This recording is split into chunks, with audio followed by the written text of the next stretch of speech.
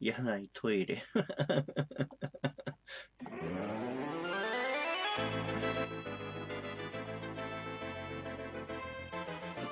つでも。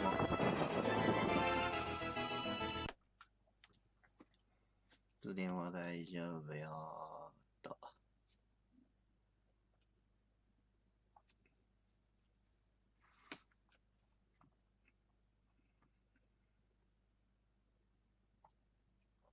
Alright, one more second. I'm still juggling audio sources here. Stream should be back up though. I had to open a lot of windows to make this work, so sorry, we're having some technical issues. Yeah, the screens will be blue. They're going to start from powering on their console, so they've all got their systems turned off right now. 今日は何で行こうかな、名前は。最速だよっていうとこを示す。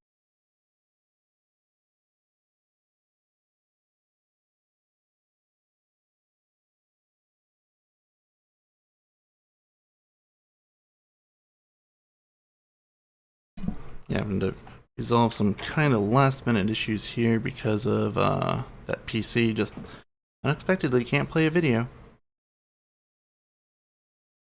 Okay.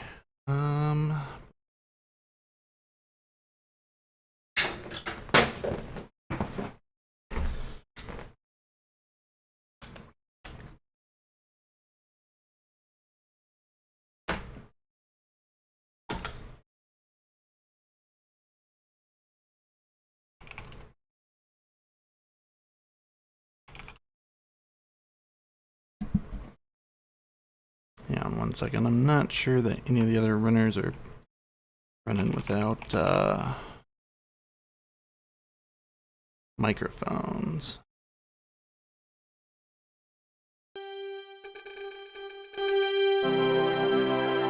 I'm just in the background real quick. I'm gonna hop into a Discord. Oh, Tonic's already in here. Hey, Tonic.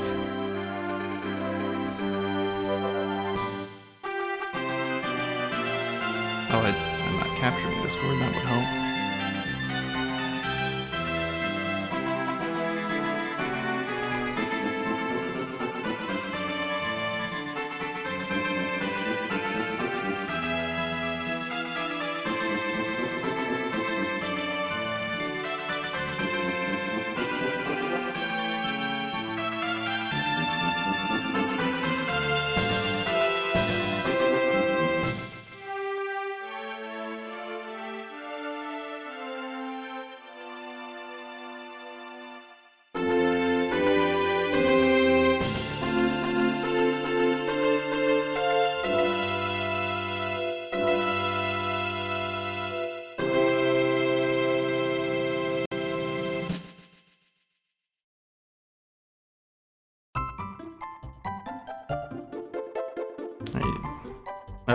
You there, Tonic? I am. Oh, there, I hear you. A lot quieter than this other window, though. I'll turn that down. Okay, I think we're ready to get going.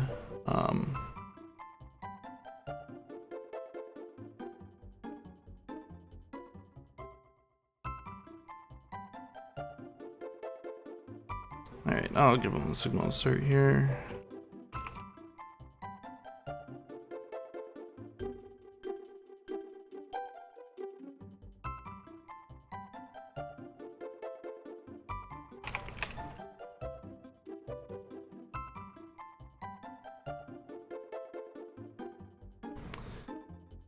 Alright, I'm gonna have to kind of figure out audio as I go here, because I think that they've all got microphones or overlays on. But I might just have background music, or I might just play them quietly for now. Alright, you tell me when we're good to get started with talking about the game. They are just now starting. I need to start the timer. So, yeah, you can introduce the game if you like, and I'll clean up my remaining tech issues here. Yeah, sounds good. Alright, So we are watching a four-way race of Dragon Quest VI for the Super Famicom. So Dragon Quest VI, a little bit of history. This game came out in 1995 for the Super Famicom. It's a new engine compared to the Dragon Quest V and Dragon Quest 1 and 2 engines. So it's a brand new engine. This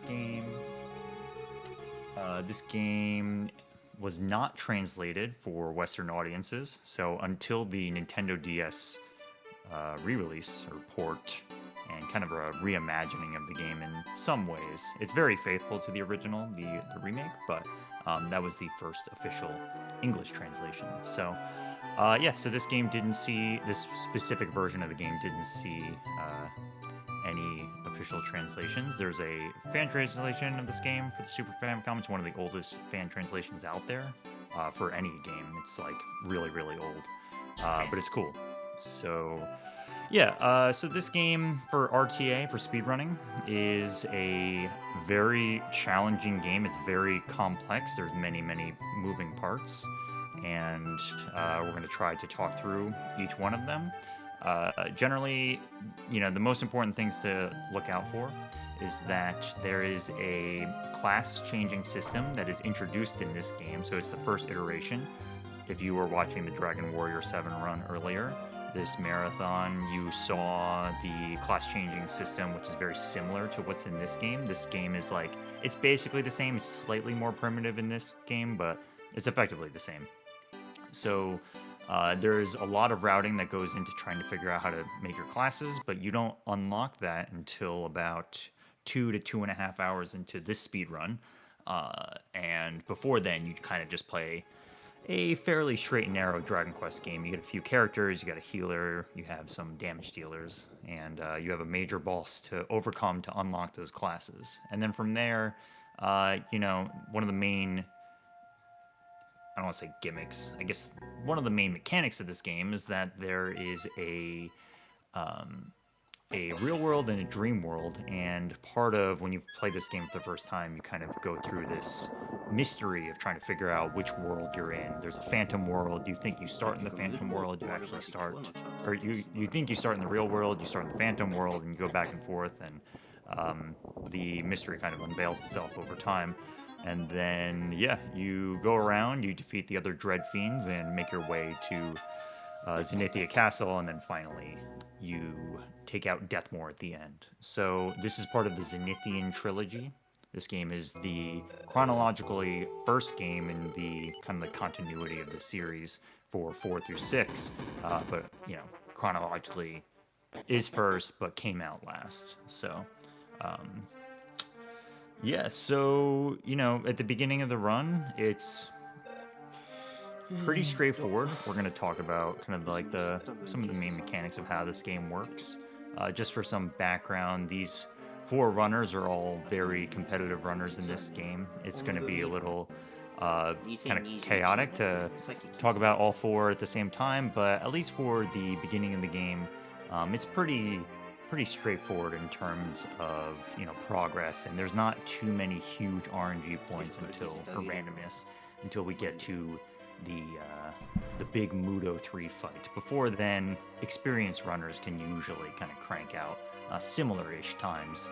Sometimes there's some tragedy. Sometimes Mudo 1, the first time you fight Mudo, is challenging and can wipe your party, but for the most part, it's pretty good and pretty stable. So, I think, there's a lot to talk about this game. There's a lot of mechanics. I'm Clear Tonic. I ran this game before, and I'm one of the few people outside of Japan that has tried to understand and study this game, this version specifically. And it's kind of a complex, strange beast at times, but it's very fun. I think this game is fantastic. If you haven't played it, I definitely recommend it. And it is a challenging speedrun through and through. But it's, like I was saying, it's mostly stable in the beginning, and I think we can kind of talk about what is happening now. So, we are in the village of Lifecod, and basically we just had an unsuccessful attempt at defeating Mudo, and you don't really know what's going on in the very beginning of the game. You've got 2 allies. It's kind of a mystery, and then you get placed into this world after seemingly Muto defeats you. So, yeah, generally the goal is here is that, like, you're helping out with the village with some errands and trying to figure out what's going on. What happens in the very beginning is that you pick up a leather hat, you pick up a defense seed, and then you kind of make your way to Siena, the first town outside of Lifecon. Yeah, so there's a lot of mechanics to talk about with this game. The inventory system, compared to something like Dragon Quest III, which you saw earlier today, is, like I said, this was a new engine that came out right after the Dragon Quest V and Dragon Quest 1 and 2 engine. It's new engine. Dragon Quest 3, you might notice, kind of looks very similar to this game. So this is the first use of the engine, and Dragon Quest 3 on the Super Famicom is the next use of the engine, and has some upgrades to it.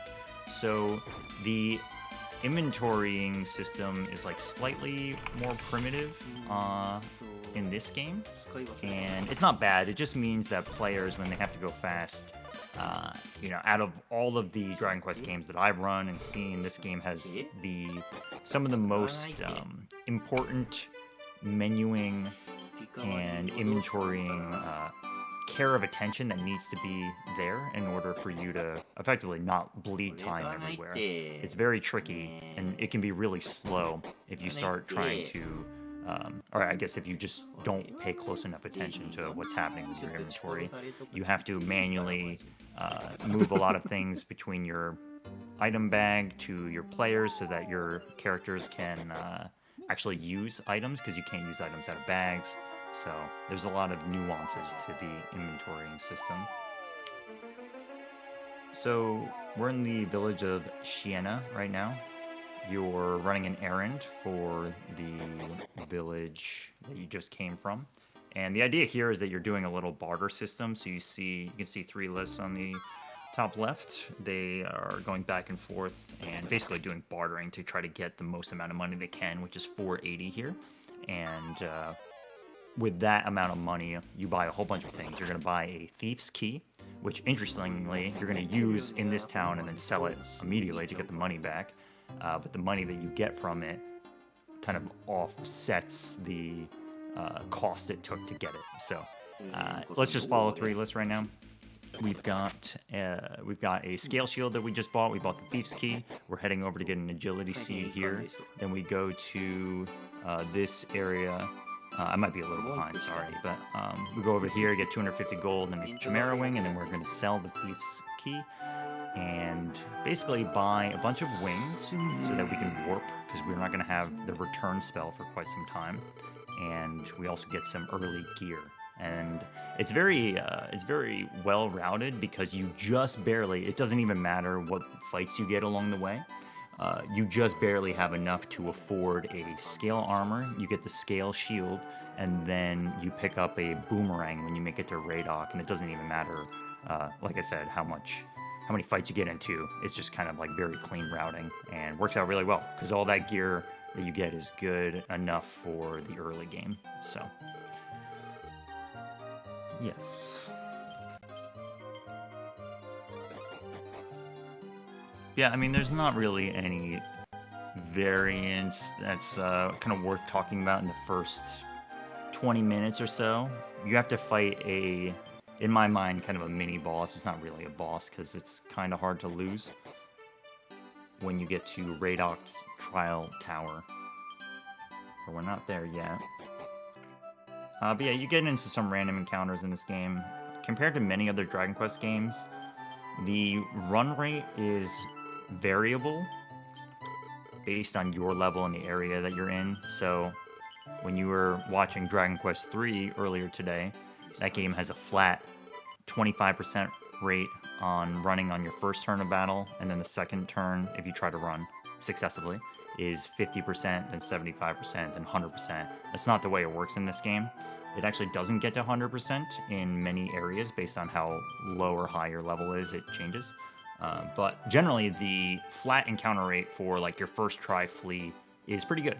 So you do get into a lot of random fights in this game. You try to mitigate it, but the run rate is considerably better than some other Dragon Quest games, which is very nice. All right, so we are in the town of Turuka right now. We picked up a leather helmet and leather hat and put that on the hero, and then the idea is that we're going to go back to what we think is the real world, but it is actually the Phantom World. So, I'm probably going to talk about the difference between the real world and the Phantom World a lot. You see this lighter color on the map where Threeless is. You can see with the other players too. The lighter color means that we're in the real world, and the more kind of tealish, little bit more saturated world map is the Dream World. So, following Threeless, you can see the difference of the world maps. This is a little bit more green, more flush. But, towns look kind of the same. Yep. So, come back here. We buy a bunch of herbs. So, you can get a pack of herbs, a 6-pack of herbs, which is great for just filling up your inventory with herbs. We're going to need that for an upcoming fight. And then we kind of finish this quest, where this is the whole point of us coming here in the first place, is to get the sack of goods for Life Cod. So yeah, all of this is pretty much the same every time. You really, I've never seen anybody actually have any difficulties at the very beginning of this game. Which is funny, because compared to some other Dragon Quest games, the first 15-20 minutes of speedrunning, sometimes it's really dicey, and even the most basic random encounters at level 1 are really bad. But although this game is very challenging, it's kind of nice that the very beginning of the game is not so bad. Pick up another agility seed here. Agility seeds, and yeah, I guess in the very beginning of the game, you do use some seeds on the hero. Specifically, agility seeds and MP seeds go to the hero for the first hour or so. But almost all defense, strength, and HP seeds are going to go on Hassan later. And then at the very end of the game, Chamorro is going to get some agility seeds and some MP seeds.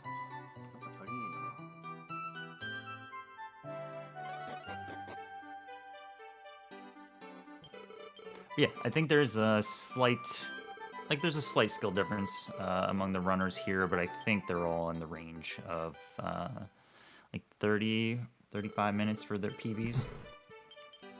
For a game this long and complex, truly anything can happen, especially in the Mudo 3 and the Deathmore fights. So we'll most definitely see some ebbs and flows. Yeah, I haven't checked any of their PBs, but I did notice, there were, in their estimates they gave when they submitted, there was a little bit of a difference, but it should still be a close race between them all. Wasn't too far apart. Yeah.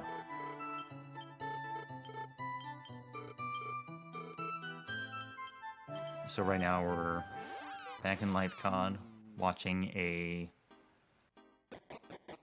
cutscene for which our sister, Tanya, is doing some ritual. And basically, she gets temporarily possessed, and a spirit, which is kind of not really explained in the rest of the game, takes over and basically says to the hero to go out and solve the world's problems.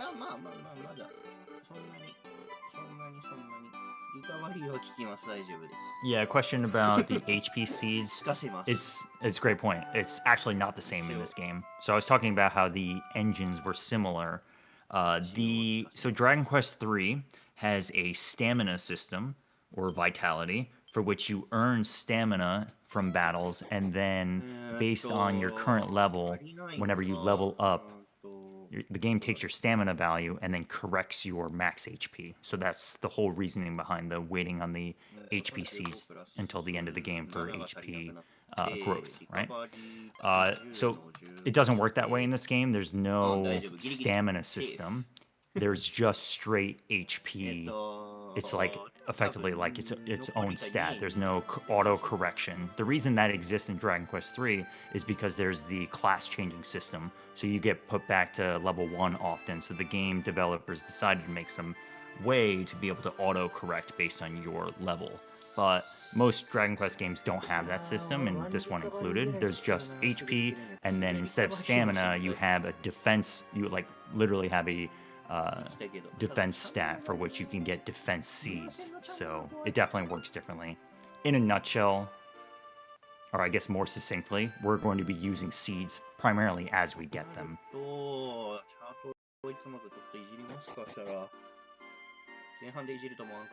It's kind of interesting that they took so long to dissociate defense power from agility.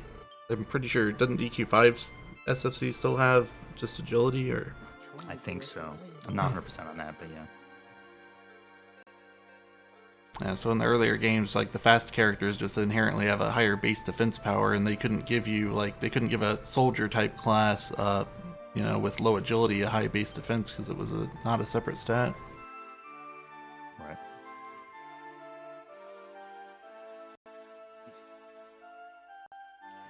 いや、コミュニティがあるないをやったら面白そうだけど、ツイッチ配信だからコミュニティやってもしょうがないよねっていうのはあるよ。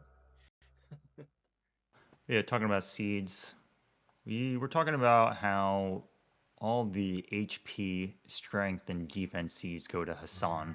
And you might think maybe you should save your HP seeds for some of your characters that have really low health. If you've played this game before, you know that Barbara typically has extremely low health and is very prone to dying. Well, there's two things. One, we're not using Barbara all that much in this run. She definitely has her moments where she shines really brightly, but for the most part, she's not going to be in most active battles. And secondly, there are many strategies for which Hassan, being both the tank and the damage dealer, basically allows the player to clear the game at a much lower level than intended. With appropriate planning, you'd be sometimes really surprised of what Hassan can get away with. And much later in the run, you'll see Duran, during the Duran fight, Hassan basically does a strategy where he protects the entire party. You may know this as Forbearance in the more modern Dragon Quest titles. That skill is used, and he just soaks damage. So anything you can do to make him tanky is good, and then he is, of course, also an extremely good damage dealer. So we will be seeing Hassan shortly, and he is quite powerful. Yeah. So following three lists here, we are in Radok now. So we're in the Dream World still. The idea is that we're going to join the army, and in order to join the army, we have to. Oh, this is what I'm talking about. She's 421 gold here. That's like perfectly routed because the boomerang is 420 gold, so it's very nice. Yeah, so we're going to join the army of Radok for not really like any purpose. At this point, we're just kind of exploring the world, and you'll later find out that the hero has a connection to Radok. So for now, we're just kind of exploring and trying to get more powerful. And so we join this army, and the idea is that we have to go to the Tower of Trials in order to prove that we're qualified to join the army. So you see Hassan here to the left. It's kind of like a quasi-competition to go to the tower.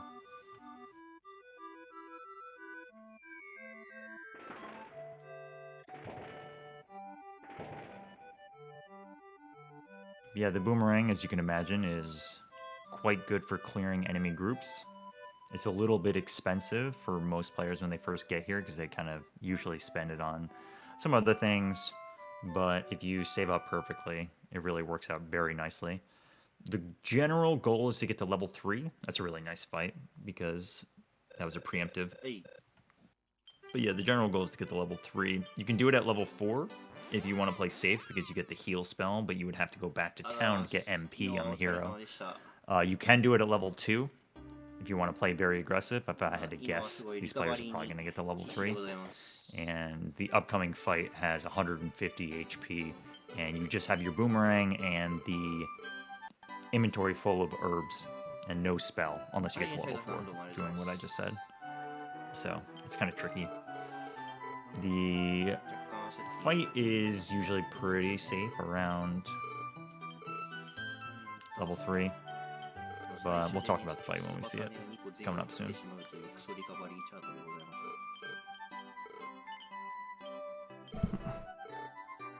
Crimson pointed out in chat that Okazaki died earlier, so he was a little short on gold. I didn't see what he sold, but it was 18 gold. Maybe a defensive item or something? Maybe a wing. Ah, could be. 25. Yeah, that'd be about right. Yeah, I didn't catch that, but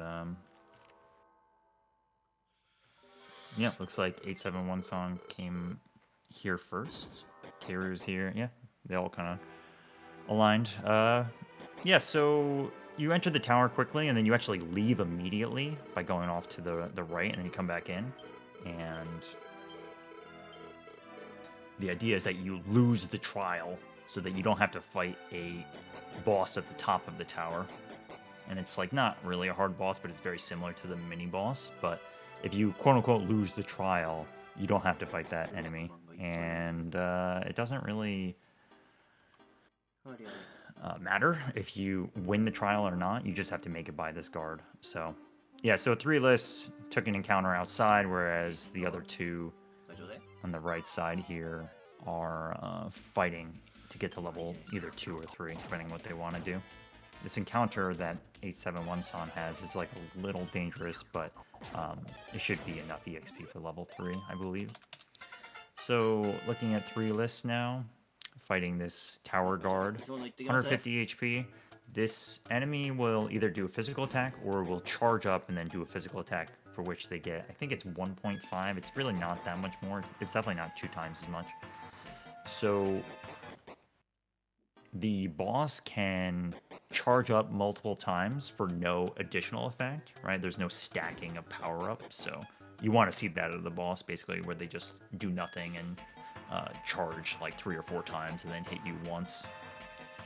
The alternative is that they charge and attack, or just attack the whole time, and it's it can get a little bit scary. So you have to keep track of how many herbs you have left, and there's not that much nuance. All you're really doing is seeing what your like maximum incoming damage looks like.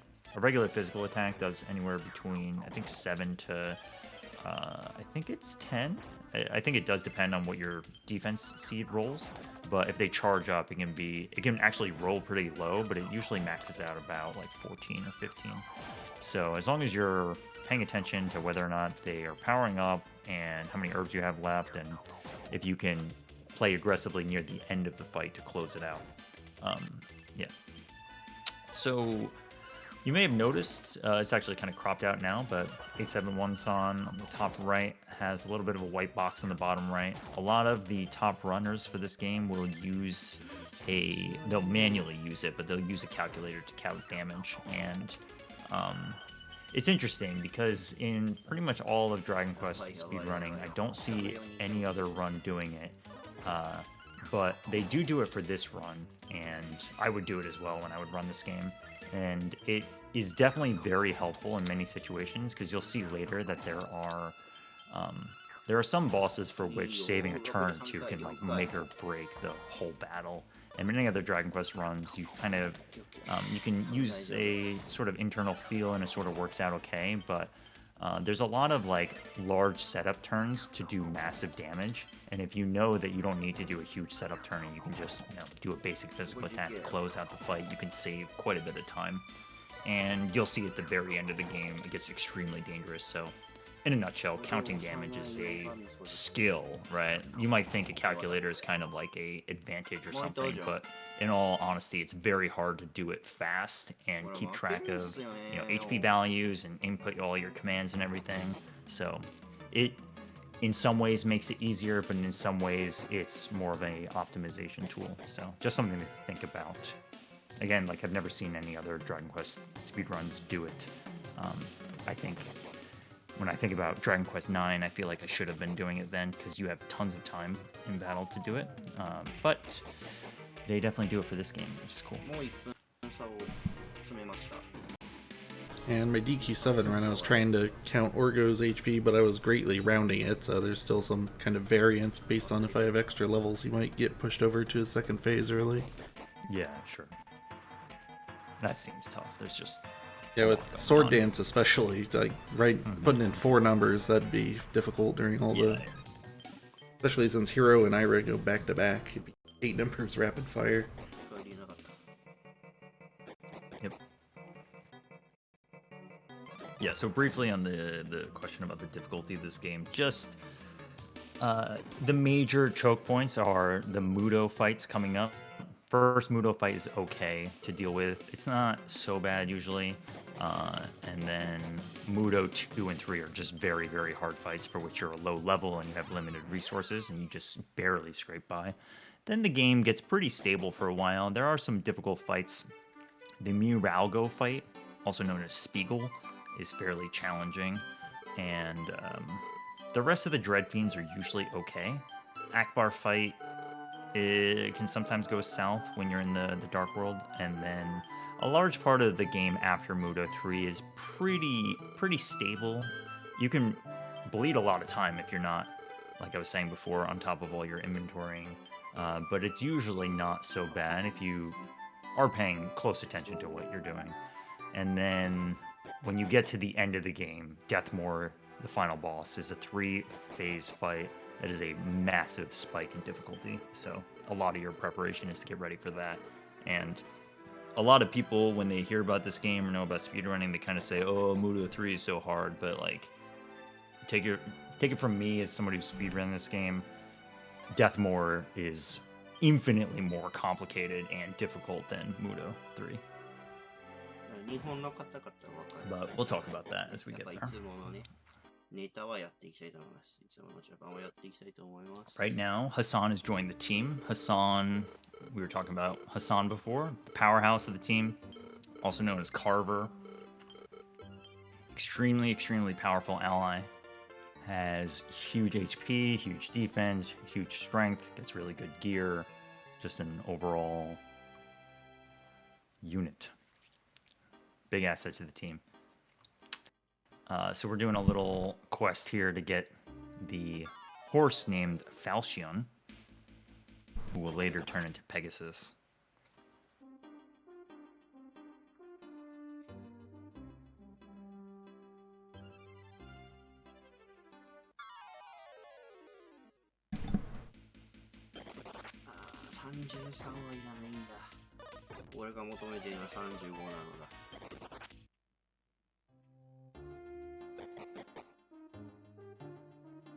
Question in chat about the subtitle. This DS subtitle for this is Realms of Revelation. The Hand of the Heavenly Bride was DQ5.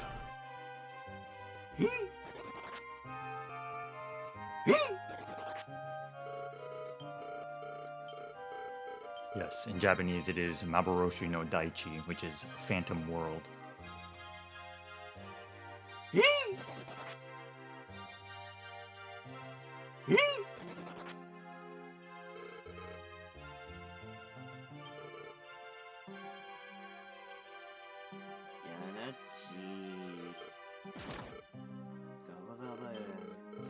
Alright, story-wise, what's happening here? So we caught this horse, Falchion, and effectively that means that we joined the army. So even though we didn't pass the trial before, we have now joined the army and made buddies with Hassan, who is now on our team. We are in Castle Radok in the Dream World, and basically the king is like, Mudo is terrorizing our world, you got to do something about it, and kind of sets you off with this general goal of trying to figure out more about Mudo.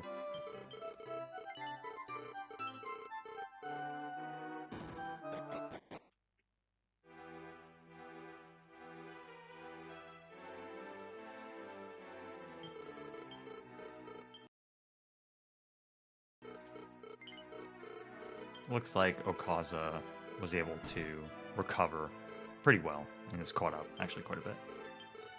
Yeah.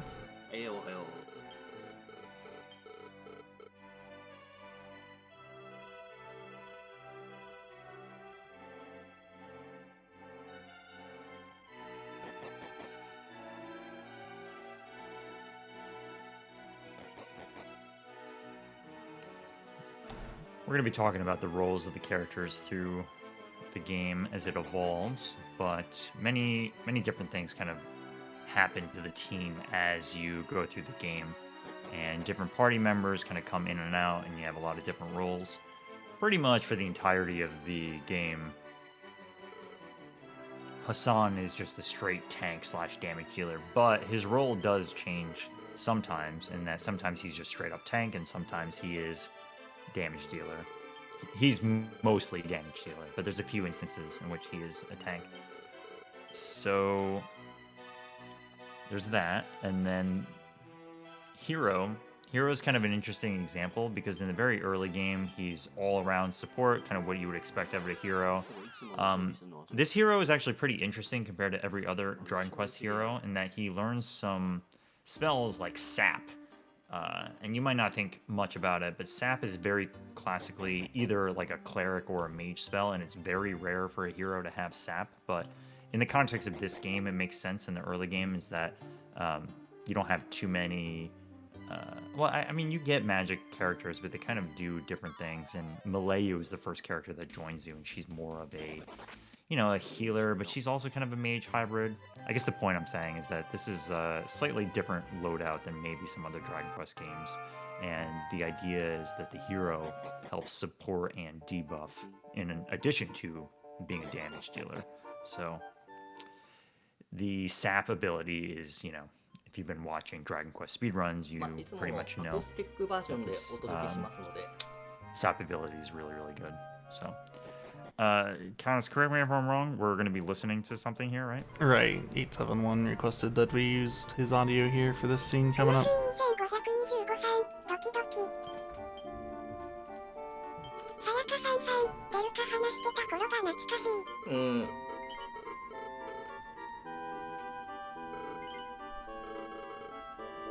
さていくか。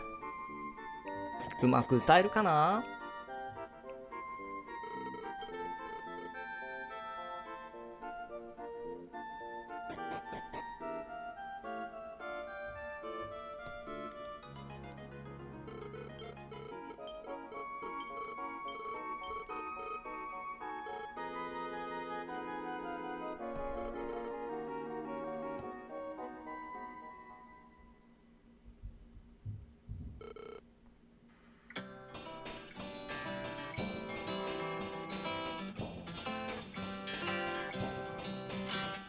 Hassan's building a hut today. Chapter lumber, assembly lumber, tom ten can,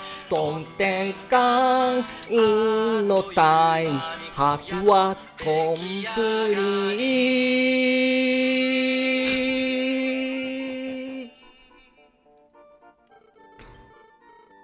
Alright.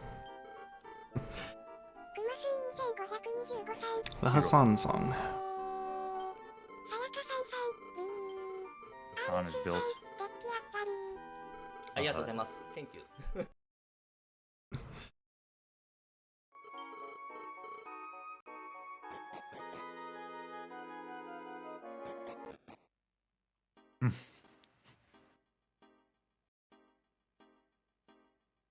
Everybody saves the songs till the end of the game.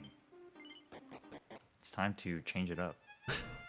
Yeah, we just make the whole speedrun a musical.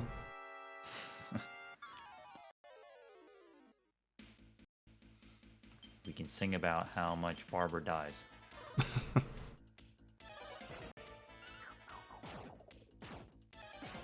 Alright, so you go to the carpenter's hut, you pick up an antidote herb there, and a small metal. We haven't been talking about small metals yet.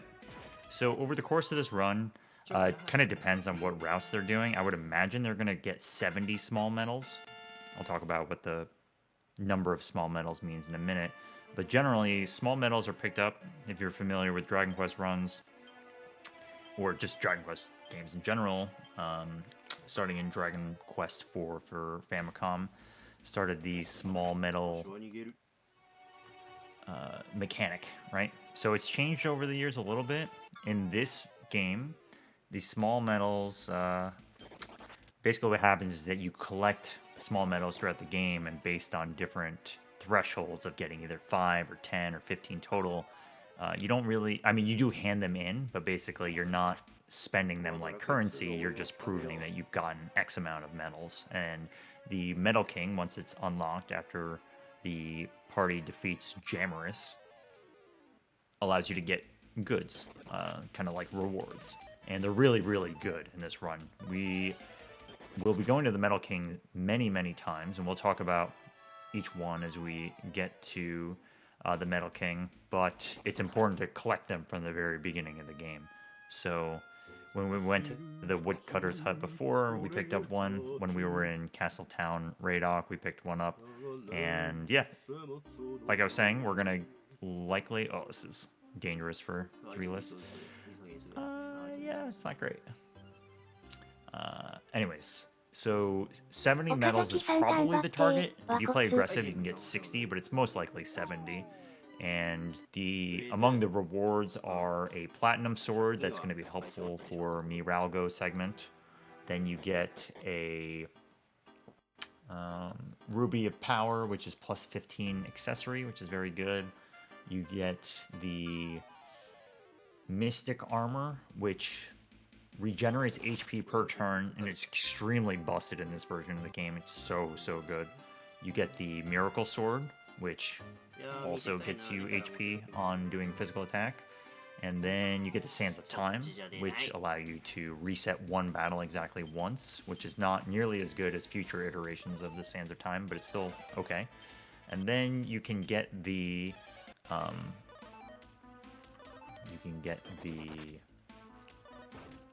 final 70 reward, which is Medal King Helmet, which is very, very good for Hassan at the end of the game. So we'll be collecting them often. Looks like 3 list was able to make it. It gets really dicey because you don't have many resources as you come to San Marino, which is where they're headed to now. Yeah, it looks like Okaza made up quite a bit of time, which is great. But yeah, they're all heading to San Marino. It's not really that dangerous, but you can get sleep locked, and as long as you make it to the real world, which is the world that they're in now, even if you don't actually make it all the way to San Marino and your party dies, the game actually places you in San Marino. So if you're very, very low on HP, you can actually just death warp and go straight in. The problem with this is that yeah, I mean, it kind of depends. I think they'll probably go straight in, but basically, you may or may not have to revive Hassan. And I don't think they'll have to, though. So I think it kind of works out. Anyways, while you're in San Marino, you pick up a small medal, you get an herb, you get a Iron Claw, and then you do some story triggers. And the idea is that you're kind of doing some stuff in town. Basically, what's happening is that once again, you see this like translucent hero and Hassan sprite. You're not visible to the rest of the people in town, so you're effectively like witnessing events without them knowing that you're there. And it's part of this story thing that when you later get your permanency and that people can see you, that you come back here and you tell some people, and it's like kind of they're making a story out of the fact that you can't be seen versus when you can be seen. But it's not super long. Anyways, once you do the triggers here, you get the ability to meet with Mileu. In the fan translation, her name is Muriel. In the DS version, her name is Millie. In the Dragon Warrior Monsters games, she is Mileu. I typically call her Mileu, but it's all the same character. And we'll be meeting her soon.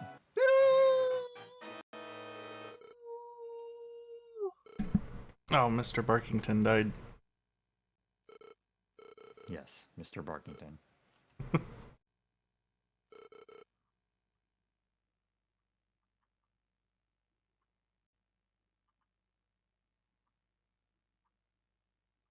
I see some dissent in chat. I personally love this game.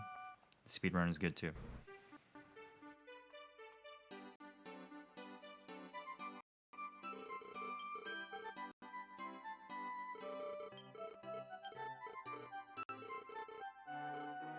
Yeah, the part of the story here is that effectively the dog gets poisoned, and you witness it, and then later you're gonna uncover the truth. All right, seeing three lists talking to Malayu over here. She has the uncanny ability to see you, whereas everybody else can't. And you'll notice that this is the same girl that was from the beginning of the game. So you're somehow somewhat acquainted. That's also true for Hassan. いやー、今日はメタル欲しいね。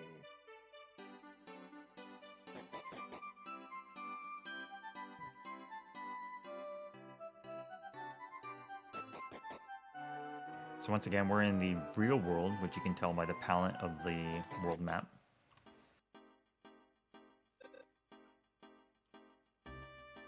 リスさんとの差がどれだけあるかだな。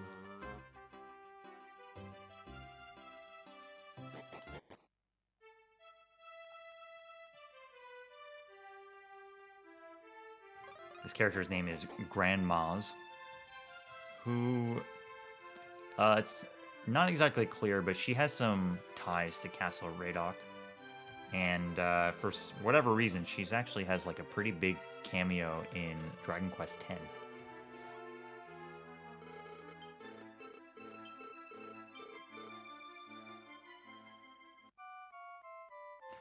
While we're here in Grandma's house, we pick up a MP seed and a star fragment. Star fragment is a infinite use item. It's also known as the Lucida shard in modern translations. It allows you to use it, or sorry, in battle you can use it as an item infinitely to confuse the enemy. It's incredibly good. It doesn't have that many uses, but the uses that you get out of it are incredibly good, including the next boss fight, which is very interesting and unlike most other boss fights. But yes, it's very, very important to get that, and, you know, is easy to get. This is one of those strategies that most players would not even think of. And to be fair, it's like kind of hard to think of the use that you'll see coming up soon for these runners. This is the pretty much the first part of the game that's going to have variants. This dungeon is dangerous. These baby goyles that show up can cast Fireball, Gira spell, and when there's 4 of them and they ambush you, things can go south quickly. That was very fortunate, but that could have been really bad, so good.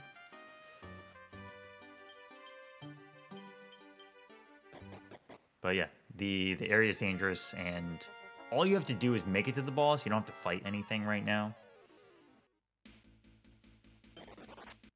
But you got to be careful. You only have so many resources. You don't really have much money to work with, so deaths are really unfortunate. You can make it work, but it's not great.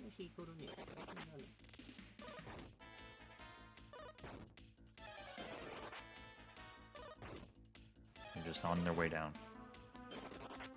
But yeah, the main source of the variance will be coming from the boss. 3 lists has a dead hero, which is terrible. Looks like they're opting to death warp. You can technically do the fight with 1 character, but your odds are much, much lower.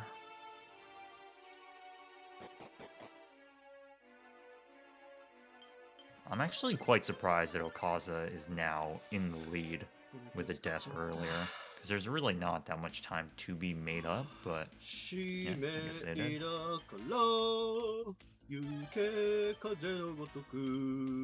Yeah. I didn't see where the actual death was, but it didn't seem like it put him behind too far, because they all entered that fight with the soldier in the tower at about the same time, other than 3 Lease was in the lead. Yep. Oh baby, we've got a metal slime on screen. Yeah, too bad. You can use the star fragment on many basic enemies, including the Slime Knight, and the way confused enemies work in this game is completely different than Dragon Quest 3. They do some like really wild things in this game compared to that game. In Dragon Quest 3, like you saw with the moth powders and the Karuna Tower grind and the metal slimes, They basically just do their same AI, but will change it to other groups of enemies or themselves if they're alone. In this game, they have like completely different actions that are consistent across different types of enemies, but they do things like, you know, get scared and don't act for a turn, or as we'll see soon, one of the big ones I'll talk about in a second. But they do like a whole litany of like only things that monsters do while they're confused. Okay, so let's watch 871. So they just landed the star fragment, and that the enemy is confused. It's got a 50% chance of confusing the enemy. And if it wears off, which it might if they hit themselves or they get hit by a physical attack, they have to reapply and use it again. The boss uses buff, sap, or upper spell. Buff or upper spell, or sap or Rukani spell. I'm just like mixing all the terminology, sorry. And if you confuse the enemy, like I'm saying, there's a whole bunch of outcomes, and one of the outcomes is run away from battle. Based on my testing, it's about a 6% rate of the enemy running from battle if they are confused. So it's like 50% to land, you get a few turns out of it, and they can run away. So that's what you want. If that happens really quickly, then you're just out. The downside of this strategy is that the boss can not be confused, cast upper twice, max out its defense, and then get confused by the star fragment, and then can get paralyzed in that it literally does no actions anymore. And the problem with that is the boss will only take 1 damage. So there, you just saw run away from 871. It looks like Okaza got out too. So yeah, you can get stuck where the boss has high defense, gets paralyzed, and you have to do 1 damage at a time. You actually see this on Keiru. It looks like the boss did 1 buff, and then is now taking 5 damage from Hassan, and is now paralyzed. So the fight is, you can't lose. It's just gonna be a while. So it's unfortunate. But it looks like Okaza and 871 got out pretty quickly, and they just take a death warp by intention right afterwards. And we're seeing 3-less and Keiru trying to get through. It is a it's not a free fight even with the whole setup, because the boss can do decent amount of physicals, and you only have so many healing between the heal spell, Hoimi spell, or herbs in your inventory. So you definitely have to be careful. So Keiru, unfortunately, is going to fall behind because of this, but it's not going to be so bad. It's probably like another minute and a half. Yeah, I saw you get 1 critical hit on it for like 45 damage, so that should be helping. That's like 5 or 6 damage a turn at this point. Yep. Boss has 370 HP. Yeah.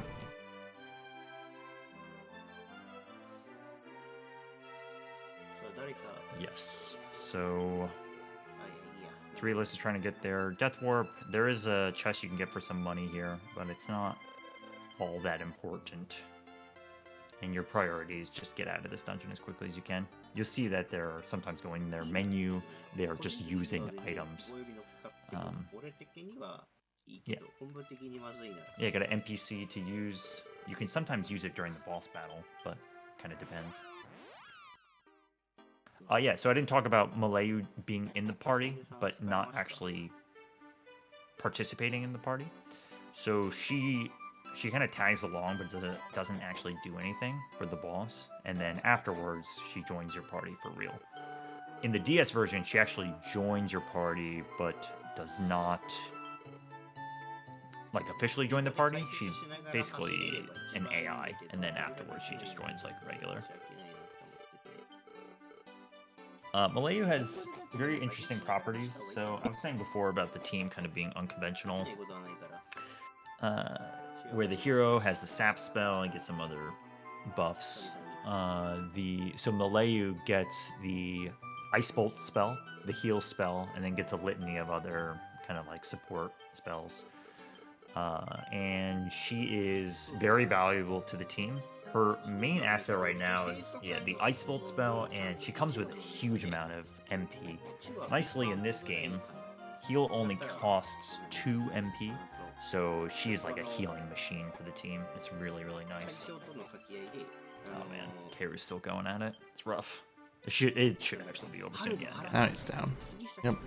いや違う、岡野さっきって杉崎と Yeah. 合 So ってるしみたいなとこもある。 yeah, this game has some like very quirky things about it. So Malayu, for example, and we're going to see this used in the upcoming boss fight and much later, about 3 hours from now. Malayu has innate resistance to confusion. So any spell or skill that invokes confusion, she actually cannot be confused by them, which is very interesting and kind of a strange thing because most Dragon Quest games don't do this. I actually can't think of any other ones that have like built-in character-specific stat resistances. And other characters have this too. Amos resists wind spells. Barbara resists blaze type spells, and you'll see this later. If you catch Mudo 1 using Marami or Blazemore, or I guess Mudo 2 as well, on Barbara, she'll take less damage than the other characters. And yeah, it's a very interesting quirk, but it's very, very helpful and important for Malayu to have that confusion resistance because it's very beneficial for the those two fights that pretty much rely upon confusion to mess up your team. Anyways, got 3 party members now. It's getting pretty... Like, these 3 can do quite a bit now. You've got a sap user with a hero, and he's got the boomerang still. Hassan is just a straight tank / damage dealer. Malayu can support. She also has the upper spell, which is very, very good. So between upper, sap, and heal spells on 2 characters, you're in a really good spot. I didn't mention this, but when you were in San Marino, you can get an Iron Claw for free, which is super good. And that goes on Hassan. Picked up a fur hood in San Marino and afforded a ticket, and then we're off. Yeah, so we see A71-san is now going into Radok. We're in the real world of Radok. They sold off a bunch of gear and have a bunch of money on hand, but basically what's happening is that you're going to sell all of Malayu's gear, and you're going to opt to get 3 silver bracelets for the team, which might sound odd to get accessories, because usually in Dragon Quest games, accessories are like definitely not the priority to buy over regular gear. But the silver bracelets come with plus 20 defense, which is like a huge amount, and they're just better than the other gear that you can get. So you get those soon, but the main thing that you have to get immediately is the Royal Clothes. And that is part of a story trigger, which is, from what I know of other people who play this game, usually not very well received, but you have to buy a specific piece of armor and equip it in order to progress the story. And the idea is that you put on royal clothes that make the hero look like the prince of this area. Close your ears for spoilers, but it turns out he actually is the prince of this area, so he's kind of dressing up as himself. And they don't like the fact that you try to trick them, so you get kicked out later. But yeah, you have to buy the clothes, and the royal clothes are actually not so bad as a armor. You can use them in here for a while, and then you can actually give them to Chamor later, which is typically done before Mudo 2 and 3.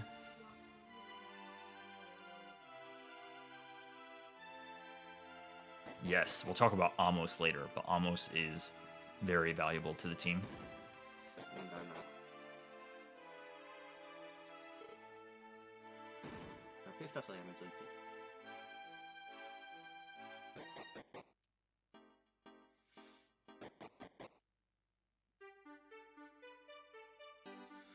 Yeah, so while you're in the throne room here, you pick up another silk robe. So Malayu comes with a silk robe, then you get another silk robe, and then you pick up a poison knife. You keep the poison knife, but you still sell both of the silk robes, and they sell for 450 each, which is a lot of money, and that's how you buy the silver bracelets.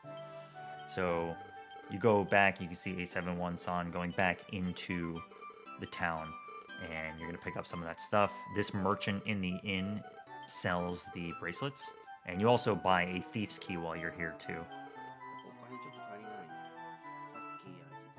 And you need that Thief's Key for the door that's in the first room of Mudo's castle. We can point it out when we get there, but there's a door there, and it's actually a Thief's Key door. ハッサンとアゲール持ってね。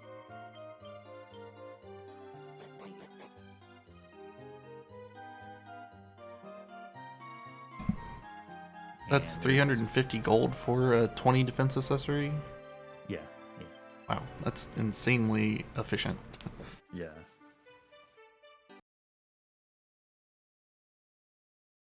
And yeah, like in this version of the game, you don't get like a preview, right? It's kind of like gambling. Yeah. Not with accessories, at least. Actually, I might be wrong about that. I don't know. I didn't notice a preview, but I'm not 100% sure. Yeah, let me see. No, yeah. Actually, no, yeah, it's there. Not bad. It does tell you, but it is good. It's more like this merchant is kind of hidden, right? They're in the inn, so you don't really know much about them.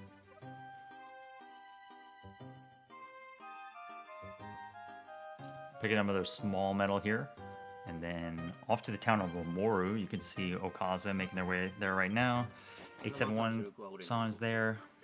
Yeah, despite the kind of random boss before, even Keru being behind a bit, still pretty even, which is expected. Like I was saying, things are pretty stable until you get to Mudo 2 and 3 for the most part. Mudo 1 can be bad, but they'll probably be within a few minutes of each other at worst.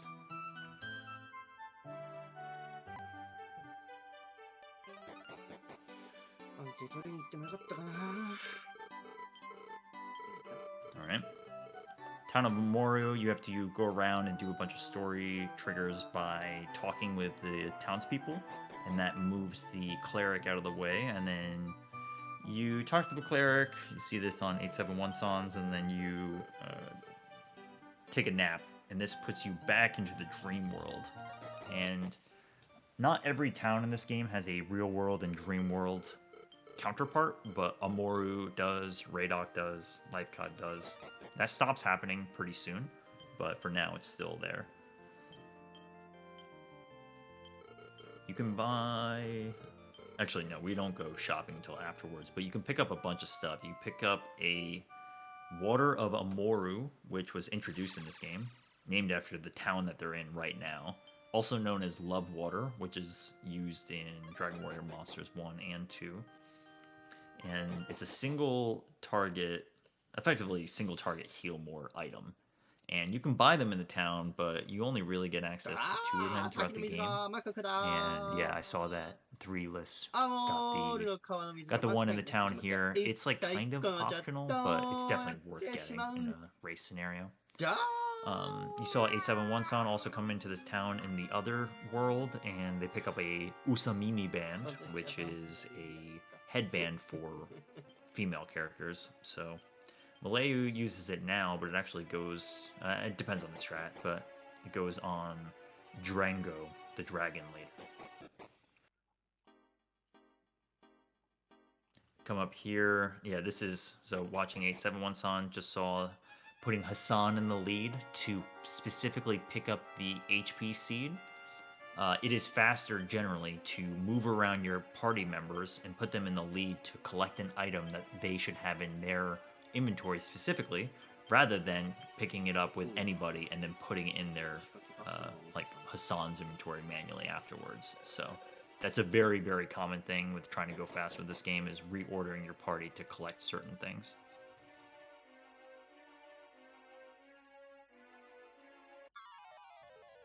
While we're in the dream world, we have to come into this cave. The general goal right now is to get the raw mirror. So you hear, if you talk in town, you basically hear that the raw mirror key is somewhere in the Amoru region. So you do all of this and you come to this cave to try to get the raw mirror key. Alright, so this cave, Amoru Cave, is a little dangerous, but you're here to level up, and you finally are going to fight some battles, and the goal is to fight a metal slime. And if you get one metal slime, it's more than enough EXP to get away with the next boss and the boss upcoming, and you don't really have to worry about experience from here on out until after Muto 3 if you get the metal slime here. Otherwise, you may have to fight some random encounters. I think probably for race setting that they'll just fight all the random encounters. If you're trying to just go really fast, you pretty much rely just on the metal slime. While you're in this dungeon, you pick up a blade boomerang for the hero, and very, very solid. But importantly, you want to make sure that the hero has a bamboo spear, which you can get from either Hassan giving it to the hero, or you can pick it up in a chest, a drawer in San Marino. Anyways, the point is, it's very similar to Dragon Quest III, where you want to have a single target weapon on one of your allies that has a boomerang, because you want them to be able to both single target hit and have a chance to crit a metal slime. Okazaki got a metal slime in that fight there. The singing paid off. Very good. So I saw that they used, and this is common strategy, is to use the star fragment to confuse enemies and have them attack their allies. So yeah, very powerful. Yeah, Keru tried that also. He found a metal slime trying to death warp after that last boss and was not successful in killing it, but got a couple of points of damage on it and had a confused monster hitting it too. Yeah, it's too bad. It is really nice for that, because if you do it then, you're just good. Kind of. Well, so that's great and all. The problem with that is that Malayu is not in your party for that, but the hero is the most important one, because he... Basically, what you're doing is you're power leveling to learn the sap spell so that you can take out the boss. Otherwise, it takes forever and it's actually quite dangerous. But once you get to the level where the hero has sap, which is 7, you really won't have any issues with the boss. All right, here we go. 3 lists. Meta. Okay. Metal Slimes have higher HP than some other Dragon Quest games. They have between 4 and 6. But they don't run away as much. I don't have any stats around that, but from all the experience I have, compared to something like Dragon Quest 3, they typically stick around a little bit more, but still, they can still definitely run. So when a confused monster attacks the metal slime, is that just 1 point of damage, or can it do more? Like in DQ3? I don't think I've seen it do more than 1. Okay.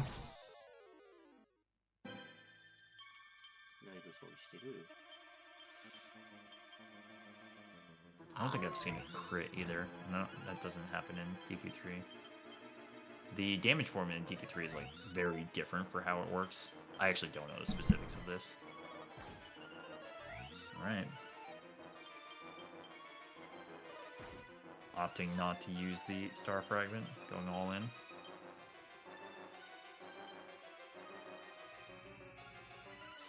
Okay.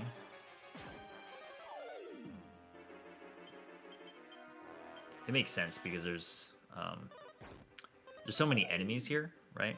So it's not like Dragon Quest III, for which a confused enemy will only attack the other group. It can just be anybody.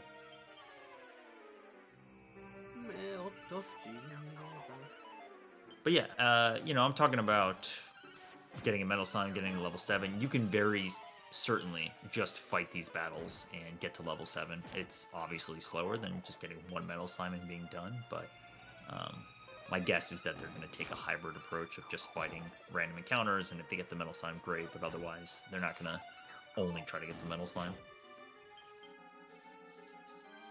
Yeah, so talking about this boss, the boss on the bottom left is Horror Beast.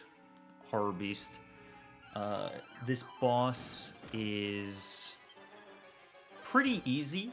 It does either physical attack, it'll blind your party, and it'll use Confusion Dance. So this is what I was saying. Malayu is inherently resistant to being confused. And basically the strategy is sap the boss. You can use buff with Malayu to get your defense up, the upper spell, or Skara. And you get your defense up, you sap, even if you get blinded or confused, your party members aren't going to do that much to your own party members if they're confused and hit each other. And then you just kind of take them out. So with the levels you have in the gear, it's really not a hard fight at all.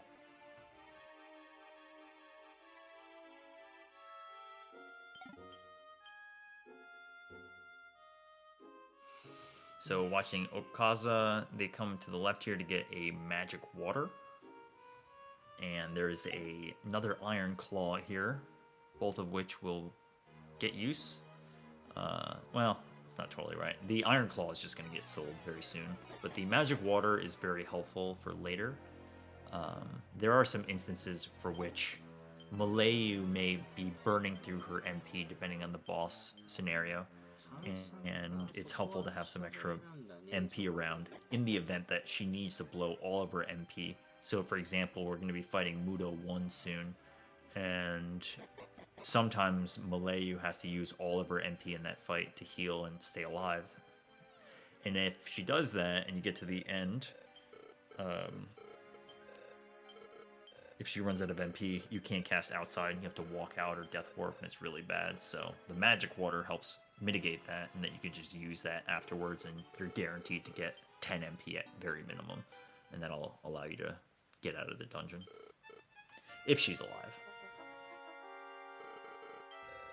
You get the Hayate no Ringu here, which is the agility ring, which is a plus 30 agility, which is huge for this part of the game. It's actually used for the rest of the game. It's very, very, very good. It's like a gigantic amount of agility. So anybody who has it equipped now usually go first. Malayu's going to have it for a while. Barbara's going to get it for a bit, and it's just extremely good. Hero's going to get it for a bit too in Mudo's castle. Yeah, watching Okaza here, selling off the iron claw that they just got, and a bunch of other stuff. I'm going to buy 2 iron shields for the team, for the hero and Hassan, and they're going to keep those for a long time.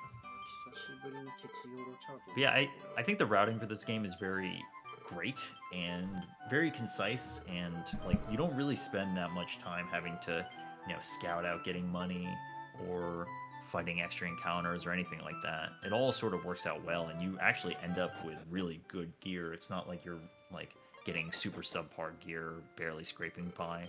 If you know where to check for stuff and you know how to efficiently use your money, you can really make out pretty well.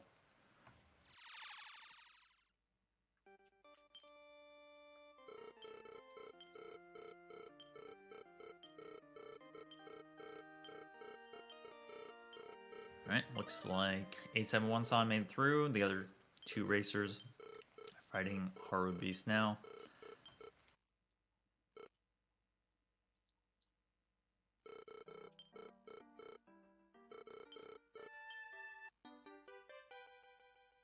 So Okaza here is wrapping up the quest and is going to be getting the Kagami no Kagi, which is the mirror key, raw mirror key.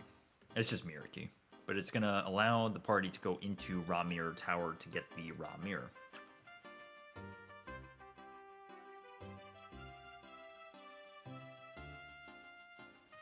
Kind of, you know, all the places Raw Mirror shows up.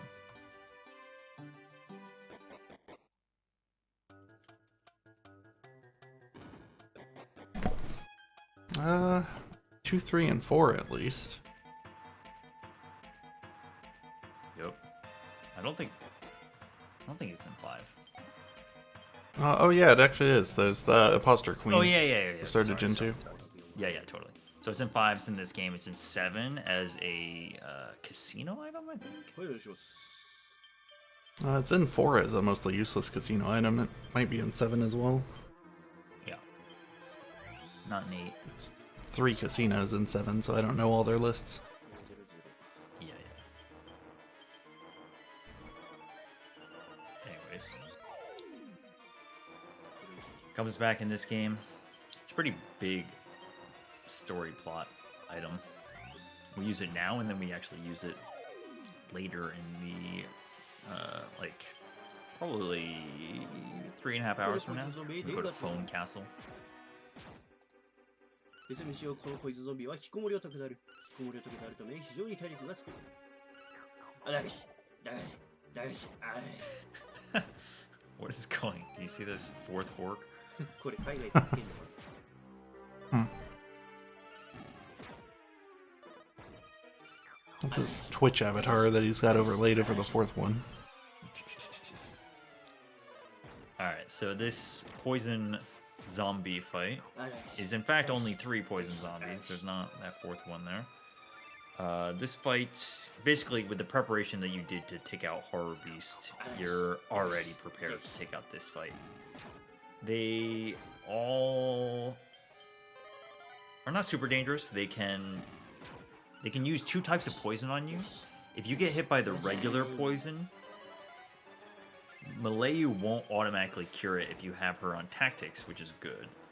Because if you get hit by regular poison, you're not going to take poison damage in the battle. However, you can get hit by toxic, and if you get hit by toxic, then in battle you're going to lose HP per turn, and Malayu's AI will try to heal it. So, anyways, the idea is that you want Malayu to basically prioritize healing and casting upper. So if you get hit by regular poison, it's better because then you're not going to get hit by toxic because you can't have 2 statuses at once. And yeah, otherwise you just kind of maintain MP levels. You typically cast sap on these guys. You try to land sap twice. It's random what the target is. It's better for the left ones to get hit than the right ones because of the boomerang hitting left harder, but it's out of your control. And then, yeah, near the end of the fight, you want to reorder your party. Hassan needs to be in the lead. This is just like small optimization stuff, and you kind of just fight it out. And yeah, I mean, you want to maintain your MP. To some degree, there's not much you can do. If you need to use it, you have to use it. But like I said before, Malayu has such a huge MP pool, and you want to make it through this tower in one stretch. So you don't want anybody dying, you don't want to waste a ton of MP, and you really want to be able to make it all the way through the dungeon. And this dungeon is actually pretty, it's not really difficult because you don't fight much and there's no boss at the end, but you run away from everything, and the encounter rate in some dungeons in this game is very, very high, and you'll see it here. Sometimes you get by and it's only a few fights, sometimes you get bombarded with fights, and some of them are actually very dangerous in here, so.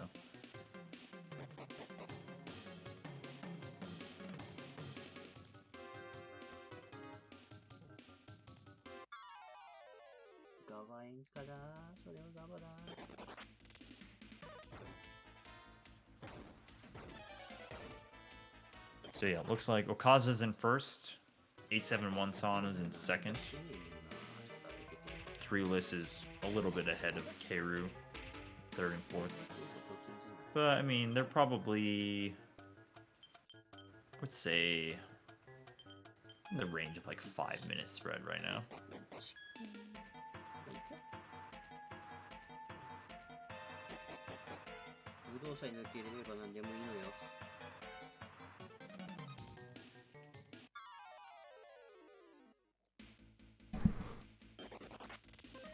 The classic encounter half step before the stairs.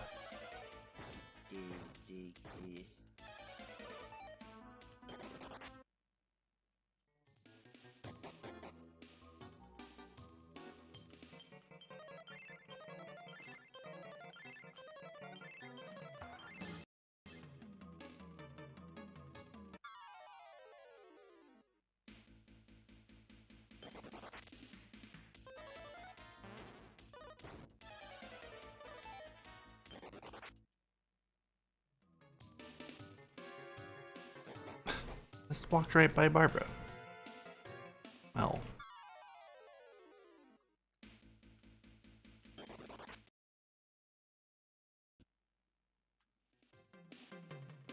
Stream's hiccuping a bit, but...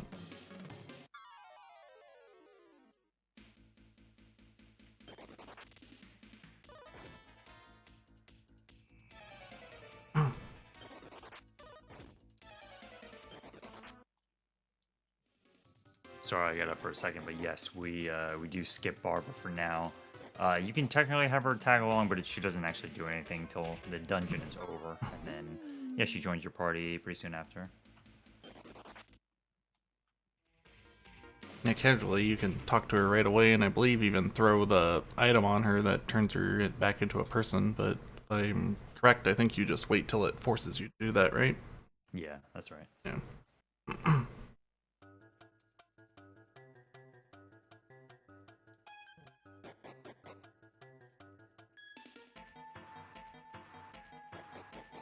はい、どうも。後で頑張ってね。なんかあるんでしょ Looks like Okaza is having a pretty nice time through this dungeon. It can be really nasty, but yeah, the idea of this dungeon is that you have to hit a bunch of switches on the right side, and then you unlock the left tower through one of the switches. And otherwise, you're like breaking these orbs and try to get this middle dais to come down. But yeah, it's just run away from everything and hope for the best.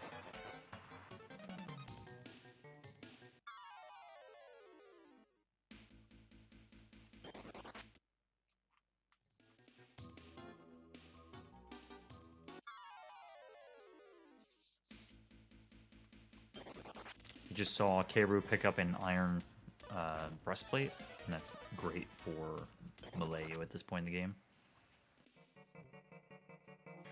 We didn't talk about tactics too much, but tactics is used on and off in this game. A lot of the boss fights you don't use tactics, but there are some for which you do. We're going to see it used heavily during the Miralgo fight, but for the most part, you put individual commands. Right now, during the poison zombie fight, once you get set up with your team, you rely upon tactics to just get through the menuing quicker, but you do typically spend the first few turns inputting commands manually.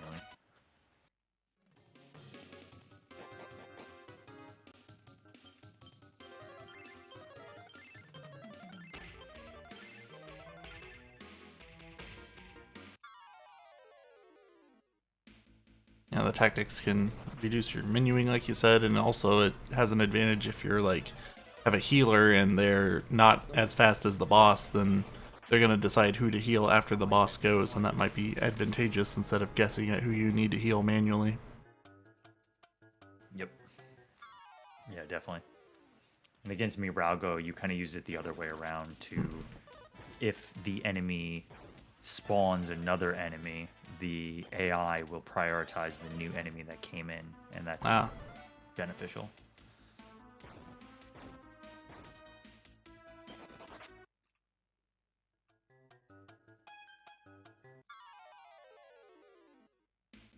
That zombie fight is really long. Yeah, it is.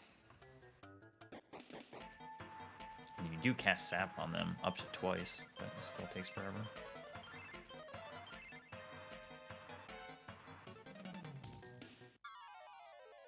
Do buffs wear off in this one? No. Okay, so that started in 7. Yeah, that's a good point though, because we didn't talk about it yet, and it was relevant during the some parts of the grind. So you may remember in Dragon Quest III there was a exploit that allows you to reset your defense. It's used in the 4x henchman fight outside of Kandar, or in Kandar Cave, and it's used other places like yeah, sporadically throughout the run. And in this game, this is like I was saying, this is the same engine as Dragon Quest III, and the equip glitch or bug or whatever you want to call it, exploit, works similar in that if you re-equip equipment, any debuffs that you had for defense will go back to normal. However, unlike in Dragon Quest III, if you re-equip a piece of equipment, it doesn't get rid of all of your debuffs, including agility and attack power. So if you use buy kill on somebody in this game and then re-equip equipment, it actually doesn't get rid of the buy kill effect, which is both good and bad. I'll talk about that in a second, but it is distinctly different than Dragon Quest III's. Oh no, 871 made one small movement error and it cost them a battle. That always feels bad. Yeah. Yes, so you can reset defense, and it's very helpful in the third trial fight later. When you fight the unicorn third trial, they use Rukanon or defense down for the whole party every turn. And if you didn't have the equip exploit, you would pretty much be forced to get someone to have Scruto or increase on your team because you just like would not be able to keep up with that fight at all. But thankfully, you can reset your defense, which is nice. But yeah, you'll be getting use out of it. I was alluding to the fact that it's like both good and bad that you can't get rid of buy kill. The reason for it being bad is if you have buy kill on someone who's got the demon hammer, you and the demon hammer it depends on what. Sorry, some runs use the demon hammer, and demon hammer is a weapon that has a high critical hit chance with a low overall hit rate. You can not use the critical hit effect of a weapon if you're applied with buy kill, right? So it would be nice in the final fight to be able to swap between having that ability to use critical hit or have buy kill because of the way the Deathborn fight works with different phases. But in essence, what it means is that you have to choose one or the other for the whole fight. Oh, no. The only way around that is for a character to die and then to either switch between one or the other. In a nutshell, it just means that there are quirks about the re-equipping glitch that are both great and not so great.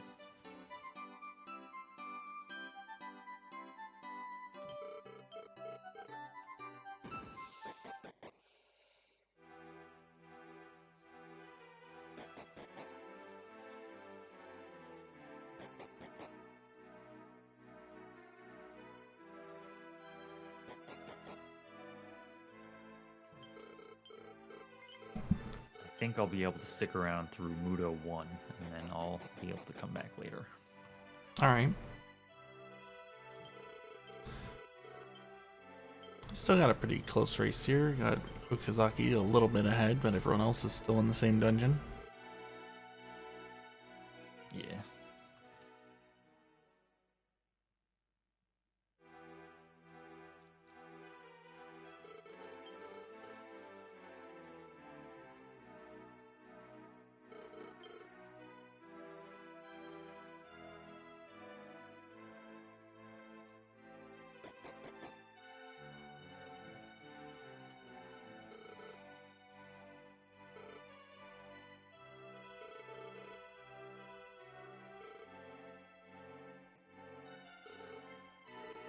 Alright, so Barbara joins the team for Okaza. The rest will be getting her soon. Barbara is mage type character, comes with a lot of spells off the bat. She comes with the sap spell and a bunch of attack spells. Not a ton to start out with, but she has very low HP and doesn't get the best equipment. So unfortunately, she's dead often. But like I said before, she has innate resistance to not flame breath, but blaze type spells. So either Marami or which is blaze more, or just Mara blaze, she'll take less damage, and that is helpful for Mudo coming up soon.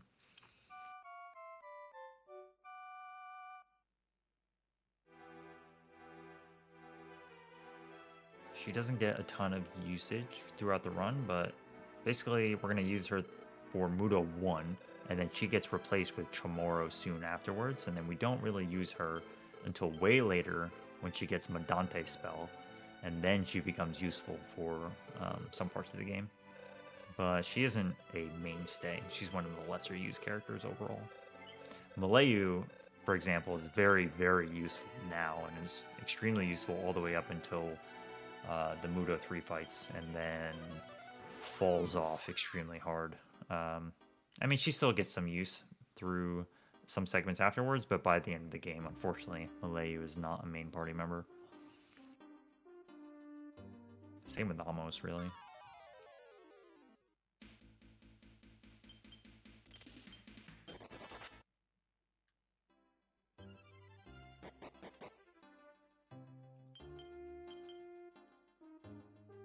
Looks like 3 lists and 871 are very close. Okaza is in first, and Taylor's not far behind.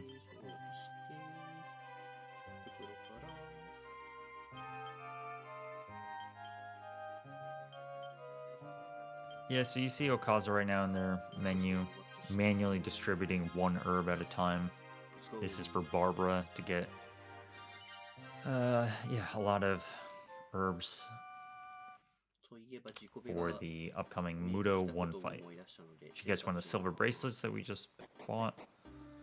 And yeah, a very interesting quirk about the bag in this game compared to Dragon Quest III is that the bag is always auto-sorted, whereas you have to manage it in Dragon Quest III.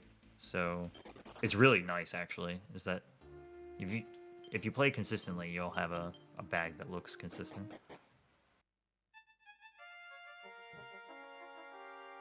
Alright, Okaza is making their way down to Mudo 1. Mudo 1 is it's kind of a dangerous fight, but usually you can make it by unless something really nasty happens. The walk down is, it's like mostly fine, sometimes really, really bad. The main enemies to look out for are the blue stone beasts. They can cast Begi Rama, Firebane, which can hit each party member for like 25 to 40 damage, and they can both do it in one turn and basically cripple the team. There are Flame Breath enemies here, and that's mostly it. But you just really hope not to get ambushed by the blue stone guys. Escape! Huh?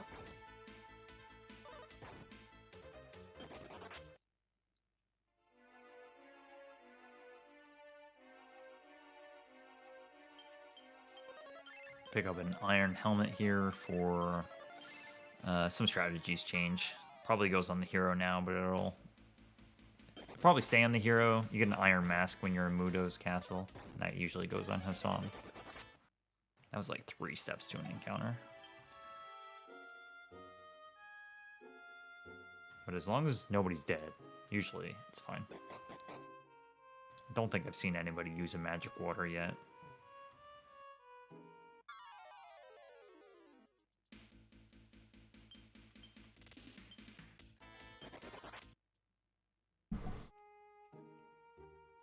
But yeah, just a summary recap again. You join the army in the dream world, which is where 871-san is right now.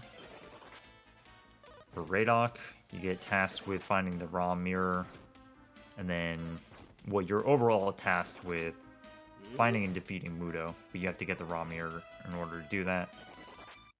There's some plot where the king of the dream world is actually the queen of the real world's Radok. And currently, the king of the dream world's Radok is serving as Mudo. It's all kind of a mess, but basically the raw mirror is there to dispel illusions. So the idea is that you bring the raw mirror with you down to Mudo. After you defeat them, you can use it on them.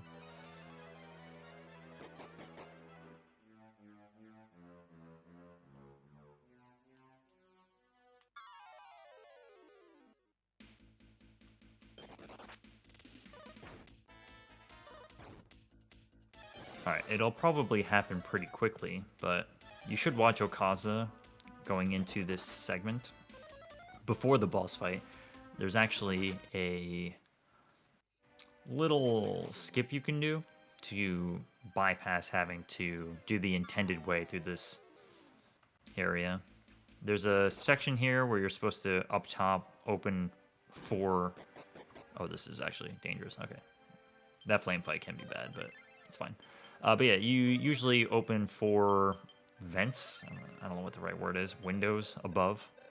And you get light in the lower area, and you can navigate. But if you take very specific steps, you actually like slightly hover over, and you can, if you walk a very specific way, just like this, and you line it all up correctly, and you take the right amount of half steps, you can just bypass that entire bottom section and go right in. and there's no fights down there, so it's really nice. Actually, there might be fights, but it's like really a huge threat. So, or sorry, it's a very high threat level.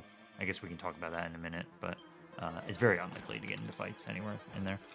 Okay, so Mudo 1, right? Everybody talks about Mudo. This is Mudo 1. There are 3 Mudo fights. This one is a standalone fight.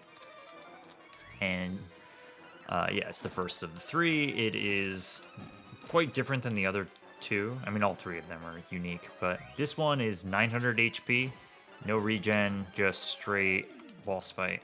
You've got Barbara in the team, you've got Hero in the team casting Sap, you've got Hassan dealing damage, Malayu and Hero can heal, Barbara has herbs. The way the boss works is that he'll go on a... how do I describe this? There are 3 actions he can do, and usually he can either just do physical attacks, or he can do slightly worse things such as Flame Breath, Single Target, Blazemore, which is Marami right there. That's what I was talking about before. Barbara just took 37 damage from that, whereas other characters will take up to, I think it's around like 64, but it's way more. So she can tank a Blazemore spell. The boss can cast Upper on itself, which is annoying, but you can land Sap on the boss.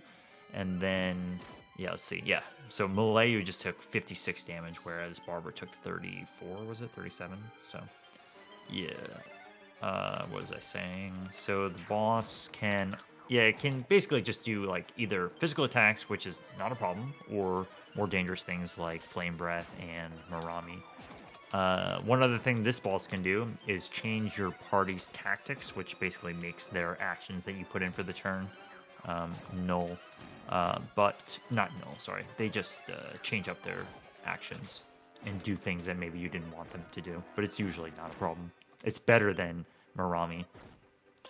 The boss isn't random though. It's actually on a... There's 3 actions it takes in order, and it's choosing one of 2 for each of the 3. Hopefully that made sense. But basically it's like the boss is either going to use Blazemore or is going to change your party tactics. And that's true for the other attacks as well. It's either going to do a physical attack or Flame Breath, or it's going to do a physical attack or cast Upper. So sometimes it's easy and sometimes it's really bad. In that case, that was pretty free.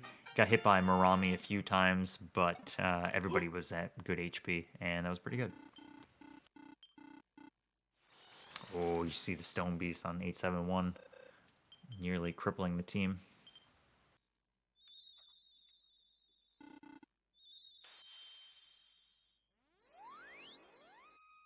But yeah, that general idea of bosses having patterns that are not totally foreseeable, but you have a general idea of what their like strategy is going to be and what's going to happen on some turns. That's not true for every boss, but it is true for some. Like Miralgo works on a very specific set of patterns with variants of how it comes out. But then there are just pure random bosses like Grakos and Duran and Jamaris, so it's kind of all over the place.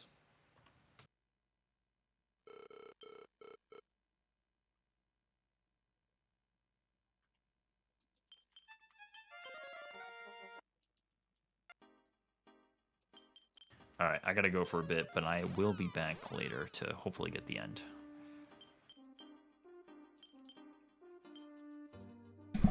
Alright, well, thanks for stopping in. Yep, no problem. No grace.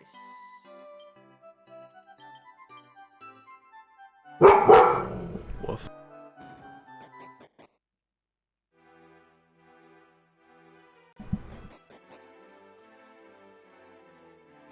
Dog has been quiet for the whole run, and then the moment I am alone on the mic... Whoa, whoa. Alright. World Dog or Dream World? I think he's Real World.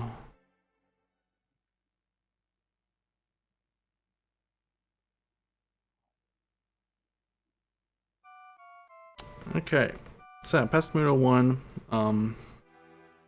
Mudo 3 will be coming up here in looks like about 40 minutes according to their splits. Mudo 2 and 3 back to back, but yeah, like Tonic was kind of describing, we went to get the Mirror of Ra because at the beginning of the game we tried to fight Mudo and he cast these illusions on us and threw us into the dream world. And the Mirror of Ra was going to combat that.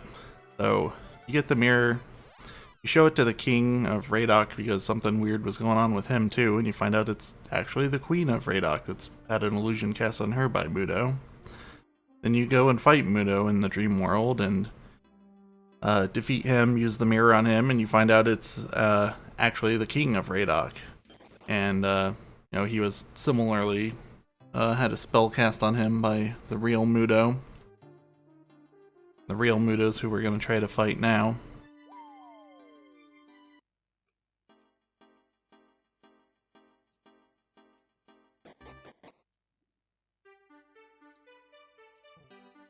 I just noticed I was linked a cheat sheet, so I'm going to scroll through that real quick.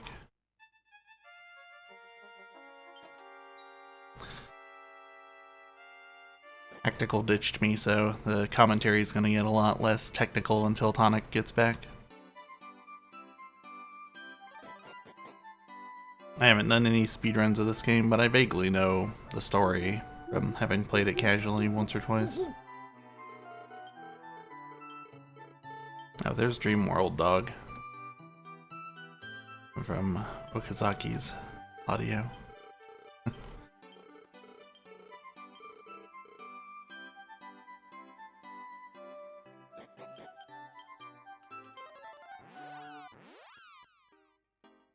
You know more things than me. Maybe not much further than this, but there could have been like 20 minutes more technical commentary.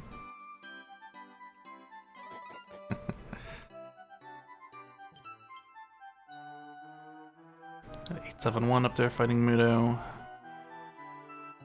Looks like 3 Lisa's on the approach as well. And Kiru's in the dungeon.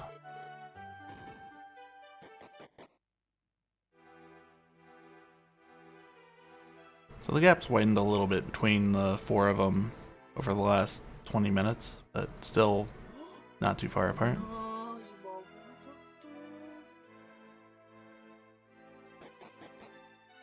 Maybe a little more than 10 minutes. Okazaki took down Mudo about 5 minutes ago.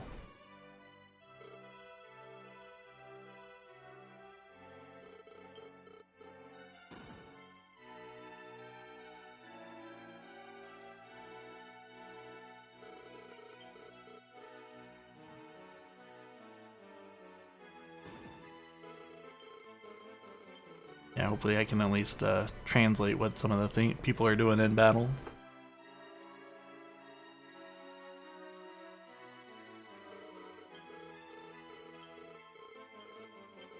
My familiarity with the Japanese language is pretty similar to Hactical's. If you watch the DQ4 run, I know enough to speedrun Dragon Quest and barely more than that.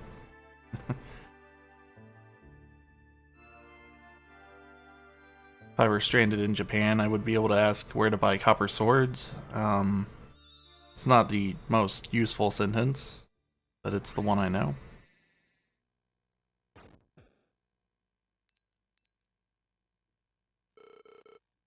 On Okazaki's screen, I think we're getting the flashback of what happened to the king. They were sailing out to fight Mudo. Then he passed out. When he woke up, he was Mudo.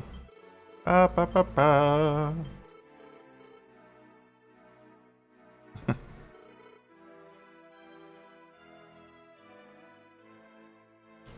871's got Mudo down.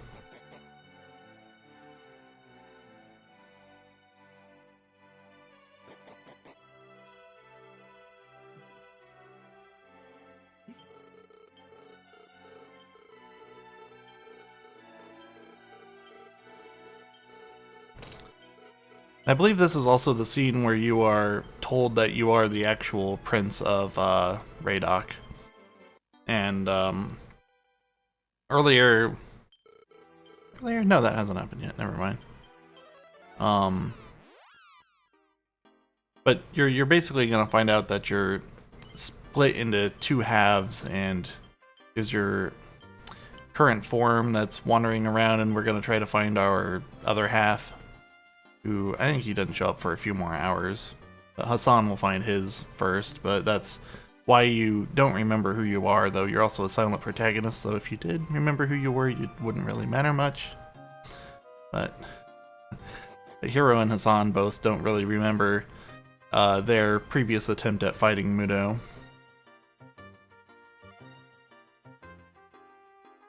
I think Milieu might have explained that when she joined, I'm not sure. Let's release this Mudo down.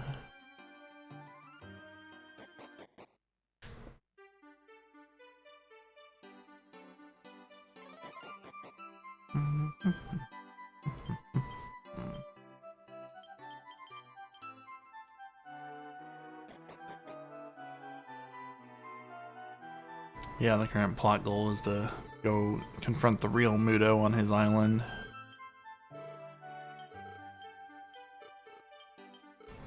And to get there, we're gonna need a ship. I think Okazaki is in the town where you get the ship and you get Chamorro.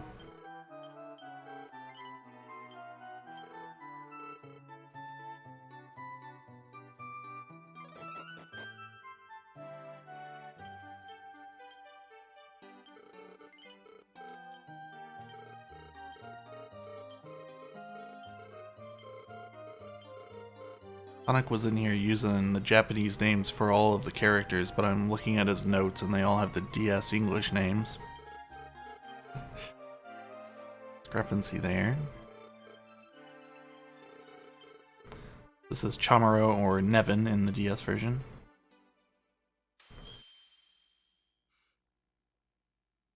He's gonna join our team here. Perhaps more importantly, we're also gonna get the Ghent cane. This is the town of Ghent, so the staff is named after the town. When you use the staff in battle, it casts a free heal more on somebody, and that's going to be relevant all through the end of the game.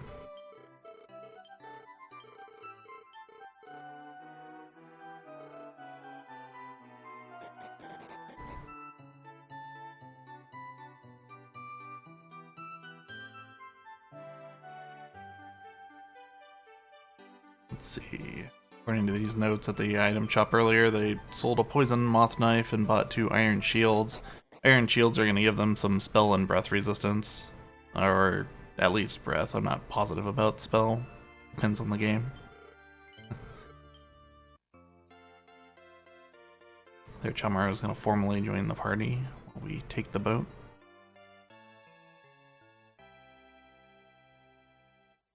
It's not someone who says the password for the ice cube. There you go. Actually, most Dragon Quest heroes are able to say something. Like, Dragon Quest 3, you can get the hero to speak by having him as the lead character who doesn't go into the navel of the earth. So, second slot in your party. DQ4 hero technically says ... And technically all the heroes answer yes/no questions.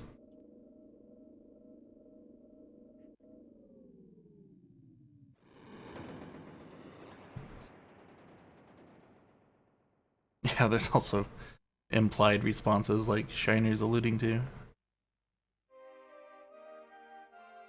I feel like they don't do that much in Dragon Quest, but you know, you get constant yes/no prompts in these games.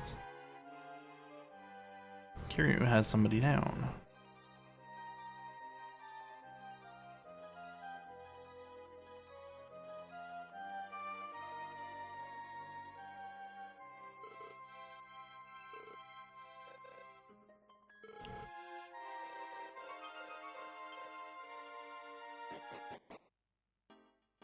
Looks like he's death warping.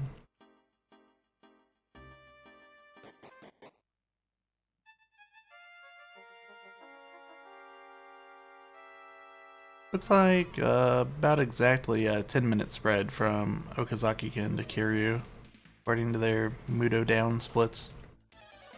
All 4 of the runners have actual splits on their stream.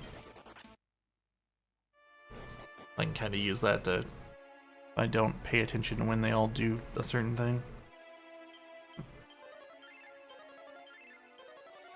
Chamorro, often called Coupon for the Wand of Ghent, pretty much. I think he does also learn heal more relatively soon if he doesn't come with it.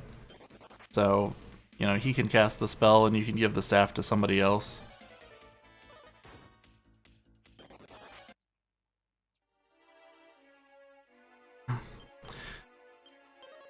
This next boss coming up is like Mudo 2 and 3. It's 2 bosses technically, or 2 phases of a boss. Oh no. But they're pretty notorious both for being a big difficulty spike and also being the gatekeepers of the class system in this game. Once you defeat Mudo 3, he one of the holes in the dream world will get filled up with the Dharma Shrine. And then you'll finally have access to one of the core mechanics of the game. You can change your classes, and it's just like DQ7's class system, where you get the class assigned to you, and it applies a multiplicative scalar to your stats. So, you know, if you pick warrior, your attack's going to go up, your agility's going to go down, etc.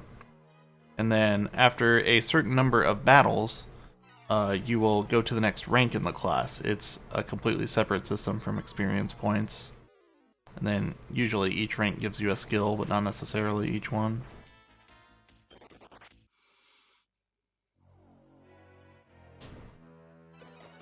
And I don't know offhand what classes we use, so we'll figure that out as I scroll down these notes.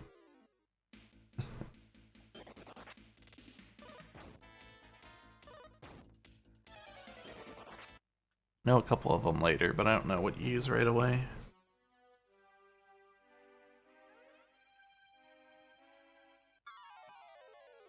Last and count.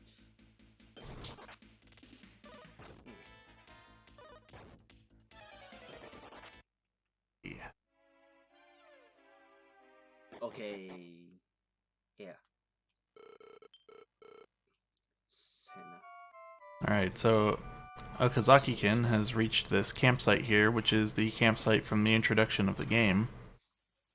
So if you were here at the beginning, the next 2 minutes or so of this are going to look awfully familiar. Except that Nevin's here now. Chamorro.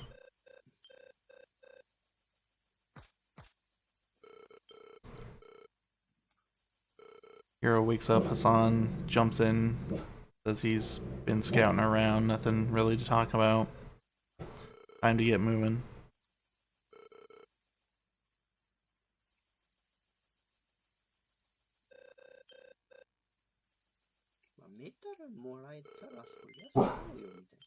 The dog is growling, as he does.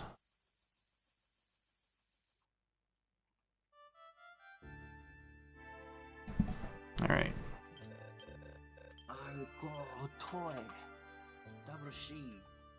He's disappointed in me today because I didn't want to go around the block in 85-degree weather. We went for a drive instead, though. It's fine. The same thing to a dog, right? He didn't seem to think so.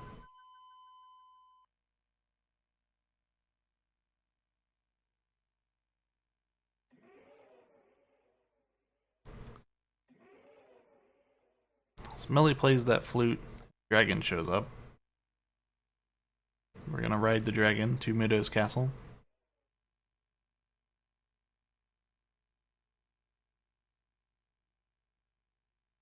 FF6 intro? Yeah, kinda. It's got kinda the same storm clouds back there. Maybe less lightning.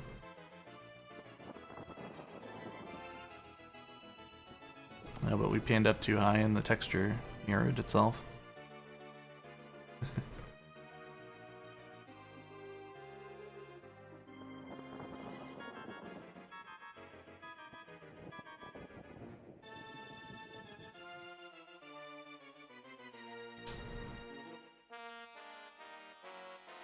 I'm not sure about the boat you get at Ghent, if it just like, if they just never use it because it's parked up there on top of the cliff, or if they pull it back up when they're done with it.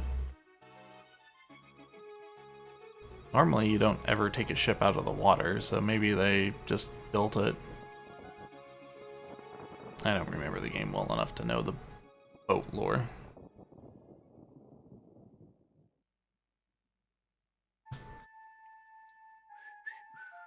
Yeah, I don't really know where she got that flute, but it's a good thing she did. Is the boat sacred? That sounds familiar.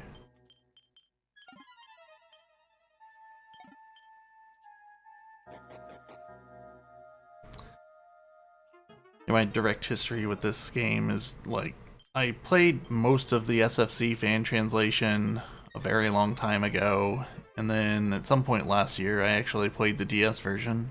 Shelled out like $80 for a card-only version of the DS version.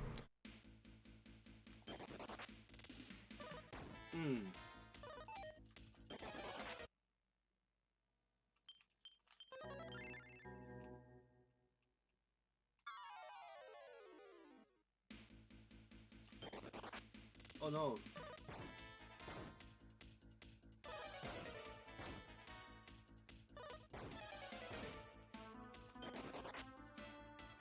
Saw No. Okazaki can get a couple of items, a couple of chests. I didn't see what they were. I think there's a different chest that has the fire claw in it.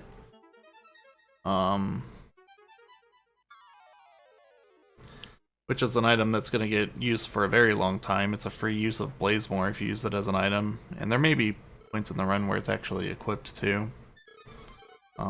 Here Hassan's finding the statue of himself from when he was split from his body. Here he's gonna merge and get his memory back.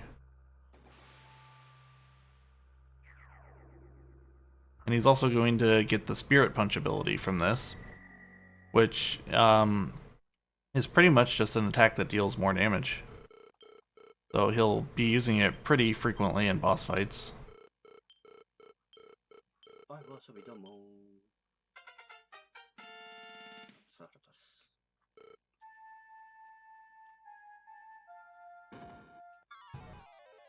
Yeah, glitched in the fan translation, yeah. You do have to watch out for a few things in the fan translation of 6. Like, the thing I remember is that if you are in the equip menu, you know, you go to equip and pick a person. If you press B to back out of that menu, the game locks. So don't do that. Save state often if you are playing that version.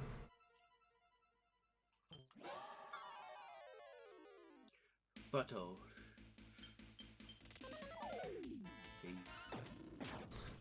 Looks like he's got all of his characters set to tactics other than hero. Casting sap. Hassan just tried Spirit Punch there. I think Spirit Punch has lower accuracy than a normal attack.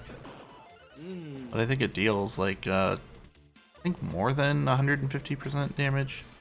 I don't remember offhand. It's somewhere between 1.5 to 2 times damage. Okay.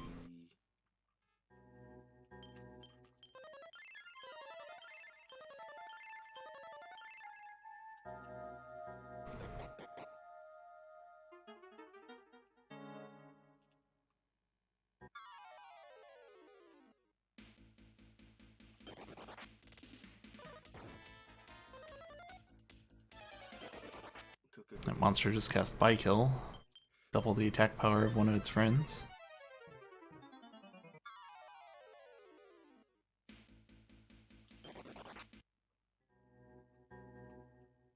Let's see where everyone else is at. Kiryu's getting Chomaro. One's at the campsite. I think 3 Leases in the dungeon before the campsite.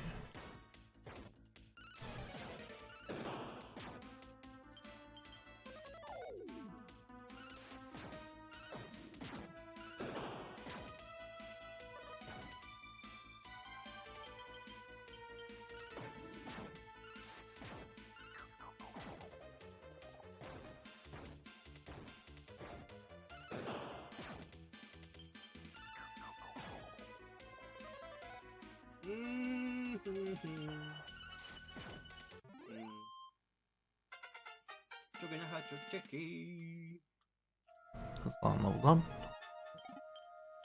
There's the Fire Claw. It's damaging down.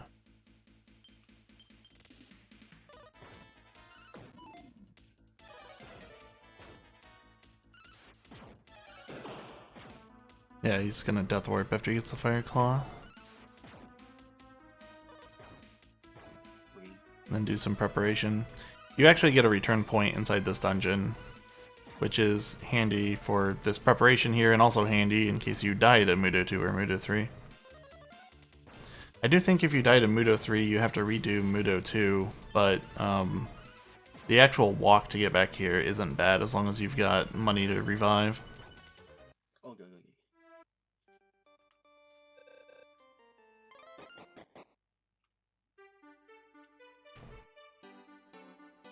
Yeah, I'm gonna guess he's gonna safety save because he did not revive anybody before leaving the church there. Oh, maybe he doesn't have the gold for it. If there's anywhere. Oh, no, he gets a free revive at the altar. Well, there you go. I'd say if there's anywhere to safety save in this run, this is one of the spots.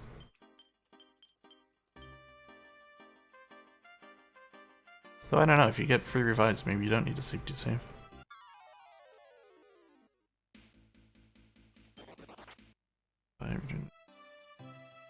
To Dreamwell.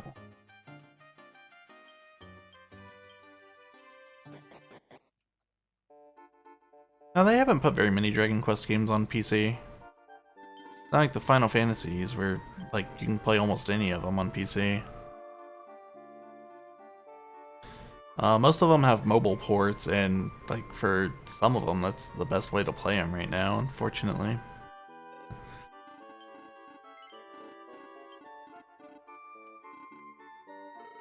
Most recent releases of each game would probably be 1, 2, and 3 on Switch.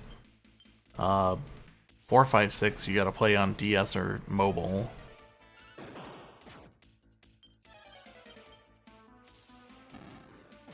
Five and 6, those are your only options because the Super Famicom didn't get translated, released internationally. 7, your options are 3DS or PlayStation 1. 8, it's PlayStation 2 or 3DS. Or there's a mobile port of 8. I haven't heard much about the mobile port of 8 though. I don't know if it's plays well or not. 9 is stuck on the Nintendo DS. And 11 got a few ports. It's on PC, it's on PS4, Switch.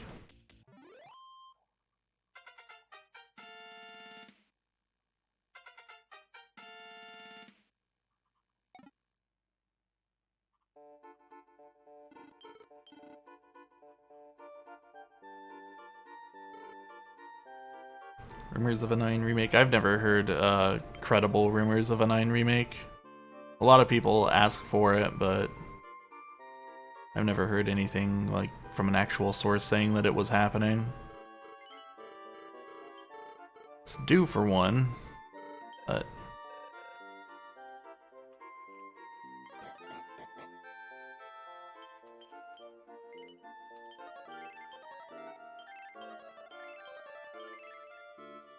yeah, the Switch is region free, so it's easy to get Japanese games on it. All you have to do is create an account that has its location set to Japanese, and then you can buy stuff out of the Japanese eShop.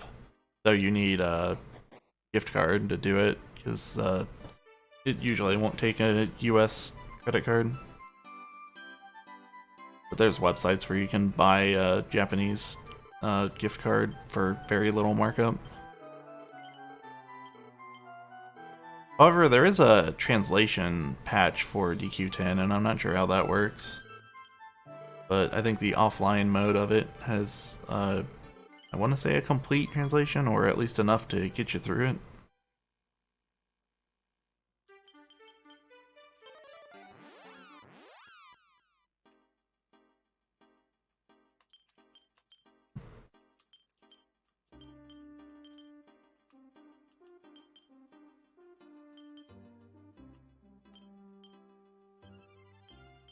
Okay, what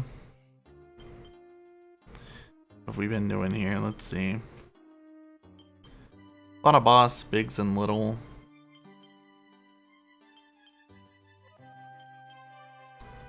Notes here saying you've received boxer shorts. Okay.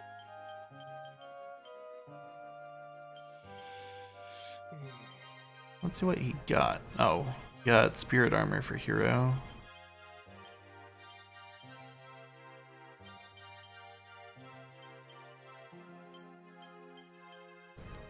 Amaro's going on a journey here while he moves a lot of stuff around.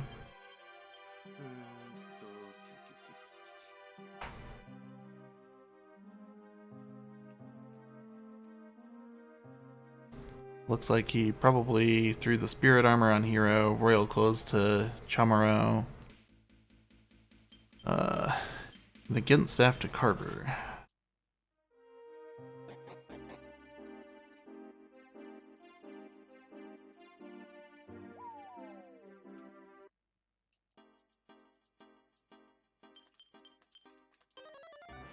Okay, go, go, go, go. Mudo 2, 3. Now he's going to fight Mudo 2. I think I know vaguely what the strategy is for these fights. I know one or both phases usually ends with the back two characters both being dead, Hassan healing and Hero using the Fire Claw. You try to keep Milieu and Chamorro alive as long as possible.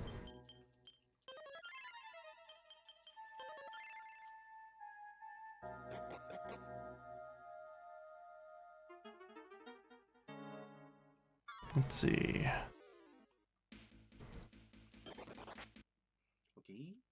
Murda 2, according to these notes, has random attacks, random pattern. He heals 20 HP per turn. He attacks, casts defense, has flame breath, and he can call for help, which he'll call a prickly prankster or a chop clown is what they're called in Game Boy Color. This cutscene here, Mudo's trying to do exactly what he did at the beginning of the game, but the Mirror of Ra is gonna kind of prevent it. He's gonna send us away to an illusion version of Life Cod, the town we started at. But we're gonna find the Mirror of Ra on the ground and use it to get rid of the illusion and force him to fight us.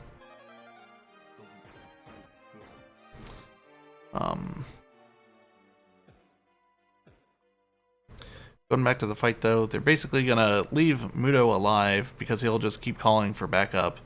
So you kill, or rather you kill him first and leave the backup alive. And then you take them out at the end. I don't think they automatically die when Mudo dies. So the main strategy is going to be Hero using the Fire Claw, Carver using the Gint Staff to heal. Millie will either heal, cast Ice Bolt, or parry. Nevin will either heal with a heal spell, use the Water of Amor, which is that heal more consumable Tonic was talking about earlier, basically a super herb, or he might parry. So Okay.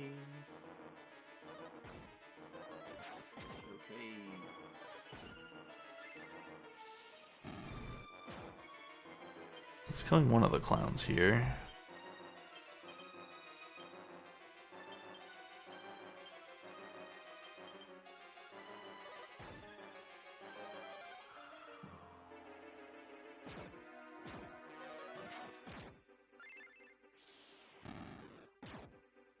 Well, he's not doing what the notes say to do.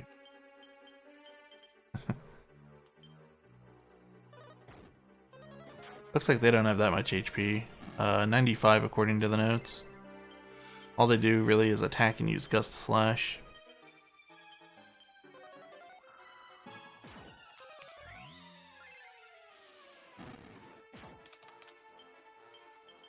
Again, Mudo has 500 HP and recovers 20 per turn.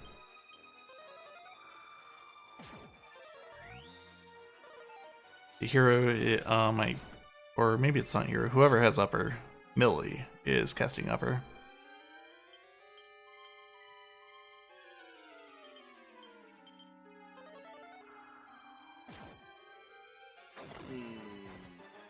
Most of the damage in this fight is physical. Okay.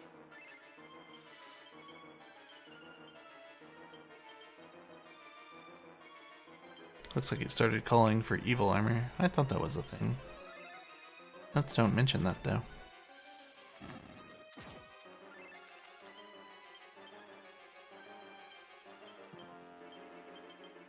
Yeah, especially with all 4 characters still alive, the fire breath is pretty nasty.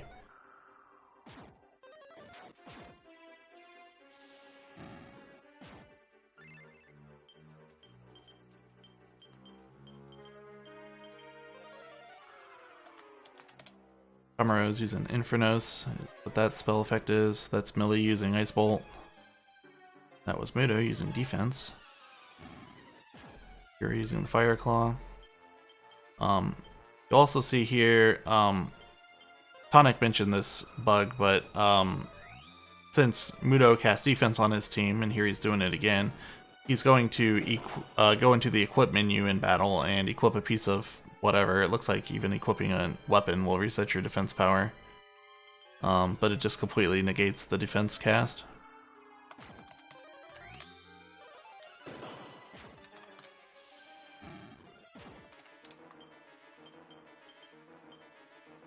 This is a very different strat than these notes outline. He's being a lot more aggressive,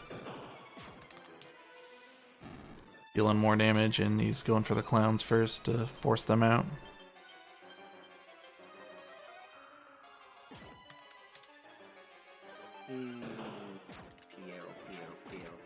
Piero.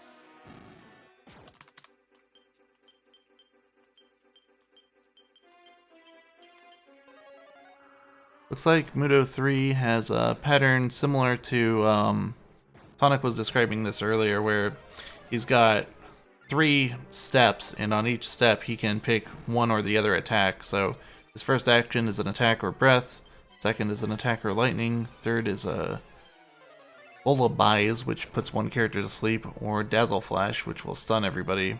And he'll just rotate through all of that and takes 1 or 2 actions per turn.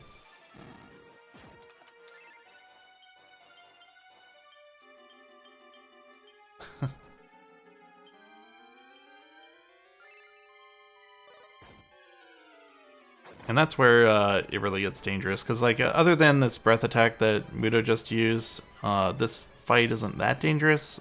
Again, it's like all physical damage except for that breath, and Millie can cast Upper to make you resistant to all that. But in his next phase, he's got 2 area attacks like that, and he can take 2 actions. Ooh, he lost 2 people there. That was unlucky. No. That was the turn Mudo went down too. Ah. We'll see what happens here. Oh no. It doesn't sound good. Ah. Like, it really doesn't sound good.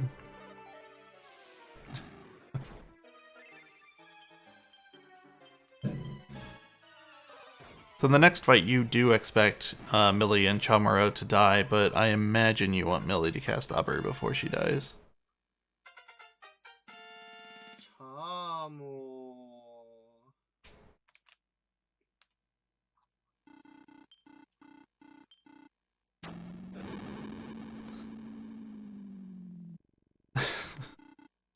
Yeah, that's the sound of a DQRTA runner. That's Okazaki-ken's voice. His mic is coming through with his game audio. Before I went live, it sounded like he had the quietest of the 4 streamers' background noise, so...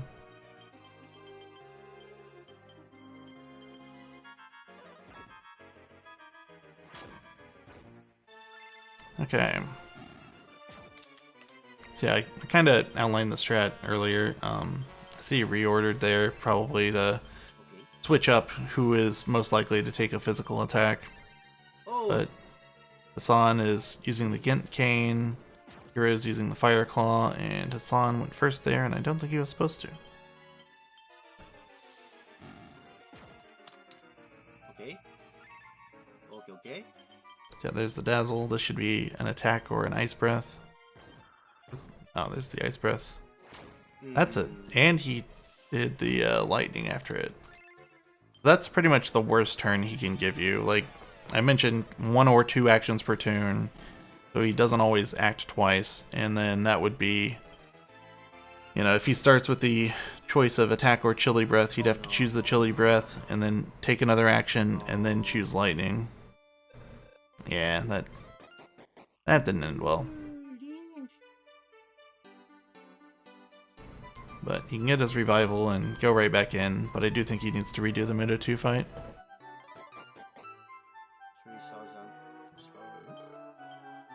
323. Quick fight to get back to, just, you know, if you die to it, sometimes you are in the fight for quite a while before you get kicked out.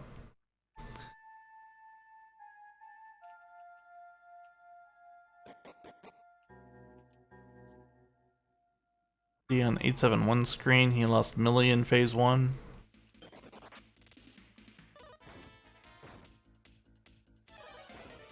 I'm actually gonna recrop his stream because before Tonic explained what the box was in the corner of his screen, I didn't realize it was a boss HP tracker.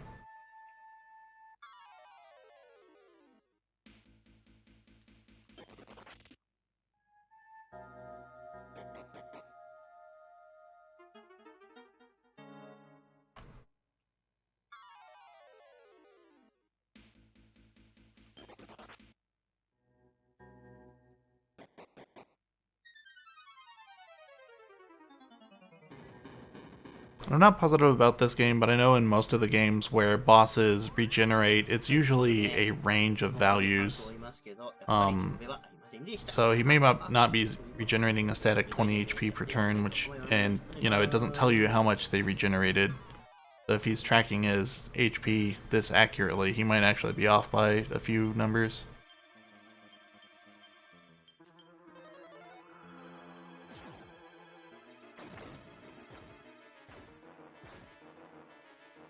If I can switch to 871's audio. There's some background noise over here last time we tried them though.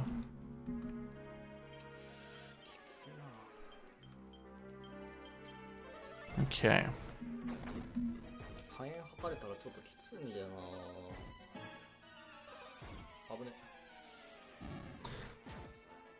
I'm pretty sure the Chop Clowns are preferable to the Evil Armors of the 2 enemies that he can call for help.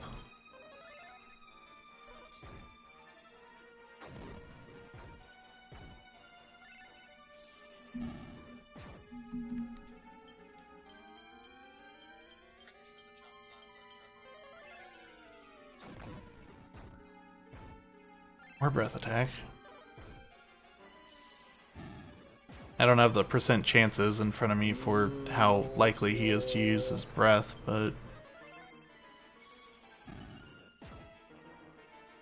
Okay, Mudo's down.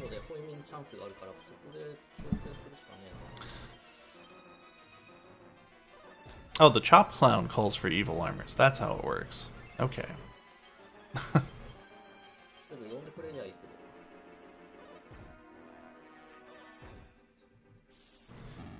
Iberu Ama.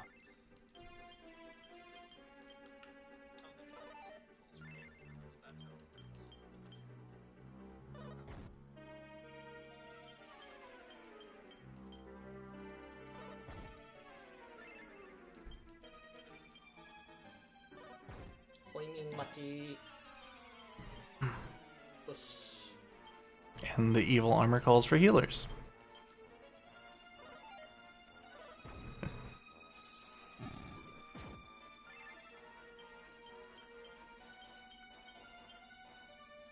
Oh, that would be really funny if... Just if the healer healed Mudo. It wouldn't matter much, but it'd still be funny. Oh, Mudo calls them, but they appear next turn. Okay.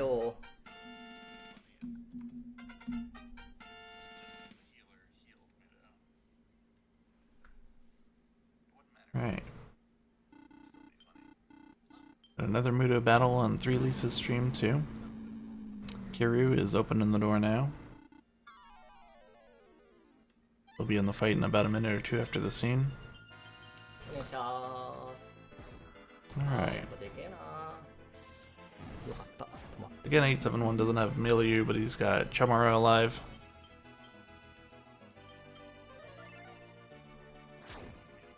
His backup healing, though he's also taking extra damage due to having more characters alive.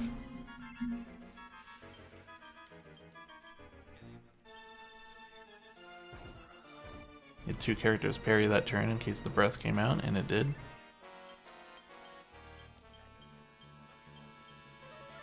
Chamara heal. 止まってほしい。あ More ice breath. Chamara's down.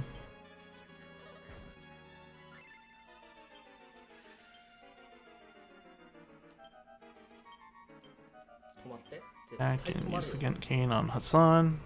よし。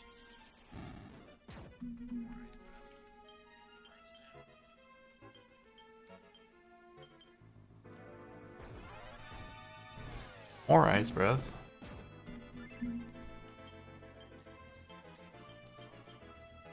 強いな。 Cane on Hassan. 今ばっかりだな。 Lightning.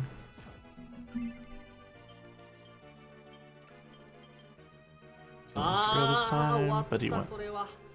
first. 寝てるし。 Oh no, he put Hassan to sleep. That's what the problem is. Yeah, that's... Yeah. That was the lullaby attack that I mentioned. It's... Yeah. はい。 It's a single target sleep that always succeeds. クソゲー。忘れてしようかな。 That hits Hassan and your other 2 healers are already dead. That's just trouble.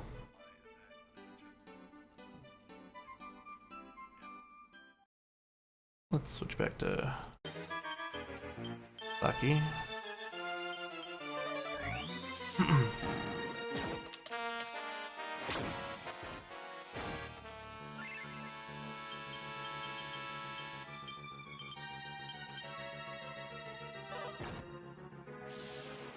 Alright, so welcome to Dragon Quest 6.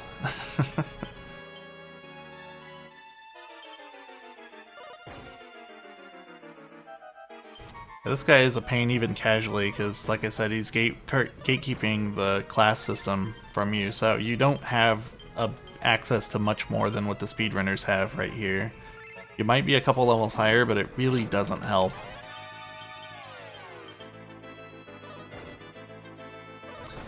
Okay.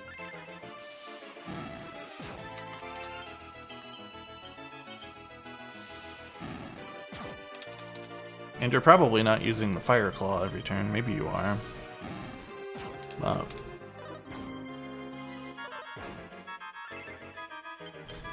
me check the notes real quick.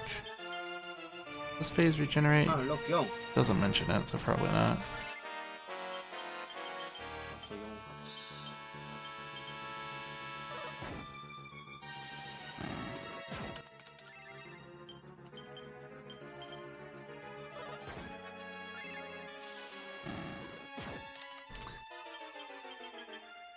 Yeah, more heal mores would definitely help. I don't think Millie or Tremoro have heal more. Or wait, no, I saw Tremoro cast it earlier actually.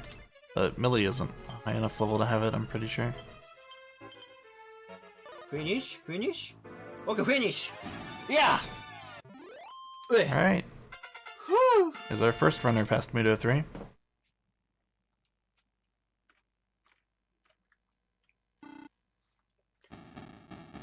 Okay, okay, okay, okay, okay. All 3 of the other runners are at least in Muto 2 right now. 7-1's on his second chance. Whew.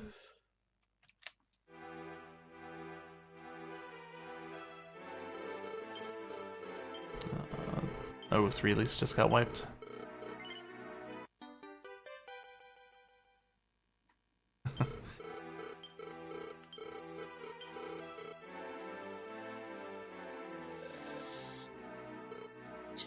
今日は普通にやりますか。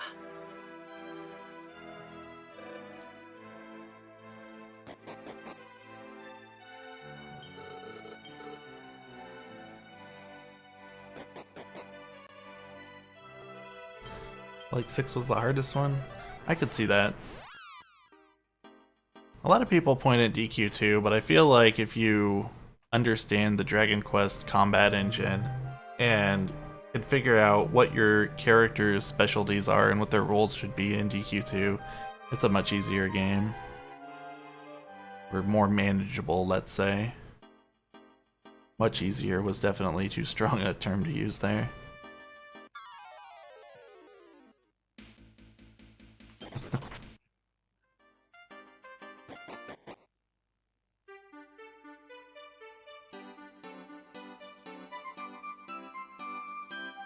With Dracovian. The Dracovian nonsense in 11 is nonsense. I would not consider that at all. And I would say 6 is harder than 7.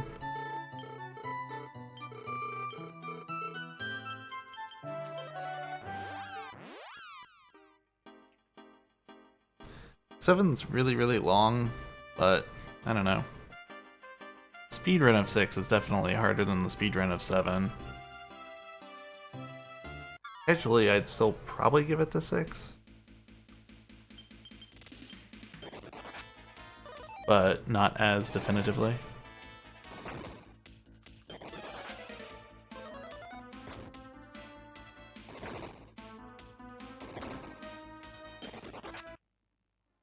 This game's still got quite a few difficult bosses ahead of it. In the speedrun setting, I'm literally not worried about anything in 7 between Dharma and the final boss, but casually there's a lot of bosses in this speedrun that'll wipe you. But again, casually, I don't know.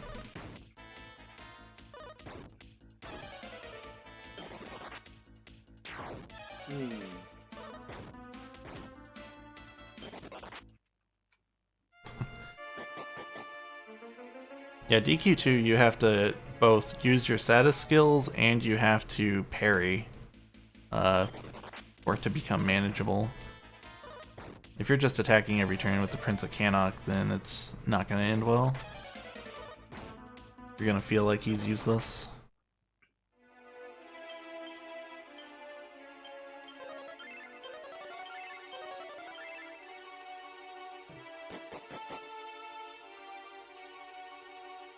Yeah, kind of the thing too for both 6 and 7 is that they get a lot easier if you look up which classes have the best skills in them and gun straight for them.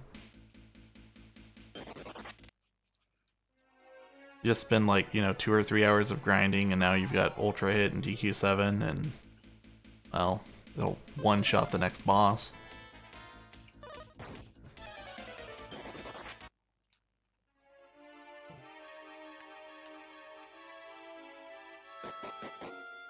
I actually don't think NES 2 is much harder than Remake 2. Actually, it's harder, but if you understand the engine, if it's not your first Dragon Quest or your second Dragon Quest, if you play DQ1 first, then it's a much more manageable game than if you go into it deciding, oh, I'm going to play the whole Dragon Quest series, I'm going to start with DQ1 and then do DQ2 next. That's where DQ2 is going to be. You'll get to the end and probably think DQ2 was the worst. Kiryu wiped again. I should probably give an update on what Okazaki's doing. 871's about to go back to Muto 3. Release is working on it. I don't know how far into the battle they are.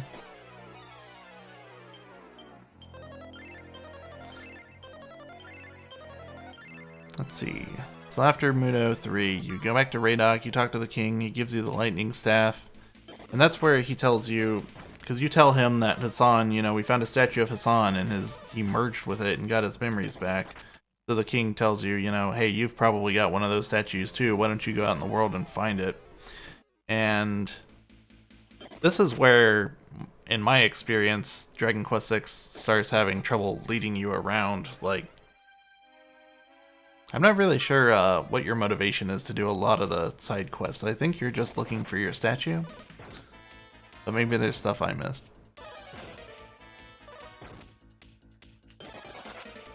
But you thought that Mudo was like, you know, the big bad guy causing trouble in the world, and you killed him, and now just time to look for a statue. But along the way, we'll find more demon lords.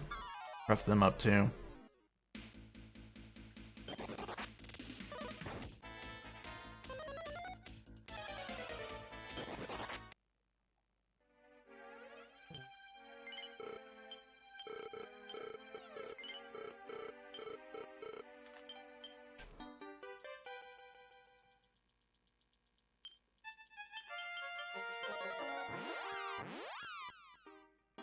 Oh, 魔王ホイミ。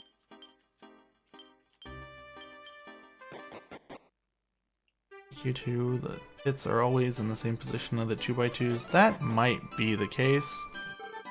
Thinking specifically of the room that's 2 floors above the Thunder Sword.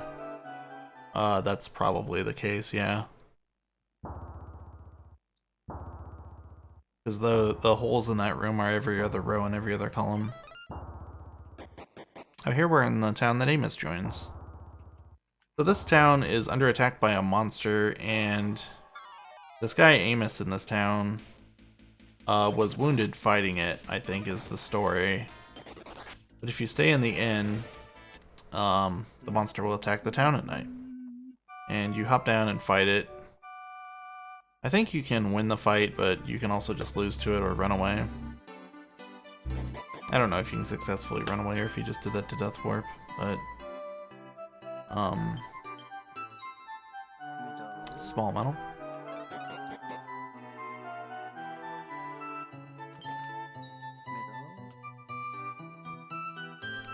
Let's see.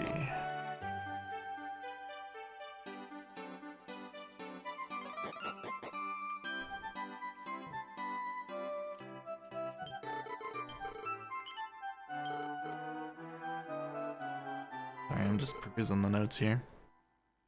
Remember what the order of events is here. I think you give Amos something here that's supposed to allow him to control his monster form. And you also talk to him, and there's some question he asks you, and depending on your answer to that, he'll either join your party or he'll leave forever. But, you know, we wouldn't be in here if we didn't want him. So he's gonna join the party.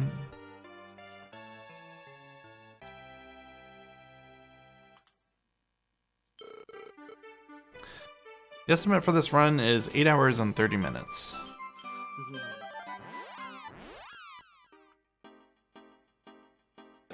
Which is fairly comfy compared to the runners' PBs. If all 4 of them are comparing against PB on their streams right now, looks like they range from about 7 hours flat to 724, I see.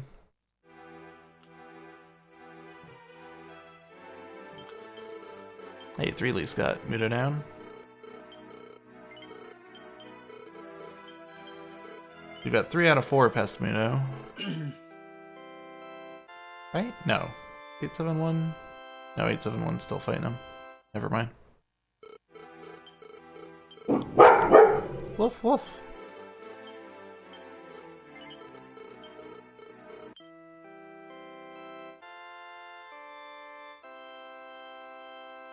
僧侶って英語でなんて言うんだろう。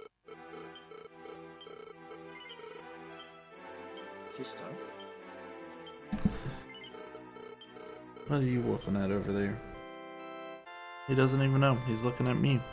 Oh, なるほど。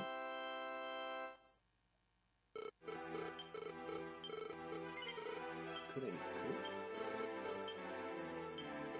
クシスターって何やろってな。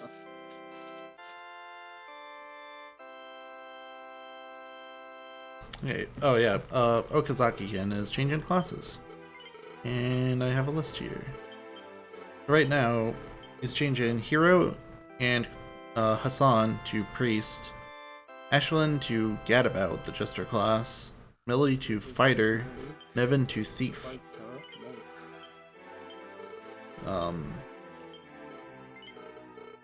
Not sure what he's gonna get from Gadabout class. Maybe Whistle. Also not sure about Fighter. Pretty self-explanatory. Thief, probably the Padfoot spell. Shinobi Yashi. Tiptoe. Got a few different names.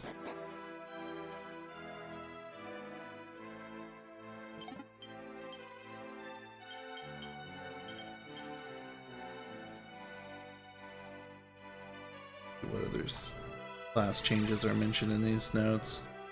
Looks like later Hero and Carver are gonna go to Warrior. Billy's gonna go to Mage. Ashland to Priest.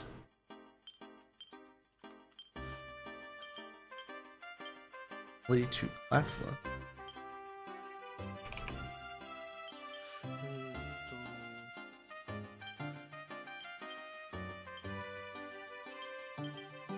Later, Amos will go to Fighter. Nevin and Ashland. Barbara will lose their classes. And at the end, Harry, who we don't have yet, go to Dancer. And then Gladiator, which is what he starts as. Lizzie, who we also don't have yet, will go to Soldier for some skills, and then Dragon. Amos will go to Soldier.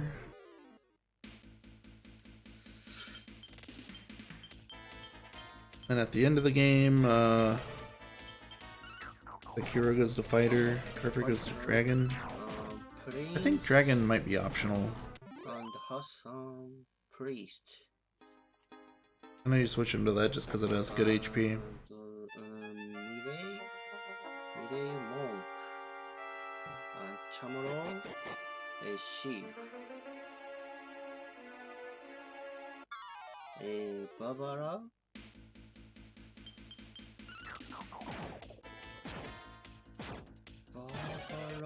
Barbara Comedian.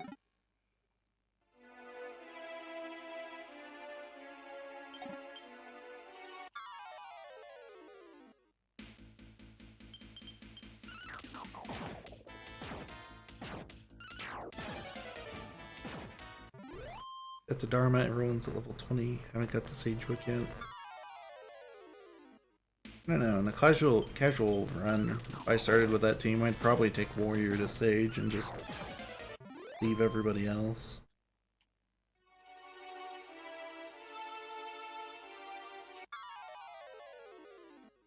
In DQ3, you're really not able to get all of the spells out of, you know, Wizard, Pilgrim, or Sage, and then change to another class before the end of the game. You're probably going to end the game but a few levels before you get the last spells.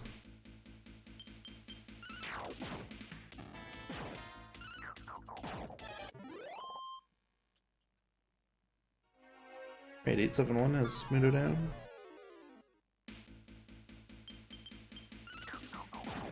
Oh, and Carrier's past him too. Okay, so everybody's past Mudo. Cool.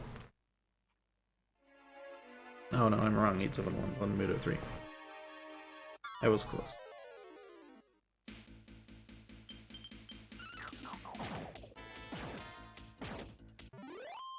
What are we doing now? ここから暇な時間が続きます。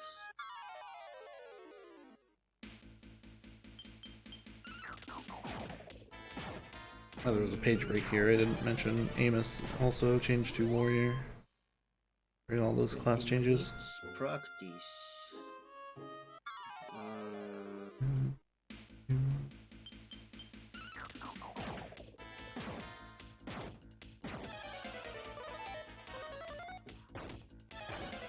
So this is class grinding. Looks like we're gonna stop when Hero and Carver learns Upper and Amos learns Lunge. Does not say how many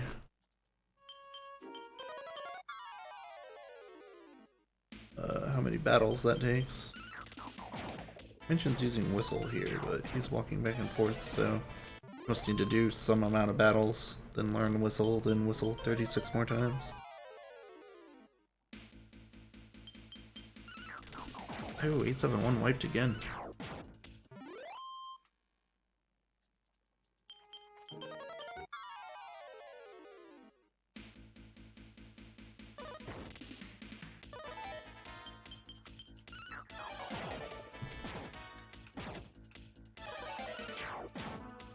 I think Final Fantasy II, like all Final Fantasies, honestly becomes very easy in your second or third playthrough after you know how to use the engine.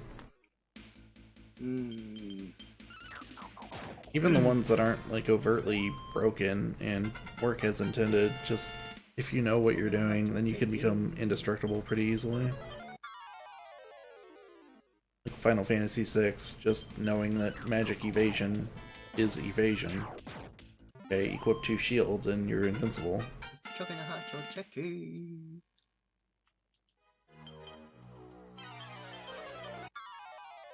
Though I think that was fixed in later versions.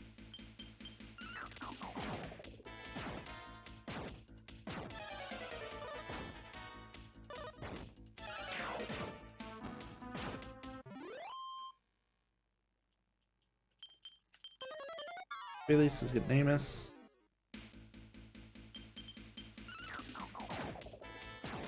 It was fixed, okay. I knew the more overt bugs were.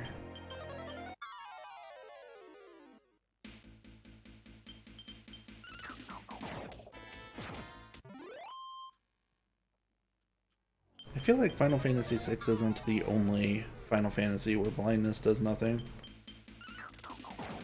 I know in FF8 you have a couple characters that have such high accuracy that blindness does nothing to you because all blindness does is subtract 100 from your accuracy. But you have 255 accuracy on 2 of your characters, so they've still got 155. They're still going to hit just about everything.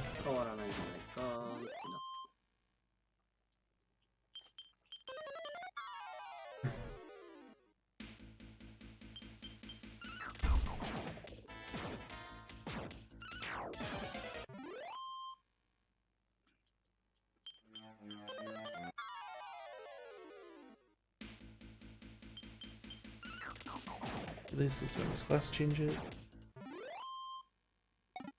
Oh, I'm happy. Ah, now he's using whistle between each fight.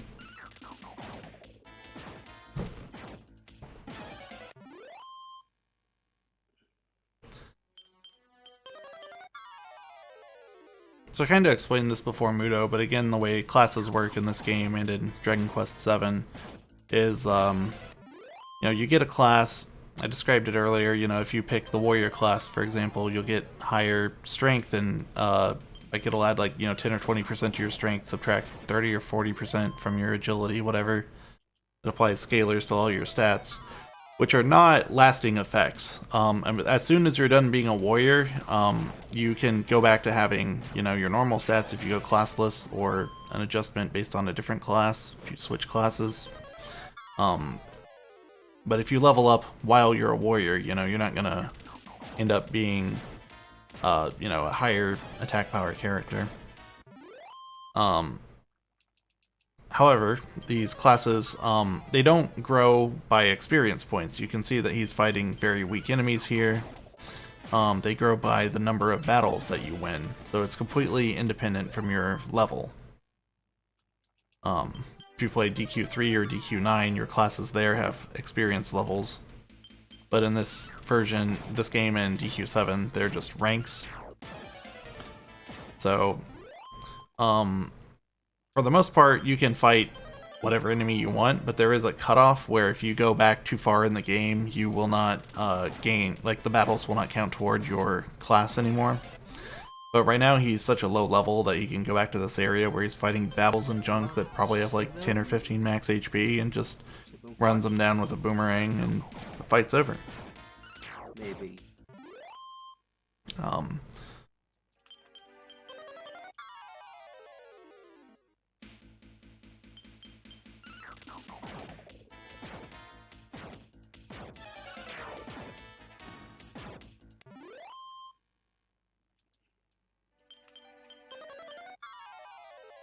In fact, I see there's a note here. After the next time they change classes, Tonic has a note that says if Millie's level 14, you go to the island cave instead of going here. Or else she will not get class XP because she's too high of a level.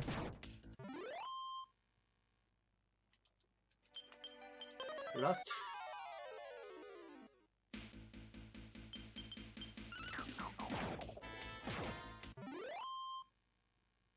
Okay. Finish. That's all. Right, so you got the skills you needed there. Which again, I believe were... That was probably Amos learning lunge, because I only saw one pop up, but he also wanted upper on Hero and Carver, so that they can raise their own defense power.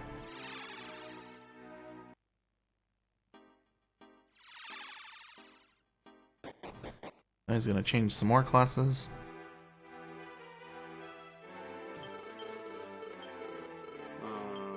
As a fighter,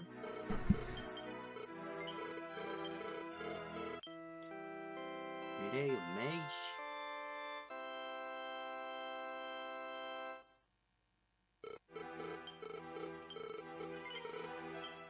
Melee. Puts this on the warrior class, and now Millie's going on the mage class, Ashlyn to priest, Hero to warrior as well.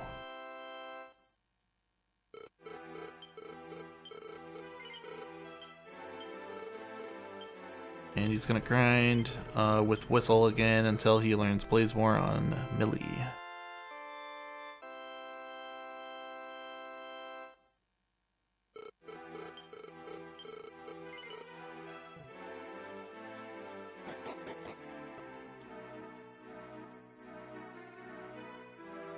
Who's ahead?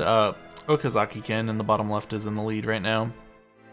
871's having a lot of trouble with Mudo 3 here.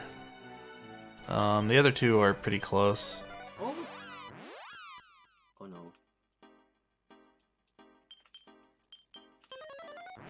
So their Mudo 2 finish times. Okazaki-ken finished him at 2:19. So he's about 23 minutes ago. Next was 2:28, 31. Release was next at 2:28. That's 24 minutes. My math must be wrong. 14 minutes, yeah. 28 and 14 is 42.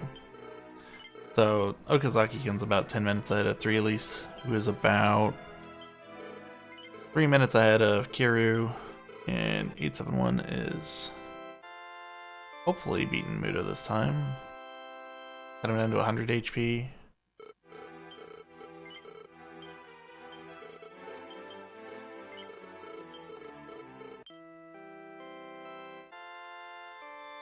Yeah, he's being very nice this time, I think. That seemed like a pretty fast fight.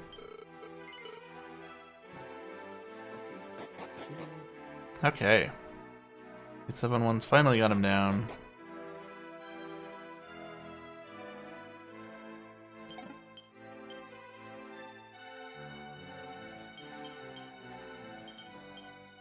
British fighter and melee deport.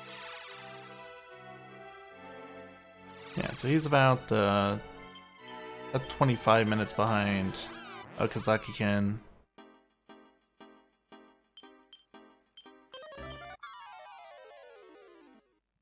There's places he can make up time, but none of the bosses till the final boss are really as big of a wall as Mudo 3 can potentially be. But there are certainly some bosses that can wipe the team.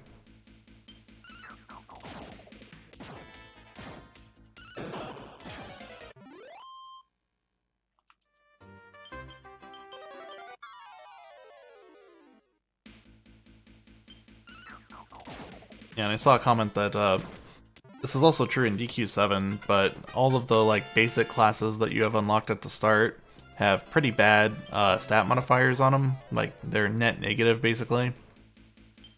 In DQ7, we changed everybody into Mariner class at the end of the class grind because it was slightly better than being classless. But DQ6 doesn't have that class, so I'm not sure any of the classes really have I'm not sure any of the basic classes at the beginning have a advantage over being classless unless you want to min-max. For example, if your character just needs HP and attack power, you could be warrior.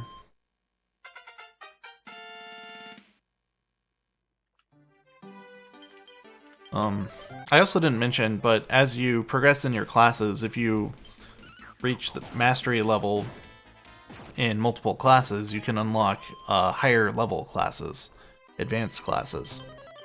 I'm not sure if they're going to use any of these. In these notes, it looked like they're not, except for Terry starts on one. But it takes quite a bit of grinding to unlock them. But they have better stat modifiers in addition to teaching you better skills as they progress.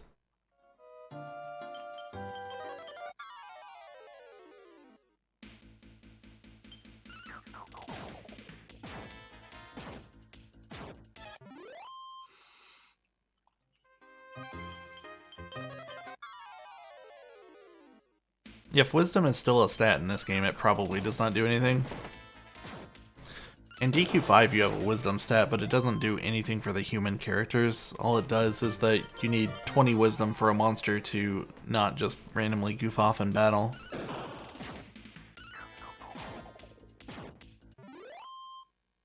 And in the earlier games than that, 1 through 4, it doesn't do anything really at all. It's just kind of an indicator of how much intelligence intelligence is an indicator of how much MP you have.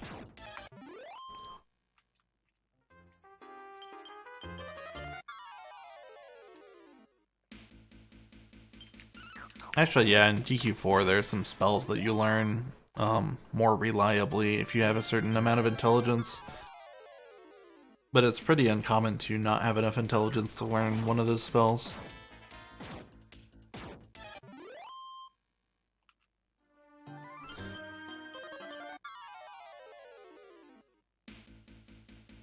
Oh.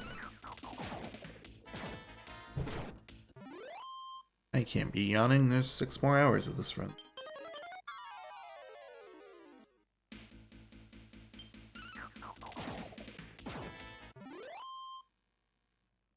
Okay, Buggy.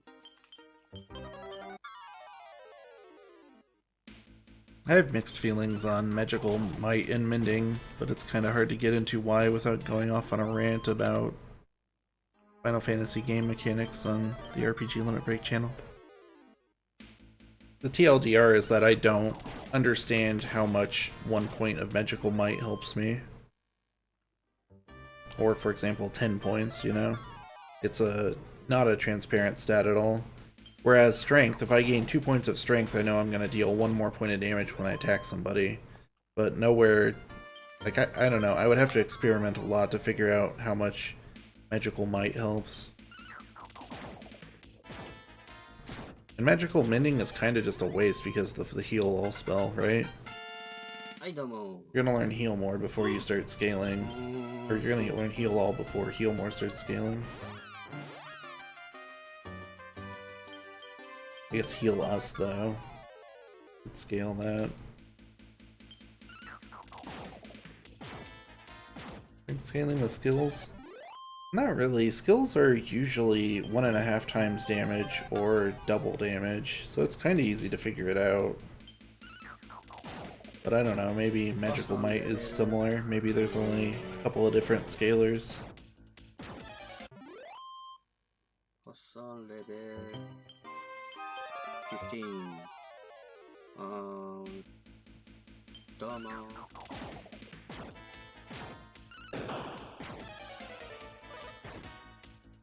So Okazaki scooting toward the boat. Looks like we're still class grinding a little bit. Now he's standing outside Dharma, so I must need a couple more levels.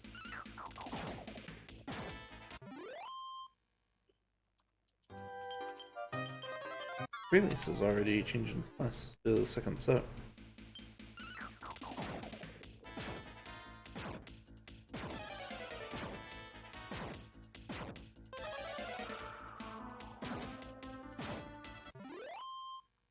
Okay. Recovery. Just gonna scroll down, look at the next couple boss strategies to see if I can figure out what the important skills are that we're learning. Amos and Carver are both learning Power Up from the Warrior class. So basically they're both going to alternate between Power Up, and then Amos will use Lunge, Carver will use Hero Punch. Carver Hassan. I like the name Hassan more, but Carver is in the document I'm looking at, so...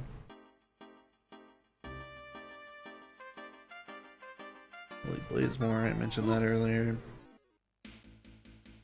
Hero and Carver both have upper, I mentioned that earlier. Berserk, I don't know what that skill does. Carver hasn't.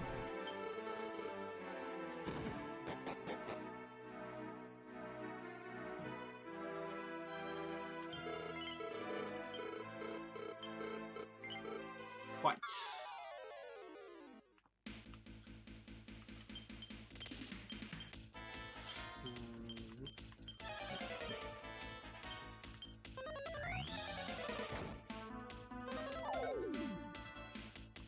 Okay. One more.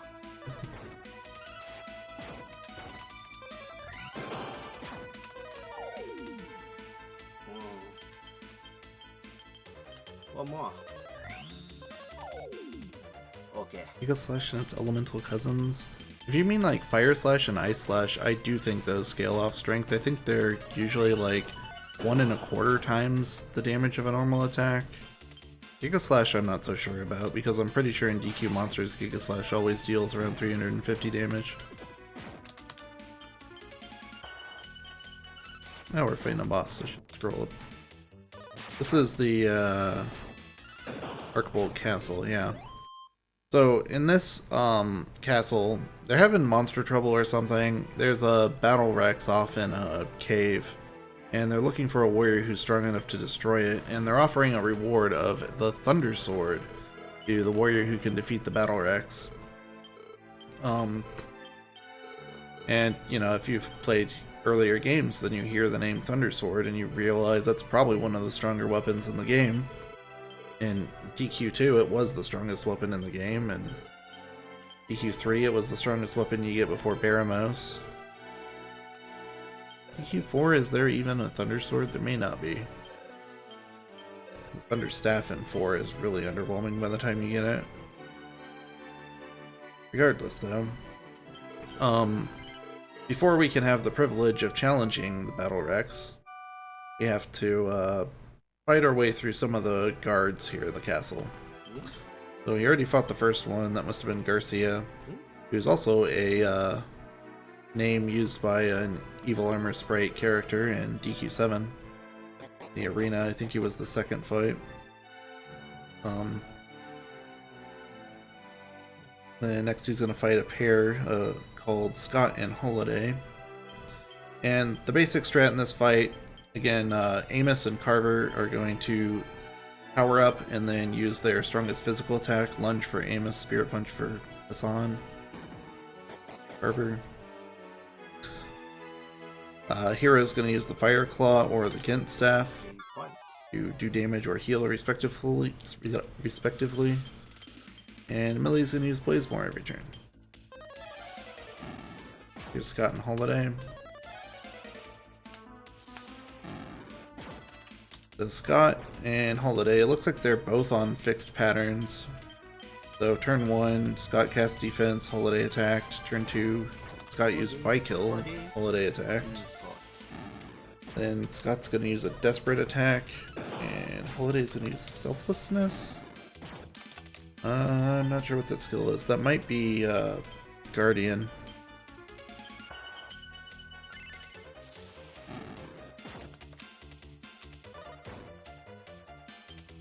Or I think Tonic said its DS name is Forbearance.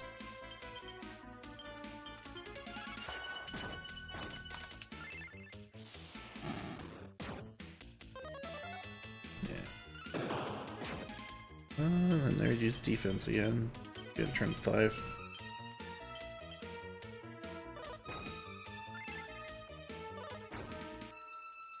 Yeah, looking at their loadouts, they're not going to pose too much of a threat. It's really all physical damage too.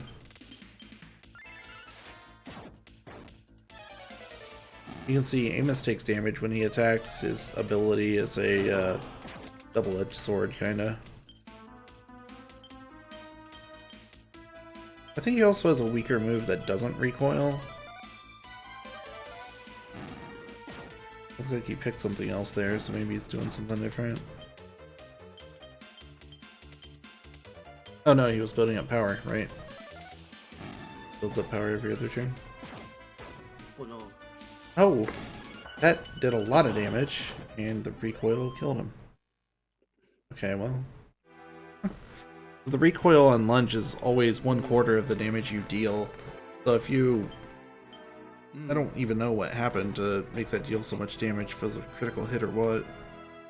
I don't think it was, because Spirit Punch did the same damage. Your use of monster allies? Yeah, he doesn't recruit anything randomly.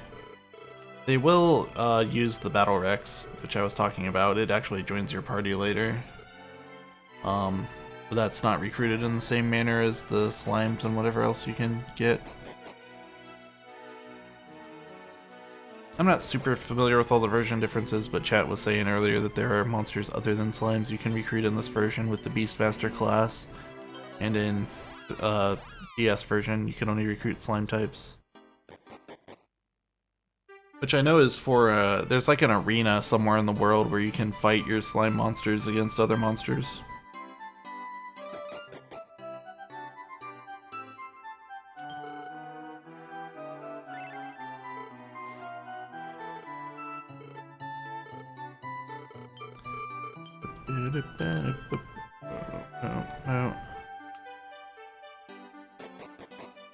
Let's see, everyone else still class grinding? Oh, Metaru. On 3 Lisa's screen.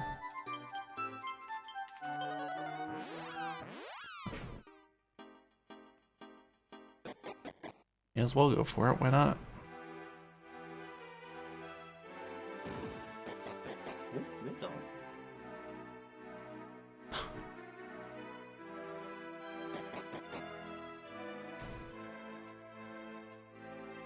Hassan,してみ。Yeah, I'm a fan of the recruitment in DQ5. It's kind of silly that it exists in this game, but it's, you know, you need to use the Beastmaster class for it. Because it's kind of a big thing adding members to your party, and yet, you know, you have to have selected a specific class to know you can do it. And I think you have to rank up a certain amount to recruit specific monsters. So you could get pretty far into the game before you even recruit anything. Unless you just sit and grind it all.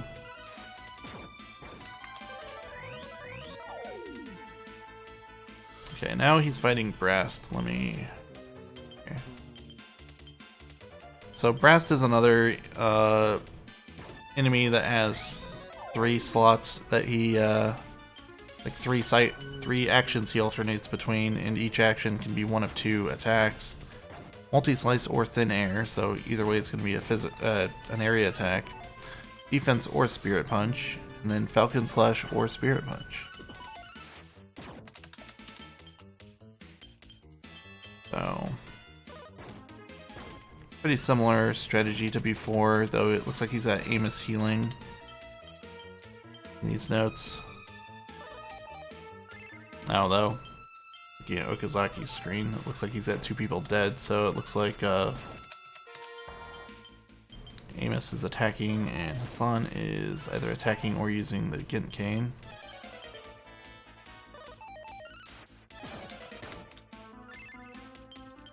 And then kinda close with that recoil damage.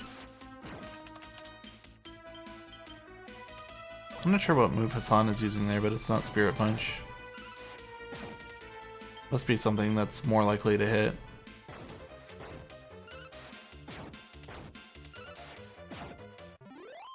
Okay, got him.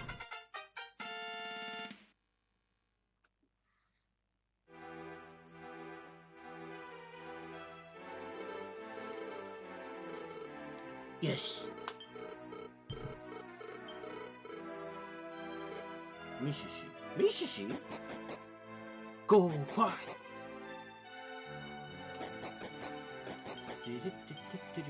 Yeah, DQ5 does have some monsters that are really rare to recruit. Like, you can recruit Metal Babbles, but it's, I think, a 1 in 256, maybe worse than that.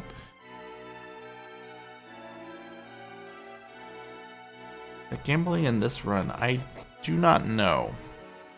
I know the DS version uses the casino to make Muto more reliable. なんです。 For anyone who's come in lately, I don't actually know this speedrun very well myself, but Tonic had to leave. He was providing a lot of technical commentary at the start, and he'll be back at the end to cover the final boss.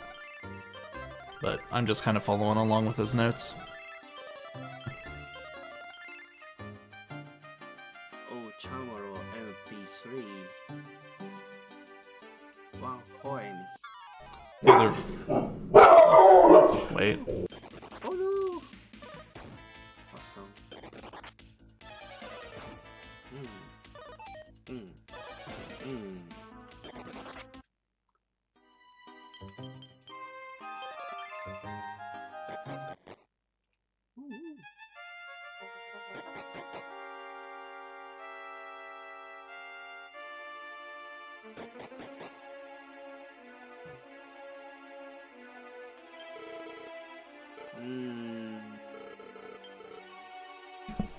Car stopped in front of the house because a fire truck was coming, and apparently that was reason for the dog to start barking. I don't know. I think I was saying the other voice you hear is Okazaki-kin. I'm just using his audio, but his mic's coming through, so you might hear him react to some things.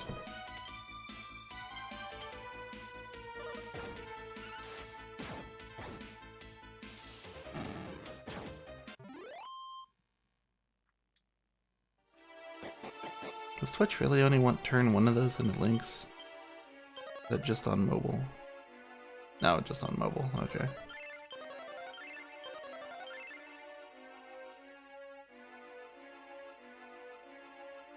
Oh no, I've got 871's URL wrong. There's no underscore in it. I will fix that.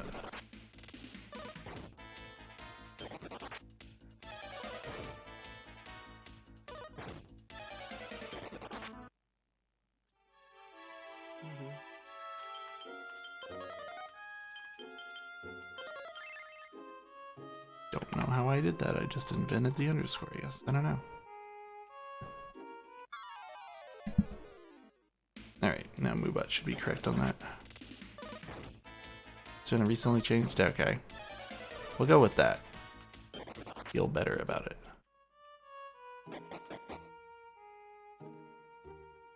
But my Excel spreadsheet doesn't have the underscore, so... I may have also just invented it.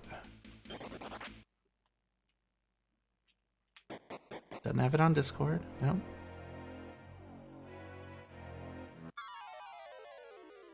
I don't know. Anyway, I'm assuming this is the Battle Rex cave that he ran into while I was dealing with the dog. Okay. Oh yeah, there's eggs here. If you poke those eggs, dragon kids come out. And you can kind of see, before he got into this fight, there is another warrior here already. His name is Terry. Durango vs. Terry movie. We're gonna run up and steal the kill on him. Oh no, we're not. It's a cutscene. Okay. Maybe you don't actually get to fight. Gonna watch this kind of action cutscene here. Very similar to what they did for the Ortega versus King Hydra battle in DQ3's remake.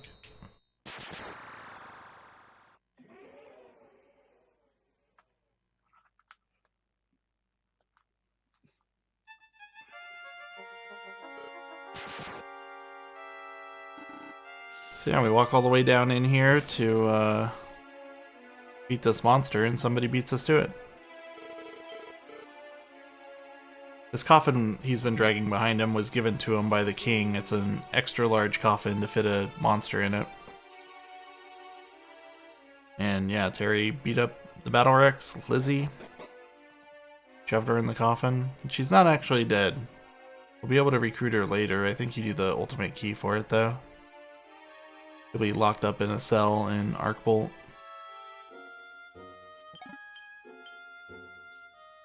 Yeah, it's the same Terry from DQ Monsters.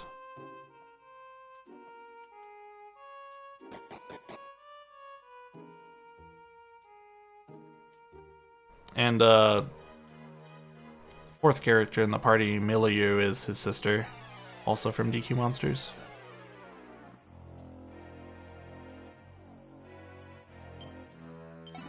Or more accurately, Terry in DQM is from DQ6, because this game came out a little before DQ Monsters.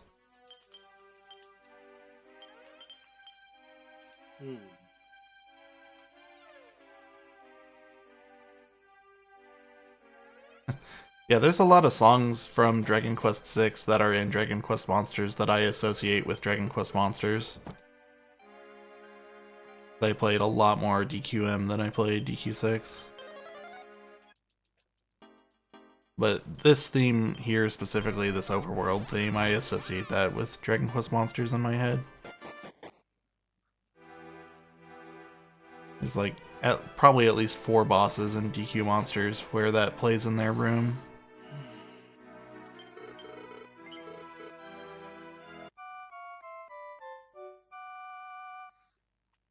Yeah, I imagine DQ6 and DQ Monsters were developed alongside each other, just as well as DQ7 and Monsters 2.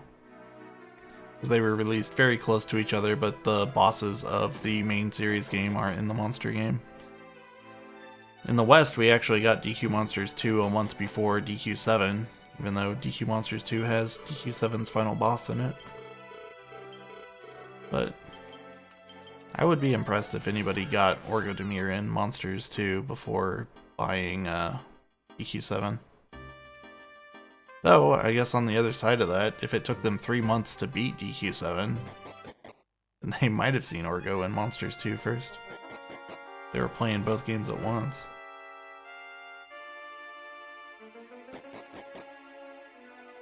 Could I breed an Orgodemir 2 faster than I can beat Dragon Quest 7?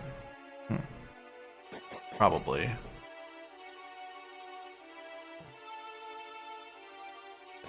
Bonus ending percent in this game? There is. Look up how many people have times on it. Japanese leaderboard. Regular RTA has 113 times on it. Dark Dream ending 7 times. And it's about twice as long.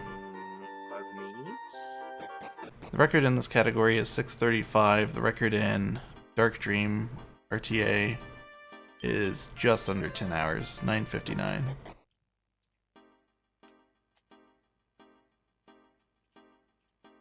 That's for beating Dark Dream in under 20 turns and getting the special ending where he shows up and kills the final boss for you.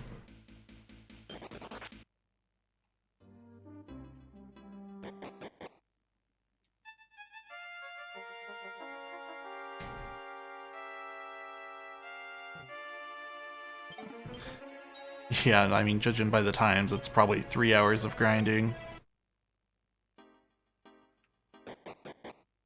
Maybe some more small metal collection or something. It might not all be grinding in the sense of killing monsters, but sometimes in DQ you're grinding and you're not killing monsters, like Dragon Quest IV, Chapter 3.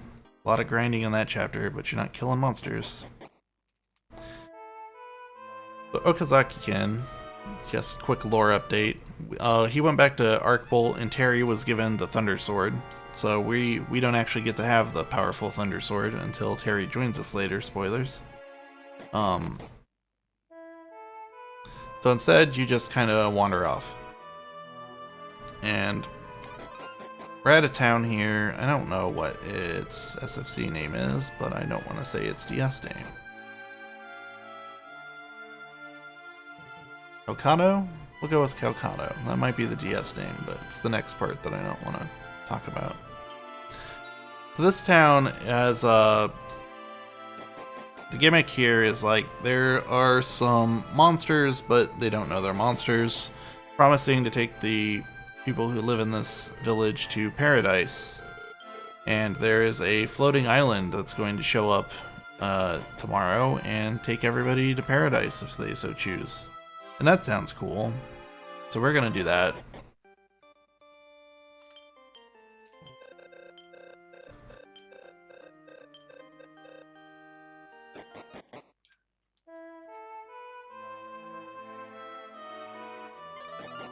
I haven't actually played the 3DS remakes of Monsters 1 or Monsters 2. It's kind of on my list of things I want to do, but last year I picked up the PS1 remakes of both games. It's one game on both remakes are on the same disc. And actually like played them casually and did speedruns of both games. So I don't know. Next time I get the itch for some casual DQM, I might go for the 3DS remakes of 1 and 2.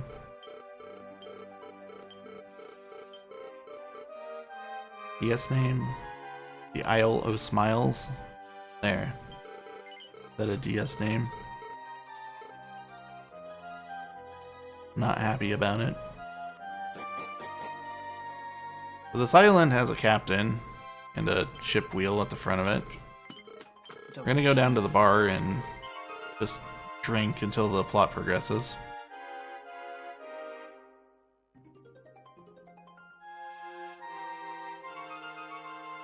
The island's gonna sail pretty far. It's gonna go all the way up here. We're gonna wake up on the floor of the bar and monsters are kicking us, telling us to wake up.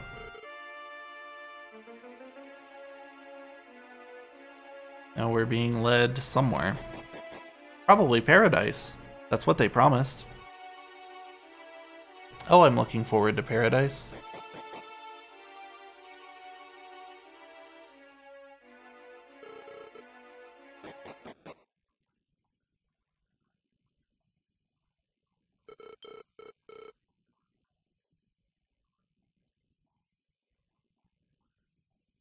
It's fine, I can curse this run with a DS name as long as nobody asks me what my least favorite Dragon Quest game is. This run will be fine.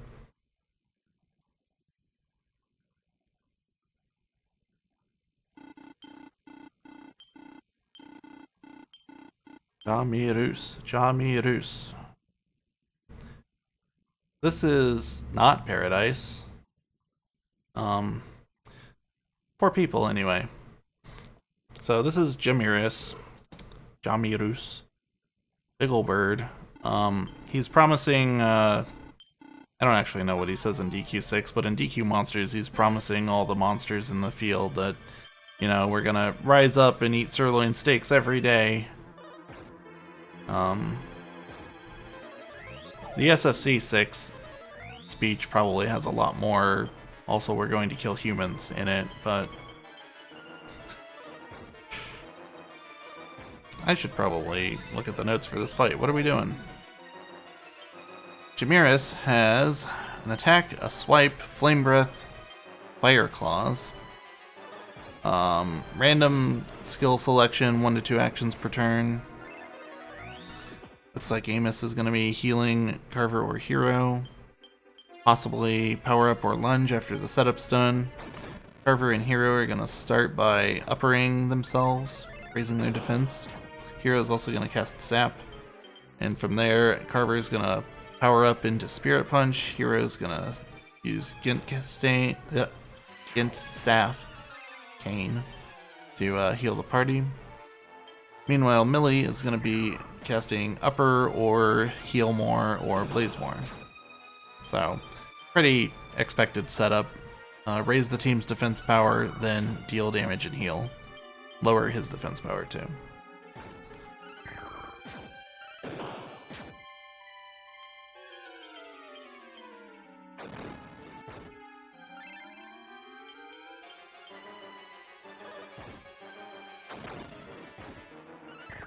What is my least favorite DQ game?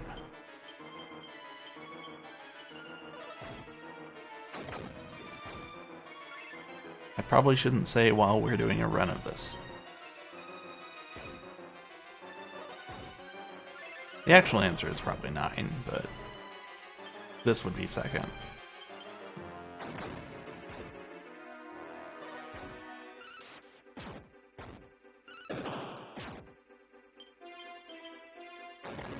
Looks like Hero and Milieu are down. Lego. It took me like 20 years to figure out how, or make a decision on how to pronounce her GBC name, and then her SFC name is different, so. It's really weird because her GBC name is very similar to her Japanese name, but just barely different. Alright, Jamiris is down. Yes. People that were brought here to the Paradise Island, their souls are released. Guess we were collecting their souls. Also, the Metal King's soul is released, so he is going to be...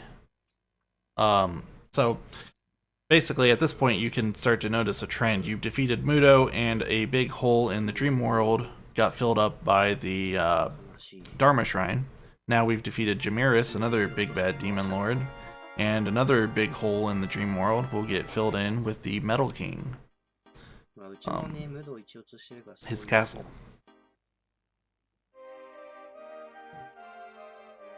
Oh no, Jamiris, you got killed.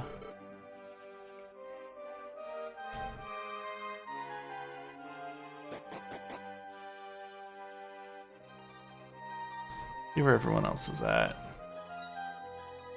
The 871 is fighting the guys in Arcbolt.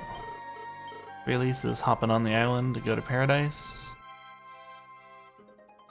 Hero, I'm not positive. Running around with Barbara. I'm not sure where to.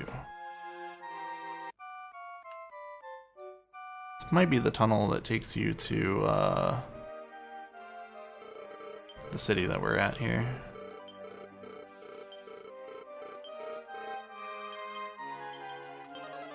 Yeah, it is, yeah. It's also the same tunnel with the battle wrecks in it, but once you beat the battle wrecks, you can... the rocks that were blocking this path, I think, are cleared.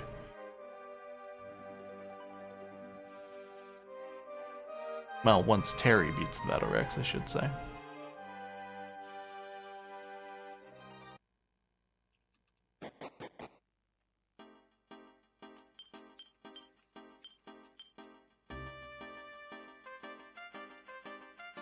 I haven't really mentioned the regular world and the dream world, but they're very much connected in a lot of places.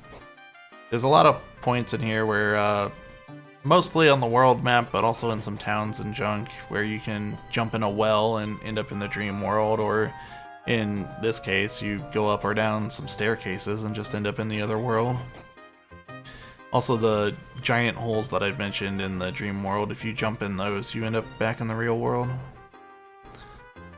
So the dream world, I think, is hovering above the real world, in theory, though you also jump down from the real world into the dream world. I don't know. I think it works that way with the staircases, though. I think the staircases going up always go from real to dream and vice versa.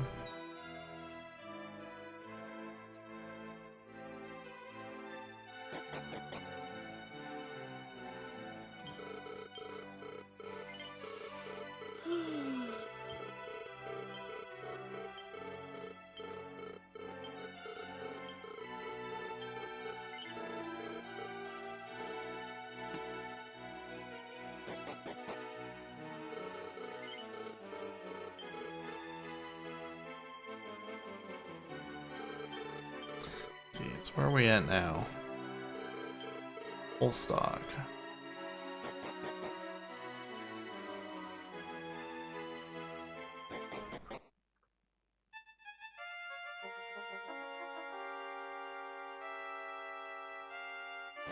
Oh, this is the one, okay. So this is the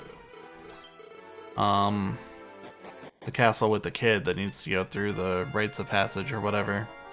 It's pretty similar to the DQ8 storyline with Prince Charmley, Charmles.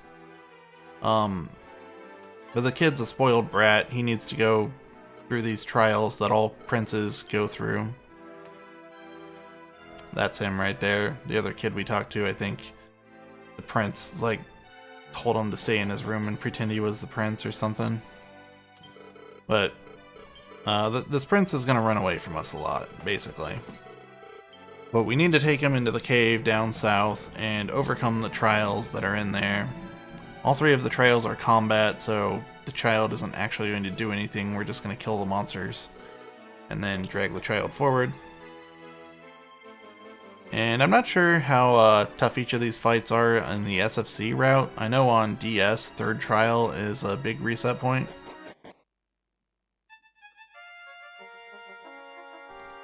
But we'll see. These are tunnels underneath the castle. The prince ran away from us there, so we gotta track him down again.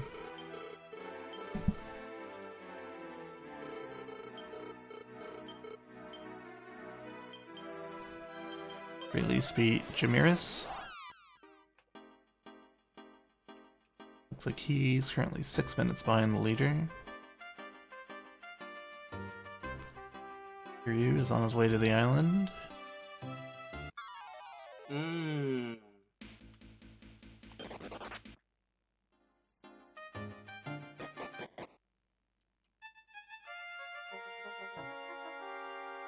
I need to get up and get more water, but I'll wait till we're done with the trials.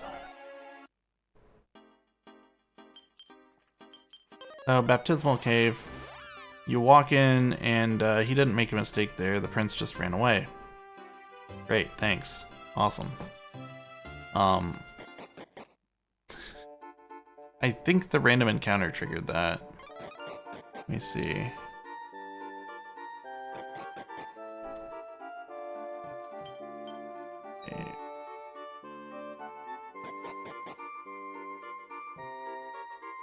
Notes don't actually say.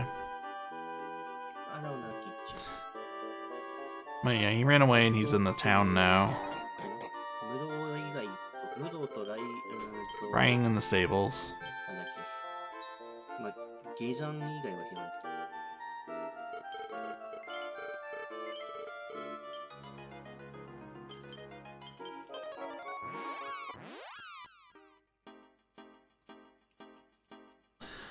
Okay, so now he's gonna come with us for real for now.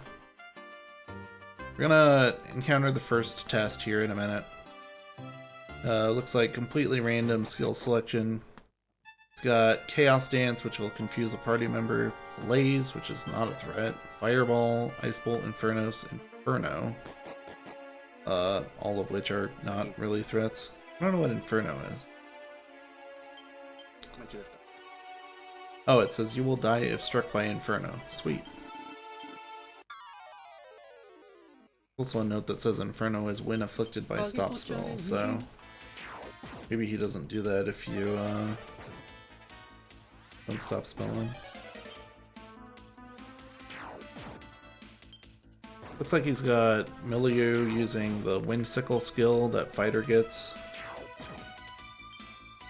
That's why you put her on that class. And it's just a free ability that deals about 50 damage to everybody.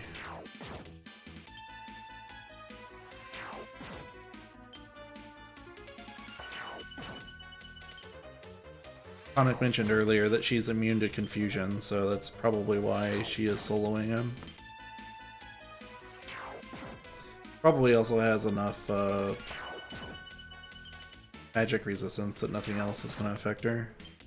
In fact, it seems like this boss has enough AI to know that because all it's doing is Metapony Dance, Chaos Dance.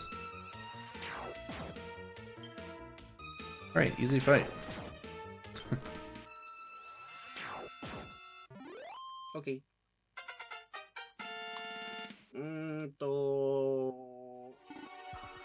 即ではない。 Okay, so ランスが65とか Prince ran off again, but he's over here. 最大ランスがそれ次第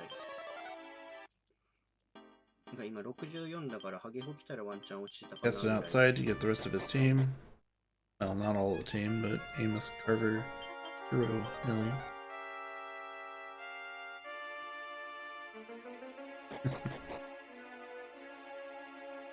Amirus. Amirus. Amirus. Second trail coming up here. Looks like also a random pattern casts bounce at the start of the fight, or maybe it starts with it. Is low, whatever that is. Windsickles, muster strength, sleep. Windsickles is the move that Millie was using, so that's going to do a lot of area damage. Uh-huh. Oh, there's secret strats in this section of Tonic's notes. It's white text on a white background. Probably not intended. Okay. Looks like it's going to be pretty similar strats to the last couple bosses. First couple of turns, raising defense power, then power up lunge, power up spirit punch, against staff, fire claw.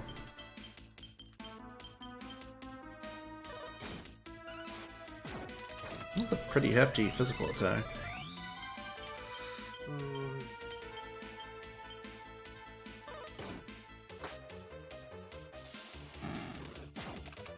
That might have been with built up power.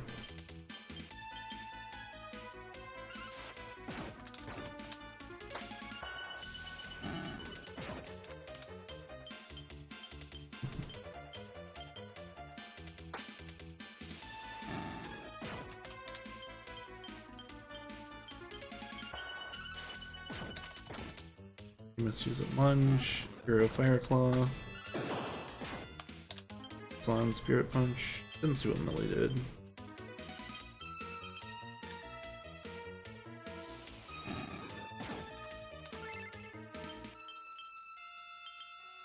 These are slightly different strats than what Tonic has in his route here.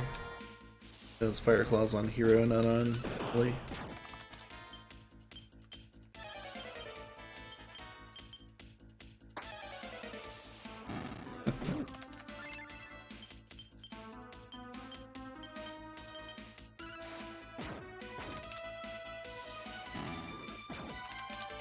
Iren Sono ni. Just part 2.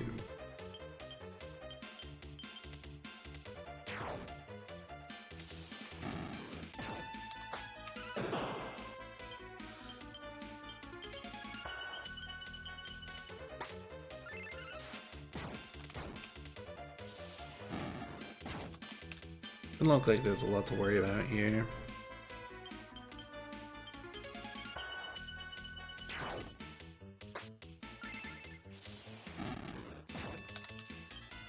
Well, maybe Windsickle's a single target, but you'd only hit Amos there. That's all. Alright. Goes the second trial.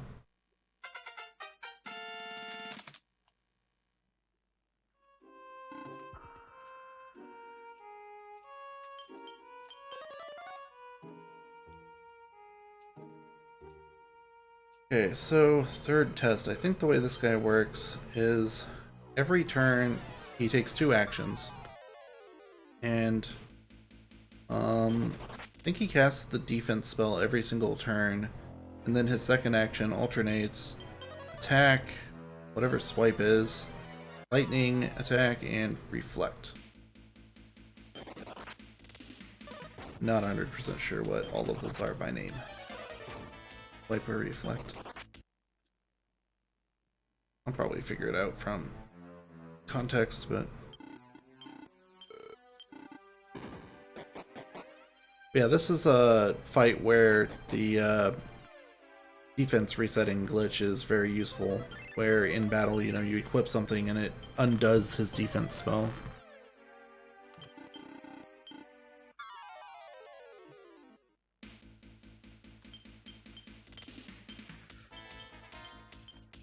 The 3 releases on first trial. Oh, here's third trial. Yeah, defense, and that's Mahotone, that's the bounce spell. Guess that's what he meant by reflect in his notes.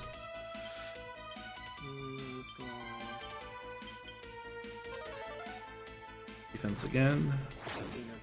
Lightning. Inazuchi. Inazuma.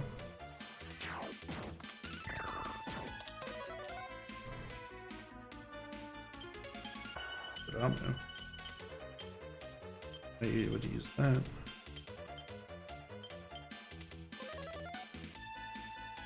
Defense spell, physical attack, heal more, bear claw, against staff.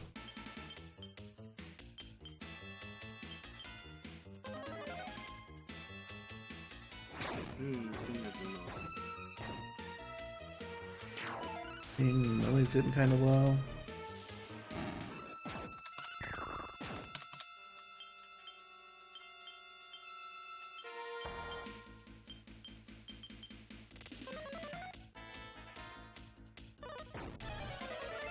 Okay, it's an attack, but it didn't kill anybody.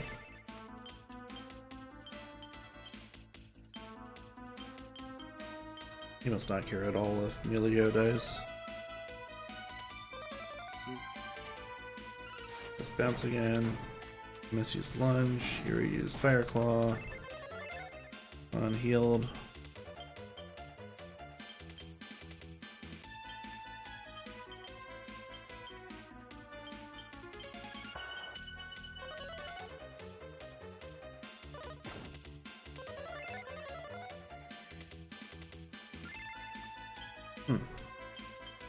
Twice I've seen...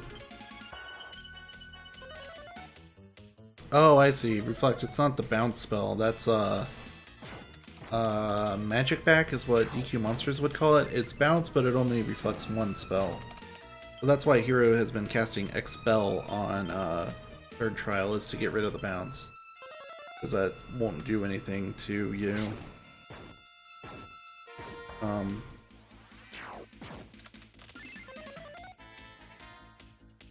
And it doesn't seem like from Tonic's notes that he would want to cast spells on Third Trial. I think he's just getting rid of the Magic Back so that he's able to cast it again. You waste a turn putting it back up.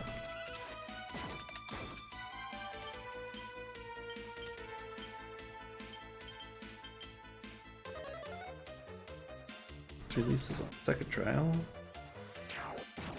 Release is catching up. Kiryu is about to enter the dungeon. Checking the kid down.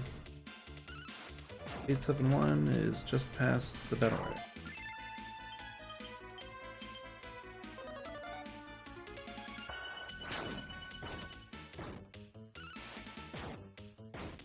Alright, third trial is down.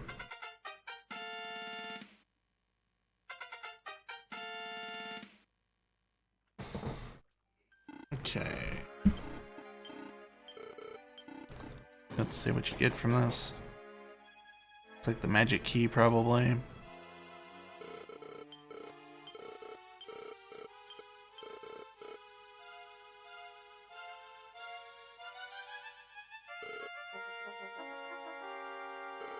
Alright. Kid takes a shower, and now he's allowed to be king. Someday. I'm gonna stand up for a brief moment. I'll be back in 2 or 3 minutes.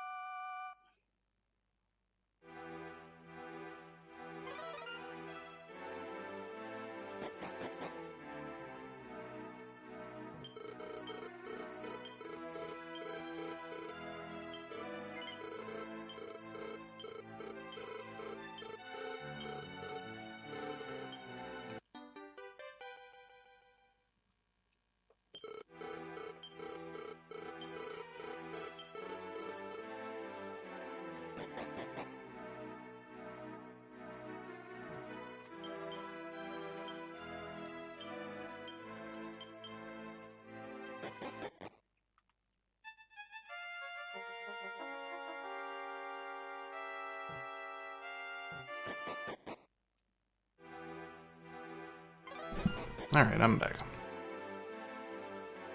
I heard some fireworks. Assume that means the kid can be prince now. I think we're still in the same castle.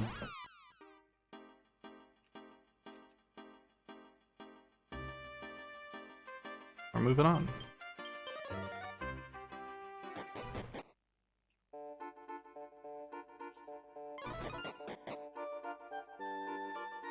Okay, he's got the magic key now. You can jump in this well to get to the dream world, but wait! There's a monster in it. This is just a mimic in well form. 500 HP. Looks like it screams and throws rocks at you.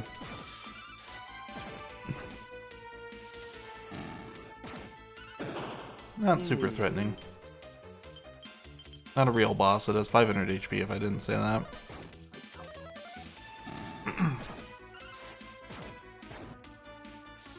Release is on 3rd trial. Kiryu is on 2nd trial. 871 is in a well, but 6th, so. Oh, he's on his way to Jamir's. I know where he is. Yeah.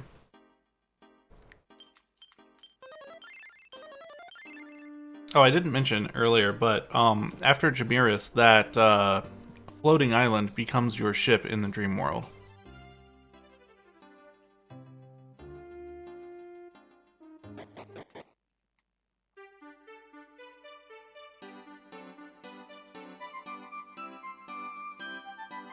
This is also a good time to state that anytime that I say real world or dream world, I'm only about 60% confident that I'm saying the right one.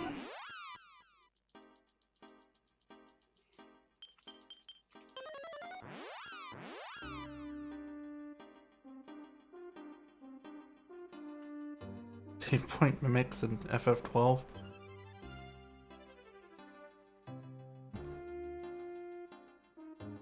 I never beat FF12, but I probably got far enough to encounter that and just forgot. Can't even picture what save points look like in that game.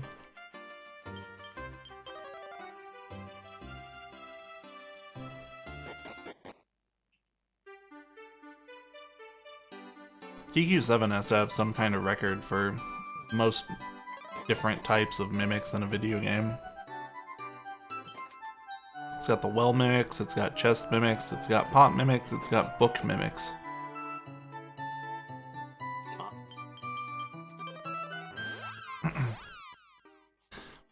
Third trail's down on 3 Lisa's screen. Okazaki-ken just got to the town Barbara comes from. Name. Airpale in these notes? Or was that somewhere else? I think so.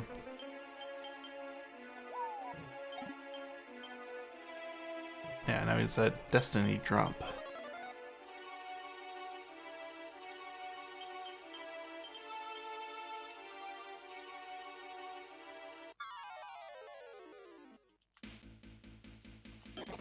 I don't remember what the side quest is.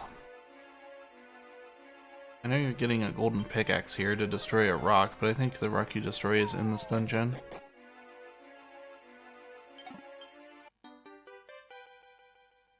Ogo no Tsuruhashi. Golden pickaxe.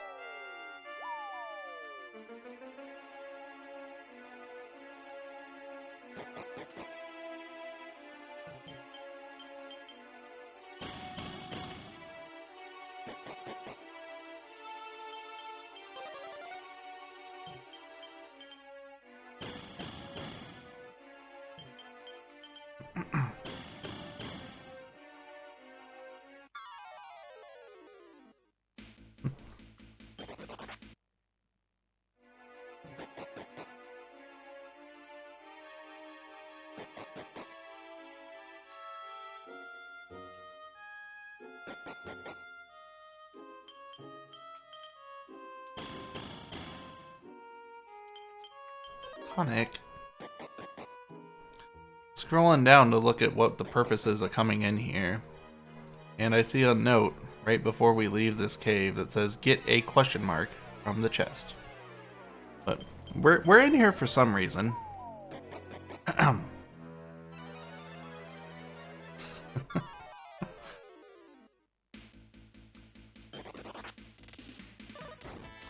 All 4 of these players are about to get that question mark here within the next 20 minutes or so.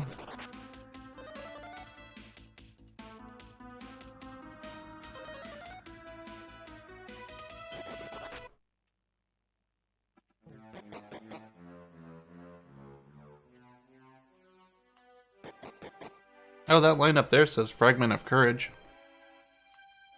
That's probably the actual goal in here. I don't remember what the quest is. Oh, we're wolfing again. In the bedroom this time.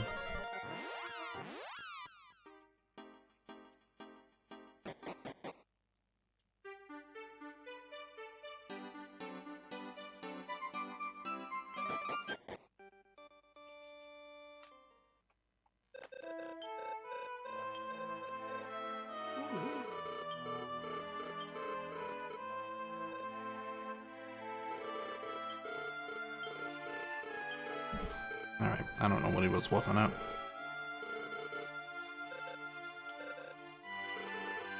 I think he just sees ghosts sometimes.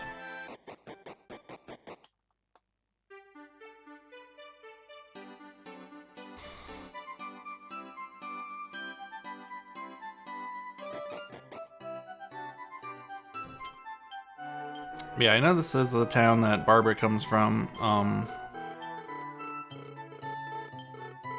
Wait, is it? I thought that was actually unlocked when you beat somebody else. I thought this is what that town looked like. Am I getting confused? Oh, this is the flying bed town. Right.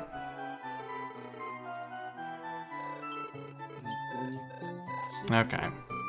Yeah. This is dumb. This is the dumbest method of transportation in any Dragon Quest game.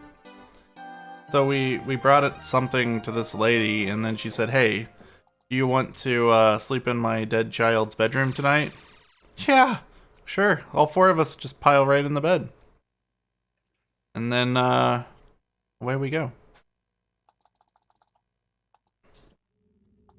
The lore behind this bed is that before the child died, he used to dream about, because he was confined to his bed, he was sick, so he used to dream about flying around on it.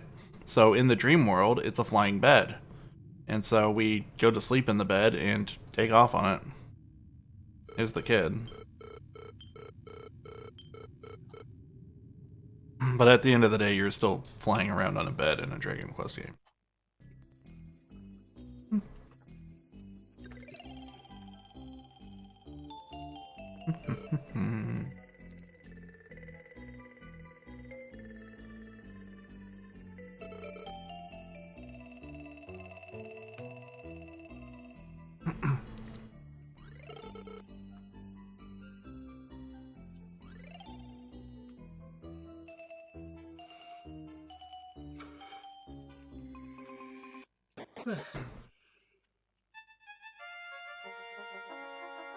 Hey, Pop. Pop there in chat has done Friends of this game. Actually done Friends of all of 1 through 6 consecutively.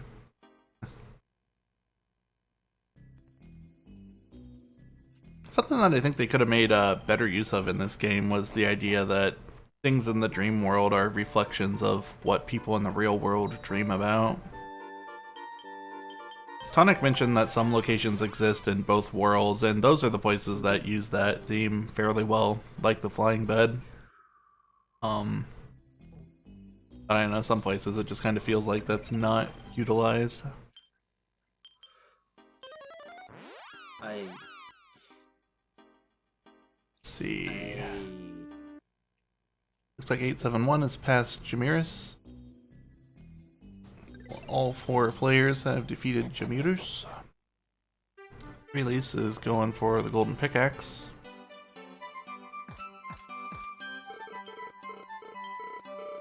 I think he's still making ground up on Okazaki-kun. Kakiru is hunting the child who needs to go to the trials. Flying bed versus flying whale, that's a good point.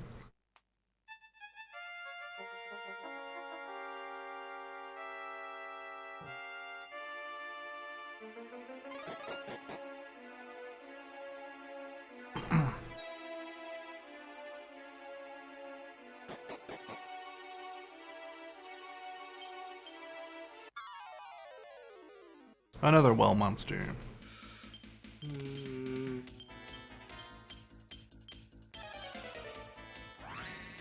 I miss an entire section of his notes? Where did my water go? Got up and I got more, but it's not at my desk. It must be at the sink.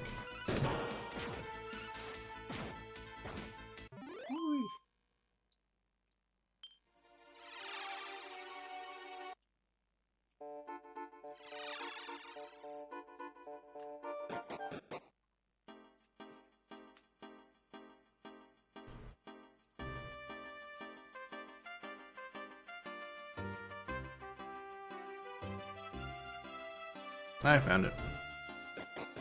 Nice to meet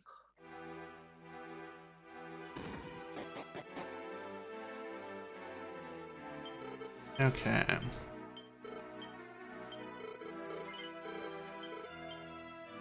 We're probably at Phone Castle. Going through these notes.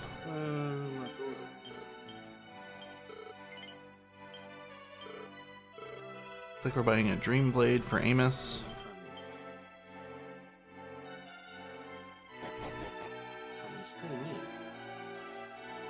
Probably should have just watched the menuing instead of looking at the notes. Do I know what the plot is in this one?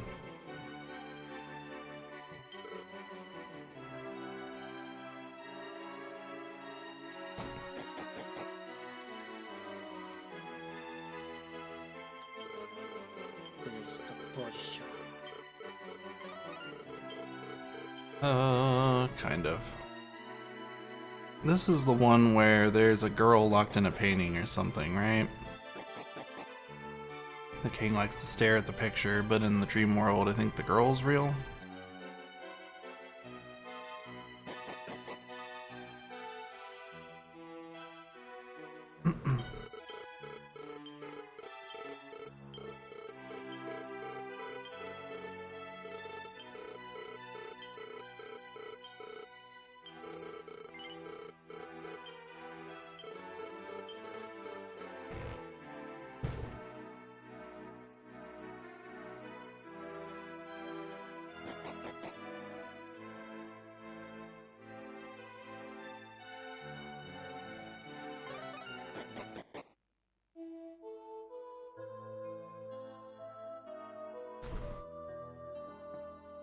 So there we basically talk to the king and ask what his problem is.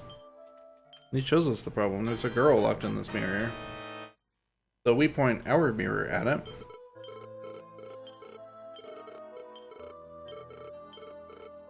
And I think what you see in the mirror is you see a monster standing behind the girl.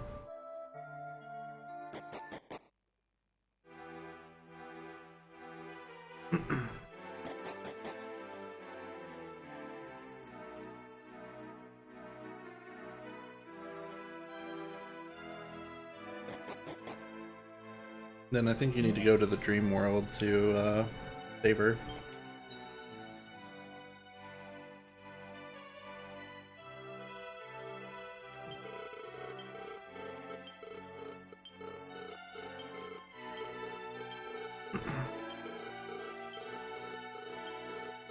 So, position update. Judging by the third trial splits, looks like Okazaki-kun is still leading. The release game is down about 4 minutes. Kiryu About 10 minutes down, and 871 is making his way to the Trail Cave now.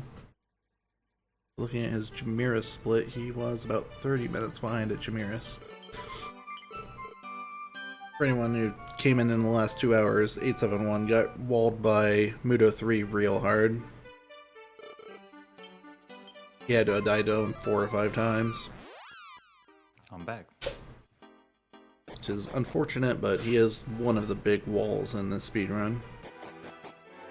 It's actually kind of surprising that the other 3 runners had less trouble with him than that.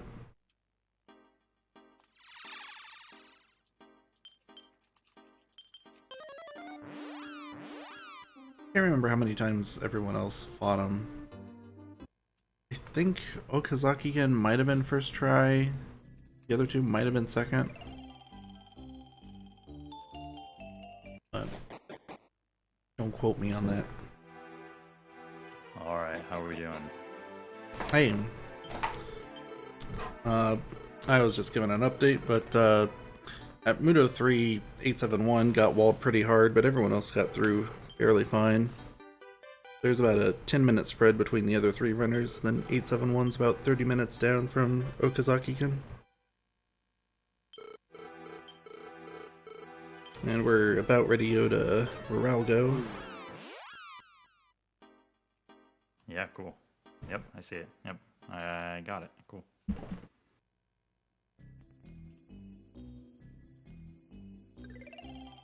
I'm happy to, like, take over for a bit. Alright. I've been doing what I could with your notes, but don't know many of the intricacies of the engine like you do. Yeah, sure. This is also the part of the game where I start to forget some of the subplots. Yeah. Yeah, rescuing the princess in the mirror. Gotta take out Miralgo, because that's what Ozaki-ken is going to do right now. Yeah, so I'm sure you were talking about small medals a little bit, but they just went to the Metal King to get a platinum sword and a strength ruby, and those will go on Hassan. And yeah, so you talked all about getting Amos. I can give some more context if that's helpful. Yeah, I haven't really talked about what any of the characters' roles are, but I pointed out what classes they changed to as it happened. So Yeah, might be good to give a fresher update on that, what they're doing. Alright, sure. Yeah, I guess we'll focus on Mirago first, then we can talk about that. But yeah, both Hassan and Amos here are the damage dealers, and Hiro and Relayu are going to be the supporting characters. So Mirago is a very interesting fight, and it's unlike any other fight in the game. So basically on odd turns, Mirago will always cast Bounce on himself. And then on every other turn, if you cast Expel to get rid of his bounce, it means that he'll recast Bounce. So that's the way you make him only basically go every other turn. So on his off turn, he can do a number of things. He can summon an ally. He can use Firebolt, which is very dangerous. He can use single target Marami or single target Fizzle, both of which are really good. If he summons an ally, you basically use a setup where you power up with Hassan and Amos to basically do more damage on the next following turn. And then if an enemy shows up, you rely upon tactics to take out that enemy. But if no enemy shows up, you just hit Mirago instead. So basically, on odd turns, you manually input commands and you power up with Hassan and Amos. And then on even turns, you switch to tactics. And then depending on whatever he does, you either hit him or you hit an ally that came up. All of this is great and fine, except for when he starts casting Firebolt too much. And Firebolt does like 70 to 90 damage to everybody. It's like extremely dangerous. So it's a fight that is like stable most of the time, except for when he starts spamming Firebolt. Some bad things can happen if an ally shows up, which is a genie lamp enemy. Yeah, here's Beggy Go Roam. That's actually a pretty low damage roll, 52 on almost, but it can do upwards of, I think it can approach 90, yeah. But yeah, if he just does this too much, it's not great. So yeah, I'm sure you talked about the Genkin a little bit, but the Genkin gets a lot of use here, and Malayu has the Behoimi heal more spell. So between those two, oh, another hit. Yeah, if he does it again, it's really, really bad. But he just, if he spams it too much, it's just too damaging. And it's really hard to keep up with because you really, really can't let off the gas with Hassan and Amos powering up and attacking every turn. It's not like they can do anything else to heal because like Amos technically has the heal spell, but if you, oh my god, he did it again. It's like 3 times in a row. Still alive though. Still alive. It's getting rough. But yeah, if Mirago summons an enemy and you don't take it out on the same turn it comes out, the fight is like way worse. So you have to really be ready for it. Okay. Really playing this well. Looks like the... Okay, that's good. The spell animation looks similar. Yeah, it's like a big difference. But yeah. Yeah, we haven't even seen a summoned ally, which is good. It just means more damage goes towards Mirago. Mirago has 2400 HP, I think. And it's either Firebolt spams too much and you're fine, or you're not fine, or it's usually not a big deal. In this case, right, the runner realized the HP was low, so actually went specifically for the Mirago kill, even though the ally had a chance of showing up. Yeah, that's the Magima spell, which is in for more. Looking good though. Once Mirago's down, there's really no problem. Very scary with 3 turns of Firebolt, but managed to recover. It's pretty interesting. In all of Dragon Quest, Firebolt is a spell that is very rarely on bosses, despite like Firebane being a really common spell line. Yeah, I forget what its Japanese name is sometimes because I don't see it very often in the Japanese runs I watch. Yeah. I think Hargon has it. No, he's got Firebane. Oh, really? It's not friends. Yeah, it didn't exist till DQ3. Explodet is higher level spell. Okay. Yeah, they tend to not put Marizoma on a lot of bosses too. Yeah. Blazemost. Yeah, like DQ4, there's a boss that has Blazemore right at the end, but there are random encounters with Blazemost. Right. Yeah, they do that in DQ9 too with Hootingham and Gore. It's like the boss deserved to have Blazemost but didn't get it. Yeah. Like Radam Vice has like 2 level 3 area spells, but his single target is Blazemore. Okay. Yeah, so How finish? let's see. That's good to talk about. Yeah, so third trial, 871 Sun. I know everybody else has moved on, but this is a very difficult fight to get through. So this part of your journey, your team is like kind of struggling to do a lot of damage. You did a big class grind, but you don't really have the best debuff situation for these 3 bosses, so you don't really do that much damage, and your gear isn't that good, but you do have enough to basically just narrowly scrape by, so you do. And it's not until really that you get the Platinum Sword and the Strength Ruby and a few levels that, like for Mirago, where you just saw, you do quite a bit of damage. But yeah, third trial here in the top right is kind of rough. I was mentioning it before, but this boss will cast Rukanon, or defense, every turn. So you have to use the equip glitch to get your defenses back up. And the boss goes twice per turn, is very fast, and can use Lightning Storm, and is pretty dangerous. So you have to really monitor HP lines. Looks like Malayu died, unfortunately. And it's usually kind of slow. This whole cave is kind of slow, unfortunately, but it's usually not too bad. I pretty rarely see runners like lose a run here. Yeah, this is a good example of a fight where counting damage is like not that big of a deal. It can save you a turn or 2. There are much more pertinent examples of saving multiple rounds if you count damage, and we'll see that more later as your damage gets bigger and bigger. Yeah, so maybe talking about the team a little bit. So class grind happened. Basically, the results of the class grind is that Hiro and Hassan are both warriors that have cleric backgrounds to learn the upper spell, which is how you got past Brast and the rest of the gang in Arc Bolt. And also, you need that for jammers as well. Amos is a warrior slash fighter who gets some fighter skills like leg sweep and wind slash.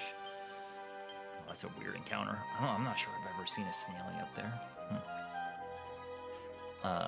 And yeah, so that's Amos. Amos is a damage dealer for a while. He kind of starts to drop in usefulness, basically at where Okaza is at right now. Then let's see, Malayu is a so you may have noticed or maybe talked about it before, but characters were set up as a mage for one battle. Most notably, Malayu does this. She turns into a mage for one battle and then switches afterwards, and that's because if you get one battle as a mage, you instantly get Blazemore spell. So she's been using that every now and then, which is great. Fireclaw, as I'm sure you talked about around Mudo, is free cast of Blazemore, so those two are really helpful on the hero and Malayu. So that's those characters. Barbara is set up as a jester so that she learns the whistle ability to get into encounters more quickly during the class grind. And then Chamorro is set up as a thief to learn the sneak ability, or tiptoe, or shinobi feet, all the same thing. That reduces the encounter rate, and that gets used for the rest of the game. Then finally, who's left? Yeah, no, the rest of the characters are not in the party yet. But Chamorro, Barbara, and Malayu all end up going back into classless at the end. Because when you are a class in this game, you typically get stat reduction, kind of like penalties. So it makes sense for them who they don't get a ton of screen time, but when they do, you want their stats to be the best because you don't really need that many abilities. When I got into running this game, I was a little surprised of how few class changes there were, and like it's really just for a very few or a small set of very specific abilities, like having upper on Hiro and Hassan so that they can just survive battles by themselves. And we'll see that later when we fight Grakos. We only bring Hassan and the hero because they can just tank and survive by themselves. And there's already been a couple bosses where the other two died and Hiro and Hassan just finished it off. Yeah, totally. And Amos is pretty tanky, but doesn't really have that many support spells. He just comes with really high HP and good gear, so it's no question to get him. It's definitely worth the time.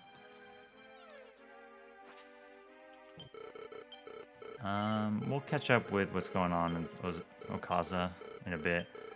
We can watch Miralgo again, see if we can get through the fight with a minimal amount of summoning allies.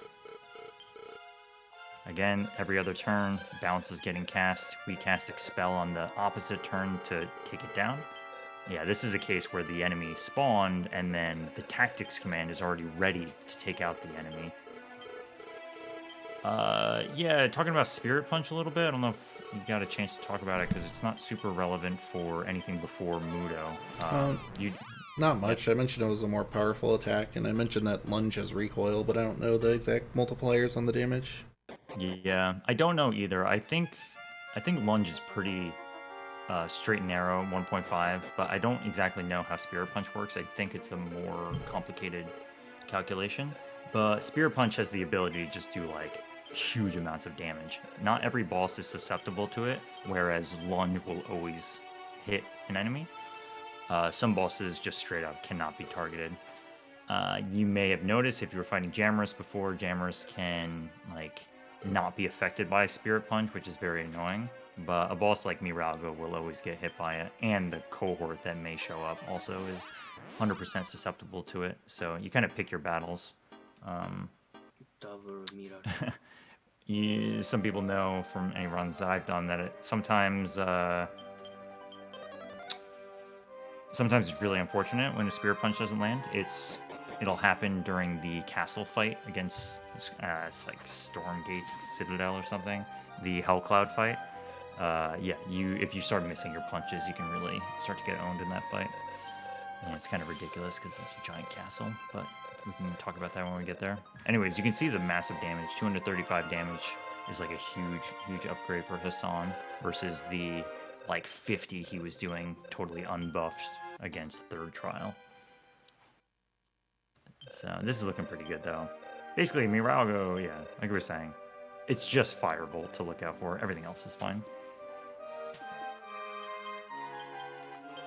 Keiru's here as well.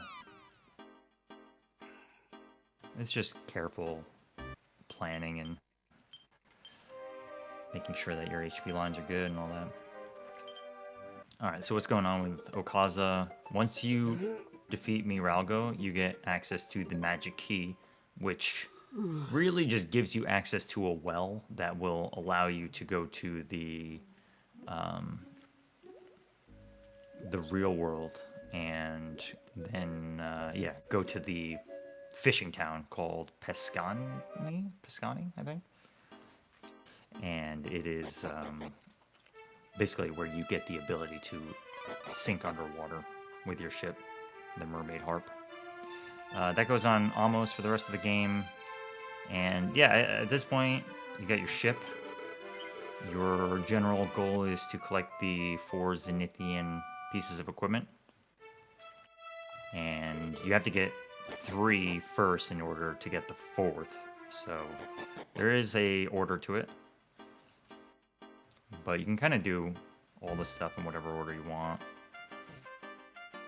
Okaza is going to spend probably a few minutes in Mount Snow to further the progression.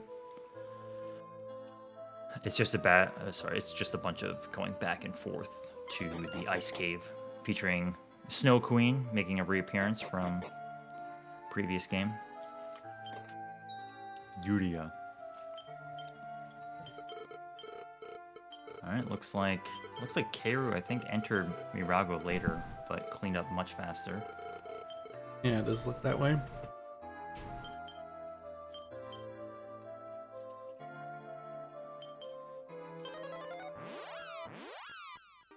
The 3 leading runners are about within 5 minutes of each other. Yeah.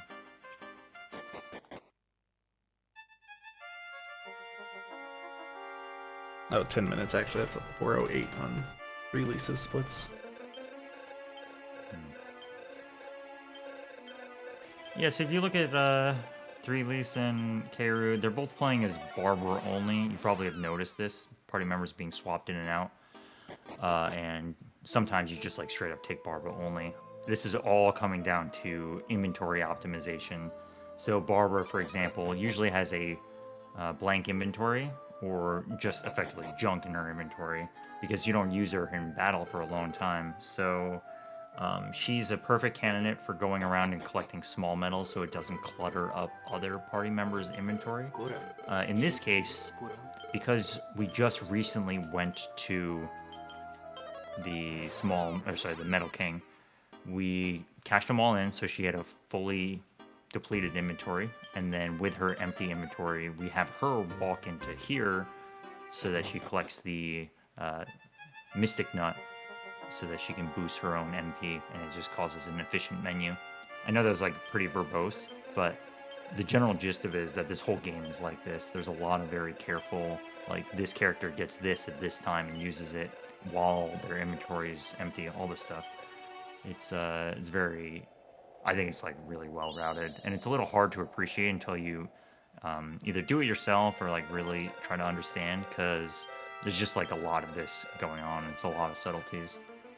And like I was saying at the very beginning, you can bleed a lot of time in this game if you're not really on top of your inventorying, because you can just spend so much time like moving, one herb or, like an accessory from one character to another and getting it to the right spot. It just takes so long.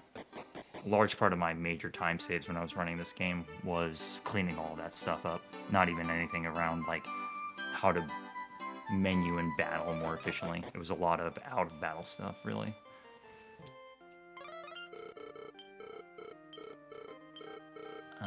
Yep.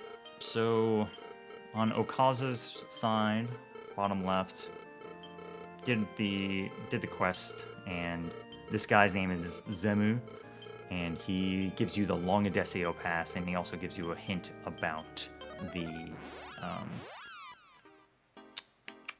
Sword of Ramius. Actually, no, you don't get the you have not yet gotten the pass. You just got the password that you need in order to get into the snow cave here, and that's where you get the rusted Sword of Ramius. But you need the Longa Deseo pass in order to basically get the sword to be not rusted and get the real version of it. But this is a very, very simple password. You just you have to do the events in town before you can actually do this, though. It's not like you can just know the password in advance.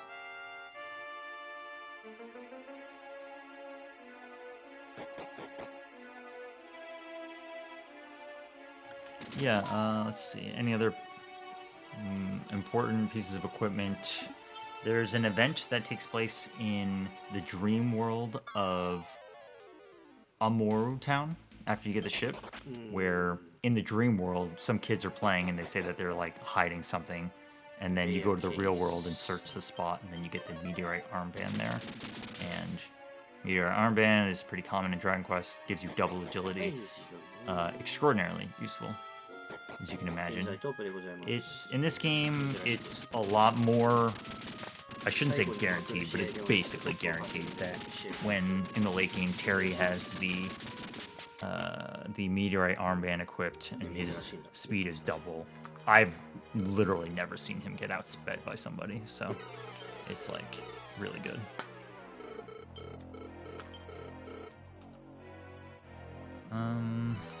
Depending on, I'd have to go back and look, and it's like kind of hard to catch. It's actually really hard to catch. But Jammerus has a chance of dropping a Fire Claw, which can change your shopping around a little bit.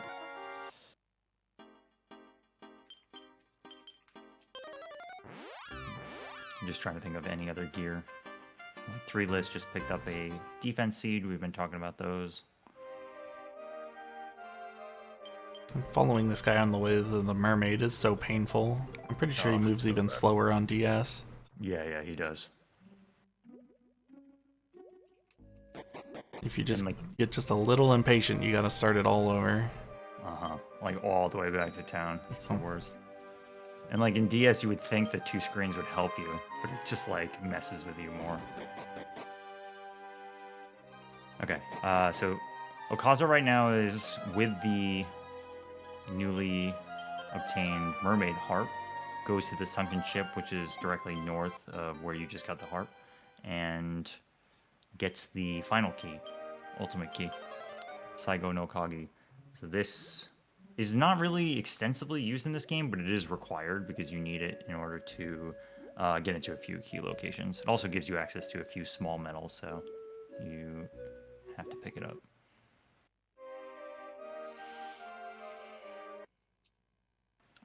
Let's see. Yeah, so this well right here just has a small medal, and then we're off to a very confusing cave. This is Sufida's cave. And yeah, if you play this game casually, this is I think most people went to game FAQs to get the answer how to do this one. It's very, very complex. Well, I shouldn't say it's complex. It has a few aspects about it that are just very difficult to figure out what to do. You're kind of at the mercy of the fan translation if you played it on this version, and even on the DS version, it's like you have to talk to specific NPCs to try to figure it out. But yeah, Okaza comes here, and you pick up a small medal, and then you have to walk a certain way during this part. And yeah, this dungeon, you only have, you can bring another character if you wanted to, but it's typical you bring these 3. The whole place is dangerous, but you don't get into that many fights, and like we've been saying, the run rate in this game is pretty high. But yeah, there's some dangerous encounters down here. There are the... This is the first time that Battle Wreck shows up outside of the cutscene you saw with Terry earlier. You see trolls here. You see some Hork enemies. They can do a lot of damage. The Berserker, I think they're called. The big orc guys with the maces. But some encounters are no problem.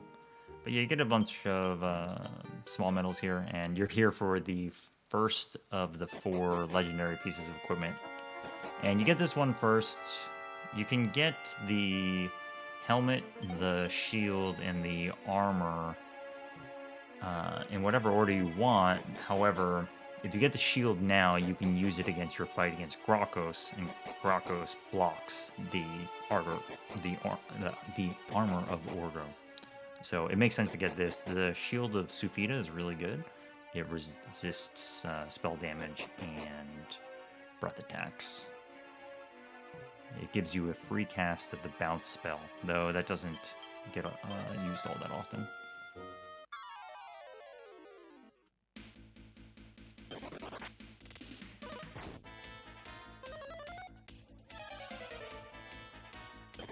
This is looking like a very nice cave. It's pretty unlikely to like straight up wipe here, but Okay. alright, Sufita's shield. Yes, and this is a great example of there's 2 characters in front of the hero that actually have totally full inventory as part of the planning and the routing. So it didn't look like it, but the hero actually was the one to get that that shield. It went directly to their inventory.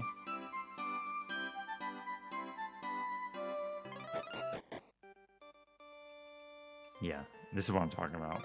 Even that little, they were in the menu for like 5 seconds or so. That was a result of like doing it almost right, but a little off, and they have to figure it out. But it's worth the time to figure it out.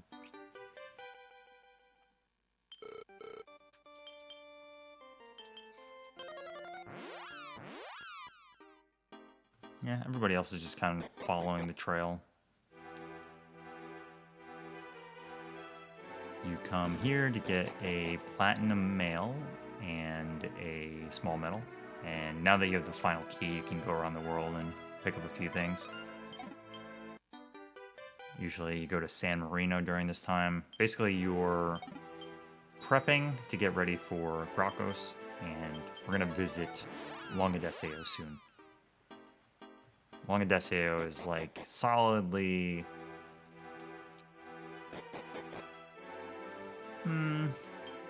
probably like 60% of the way in the game. Like once you get to the Dark World, you're in the last like 15% or so. But you still have quite a bit to do, but it's one of those final towns in the real world. Amos, Monk, and Barbara Default. And Chamora. Yeah, so like Malayu's still in the party for 3 lists, and Keiru, but isn't really getting that much use. Pretty soon, they're gonna fall off. Amos, Malayu, and yeah, you get party members later that are super good. On Okaza's side, right now they are... I was talking before about how some characters become classless to reset their stat penalties back to neutral. So that's happening right now for Barbara and Chamorro.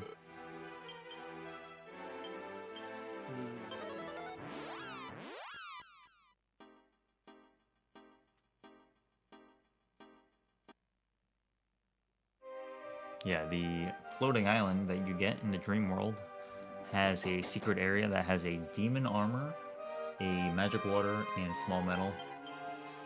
I think we'll talk about the demon armor a little bit later, but I can just briefly mention now that it allows you to have 0 speed, so it is very, very good. You know what? We're just going to talk about it now. So the demon armor allows you to have 0 speed. So I was saying before that Terry, for example, is really fast, and if you give him the meteorite armband, he almost never gets outsped. And if you give him the demon armor, then his speed gets set to 0. So basically what you can do is swap between having it's usually the platinum mail or the demon armor on, and you can basically guarantee that he goes first or last in battle, which is extremely good. You can use it with Amos too. Before we get Terry, Amos is actually going to be doing that. But yeah, really good. Okay, so we just got the Miracle Sword from Metal King, Kiseki no Ken. And this little trip here is actually really cool. If you notice, well, basically the way that they just use the bed to get to that location, that bed is going to actually stay there. And we're going to take this staircase soon to go back to the dream world. But basically that bed is going to stay in the parking lot on the world map, which I think is kind of cool. Rather than using return later, it's like an efficiency thing.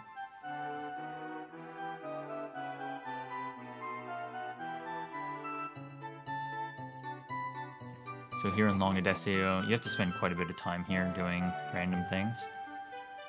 A bunch of story triggers. There are some pretty good shops here. Okay. Getting a HPC there.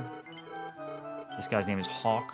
You have to do a bunch of kind of like quests in town to find him.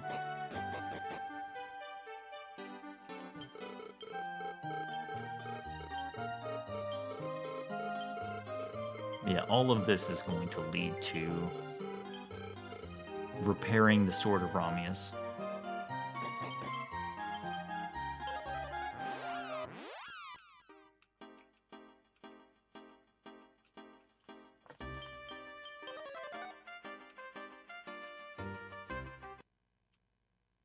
Yeah, so you probably noticed since the last boss fight, we've been doing a lot of sailing around the world. Generally, the idea is that with the Mermaid Harp and the Ultimate Key, you can just kind of go around the world and pick up a lot of stuff. So try not to waste time doing it, but there's just so much valuable stuff to get, namely small medals and just a lot of good gear and things that we can sell later. So this right here is going to Poseidon's lair, and this is not required at all. He just gives you some clues about where Grokos is. But with the final key, you can come in here and get a few things. You can get a, I think it's called Echoing Staff. It's a staff that sells for 10,500, and it's very nice. Pick up a small medal here, and you get another one. You have the princess, and then you leave, and you kind of continue your world tour. There aren't too many locations. That was good. Not too many locations to go to. We're going to go to Gandino next, and there are 6 small medals you can get here, but typically with this routing, it's usually you get like 3. But yeah, Gandino is like a little unfortunate for a casual playthrough, because Gandino looks like a really big area with a lot of stuff happening, and you think you might need to be here. But it is 100% not required to come to this place at all. Which is like kind of strange for a Dragon Quest game.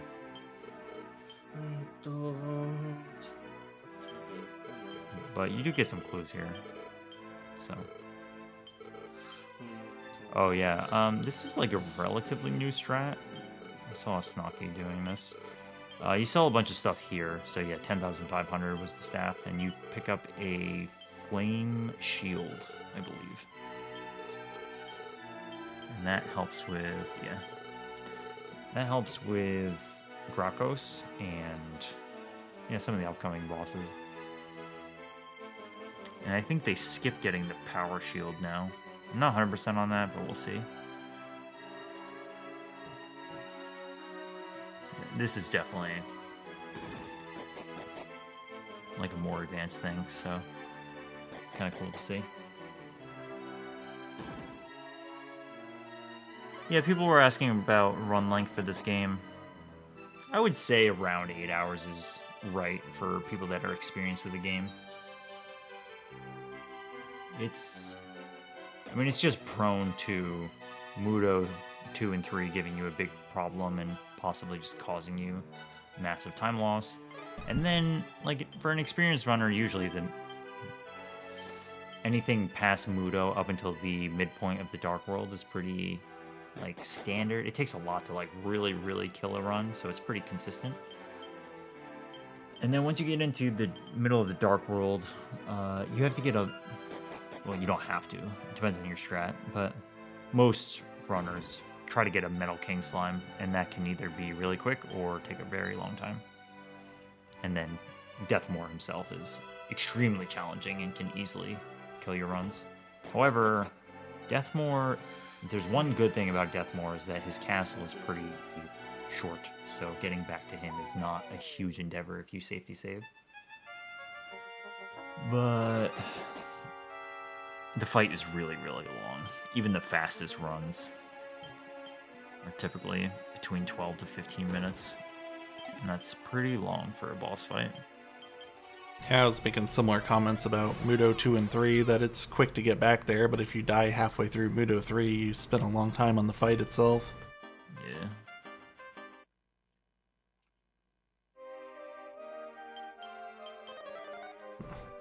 Yeah, so the Power Shield is a free shield that you can get that is under real world Radok.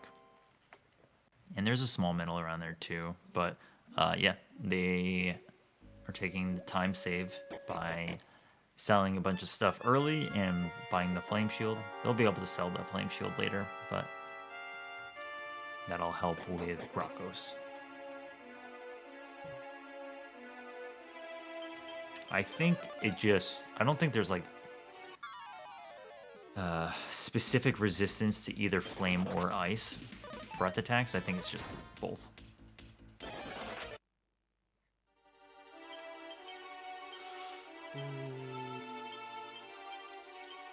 But yes, this is the Undersea Palace. If you don't know where you're going, it's pretty easy to get lost in this place. And some of the encounters are fairly threatening. You can get paralyzed by the stone beasts, aggro sculptures, the beige ones. Nice. This is Hassan and Hero. Just for 1 damage. Yeah. But yeah, this whole place, if you know where you're going, it's not too bad. You can cast... Oh, these guys, yeah. I guess they're more like... I don't know what color that is. Very light green. They can paralyze your team. And yeah, probably noticed that the Hero and Hassan are the only party members here. And we were talking before about how they have the upper spell and can kind of survive on their own. The Hero has the Genkain. Hassan's got big HP. Once you cast upper on yourself with both characters a bunch of times, Grokos can't really do that much. He can cast Snowstorm or use Ice Breath attack, but Sufita's shield resists them, and so does the Flame Shield, so it's really not that big of a deal.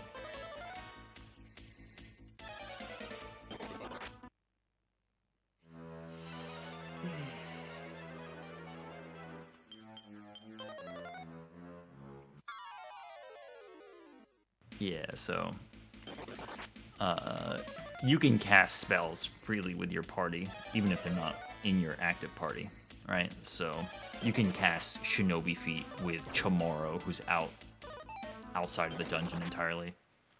And yeah, I'm sure it was talked about during Dragon Quest 3, but and maybe 7 too, but let's just talk about how encounters work in this game.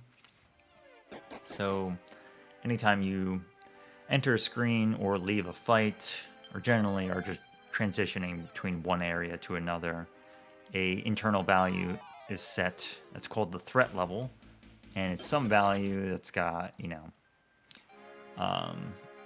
some digit associated with it. So imagine like, 1,000 or 1,500 or whatever. And every time you take a step, that value depletes. And as it gets towards 0, you're getting closer and closer to getting into a battle. And then once you get into either 0 or negative, then a battle spawns, right? So it's just a way of kind of normalizing, instead of just having step-based randomness of every time you take a step, you have a small chance of getting into a fight. It's more of saying, okay, you're going to roll some value and you're going to take X number of steps to get into a fight, and then you'll eventually get into a fight. So this is generally very nice for speedrunning because there are sometimes things you can do to influence it. So, like right here, so watch Okaza, right? So they're going to go down and hit this switch, and then they're going to go back up and go into the stairs and then go immediately back down. And the reason they do that is that they're resetting that threat level because it's a screen transition, and it makes it so that they have a lesser chance of getting to a fight, as opposed to if they just evaded the staircase and went directly to the left, they could have gotten into a fight that they otherwise may have been able to avoid. So this is done all the time in Dragon Quest speedrunning for the titles for which it applies, like 3, 6, 7. I guess that's it. I guess for PlayStation, yeah. I'm not sure about DQ5 PS2, probably, but I don't know. Yeah.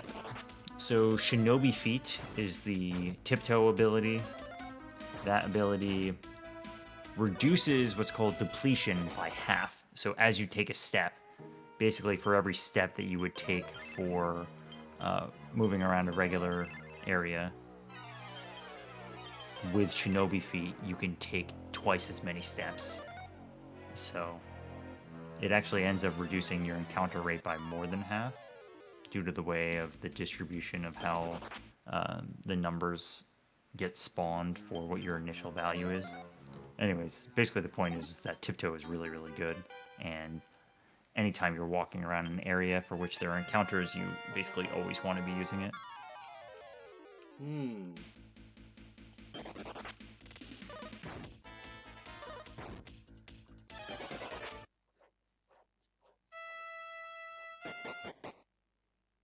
Alright, so going into Grakos. Grakos is probably the easiest fight in the game. I mean, Horror Abuse is pretty easy. Let's say Pass Mudo. Pass Mudo, definitely. And you might be thinking, alright, why don't you bring more characters with you?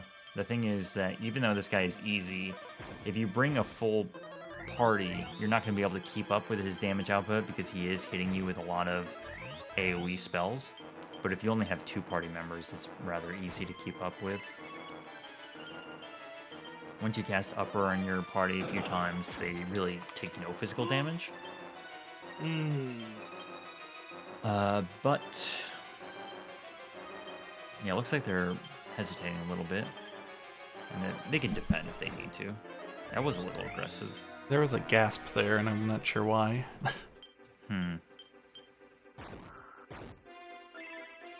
Yeah, I'm not sure.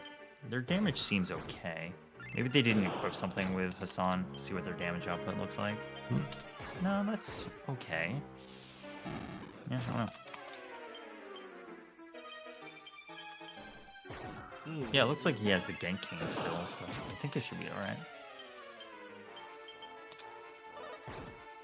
Yeah, anyways, it just makes sense to only bring 2 party members here. Something to think about is that this is speedrunning, right? This is not like going into battle trying to play as super efficiently as possible. Although that is generally true, that's not necessarily true. So in this case, you've got Hassan, who is your primary damage dealer and hero. And if Hassan is doing the most damage, you can think about it as like DPS, right? You're trying to maximize how much damage you deal per second or 10 seconds, whatever, right? So the fact that Hassan can charge up, you don't have to spend too much time healing and menuing and do a lot of damage. His damage output far outweighs other party members, so you can just crank it out crank out a lot of damage with Hassan, and there's really no risk. Whereas other fights, you know, you kind of need 3 or 4 party members so that you can actually survive.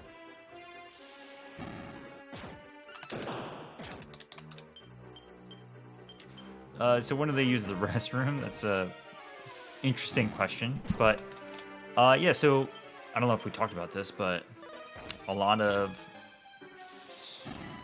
Dragon Quest runs in general have allowed the use of turbo controllers, right? So turbo controllers have 2 main functions. One is that you can just have turbo on any button, meaning that you can just hold down Y and it presses Y every other frame, right? Depending on the controller, it might be every 3rd frame or 4th frame, but so there's that, and then there's also auto fire, which means that you set a toggle, and you can set, say, B to auto fire, meaning that you can put your controller down and it'll just apply that. So you can just, during any cutscene for which, you know, it's like 1.5 minutes or 2 minutes, you can just put on auto fire and it'll just spam B to get through the cutscene, and then you can get up and take a break. So yeah, that's pretty common. There are, I mean, Dragon Quest VI is actually pretty good about this, of giving you breaks here and there. So there is a fashion sequence coming up pretty soon for Okaza, and they might use some of that time to stretch, get up. But that's not always the case. Not every Dragon Quest game has a big break like that.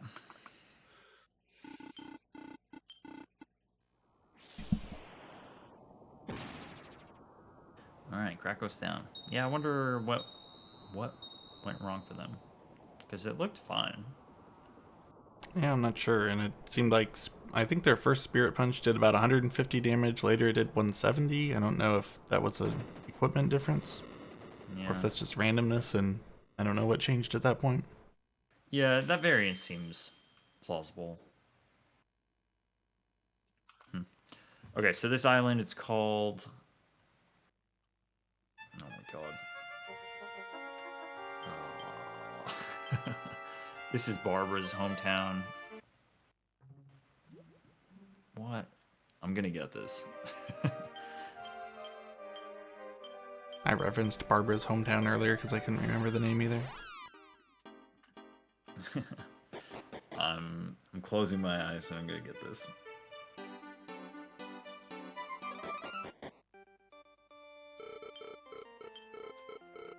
Hello?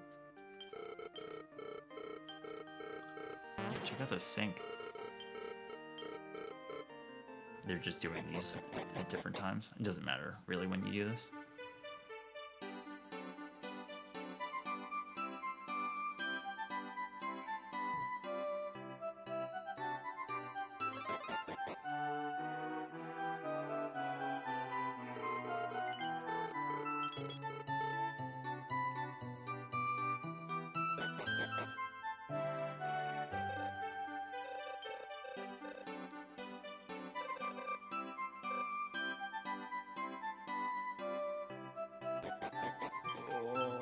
Is this? I'm not looking it up. Not looking it up. I know like everything else in this game. I don't know why this is drawing blank. You get Medante there. Cal. So Calb is the guy in there. Calvarona. Yes. Calvarona. So that island is Calvarona, which is where Barbara is from.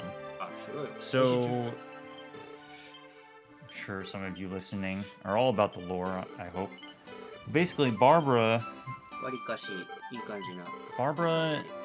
is an interesting character for which they admitted to in an interview that they didn't fully finish writing some parts of the story. Like, they got most of it, but there was some character development that they didn't finish, and they said Barbara was one of them. And basically, the dragon that you see at the beginning of the game, the dragon that takes you to Muto's castle in the real world, is Barbara's real form.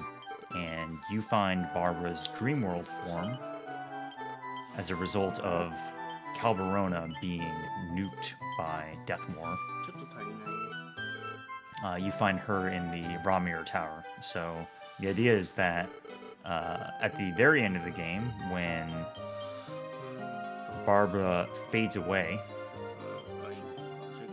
it's because she did not connect back with her real world form. And it's rather odd that the game... how do I say this? Basically, Barbara is like very reluctant to go with the party to fight Muto. She leaves the party behind and Chamorro steps in, right? And you might not think much of it. Maybe it's because like she's just going to stay behind and guard the ship or whatever. But it's really, from what they said, is that it was because she didn't want to encounter her real world form. Because she didn't know what it was like going to be. And it was the form of a dragon.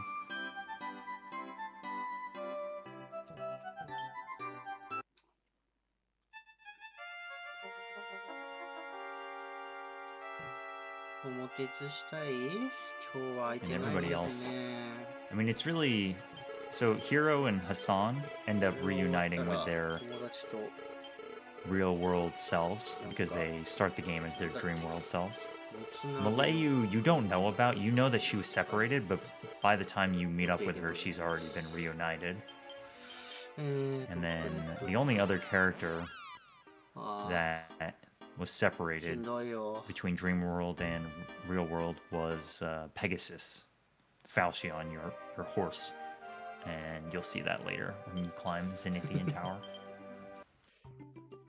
Everybody else was not affected by Muto.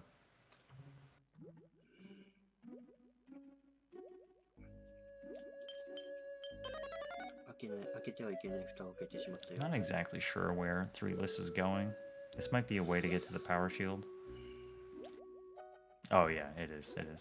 So that's like a minor. I was talking about the flame shield purchase from Okaza before versus what 3-list is doing, which is what I've always known. It's like the standard strategy. You come here to get a power shield, and you don't have to spend any money for it. The power shield is the shield of strength, I think it's called in the earlier games. It allows you to use it as an item for free heal more in battle. Alright, Okaza is entering the stylish contest. So they have to pass 3 contests back to back, and that'll get them the beautiful carpet, not the magical carpet, just the beautiful carpet. And with the final key that you got before, you can pick up the full set of platinum mail. So the hero puts on the platinum mail, and when you equip all parts of the platinum mail, you get a massive bonus. You got zombie hero. Oh, look at him. Yep. The boys. So there's a Hork there that dresses up like the hero, which is real good.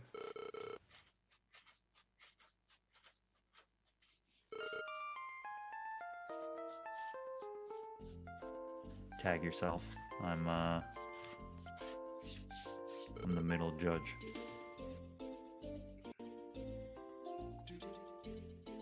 Yeah, but the stylish contest,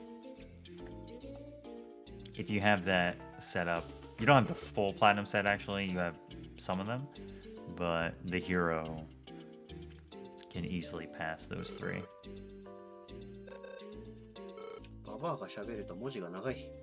And actually those silver bracelets that we got a long time ago are pretty good for stylish. I think it's plus 20 style. But yeah, it's nice because there is no variance here. You don't have to worry about like your character stats or anything. If you have the gear, you can guarantee get this. And you need the beautiful carpet, and you need to defeat Grokos to unlock Calberona so that you can go to the guy whose name is Calb in Calberona, and he will change your beautiful carpet into a magical carpet.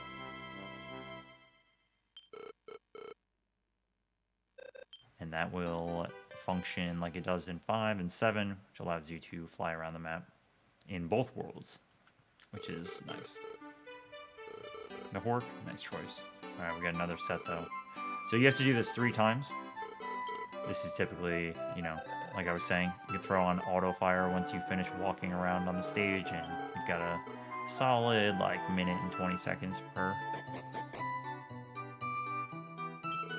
We see Keru fighting Grokos. Damage output's looking pretty similar.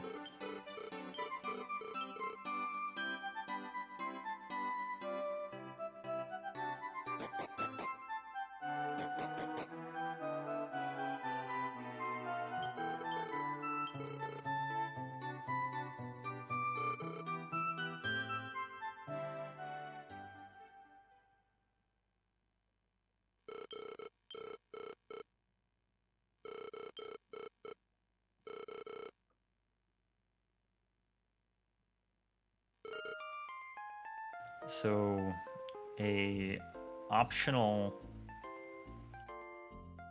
time investment, plus some gear that you have to go around the world and pick up, is that you can come back here with Drango after you get Drango, probably like an hour plus from now. And you can do 7 stylist メダルを的な contests to get the Sage Stone. And you have to get the full platinum set, which you do once 存在価 Terry 値を joins the team. 存在価値というか You'll have the full platinum set, and then you get a massive メ bonus ダ if ル you 王 have it の all 厳 equipped 選 on one っていう character. いやでもメダル王 But 現 in 世の order メダル王は to 伸びてんだよ pass all of the じゃあなんで contests, you have to like switch up who your characters are. You can't just do it all as one character. You happen to be able to do all 3 as the hero here because he's male, and they want you to have a male for the second contest. But you need to have a female do the 4th one, and then 5 and 6 can be whoever, and the 7th one has to be a monster. But with proper planning and setup, you can have Drango, your party member who's a dragon, take care of the 7th one. Anyways, the Sage's Stone is a less useful version compared to its Dragon Quest III counterpart, which heals everybody for, about 100 each. In this game, it's about 65 each, but it's still pretty good. So typically newer runners get it. I got it when I started out, and then when I tried to really improve my time in this game, I started cutting it, but it's like a really, really nice to have for the latter part of the game, and especially for Deathmore. But there's a point at which you kind of get used to not having it. So I highly doubt any of these runners will get it, but it is an option. マッチが辛そうだな When you're starting out this game, like any safety net you can get is really helpful because it's just so hard at the end.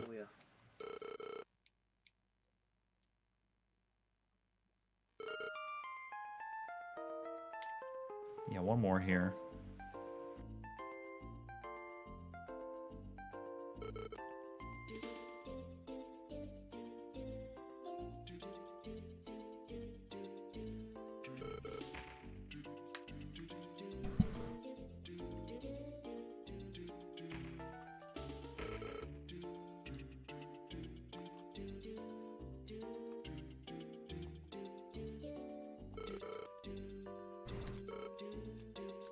One more zombie hero, but you got the blank face guy again.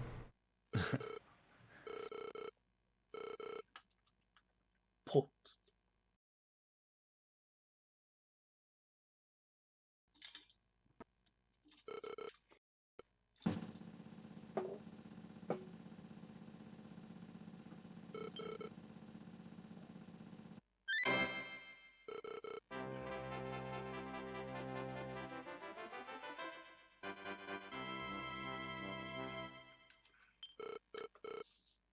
OK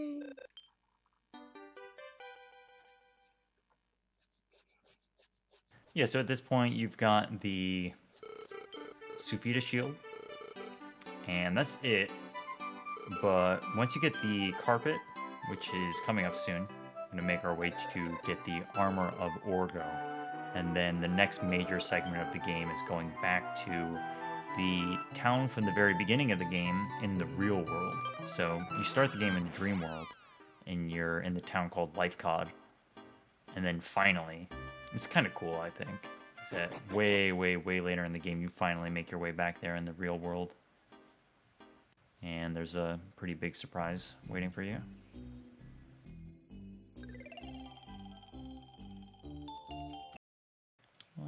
What are you doing now?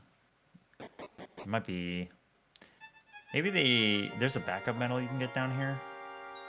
Yeah, no? What are you doing? Oh no, I'm getting confused. I'm watching three lists thinking that they're Okaza. Never mind. They're just going to... Wait. Oh no. Wait, why are you here? Alright, now I actually am confused. Because they defeated Grokos. Maybe they forgot to get the sand jar? So you have to get a sand container here. Something tells me they missed it. Alright, anyways. So back on Okaza's stream, they are coming back here to... Oh, sorry, I guess they're coming here for the first time, yeah. So this is Calvarona. I was talking before about Barbara's inventory being cleared, so now she's going to pick up a few small medals, but really we're going to start to actually equip her, because for the first time since Mudo 1, we actually are going to use Barbara. The reason is that while she's here, she's going to learn the spell called Madante. So Madante is a spell, or I guess it's technically a skill. It consumes all of your MP and deals 3 times as much damage as your MP spent. Okay. So it has niche uses, but very, very good uses. And we're going to see it used heavily soon. Alright, I'm looking at 3 lists. What happened? Maybe they died? Maybe they did die to Grokos. I didn't catch it. They must have. There's no reason to come down here. Wow. I am surprised. I don't think I've ever seen someone take a death. It's like not all that surprising, I guess, because there are times for which you really struggle with keeping up with healing. It does mean that you probably were being a little cavalier, because it's not like a resource problem, it's like a HP threshold problem. Plus, they have the power shield, so they can use Hassan to heal himself, and Hero can use the Genkin to heal themselves, so... yeah.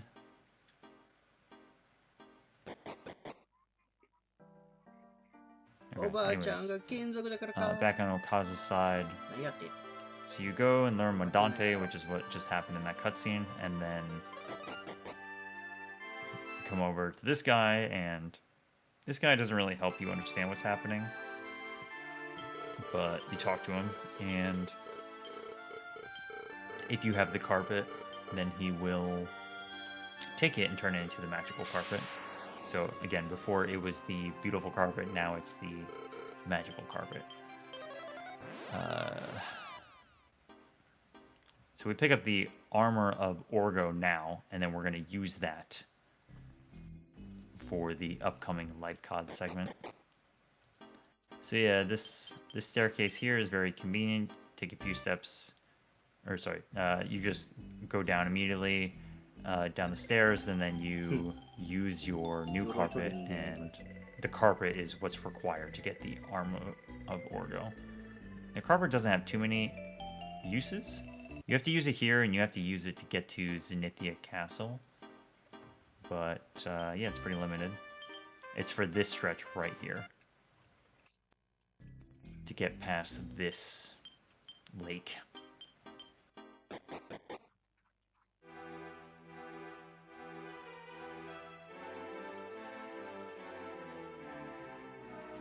So the golden pickaxe that was picked up a long time ago is now getting use again during this segment. And the idea of when you play casually, you're supposed to go to the well there, and the well brings you to the dream world, and then you see the past events of what happened here and why it's so dilapidated, and you get some clues about how to access this whole area. But you don't actually need to go witness all of that. You can just use the pickaxe and come right here and get the Armor of Orgo. Second of 4 legendary pieces of equipment. Very good armor. Gives good spell reduction. I don't think it has any bonus effects, but I don't actually know that. You don't use it in the speedrun. Yep, so there is a 2,000 gold chest here and a small medal.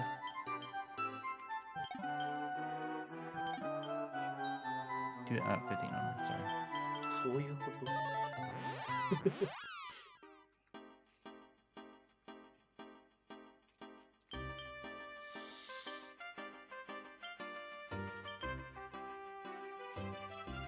Yeah, so this is a secret shop, and it's very good.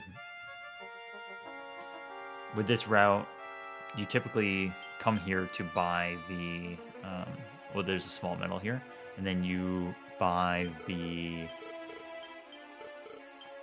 water flying clothes and the slime helmet for Chamorro.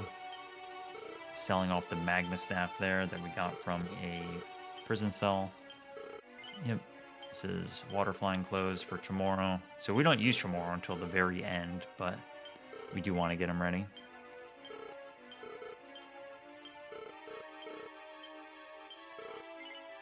So this is actually... Oh yeah. This is like, I think it's called Wisdom Helmet. And that goes on Hassan for a while.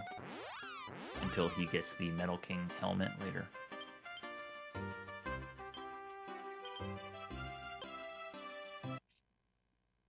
Alright. So now it is off to Life God, which is what I was saying from the beginning of the game. And yeah, sorry, this is another use of needing the carpet. There's a small medal in the hut to the south of here, but I guess they're skipping it. Yeah, I mean, you've got some flexibilities with the small medals. You have to get 70 over the course of the run, so some people get them in different spots. Alright, so back to the mountain from the beginning of the game, but you're in the opposite world now. And when you get to the top here, there's some triggers, but basically you're going to run into the hero. And the hero is basically... There's both a dream world and real world version of him. And this guy that's up here is technically the prince. And you're his other half.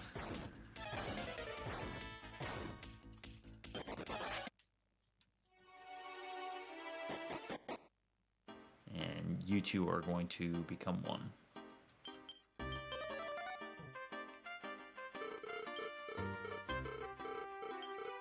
There he is.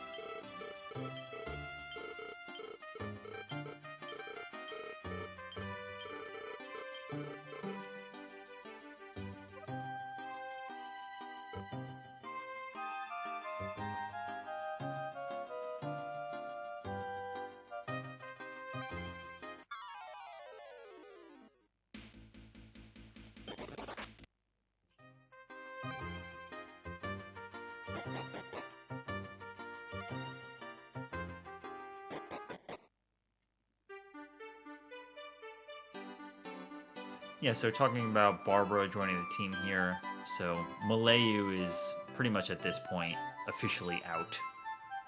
And Barbara's going to be in for the next few fights. Madante is good.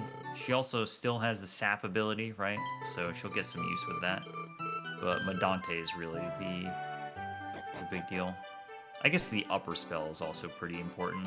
There was a part of the class change where she turned into a cleric for a little while, and that was just to learn the heal and upper spells. And the heal spell is kind of a backup in case you need somebody to heal, but the upper spell is the big one. And that will be used extensively in the Duran segment.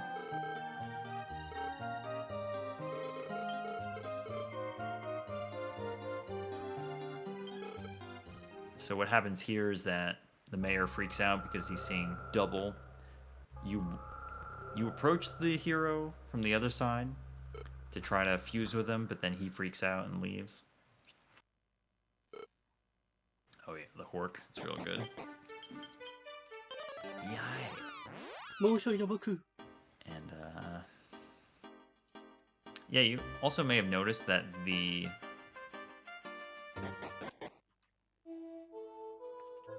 return spell only costs 1 MP, which is very, very nice compared to some other Dragon Quest games.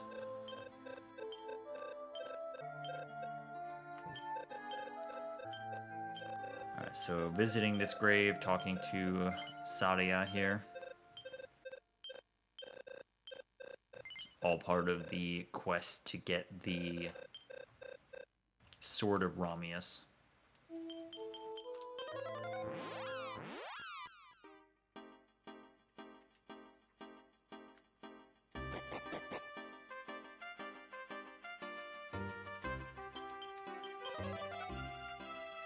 Okay, so you're trying to hunt down the hero who just fled. Oh, rough encounter. Well, it's not dangerous, it's just annoying.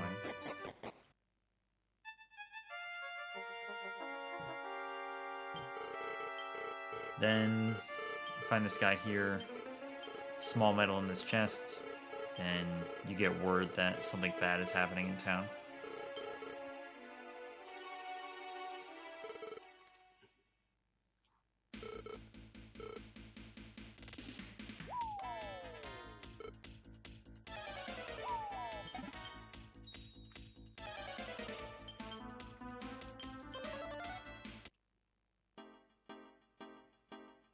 Okay, so Wise Barber in the party, we said upper spell, heal spell, but mostly Medante. So this segment it forces you to fight these monsters on the map in the town many times, and all these fights are scripted, and in that they're the same fights every time. So this fight is always going to be the mage soldier and the boss troll. So Medante, like I said before, deals 3 times Barbara's max MP, or actually current MP. And nicely during this segment, you can talk to the cleric in town to get all of your HP and MP back. So you do that for every battle. You go into battle, you use Medante, the other party members clean up and efficiently take out the rest of the enemies, and then you heal, and that's how you take out this whole segment. You can do every fight here except the boss in 1 turn, if Barbara doesn't die. If Barbara dies, then it's really bad. Really bad. You can usually win. It's just very annoying and slow, but it's just bad overall. But yeah, clever use of either the Fire Claw on the Mage Soldier, or combination of either standard physicals or Spirit Punch can take out the other enemies. During this segment, Amos is using his leg sweep ability to primarily get the Mage Warrior enemy, the Mage Soldier enemies, and the Berserk Orc enemies to trip. Like this guy. So that's what that little, like, slash attack looks like. That doesn't actually do any damage. That is the leg sweep, which is the lose a turn ability. Yeah, rinse and repeat this a bunch of times. This is also good for a few levels, like the EXP isn't bad.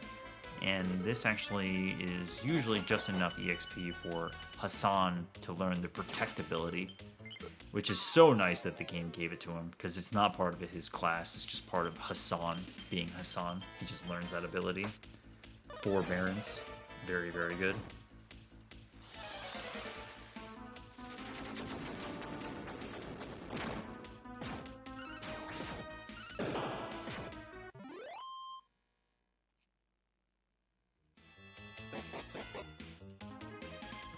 Get up for a second while we do this, but it's just this a few more times.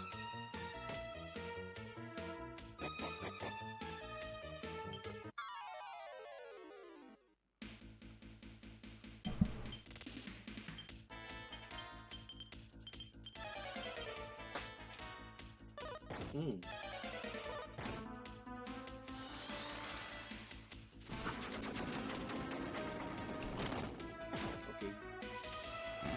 871's on Gracchus. No.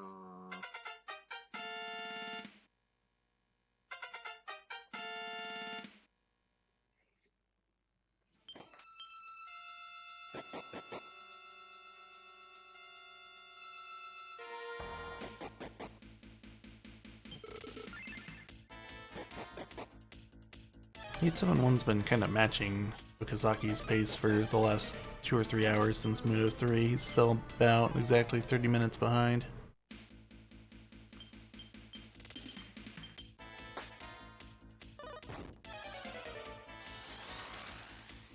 I think that death we saw to Gracchus from 3 Lease is the only wipe that we've seen since Muto, though.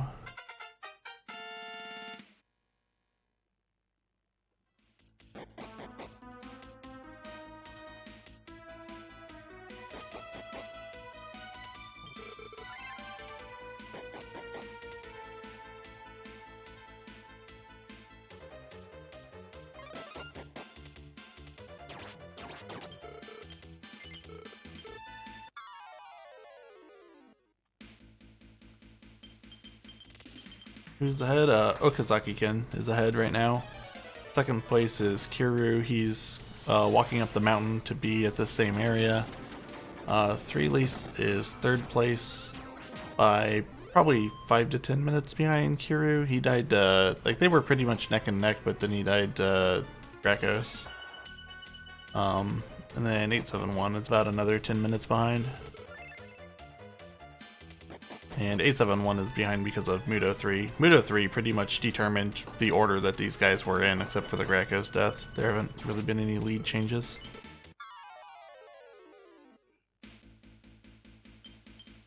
But I think Okazaki, if I recall correctly, beat Muto 3 first try. I think 3 Lease and maybe Hiru were second tries. Any of those could be plus or minus 1. And 871, I want to say, was at least like 5th try. He was not nice up there.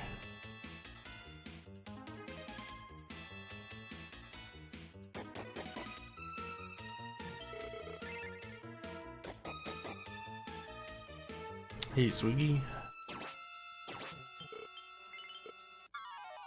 Alright.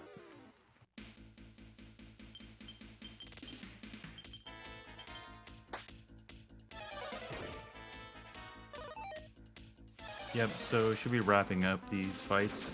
Probably one of the last ones here.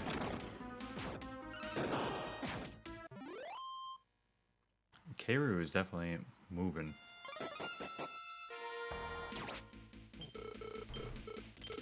Yeah, 3 Lease seemed to be catching up too until the Greco stuff. Yeah. Okay, so Okaza here. So you have the option of fighting the boss before fusing with the other hero. So if you do that, the boss is way, way harder. You don't get the Raiden ability, which is Zap spell. And the boss just has like way harder statistics.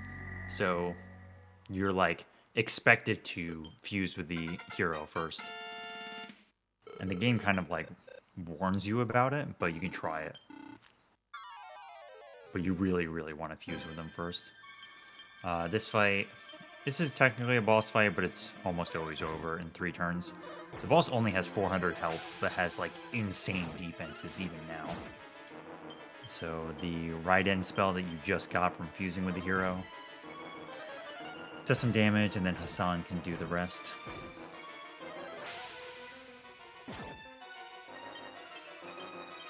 Yeah, so lightning spells are pretty classically like hero line abilities in Dragon Quest games. DQ5 is a counterexample where the hero gets wind, but it kind of makes sense because technically the sun, the legendary hero, gets zap spells, but it's pretty consistent that electric spells are reserved for the hero. Okay, this. Yeah, and generally monsters have less resistance to zap than other spells, so it kind of makes the hero's spells more effective. Yep. However, Mirudris is actually weak to wind spells, which I think is kind of cool.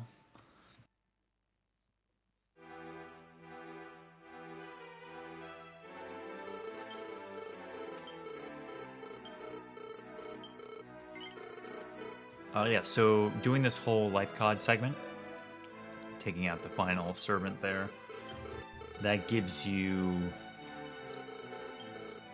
Well, basically what happens is that you fuse with your other self, so that your hero is now like 100% the hero, and he is officially the Prince of Radok.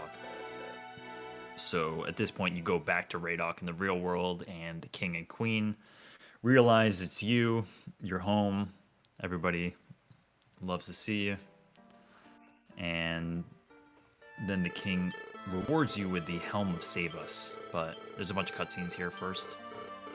Helm of Save Us, Shield of Sufida, Armor of Orgo. Those three are what you need in order to get the Sword of Ramius to be tempered from Sally, who is in Long Adesio. So basically, in order to get all four parts of the set, you have to first get the three besides the sword, and then that's the internal trigger for you to get the sword.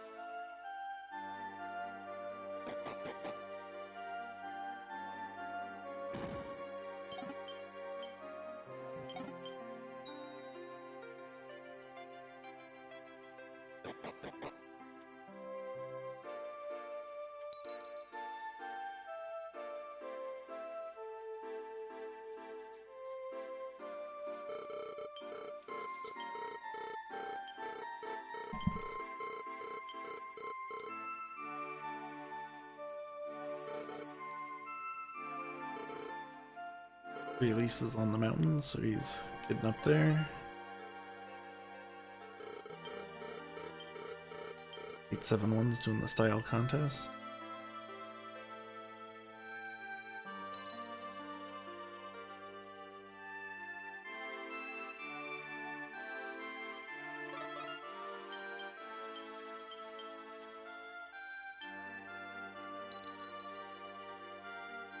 I just got up for a second again, but I'm back. Yeah, I don't think there's really that much going on anyways. Yeah, just more flashbacks. Release and Kiru are on the mountain, and 871's in the style contest. Mm-hmm.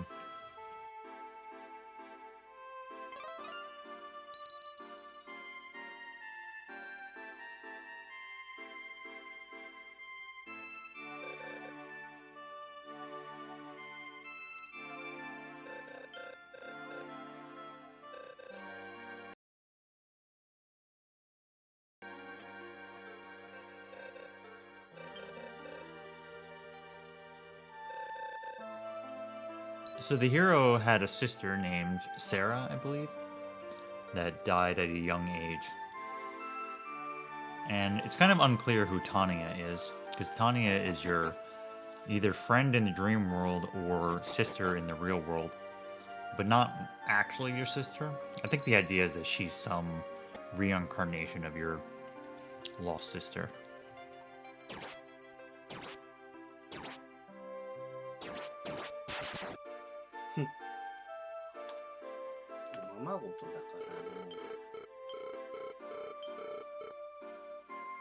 And yeah, we said it before, but the guy in the bottom right there is in fact Boss Troll.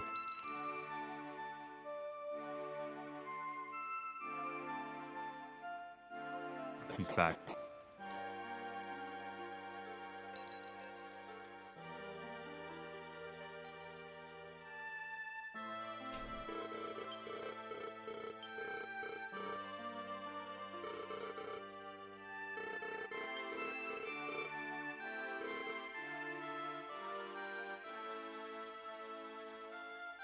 Causing nearly as much trouble today, though.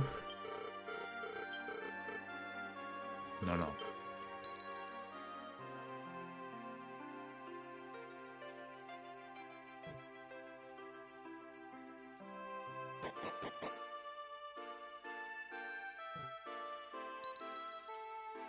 Alright, almost done here.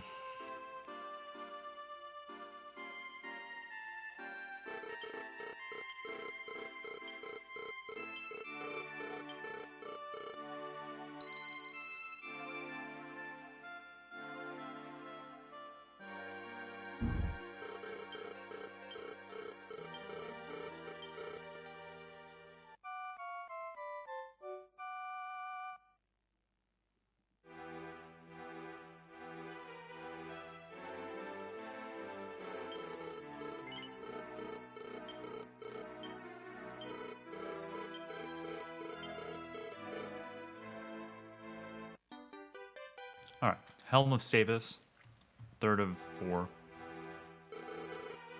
With this, you can immediately go pick up the Sword of Ramius if you did the rest of the triggers. I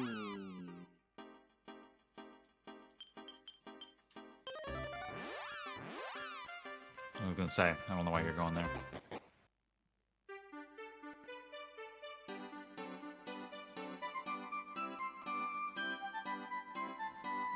Yeah, so they're all pretty close actually. So Keiru in the bottom right is in the same area that 3-list is. 3-list is beginning this area and Keiru is about to end it.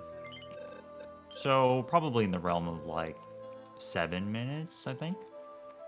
Maybe a little less than that. And then both of them... so Okaza basically just finished that segment entirely and is probably... compared to 3-list, like in total, like 12 minutes or so ahead. Maybe 15.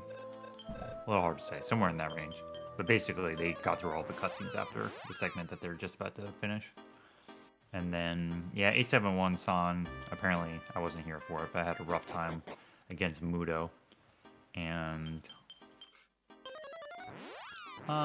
yeah, it's probably about 30 to 40 minutes behind that. Yeah, they've all got splits on their actual streams, and he's been pretty consistently 30 minutes behind Okazaki since Mudo 2, or Mudo 3. Yeah. Don't worry. Deathmore is waiting. Yep. The great equalizer. Also, Metal King Slime.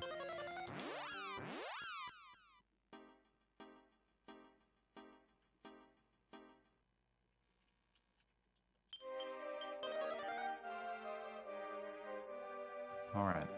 Okaza, I'm not sure where they're going. Oh, yeah. There's just a small medal down here. And then from here,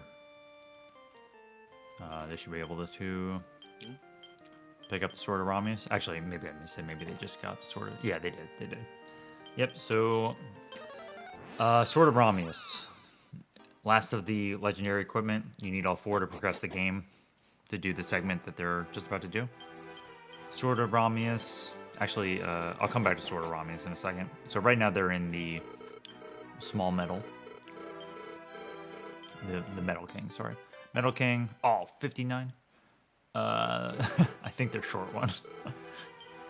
Because you want to get the Mystic Armor here. Yeah.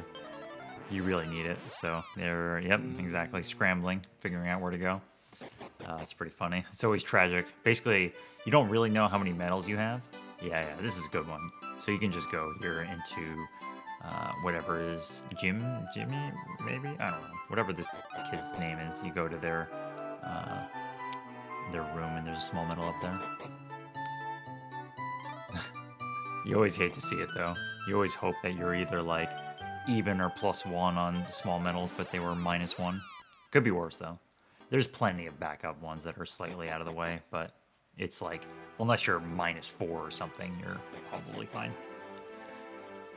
It's good to have Anyways. backups and not have to remember which of the 60 you missed. Yeah. Yeah, so you get the Shimpu no Yoroi, which is Mystic Armor. Insanely good. Keep it on Hassan for the rest of the game. This armor recovers about 40 to 50 HP per turn, which is insane. So Hassan gets use out of it immediately, and we were talking about this whole forbearance protect skill strat. So he's going to be able to tank for the team and recover HP per turn, and then also, depending on the context, use Miracle Sword to deal damage and then get a quarter of that damage back. So, very good.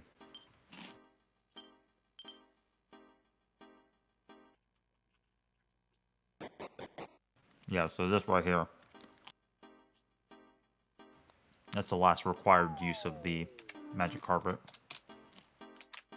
Alright. It's gauntlet time.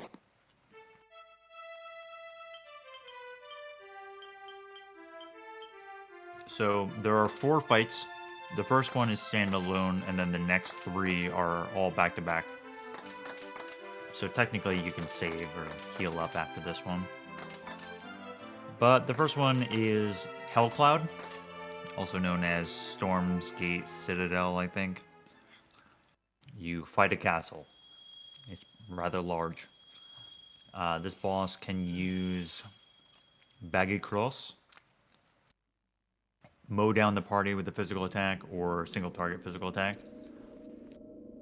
Baggy Cross is Infermost. It's pretty damaging. Like I said before, Amos has innate wind resistance, though it's not super helpful, but it is a thing. The boss can also use Magic Ward, and if it uses it early, it basically means that you're not going to land sap. Depending on how risky the player wants to play, Hero and Barber here are going to try to land sap. If Barber dies, it's unfortunate, but it's kind of to be expected. And depending on how risky they want to play, Hassan can either go for Spear Punches for huge damage, or can do Flying Knee attack for modest damage. It looks like Flying Knee is the choice, which is probably smart.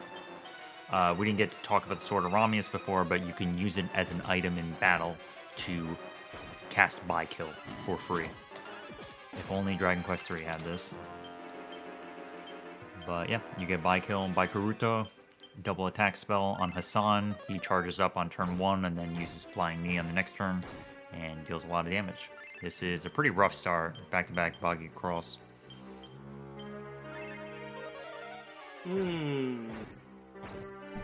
A third one. Oh, wow. You can... It'll probably be okay. But it's not fun. Okay, so I talked about this a long time ago. But So Amos has the Demon Armor and the Meteorite Armband on, so basically he can swap between going first and last per battle, depending on the context. If he wants to go first, he can just emergency heal somebody. But if he wants to go last, meaning that everybody's at max HP, but he'll go last and effectively throw out a heal, he can now do that. That was really good. That was good damage counting. Like, they were keeping track of how much damage they dealt and didn't need to charge up on that last turn. Very nice.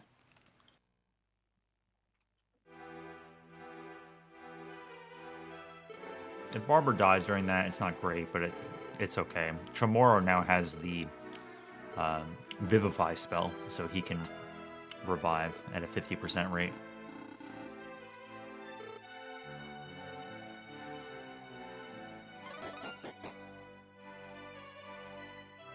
Alright.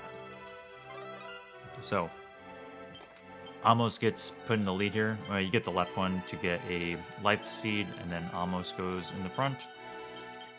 And Hero actually becomes the main attacker for a while, which is interesting because he hasn't been the main attacker for so long. But Hero now has the full gear, the legendary equipment, and the Sword of Ramius is a great weapon, and his attack bar is not bad. So Hassan is going to switch to the tank, and Hero is going to be the damage dealer for the most part. Almost goes in the front. This is all part of a very specific setup for the first fight here. So 3 fights back to back. First one is Killing Machine and Land Armor. The gist of this fight is that it's very dangerous on turn 1. The idea is that everybody defends. Hassan needs to have upper cast on him once, and Hero needs to land that upper. So it's 3 party members defend, defend, defend, and then Hero uses upper on Hassan. And then from there, well, one, you don't want anybody to die, and it can happen because the Killing Machine does a ton of damage. And if you survive that, then you're in there for the next part, which we can talk about. Oh, 96 to Barbara. Oh, that wasn't Barbara, to Hero. This is fine. Alright, so if you survive turn 1, you're going to be fine. So now Hassan is going to use the Protect skill to take all incoming damage for the rest of the team. And you're going to continue to buff Hassan. That was a miss, which is great. And yeah, from here, you actually use the Star Fragment to confuse the Land Armor. Yep. And then Barbara's going to hang out this turn, heal up Hassan, and pretty soon Barbara's going to cast Medante. But you don't want to cast Medante unless the Land Armor is confused, because the Land Armor can absorb the attack for Killing Machine, and you really don't want that, because that's part of its moveset, is to block for its ally. So you confuse the Land Armor, then you go in and use Medante. And while this is all going on, Hero's powering up and getting ready. And if you do this all right, the Land Armor should go out, and it's usually 1 extra hit for the Killing Machine. Oh, sorry, the other way around. The Land Armor usually takes 1 more turn of damage. And it's pretty narrow. Well, barely not, but sometimes that's a strategy, which is to... it's not great, actually. You can opt not to take it out on that turn so that you can try to heal going into Terry. Okay, so Terry's the next fight here. Terry is definitely the easiest of these 3 fights. Terry really only has 1 very damaging move, which is to wave the Sword of Thunder that he has. Every other move he does is pretty easy to keep up with.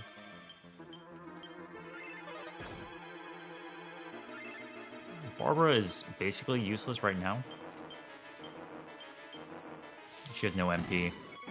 I saw that Okaza used a magic water, so he probably doesn't have many on hand. So, yeah, so Terry, he has a litany of attacks. He can do like double slash. Yeah, that's it right there. Regular physical attack. He can cast Rukanon, defense down on your team, which is kind of weird because he doesn't come with it. But apparently he forgets it by the time that this battle is over. And your strategy now is that Hassan and the Hero are actually both damage dealers here. And they both can dish out quite a bit. Hero is the main damage dealer. Hero, again, is using the Sword of Brahmias to cast By-Kill on himself and Hassan, while Amos heals and Barbara basically just sits there and defends. Barbara's going to get more use in the next fight, but yeah, this fight is not so bad. This boss has 2500 HP, and you deal quite a bit of damage. Yeah, that's Spinning Sword, that's not so bad. You get a full heal after this party. Everybody gets revived, so even if you play risky, you can just kind of clutch it out. This is almost over. It's probably very soon. Yep. Okay. So it's good. Duran is a strange fight, kind of. It's interesting, but Hassan is back to being a tank. So Hassan, the second party member here, is going to be using the Protect skill, mostly. But on turn 1, you have to set Hassan up to be able to do all of this. So Hassan uses upper on himself, and then the rest of the party mostly just kind of gets ready. Barbara defends on turn 1, but then is always going to be casting upper on Hassan every single turn. Hero is going to buff himself to get By-Kill, and then he's going to charge up and then do lunge for big damage. About like 300 damage. So Barbara is casting upper on Hassan every turn because Duran can use freezing waves. And the general gist is that Hassan is protecting the whole team. And if Duran uses freezing waves, Barbara is casting upper every turn to try to keep Hassan's defense near the max. Amos is healing either Hassan or the hero, because the hero is taking recoil damage as a result of using a lunge to try to end the fight more quickly. So it's kind of this balancing game. Like Hassan's HP right now is not great, but like I said before, he gets 50 HP per turn as a result of... Oh, that's actually really bad. Got outsped. Yeah, okay. That's good. He kind of lucked out there. But yeah. Hassan gets 50 HP per turn, and then Amos can either go first or last per turn based on his equipment, and can heal Hassan. And then if Hassan is near max, then you can opt to heal the hero instead, and then they can kind of use that to have buffer so that they can do the big lunge attack to get recoil damage back and survive it. So in this game, unlike other games, when you... Oh, he's doing 400 damage. It's pretty big. In this game, if somebody is protecting the party with Forbearance or the Protect skill, and you get hit by freezing waves, the rest of the party is not affected. Hassan basically takes the freezing waves 4 times, which is excellent. So yeah, the fight it's never really free, because if you try to heal and almost does get outsped, it's really bad. But Hassan is just like such a tank that unless the turn order is really bad and Duran does some really nasty things, it's almost always fine. So when Hassan's using Forbearance, does that catch any like allied spells or item uses? Nope, it's just incoming stuff from Duran. Okay. It's really good, but it's like, as good as it is, it's fairly limited in its use in the run. Yeah, even right now, this is actually a bad spot, because if he gets hit by the Wind Slash, which does 100, and then the combo attack, it could be devastating. And he'll be okay. Yeah, so Barbara, this is close to the end of the fight, and Barbara is going in. That's really good, yeah. That's like the sign of a really good player in this game. Basically, on the last turn, they timed it perfectly so that they could opt not to use upper with Barbara on Hassan and went for Madante and closed out the fight a turn early. That's like chef's kiss of Dragon Quest RTA planning.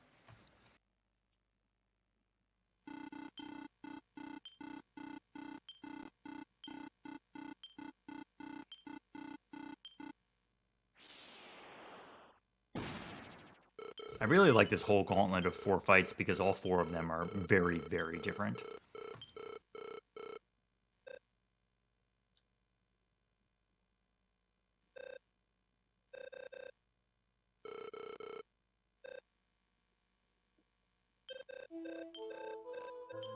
Alright, so Terry is here. Terry is Malayu's brother. Yay-san. He's saying sister. Hasn't seen his sister in a long time. So Terry joins the team right now. Terry is an incredible ally. Comes with high HP, high attack, high speed. He's the fastest character out of the main party. And he's just like generally extremely good. He comes with good gear. He just does a lot of damage. He's not going to be the main damage dealer because he doesn't do as much as Hassan and the upcoming Drango recruit, but he does great damage and has his moments where he does a lot of damage. But his most valuable assets are his HP and his speed. Just a really, really good character. It's really interesting because like his level is kind of low, but his HP relative to his level is massive.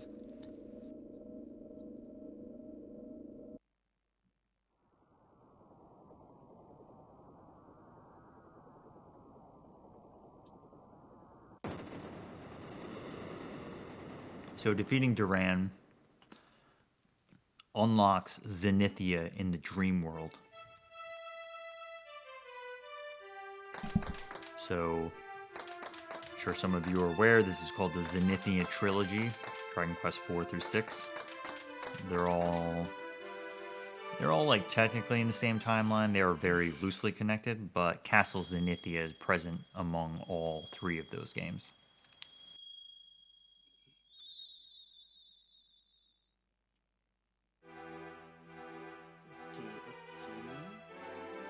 And it's pretty cool. Like the layout of the castle is basically the same. This one has a well though.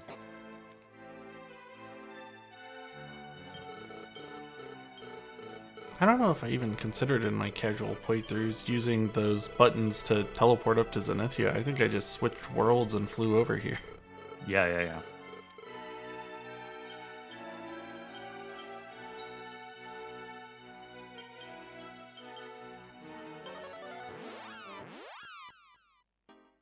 So Terry is a guaranteed recruit in this game. However, Amos is not, and that's the one where if you make a incorrect dialogue choice, then they will not join you, which is pretty unfortunate. It's really easy to miss him in a casual play because I think you're supposed to lie to him when he asks you a question. Yeah.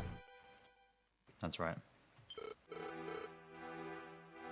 It's like not great, but you can recruit monsters with a little bit of work, and it's not like you're completely screwed, right? There's like many other options, but I don't think they should do that to you.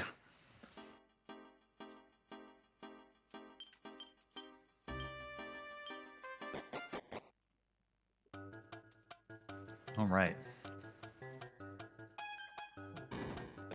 So this is Zenithia Tower, which actually looks quite different than it did in the future from now. So again, Dragon Quest 6 is the first chronological in 4 through 6. The order is 6, 4, 5.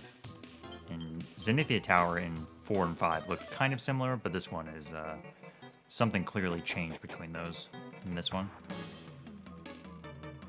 So this tower, it's pretty basic in that there's some dangerous encounters here, but your party is like pretty good at this point, so nothing is going to actually take you out. You might lose a character or two, but Chamorro has revive, so it's usually fine. Plus, you bring the wagon with you, so if a party member is trying to run and they start to get low on HP, you can just swap another party member in, and that's why you typically only have one ally out while you're trying to run from battle. So like Hassan is out right now, getting a bunch of gear, but then if his HP gets low, he can just switch to Terry, and then Terry can try to run. Come over here, you get a small metal life seed and a dragon killer, which is a really good weapon. And you also picked up a leaf of the world tree. Yggdrasil leaf. And you only get so many of them. They're extremely valuable. You're going to need all you can get for Deathmore.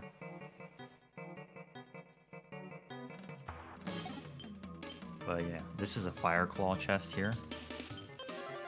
And this is primarily used to be sold later.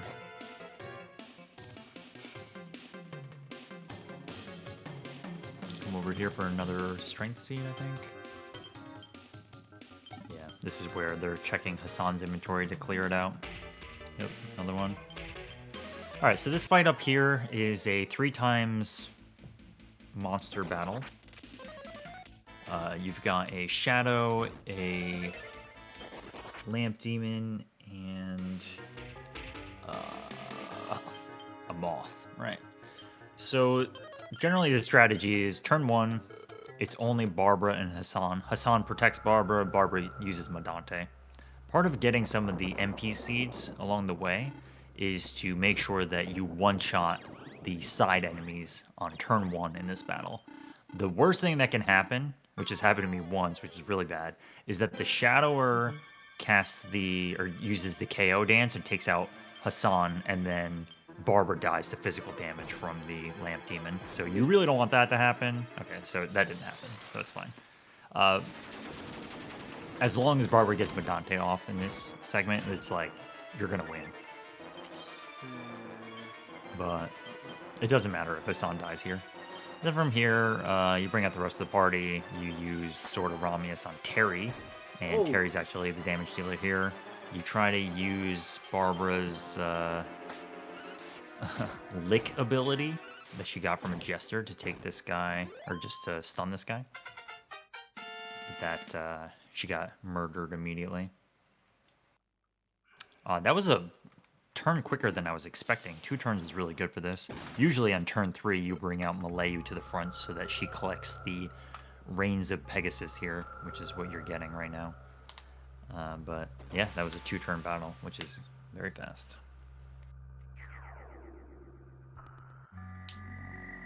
Looks like Keiru made it through Duran, and 3 Liz is going up to fight the Gauntlet.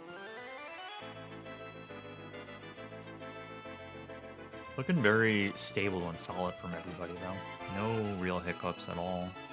I guess Grokos was a bit bad for 3 Liz, surprisingly, but everything else has been good. Yeah, besides that, everyone's been on pretty much the same pace since Mudo. Yep. And that is a really nice thing about running this game, is that it's really hard to get through Mudo and can be really like reset heavy and annoying when you're trying to get a good time, but you get a massive sigh of relief after Mudo 3, and you can kind of just chill for a few hours, and then it starts to really ramp up at the end, but you don't really get stuck having to reset like the middle points of this run.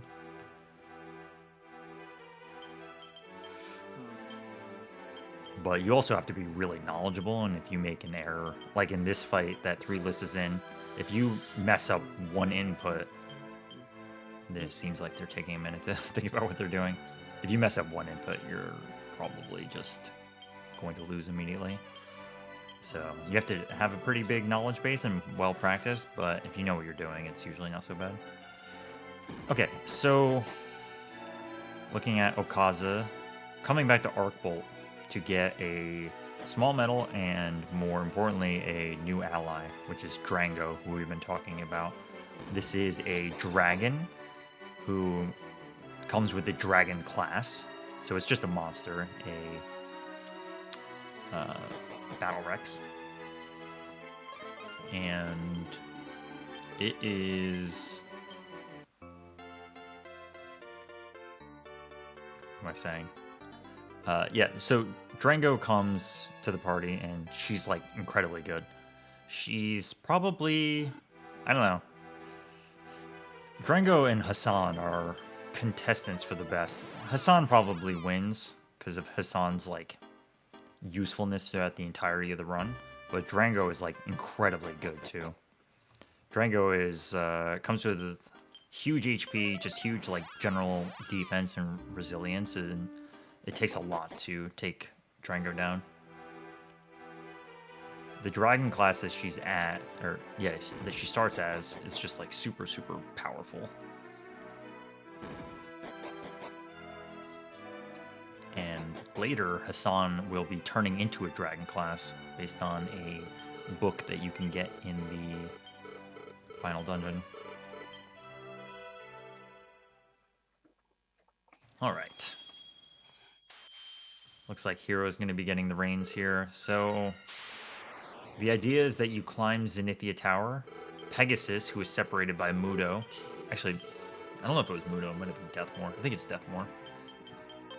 The idea is that Deathmore went around the world and sealed off areas that were going to help support anybody out there to try to take him down. So he sealed off Dharma, he sealed off the Metal King, sealed off Pegasus, who can access the Dark World, sealed off Zenithia Castle, who can power up Pegasus. That was the game plan, I guess. So you start to work your way backwards against all of that, and King Zenith can power up Pegasus to allow you to come to the Dark World, and that's where you are now. So you come to the Dark World. Upon your first visit to the Dark World, all of your stats are set to 1, parentheses 1, and they all, your party member will just get completely annihilated if they went out and did a regular battle. So the idea is you talk to this guy, Ende, and you have to go back to a location in the real world to find his wife who's got his toolkit to re-inspire him. The idea of you being set to 1 HP and 1 stats and all of that is that you're in a place called the Sorrow Town, and I guess it's really sad. But during this segment, you play as Mileyu, who's got a clear inventory, and yeah, you pick up 2 wings because you can't actually cast spells right now. So the 2 wings you're going to use are going to help you get to the town of Zaxxon.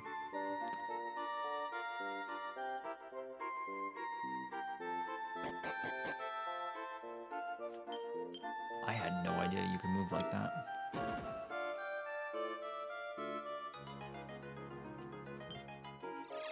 Yeah, so go back to the real world. So one more time, we temporarily went to the dark world very quickly, and then now we're back in the real world. We're going to go to, yeah, you warp to Ghent, and then you sail? You fly north.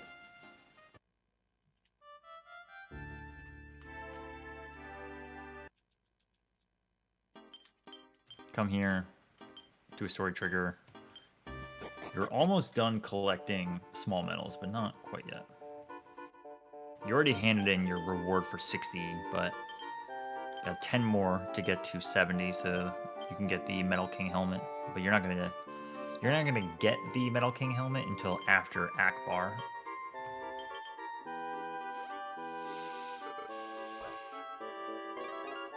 So Silver Pipe goes to the dog. Prove that you met Ende.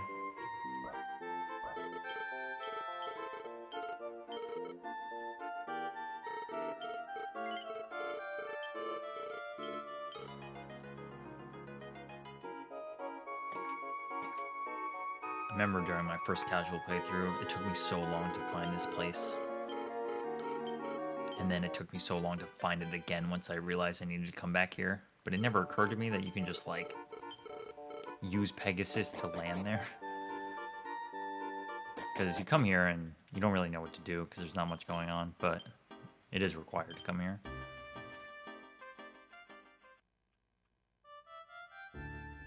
Alright, so you got Ende's tools, you go back to the Dark World, and then once you talk to him,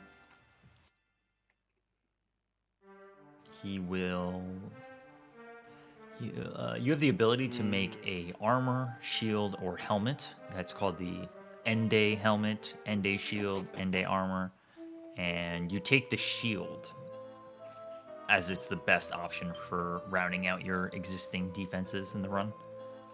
Shield's really good, and probably most importantly, Chamorro can equip the shield, and he's going to need that defense boost.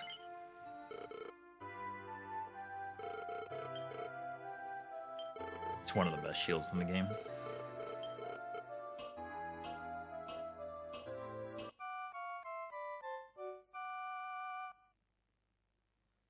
So Dark World in this game is not super long, but there is quite a bit to do. There are 3 boss fights, including Deathmore. Actually 4. Yeah, there's 4.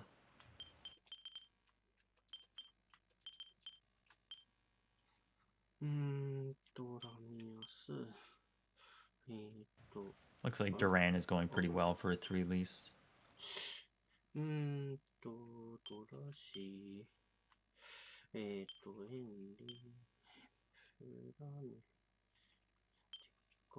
Yeah, so this makes sense. Usually around this time, you do a very large menu to equip Terry, equip Drango, get your party ready for the upcoming gauntlet.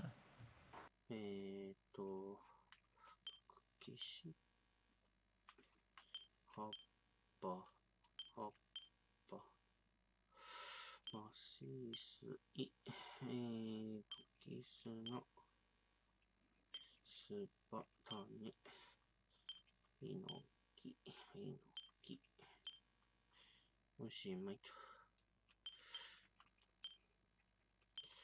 訂正パスを消して。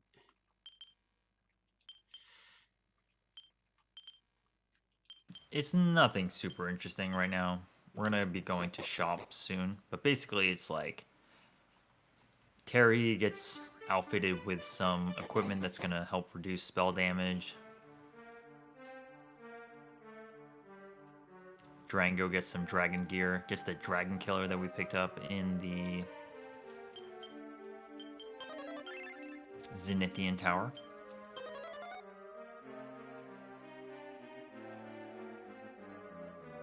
And we're off to Greedtown. Once you do that whole segment, you get your HP and stats all back up to normal, so you can actually fight stuff.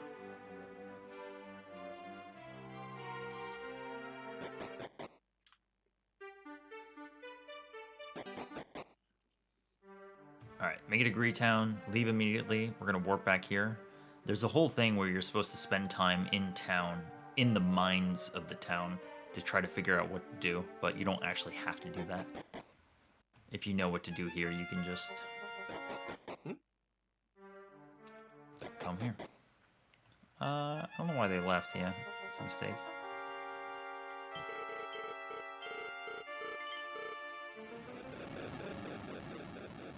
Alright, looks like Duran is down for 3 release. Keiru is a little bit ahead.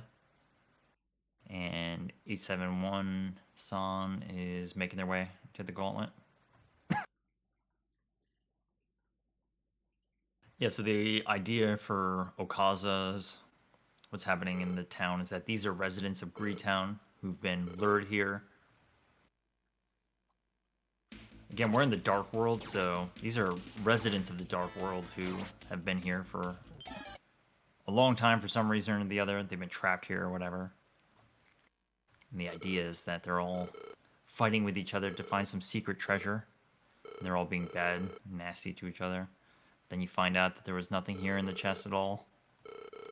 But it turns out that there actually is something in the chest, which is a secret path.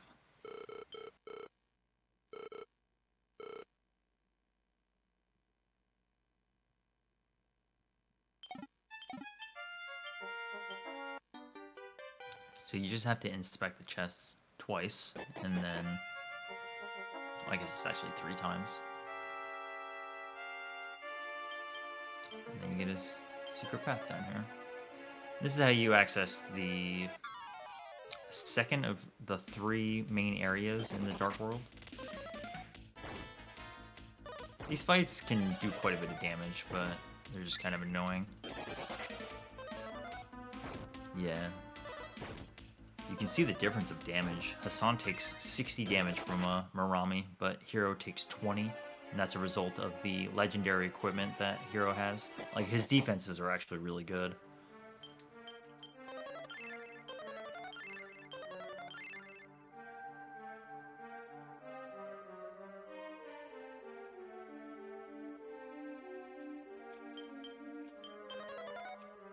Alright, making way to Prison Town. So there's a boss here, but it actually depends on people's strats. Yeah. So you typically... No, okay, they're gonna do it now. Yeah, you gotta equip everybody, but... Okay, so sometimes you leave and come back here, but they're gonna fight Sorrow Giant immediately. So Sorrow Giant... it's not such a bad fight, but Sorrow Giant has a few moves. It's physical attack, has the critical hit attack, just like that, and can do swinging attack, which is just multiple party members in order, and then can use thick fog, which is like this blue fog that shows up. And yeah, I mean, the boss is most dangerous when it starts critically hitting you. But you've got the Ramia sword, you can use By-Kill, and yeah, there it is. That's that blue move. It just cancels all your buffs and debuffs for both sides. And they're gonna power up. Use Spirit Punch. You can do a lot of damage to this guy, but it can also do a lot of damage to you. This is looking pretty good, though. Oh, man. Missed the Spirit Punch. That was going to be a big one, too. Shame. Oh, no. The castle.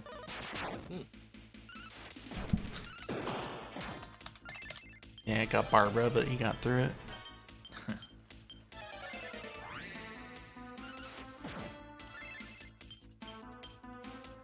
I have no idea what this enemy that 3 Lease is fighting.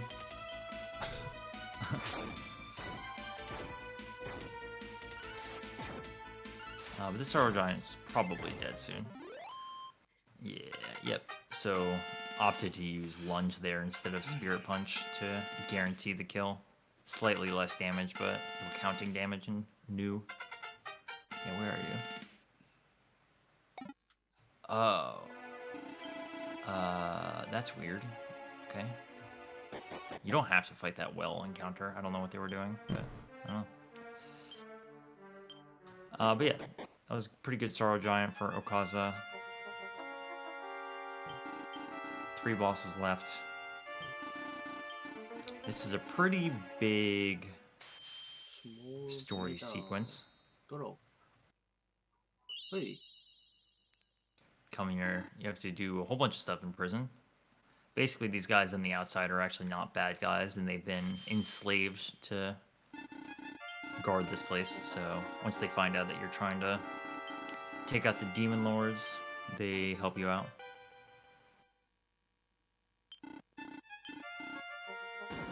Yeah, not too much is happening. We can watch 871 Son as they go through this boss rush because everybody else is about to enter the same stuff. Again, Barbara's trying to land with Dante. Gotta keep Hassan alive. That was a little close, but should be okay. Yeah. Again, that Mystic Armor is getting 50 HP per turn. Pretty good. So, yeah, it's not guaranteed that you confuse the land armor with the Star Fragment, but it worked there, which is good. As soon as that works, you can use Madante.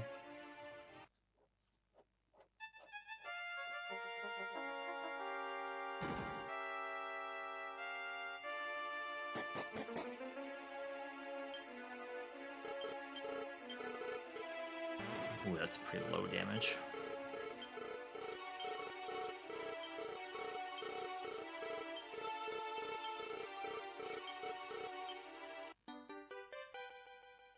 I mean, it'll be fine. Yeah. Hero really didn't do that much damage there. So at this point, yeah, they may opt to hang out for a turn because they really want to get some HP back. Like, Terry isn't that dangerous, but you don't want to enter Terry with no HP.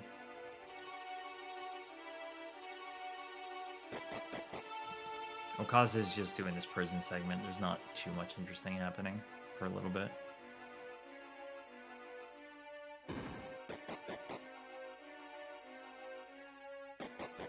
Yeah, they got their HP up, which makes sense. Safe play, but probably a smart play. Yep.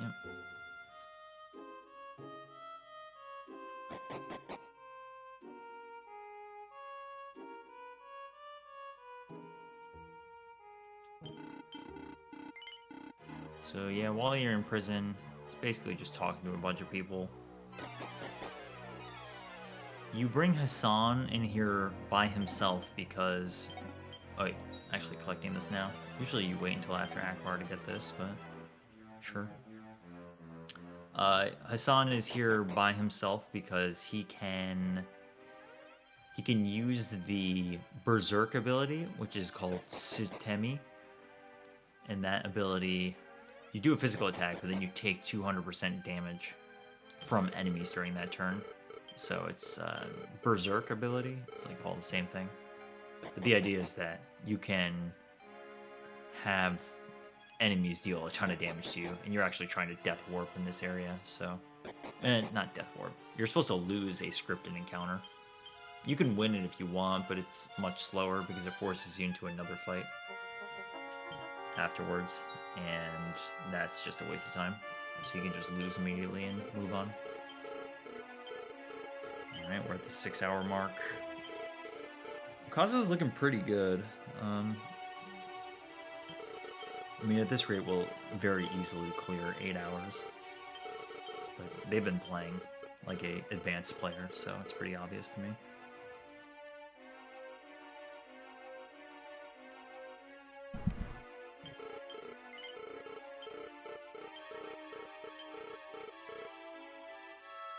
Yeah, of the four of them, Okazaki's comparing against the lowest time on their live split. I don't know if they're all four comparing against PBs. Seems about right. Yeah. They've got a 7-hour even. Yeah.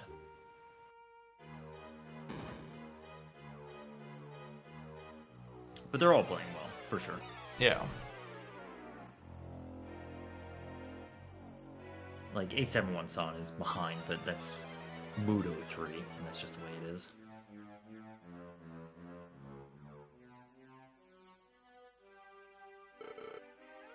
Alright, so... Yep, bottom left, this segment here is just a scripted fight, and Hassan wants to just take a lot of damage incoming to end the fight. Usually takes 2 turns. Sometimes 1. And you might think, why don't you just bring a character like Barbara, who's gonna die to physical damage? The reason is that you want Hassan here to collect the 4 strength seeds that you get from Tantara, the farmer who leads the revolution of the prison. You want the strength seeds to go directly to Hassan. You have to move the seeds onto the person who's gonna use them? If Hassan didn't collect them, yes. Ah. So that's that's part of it.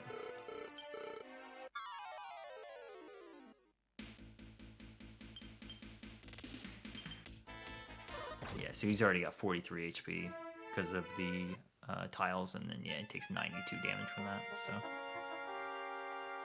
very fast. That was a result of ending the last boss fight with not that much health, so that's kind of cool.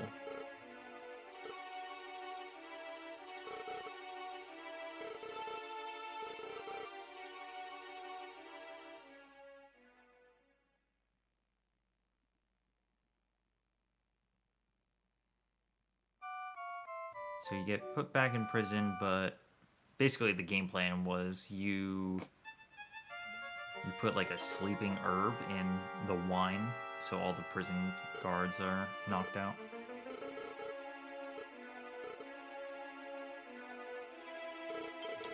And you're here to stop the final Dread Fiend, Akbar, who's the main guy, the main enemy behind this prison.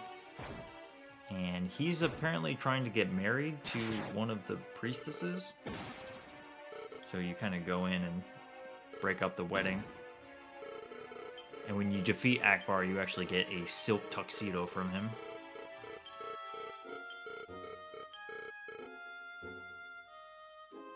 So is the implication that he's wearing that while you're fighting him? Great question. He's rather large, so I'm not sure it would fit. Maybe Hassan.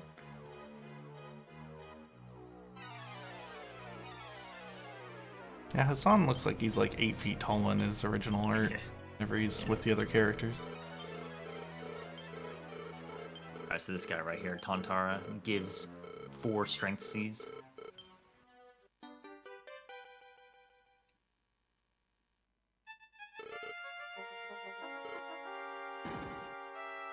Usually use them right away. Can be as little as 1, it can be high as, I think, 5? I think I've seen 5 like twice, but it's usually, 4 is usually the max.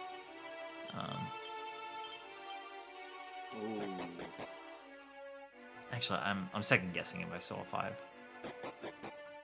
Let's just say 1 through 4. Definitely see 4 before. So 1, 3, 3, 4 is pretty good. Above average. Very nice.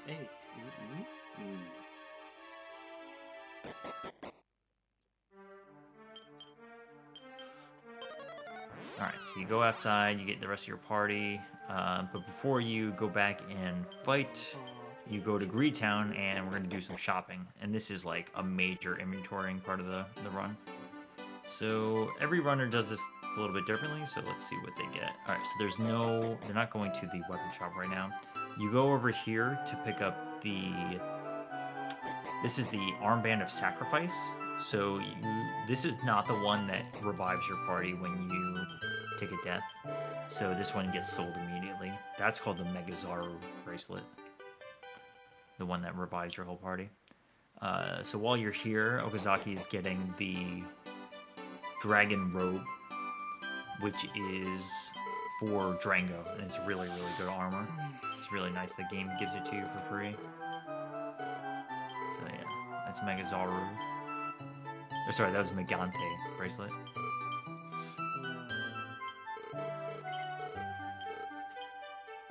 Selling off a bunch of stuff. That's the flame shield getting sold off. But yeah, at this point, basically trying to get enough money to get to probably 40,000. Oh no, a little bit more. Okay. You can buy 2 demon hammers from this shop. One for Hassan, one for Drongo. But yeah, usually at this point you accumulate a bunch of money. It looks like they're gonna do some more shopping here too. You want to get enough money, usually for a Shield of Reflection, but I'm kind of curious what they're gonna do. They might only buy 1 Demon Hammer here. Again, Demon Hammer is low hit rate, high critical hit rate, so you miss a lot more than often, but if you do hit, it is a critical hit.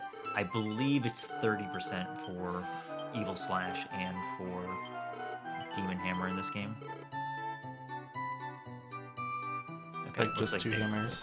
Yeah. Right, okay. So 33k is what you need for the Shield of Reflection over here. Kagami no Tane.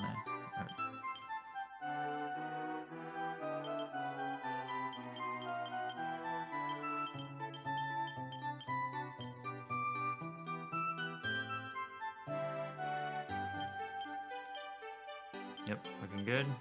HP seed over here.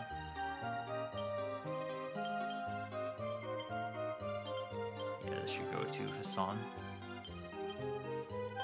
Drango and Terry both have really good HP, and Hassan is, like, his HP growth is great, but he's just much lower level. And, yeah, I mean, both Drango and Terry join really late, but, you know, sometimes in RPGs you feel like characters that join late don't really get used much and are not that great. This is pretty much the opposite. These 2 characters are insanely good. Alright, Akbar.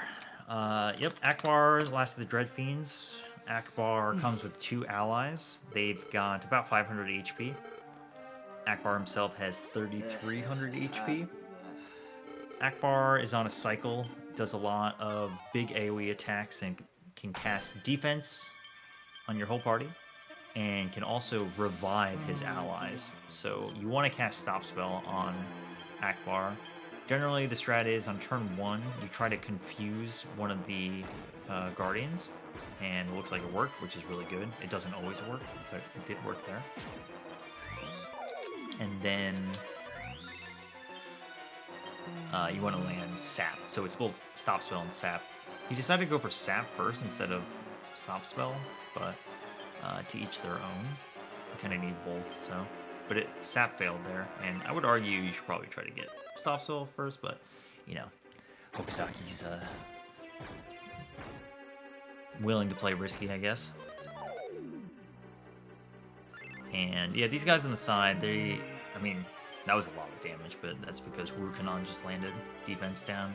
So Terry is in a rough spot.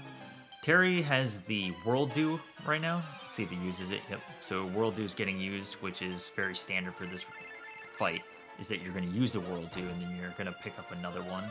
Because your party's your party's ability to heal damage is very poor.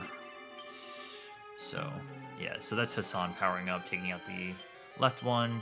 Akbar is now stop spelled, so it's now time to try to land Sap. Hassan is going to eventually take out the other Guardian. Akbar can now not use Revive to get the other Guardians up. And Akbar, when by himself, still deals quite a bit of damage. And as long as you have some defense up, which is what you typically do during the first turn with Drango, you will usually make it out of this, okay? If you land 2 saps, the fight goes way faster, because his defense is pretty high. And if not, it's kind of a slog. Has not landed yet, unfortunately. Yeah, you see that big recoil damage. Terry's got the Genkain. Hero's just trying to land sap. Hero will not survive long. Okay, that's 1 sap, which is really good. Yeah, we didn't talk about it, but Grakos drops the Grakos spear, and that spear is a free cast of upper on the user. It's extremely good. It gets used here, and then it gets used in the Deathmore fight. Drango has it on right now, but Terry is going to get it later. And against Deathmore, Terry's survivability really improves if he can cast upper on himself. Yeah, so Akbar's pattern is his first action is either Quake Attack or Flame Breath. Then second action is either Dragon Cut or Physical Attack. And then third action is Defense Spell or Revive. But once he stops spell, he doesn't do that last one. Yeah, so you can see here, like, the HP is just getting more and more rough to deal with. If it ever comes down to it, Hassan actually can just survive by himself by defending and getting healing from the Mystic Armor, but it's pretty slow. Because he's got the Miracle Sword on as well. And you can see that Drango is doing like 200 damage a swing, which is really good. That's why she's so good right out of the gate. Alright, that should do it. Yeah, exactly. Yep, well played. So, like I said, you almost always use the World Dew a few turns in, and you really just hope that nobody dies. So, you make a trip back to the real world anyways, out of the Dark World. So while you do that, you pick up the World Dew again, because you can have 1 in your inventory. And then you go and do a bunch of other stuff. But that's going to be after you visit Deathmore's castle. Alright, so Akbar's down. There's 2 bosses left.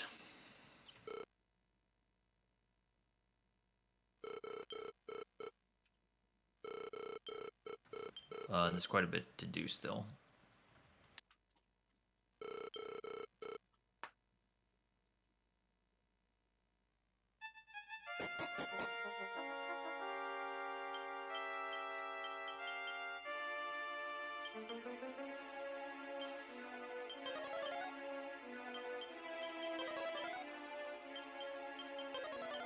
Yeah, Keiru is probably... Yeah, it looks like Keiru is going directly into the fight rather than going shopping. Maybe they already did their shopping. But they're probably like 6 minutes behind. So even though Okazaki's doing pretty well, Okazaki has been spending a bit of time in menus during this. And it looks like Keiru is catching up a bit. 3 leases, not too far behind. 3 lease has to do all of the cutscenes here, so it's probably another 5 minutes or so.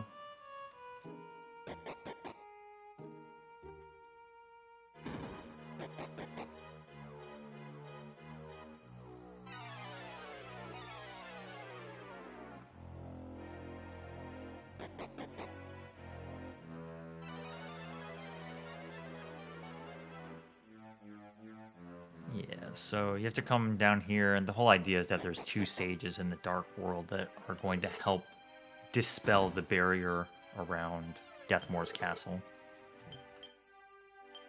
And the first of the 2 brothers are here.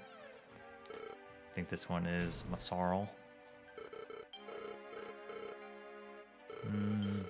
Maybe.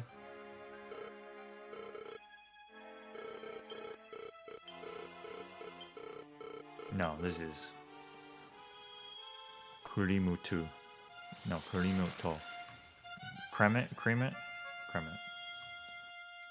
Brother is Masaru, who's in the other prison.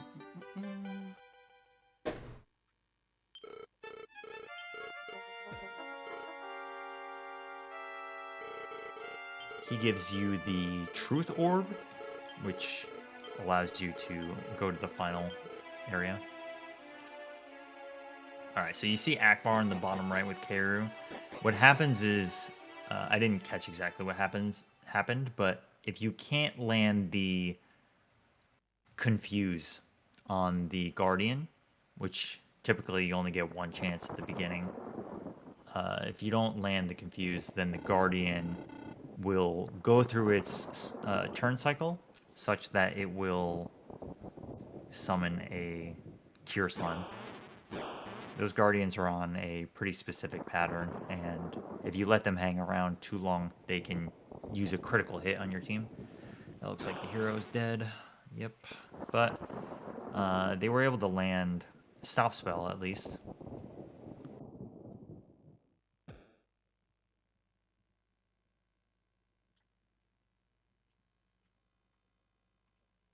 So, like, they'll be fine for this fight. It's going to be a little slow, but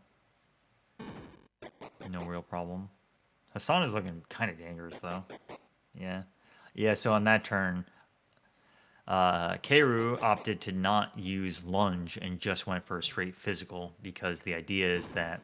Okay, so when you use lunge and you've got the Miracle Sword, the idea is that you do big damage and you're going to take recoil damage. But if you use the Miracle Sword, you do damage and then you recover 25% of that damage first, and then you take recoil based on how much you've done. So the order of operations there is actually very important because it means that you can have low HP, recover, and then take damage, rather than the other way around, because if you took damage first, Hassan could be in a spot where he takes recoil damage and then dies and doesn't get a chance to recover.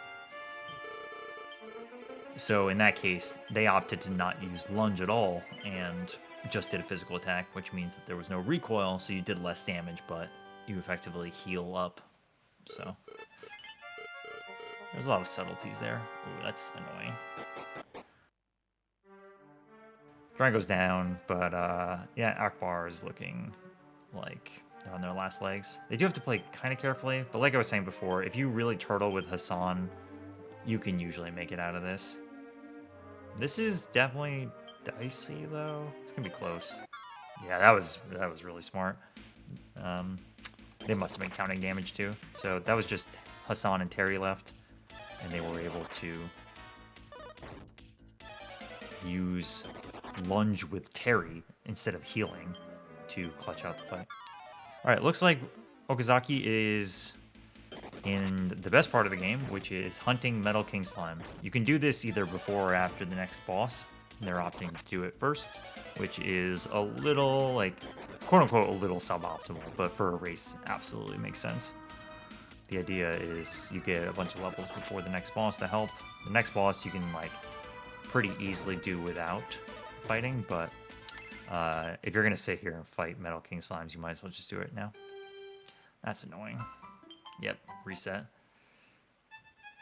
So you typically take a save before you do Metal King farming. Alright, so Metal King Slime, why do you fight a Metal King? Your party, if you've noticed, is extremely low level, and any levels you can get to help support the end game are really, really valuable. Everybody gets between 2 to 3 levels if you defeat a Metal King Slime. Oh. And it really, really helps with that HP threshold for fighting Deathmore. Memory cursor. Oh no. Tried to whistle and he returned. Yeah, that's rough. Because you can access the shrine that's in this other area, but you can't warp to it until you defeat the boss. Which is precisely the reason why I was saying it's like slightly suboptimal. But it's really not that big of a deal.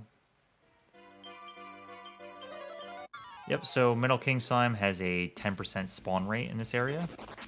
There can be a maximum of 2 of them. They can show up by themselves or with any other enemy.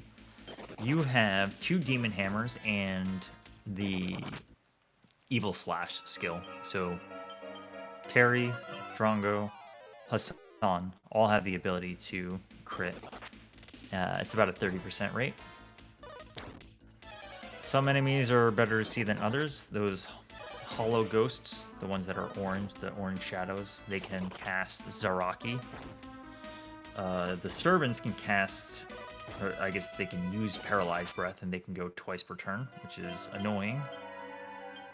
Generally, the idea is that you want to try to secure a Metal King as quickly as possible. You don't want anybody to die, and then you want to use Medante with Barbara, which is why he reset when Barbara went down.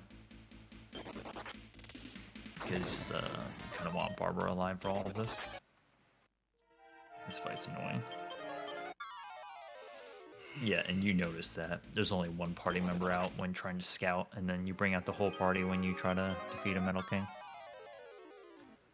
Some of the fights here are kind of dangerous, but it's really that some of them are slow. I need metal. There is a 6 times Evil Wand fight, which is really annoying. I highly doubt they'll go for 2. The delta between 1 and 2 is, well, 1. Much harder to get to, but you don't really get that many more levels off of 2. Too bad. Okay, so typically you use the Sands of Time to try again, but we'll see. They may want to save that for, yeah, they would have reset if they, yeah. Okay, so Sands of Time. You get 1 opportunity to use the Sands of Time exactly once, and then it's gone from your inventory forever. You can never do it again. So, the Metal King runs, probably going to reset. Yep. But yeah, if you get another Metal King, you typically get 1 level on everybody. But the difference between like 2 to 3 levels versus 1 level is really, really minor. And it sounds like still a nice safety strat, but there is a point at which it's not that big of a deal. I almost never see anybody go for 2 medals by like design. You can get another Metal King on the way into in the castle. There's an encounter for which you can get the. It's kind of like how in Chapter 4 of Dragon Quest 4 when regular slimes combine into Metal King, the same thing, or into King Slime, the same thing happens with this. Alright, we got a chance. Oh, that's not good. Oh, it sucks. Oh, okay. So, yep. So, yeah, I said Zaraki before, that's wrong. It's actually the Death Dance, KO Dance. They keep spamming it, it's not good. So they took out Drango, which is annoying. But Chamorro knows Vivify. Yeah, so Terry used the Thunder Sword there. So they're probably going to try to get down to 1 and then take out... Or, so, yeah, bring out Chamorro, try to revive Drongo. They can use a leaf, but I'm sure they don't want to. Yeah, getting 1 is great. This is just a really annoying fight. And they still have instant death moves, so... Oh, are they opting not? Oh, wow. I'm really surprised they're just opting not to give Drango the level. Because Drango goes from level 5 to level 7, but they're just going to pass. I am pretty surprised by that. I don't know, maybe I'm wrong. Maybe they'll go for another one.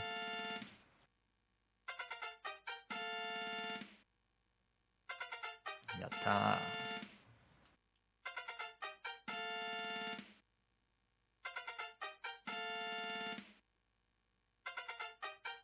So yeah,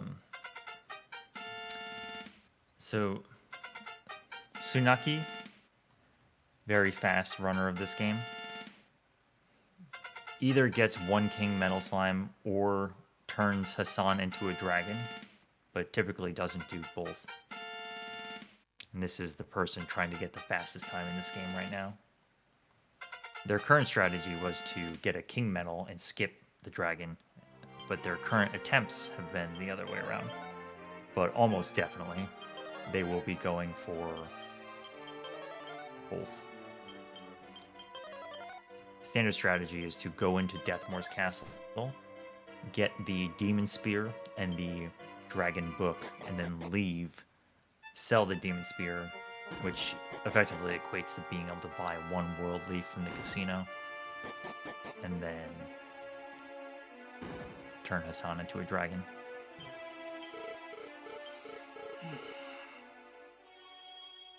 Okay, some more story here. We have to go back to the prison sequence. Or, sorry, the prison town after this. Let's watch Threeless play the Akbar fight.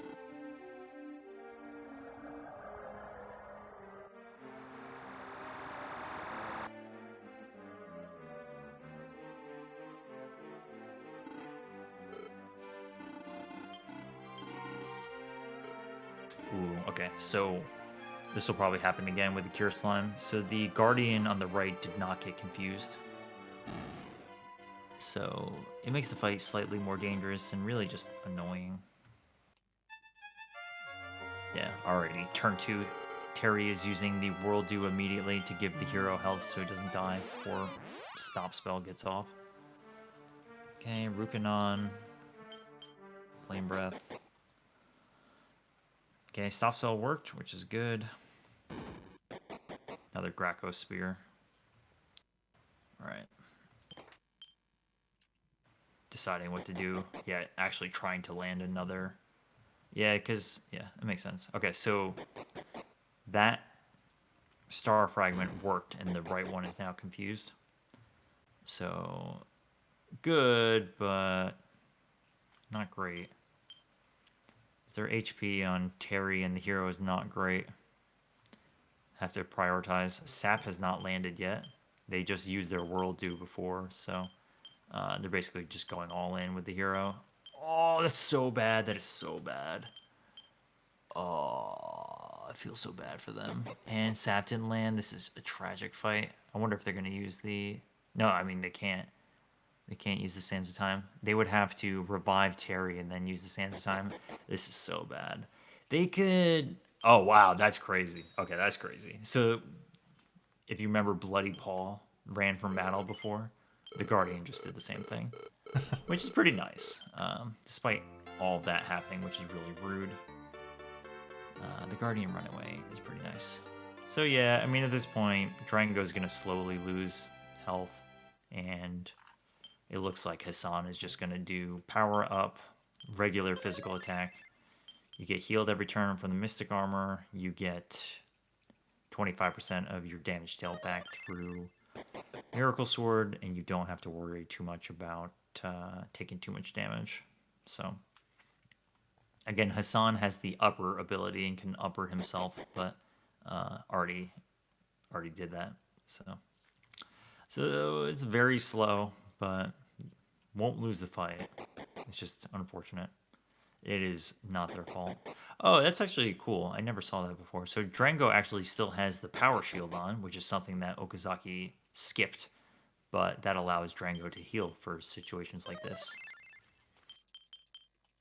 Very nice. This is tragic and slow, but it's pretty safe. I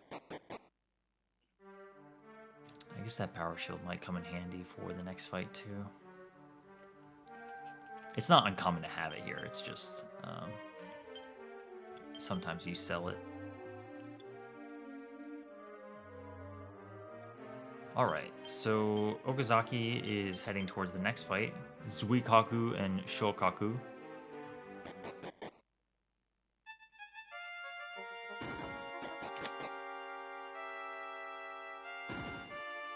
This is a Stone Man and Boss Troll like enemy. Yeah, this fight is kind of specific. Oh yeah, I didn't even notice. So yeah, Keiru is fighting the this fight first. So they like technically are ahead of Okazaki, but Okazaki got the Metal King Slime, which is 追角昇格 is a major lead. Japanese and CV. So Uh, yeah, I think I will Battleship, just commentate Shibui. Okazaki and the boss fight, but yeah, it's a pretty interesting fight.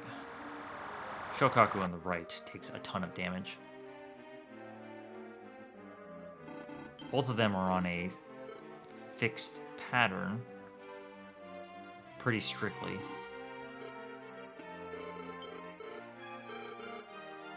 No, the experience for Terry is not that big of a deal. You get, I think, 8,600 versus a King Slime, which is 30,000. So, I mean, it's not insignificant, but it's not that big of a deal.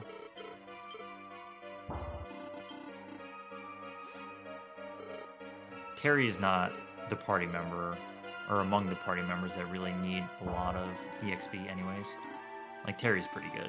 It's mostly Chamorro, Hiro, Moleyu, Barbara, and yeah, I guess Hassan as well.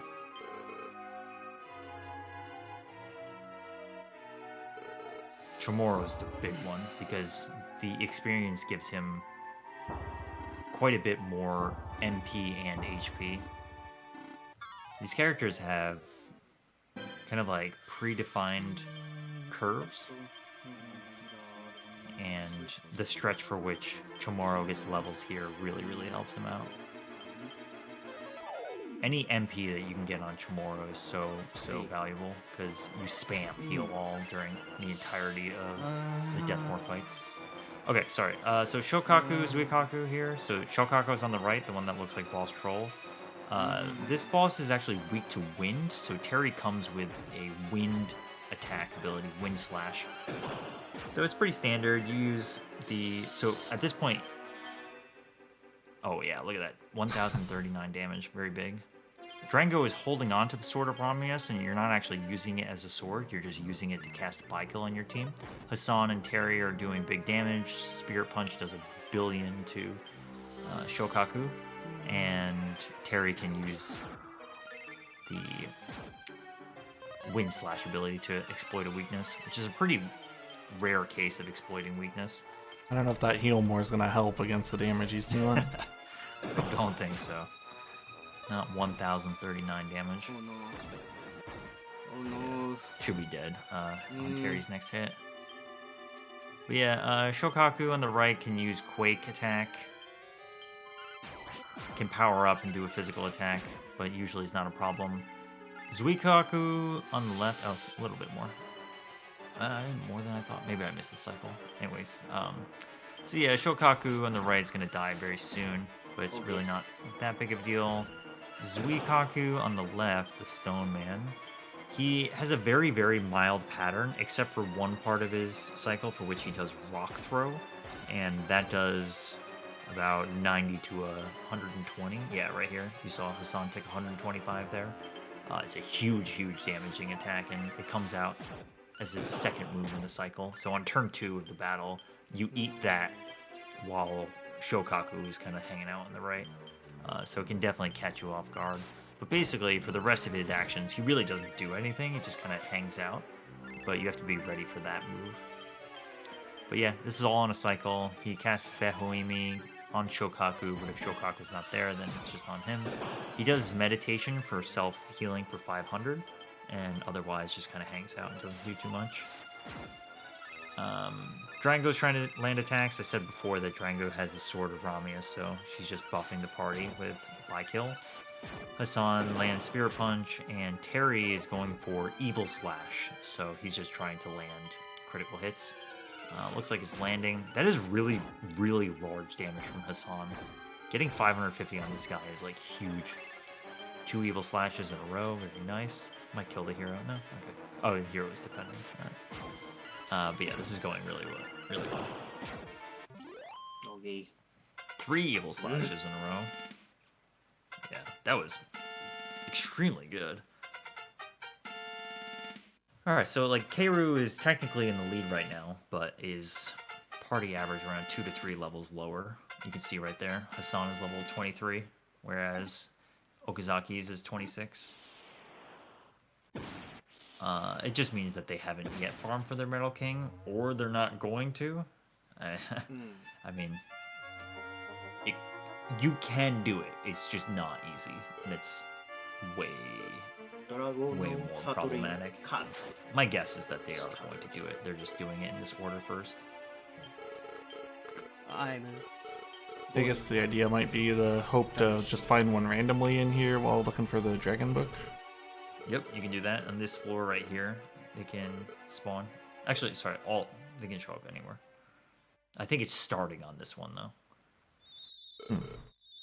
Once you get indoors, I don't think you can see them outdoors. But yeah, they just picked up the Demon Spear, Keiru. And yeah, this right here is a free heal.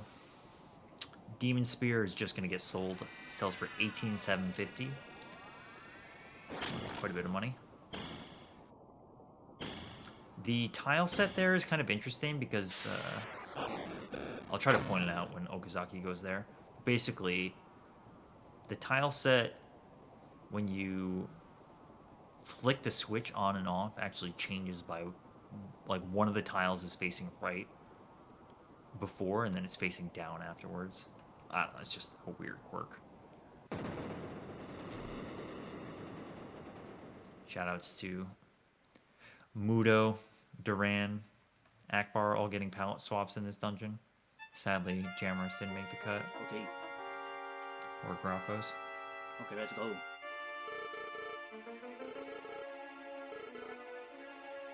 Jammers already has a palette swap, but I don't think Grappos does.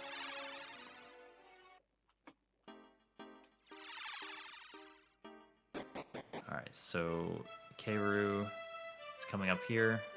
This screen is where you get the Dragon Book, which allows Hassan to turn into a dragon. Well, anybody, but use it on Hassan. Right here. So they're gonna leave the dungeon and then change Hassan into a dragon. We'll just have to see if they decide to go for the King Medal. It's like very... Well, I mean, you saw how many battles. It was like 2 battles, right? I think... Oh, man. I don't have it. Well, I probably do. Anyways, I remember looking into the Metal King rate, and it's... I think it's about the same. But the encounters in Deathmore's castle are way more dangerous than the ones outside for farming King Metal.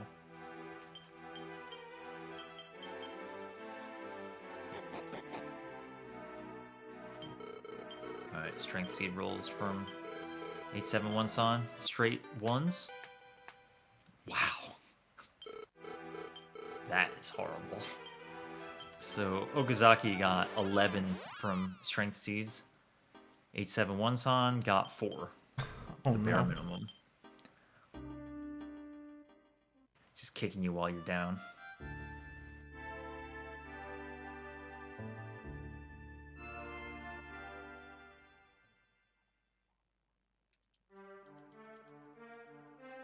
Okay. Yes, so Keiru just got the Metal King helmet, which is the reward for 70 medals, which is the final reward, which is just incredibly good gear. Alright, and they are cashing in the Dragon Book, turning Hassan into a dragon. Let's look at Okazaki, who is coming back here to, yeah, sell the Demon Spirit that they got. Oh, they got the Metal King helmet too. Yeah, so you sell one of the Demon Hammers back because Hassan is not going to be using Demon Hammer for the rest of the game. I was saying this a while ago, but generally...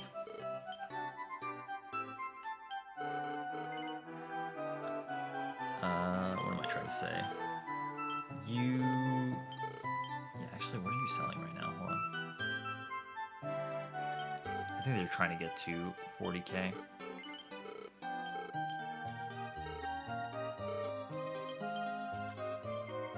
So that they can buy 2 leaves.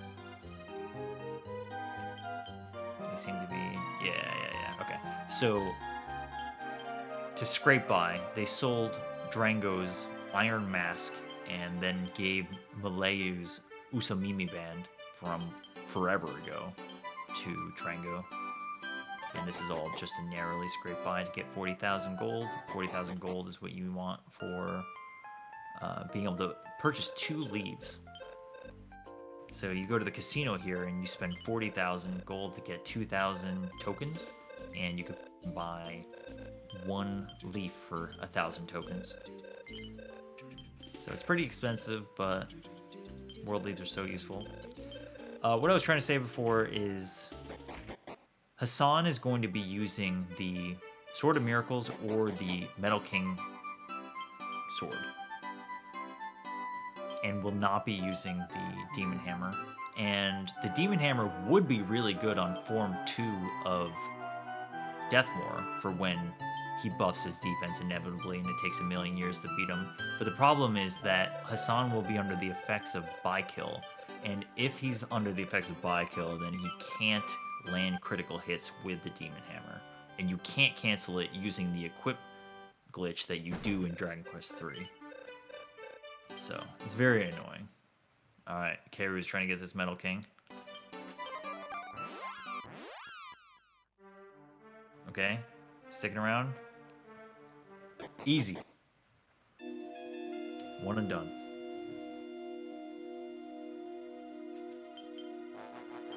Alright, Okazaki's on their way to fight Deathmore. It's happening.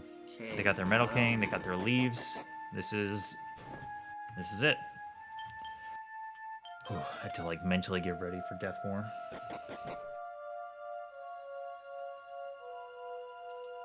I'm not even running it. And I'm already ready for this, or not ready for this. Looks like Keiru got a Metal King slime, so they are actually pretty close behind. They're definitely going to be fighting Deathmore at the same time. Okay, so Deathmore. Deathmore has 3 phases. First one is Old Man phase, second one is Large Beast phase, and third one is Head and Hands phase. The first phase has 2,000 health, and largely uses a combination of large AoE breath attacks. I mean, they're internally treated as breath attacks. They're just big fire or ice attacks, and can use a litany of annoying things like self-meditation for plus 500 HP, can use freezing waves on you, can use explodette, can use 2 orb attack, which I think started in this game. The 2 orb attack shows up in Dragon Quest 7 and 8 and 9. It's kind of a staple since this game. The bosses, all 3 forms, work on patterns that you can sometimes tell what they're going to do, but you can never guarantee. But there's some cyclicality to it. So I'll try to follow along. I realize I'm going to probably be a little bit behind. But no matter what, Deathmore Phase 1... Oh! I didn't even realize that. Okazaki just skipped getting Hassan's dragon class. So Hassan is not going to be a dragon. That's pretty cavalier, but sure. Because Keiru got both. Okay.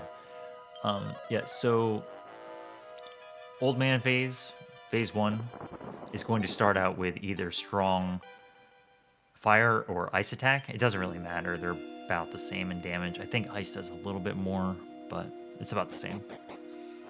And then the second is going to be a straight physical attack. Deathmore can either go once or twice, and that's true for most of the fights, all forms. But Form 2 can go up to like 4 times, so look forward to that. Just picked up the Metal King sword. So there's a trade-off between using the Miracle Sword to get some HP back per attack, or using the Metal King sword to do massive damage. Form 1 of Deathmore cannot be hit by Spirit Punch. Form 2 can.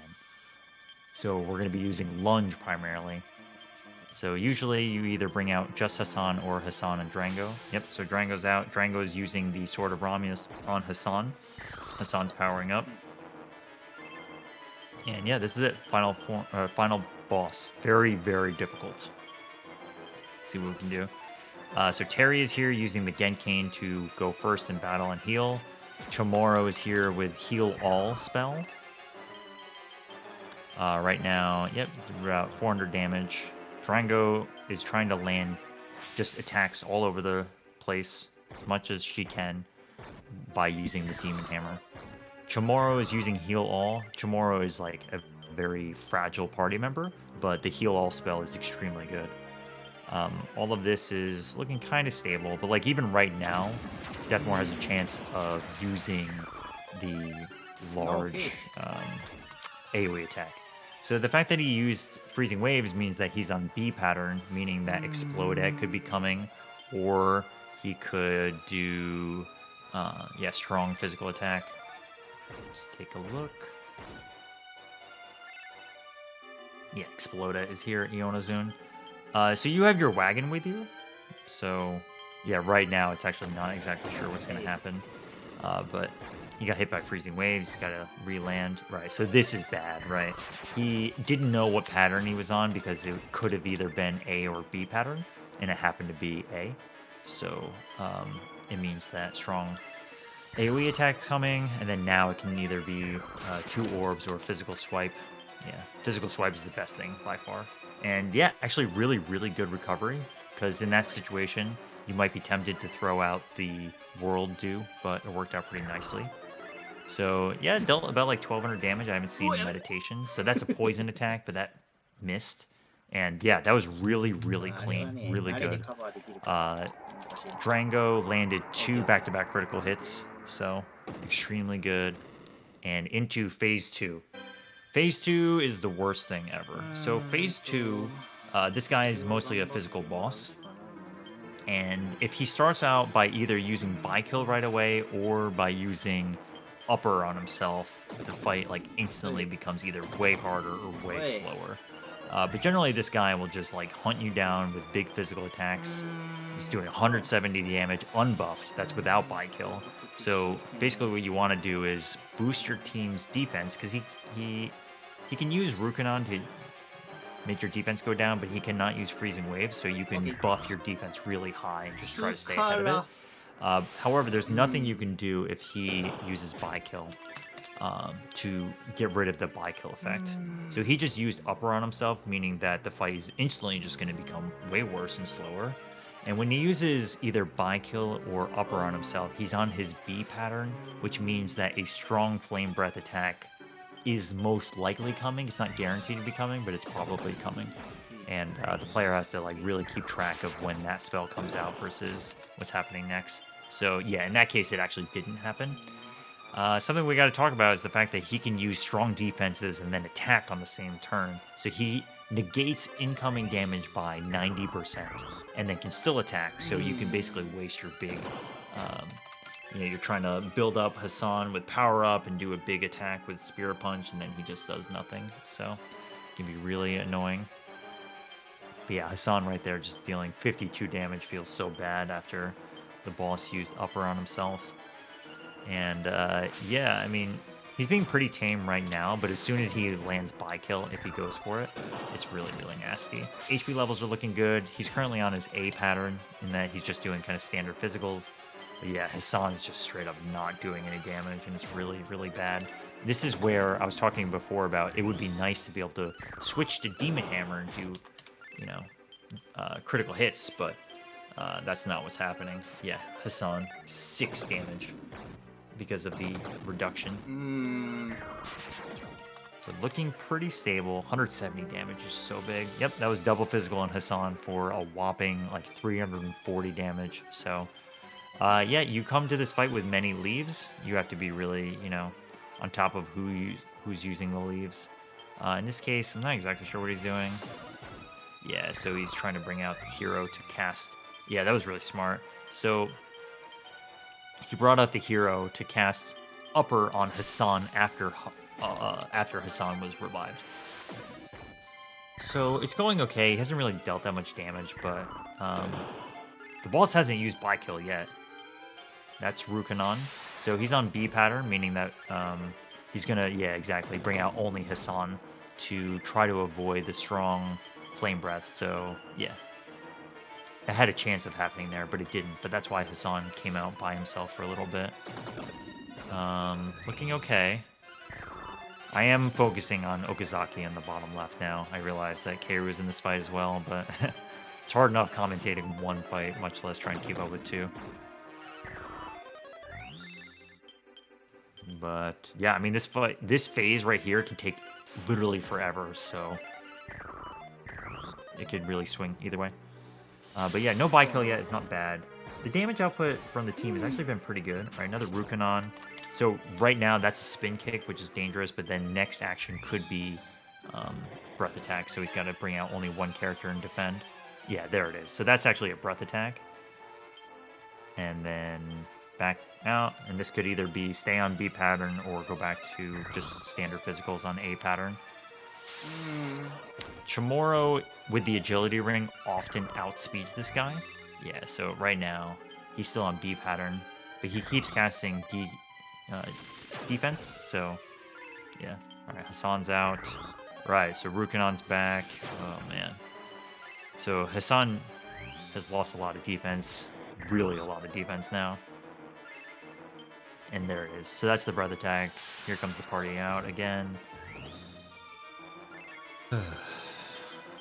So whenever you see this where like Hassan is the only party member out and he's just kind of turtling, it's because this is what I'm saying.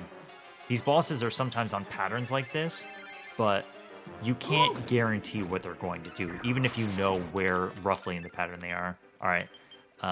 Okazaki just used, oh my god, 1 HP on Chamorro. Okazaki just used the World Dew, and you wouldn't know it because Chamorro is back down to 1 HP. Chamorro gets out. Nope, doesn't get outsped. Okay, good. Rukanon. So the boss has not used buy kill on itself, and you should thank every. Oh, there it is. I jinxed it. Even making it this far without seeing buy kill is really nice, but now the damage is going to massively increase. So, right, so the boss is still. Yeah, that was 114 damage on Drango while defending. So, looking good. Looking like Keiru is on this fight as well. Dealt quite a bit of damage, but has to really, really be careful here. Oh god, don't do that. That was almost accidentally using the Sands of Time. Freaked me out. Alright, but this is going to do big damage. Yeah. Rukanon again. Like, your only way to combat buy kill is to boost your own defenses. So when he starts using Rukanon to take your own defense down, it gets really, really scary. So at this point, he's just trying to, like, squeeze as much damage as he can. He's relying... So the boss has used upper on himself twice, so Hassan's basically doing no damage with Spirit Punch.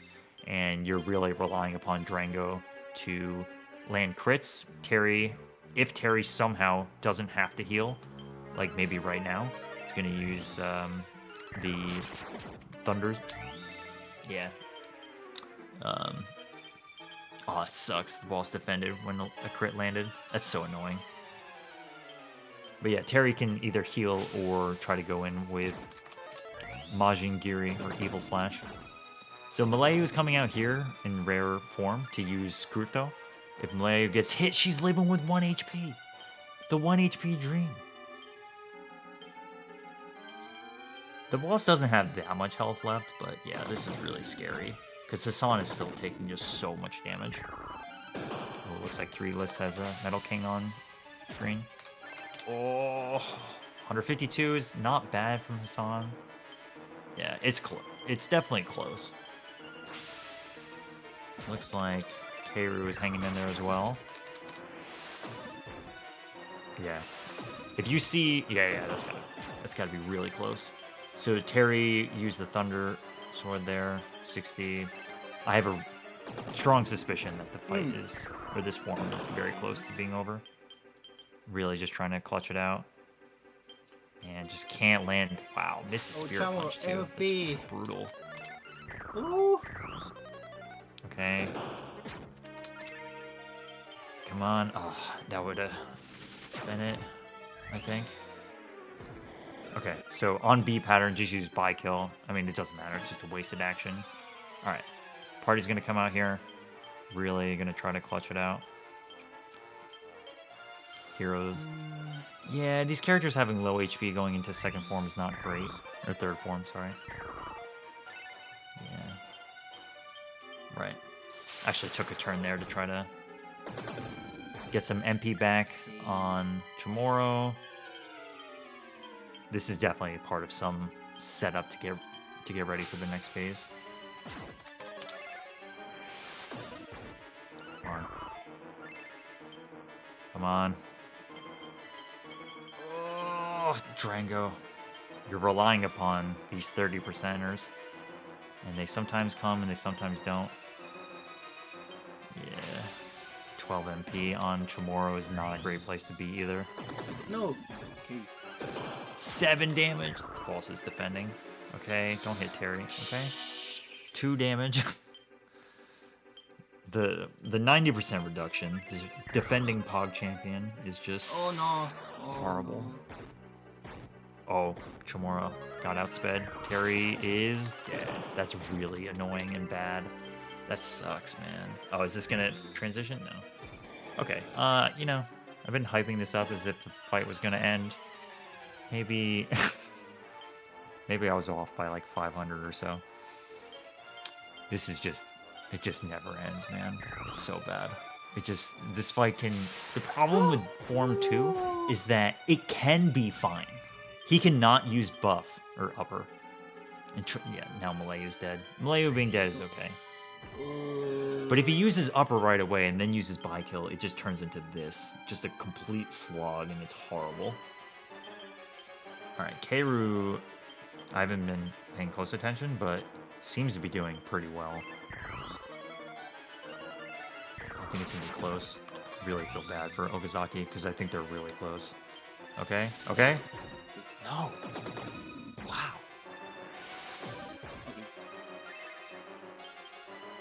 Come on, team. Oh, that's 3 actions per turn. Very nice. Love to see it. Very fair. Ooh, Drango's down for Keiru. Chamorro got outsped again. Oh, if the boss went twice there, Hassan was going to die. That was really, really sketchy. Okay. All right, defending. Not bad. So, Okazaki's side, A pattern is your best chance to go in. But again, like, you want to have some momentum going into Form 3. But yeah, Hero, probably going to use... Oh, it doesn't have Fireclaw. Going to use... Yeah, defend. All right. Oh, that's so bad. This is so bad. It feels so bad for Okazaki. What? Because you just don't want to use your leaves like this. 180 damage, 1 damage. It's close, though. It is. I know I keep saying that, but for real. Oh, that's bad on Keiru's side. Taking full party breath attack. Hassan! That's so man.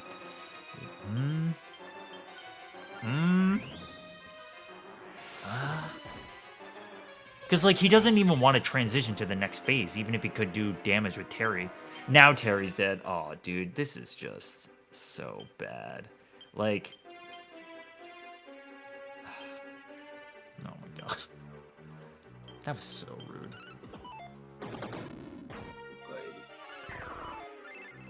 I don't know what to say. Yeah, he's doing, like, these physical attacks with Chamorro because I think, like, he knows he's really close to transitioning this fight. He's got to be so frustrated. That sucks. Okay. Okay. It's over. Finally. This is a not good spot to be in. Really bad. Because you really want your 4 main party members to be alive for the very beginning of this. It's like... Maybe okay. Because generally what happens is that... Okay, so Form 3. There's a head and 2 hands. The idea is that the head is going to be on the same fixed pattern for about 5 actions. And the hands are going to be doing the variants. And the very first thing the head does is put somebody to sleep. And Chamorro is going to use Kiariku, which is to basically awaken the whole party or unpoison them. Yeah, you can see that they're hesitating right now because the idea is that Hassan and Drongo are going to work together to power up Hassan to do a gigantic spear punch on the left hand, which is stage right.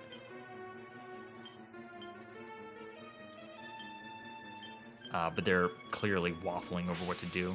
I think they're going to try to heal. No, Kiraku. Okay, no, they're not. Barbara is here trying to land with Dante. Okay. If she somehow survives. Hassan is asleep. If Barbara doesn't get hit, okay, that's out of all possibilities, that was actually a really good outcome. So remember that. Oh, I guess I didn't talk about it. Amos has the Mega Zaru bracelet on, meaning that when Amos dies, the rest of the party is going to get revived. This turn is a Raging Roar turn. So, yeah, that's the head doing that action. So this turn is, I think, Freezing Waves. It's either Freezing Waves or Blaze Most, depending on whether or not you have buffs. If you have at least one buff, Deathmore's head will cast Freezing Waves. So that is Marizoma. Yeah, so it's Marizoma first, Blaze Most. Hassan is alive, landed a 960. This is actually really good. That was like really, really good. Barbara took the hit. Drango survived the hit. Hassan just took another hit on the next turn and survived, and just enough to damage the left hand. Again, left hand is the one that's rightmost on the screen. You take out left hand because it can revive the other parts. So, yeah, the left hand is basically down to 400 HP, and Amos is going to die soon to revive the whole team. The head right now is on pattern to use Freezing Waves. Yo, nice. Hassan got a Shippu attack in. Yeah, so that's Deathmore using Freezing Breath attack. And after this, the head will go back to an A pattern for which it can just use random attacks from, including Pyro of Fire, which is single target huge fire attack, and can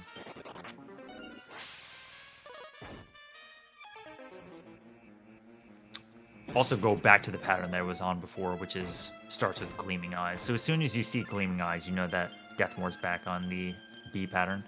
Okay, so Amos is dead. Everybody else is revived. At this point, you gotta like hang on for dear life, and you really want to take out the left hand. So if you notice, they brought out like Barbara to the beginning, who's Barbara's just there to soak damage. Yeah, very, very good. So that's counting damage and knowing that it was really, really close. Excellent. So Gleaming Eyes. All right, so Gleaming Eyes is here, and the right hand is still around. Hassan is dead. That's not great, but usually seeing the B pattern with Gleaming Eyes is relatively good because it means that you can guarantee you know what's coming.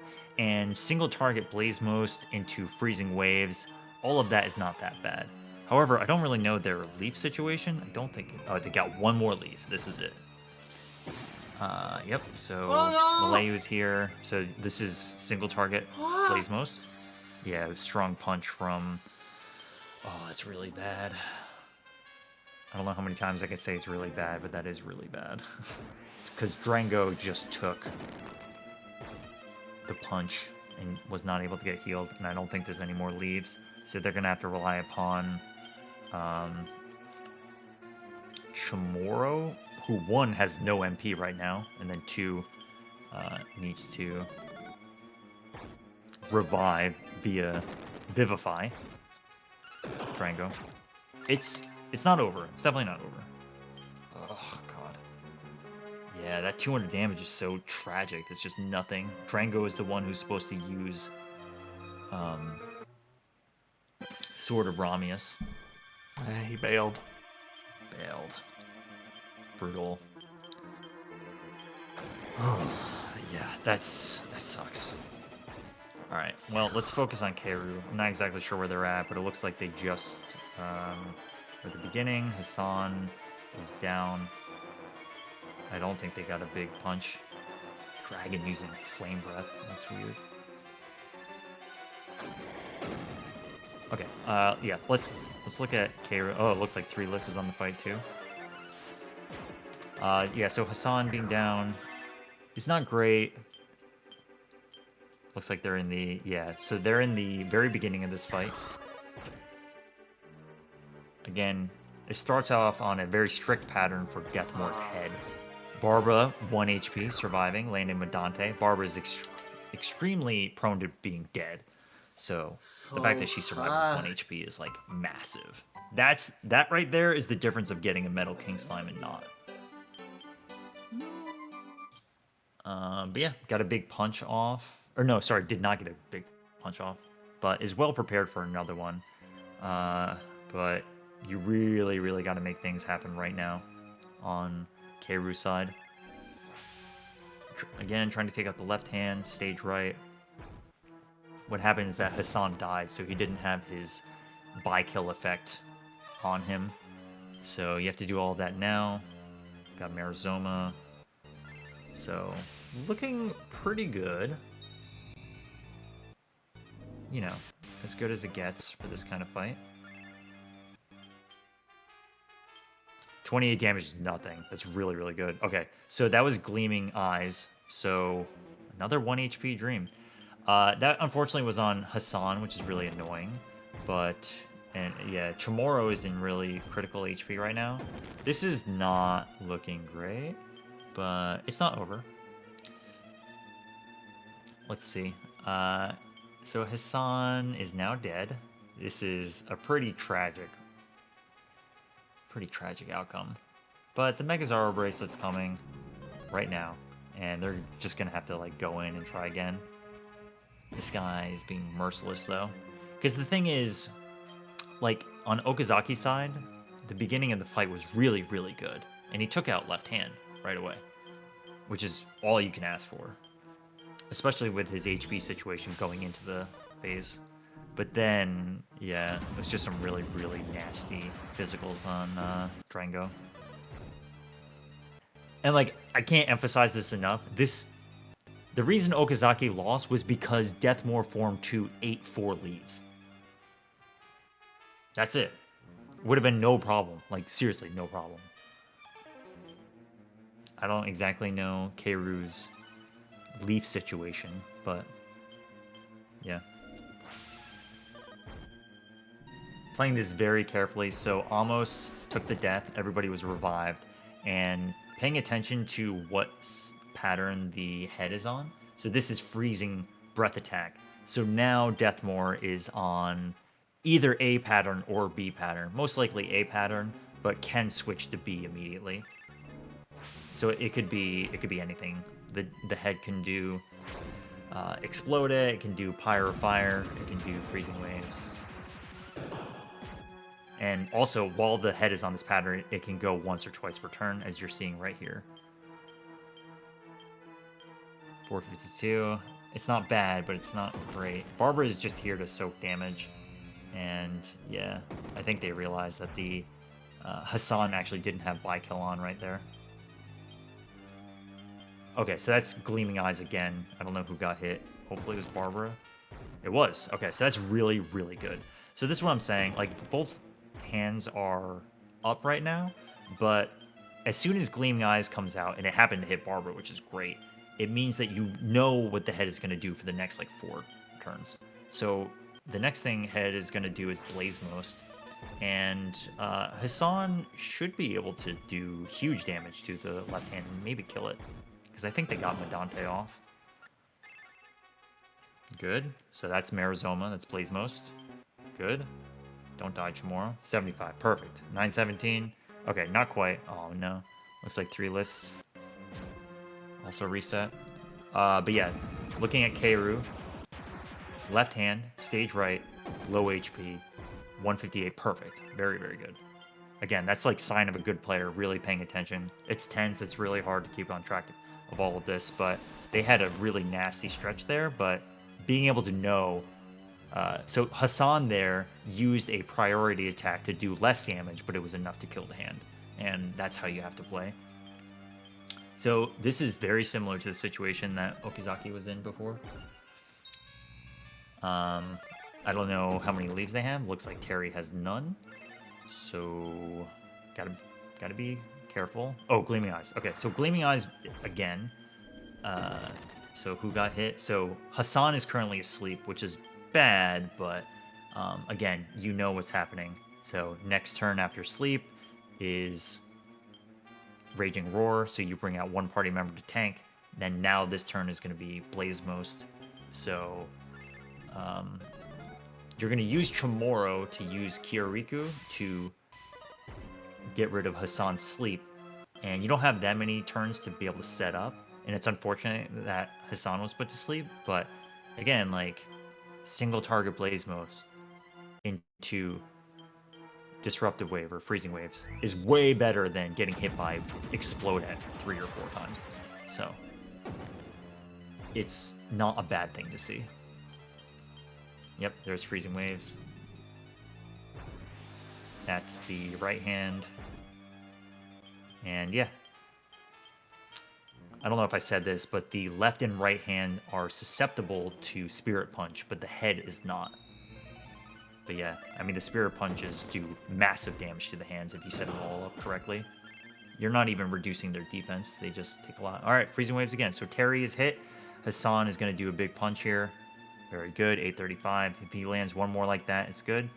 So Terry is asleep, which is annoying because he's the healer, but Chamorro's got to decide between one of the two. To either heal himself or to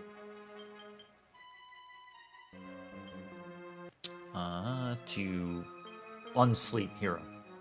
That's a lot of damage. This is sketchy.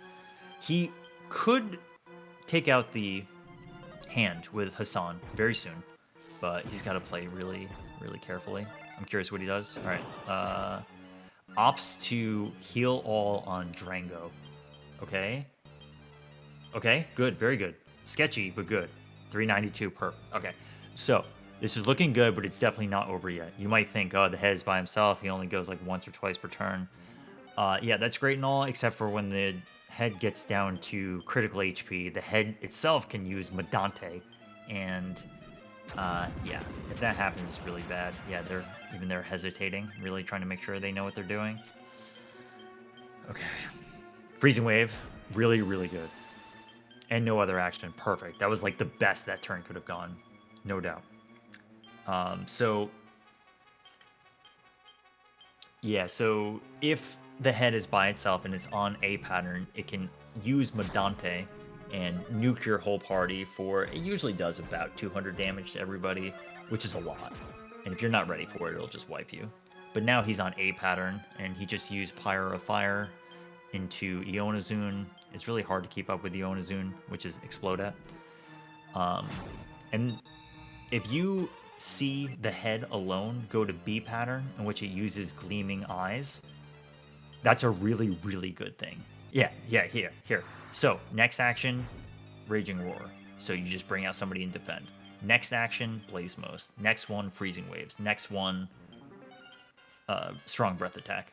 So if you know all of this, then you can set up, you can get Hassan ready to do big damage, you can know when to bring the party out to heal. So it's looking really good. The head itself has 2,500, I think. I think it's 2,500. Yeah, I think it's 25. One of the hands is 22 and the other one's 2k. Okay, Freezing Waves. So that means the next turn is going to be Strong Blizzard attack, so only one person comes out. Probably Drango. Or they bring out both so that... Okay, so Hassan is going to tank this damage, but it's going to get some health back, so... Looking good. So now it's back to random pattern. Chance of Medante. Arizoma, good. Sleep. Drango's asleep. Hassan's going to be able to do damage. Chamorro can awaken Drango. Karyuko, yep. So he opts to have Chamorro take the Raging Roar, which is a AoE attack. Shoutouts to 2 Metal Kings up there. And Hassan is going to deal big damage on this turn as well. Really, really smart. Marizoma. Next turn is going to be Freezing Waves. This boss is getting close.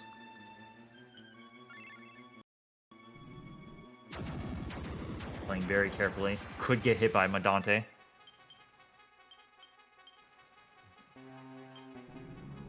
Freezing Waves. Good. Very good. Very good. Oh, baby. Fire. Or no, sorry. That's, sorry. Now it's on Random Pattern. That was Freezing Wave, or Freezing Breath Attack. Okay. I'm stressed out. This is close, but Madante could really throw a wrench in this. Chamorro got some MP back. All right. No, this should be good because that's Gleaming Eyes again. So we're going through this whole loop one more time.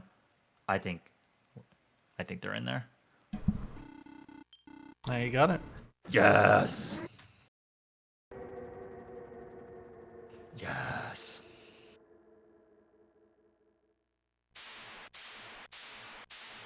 That was an onslaught. Huge GG's to Keiru.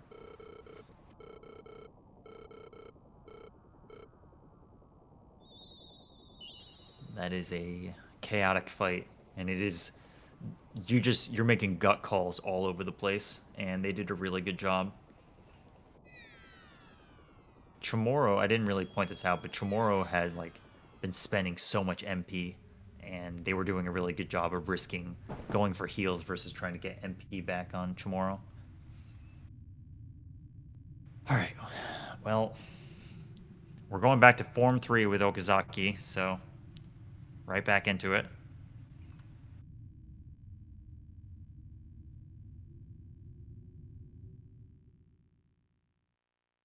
Form 2 on 3 lists. I feel so bad for Okazaki before. They almost had it, and then it just went south so fast. Keiru was in that fight for 26 minutes, according to his splits. Oh my god, yeah. My PBs was... Yeah, my PBs was like 28 minutes, which is awful, but yeah, these people are better at the game than I am, and the fact that it takes them this long just means that such bad things are happening. Okay. Okazaki. So Okazaki got hit with Freezing Waves at the beginning. So again, they're on this B pattern with the head. It's just most dangerous at the beginning. But yeah, I think Drango got put to sleep, but is already awake. So Hassan should be able to do big damage here.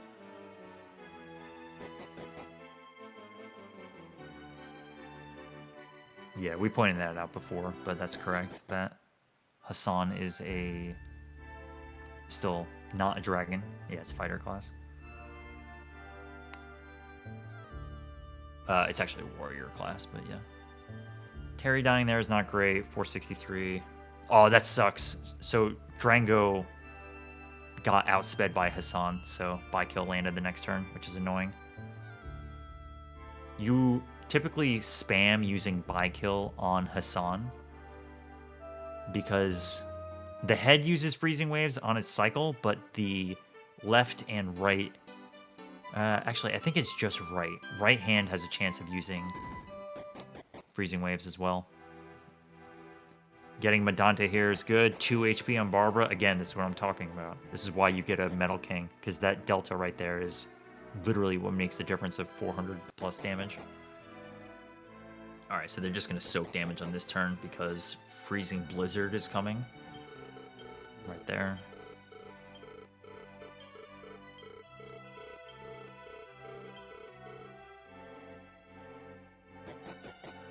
Getting ready for Almost to take the fall, but they're just going in for big damage as much as they can. Okay. That was a really, really good outcome for that. Yep, 880. Excellent. So left hand should be going down soon, and Almost is going to revive the whole party rather soon. Okay. Drango is asleep.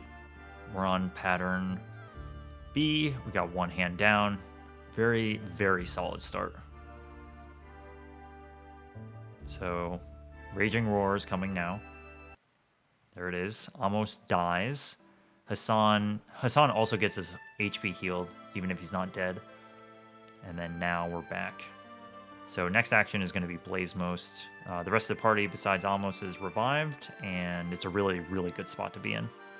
So Hassan not dying means that he gets to keep his buy kill, so he can just go in and keep punching. The other hand, Arizona, 45 damage is nothing. 80 damage is not that much either. 780, very good. So about 900 HP left on the right hand here.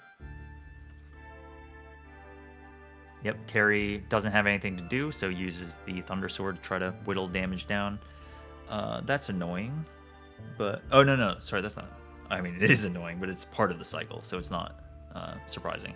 Once again, Hassan outsped Drango there, which is very bad and stupid. But it is what it is.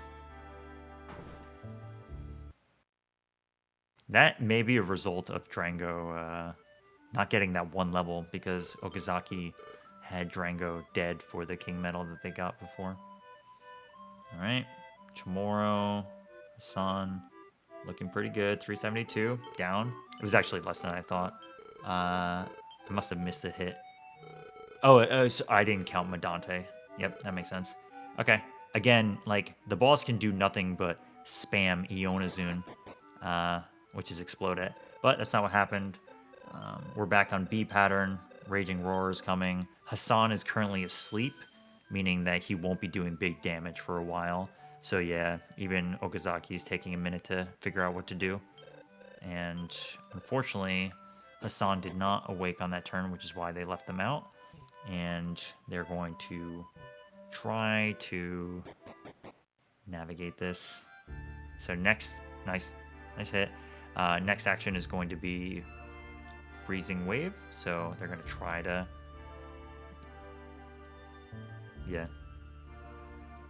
get everybody back to max HP. So now it's Blizzard, so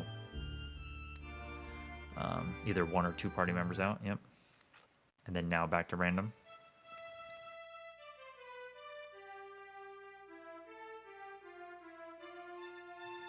Yep, so heroes in the front just tanking damage by defending, and then it's the standard setup. Hassan is buffing, using power up. Drango's using...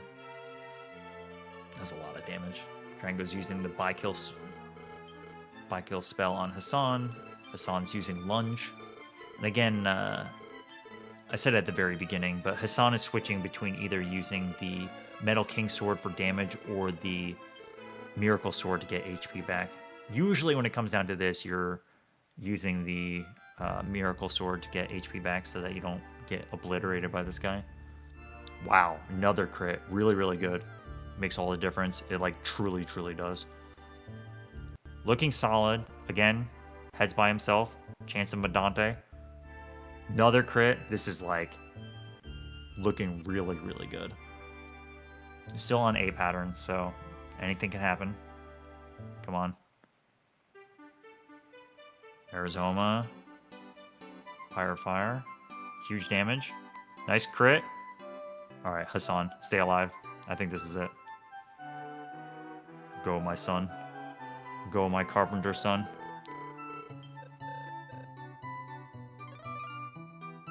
Yep, Raiden. Yep, using Thunder Sword. Oh, there it is, Medante. Okay, all right. Hassan's got to clutch it out soon. Nice defend. 193. Terry. Oh my god. That's so bad. Hassan died there. Oh my god. He's got to be freaking out. That was so bad. So the boss is going to recover its MP soon and waste an action. Yep, good. Oh my god, no! He switched to B pattern and put Drango to sleep, who was using the leaf. Oh my god. Oh my god. That is insane. It's so, again, B pattern is like generally kind of good, but this is horrible. Okay. If Drango can get out of sleep, yeah, defense up, that's interesting. He used defense up just to have a buff on so that Disruptive Wave was going to be part of the cycle, which is like Giga Brain. god. This is so ridiculous.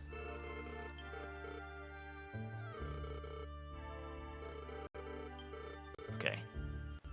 Drango. Okay. So the boss... This boss is out of control. Okay, so Drango... Oh my god. I think... Yes. He's going to tank the damage so that Hassan can get alive. So Malaya's down. Drango's... Oh my god. So right now, Hassan and Drango are the only ones alive. Blazmos is coming. Oh, sorry, no. Freezing breath attack. Oh my god, he put him to sleep. And then he woke up right away. Oh my god. I'm freaking out. All right, he's going to tank the hit.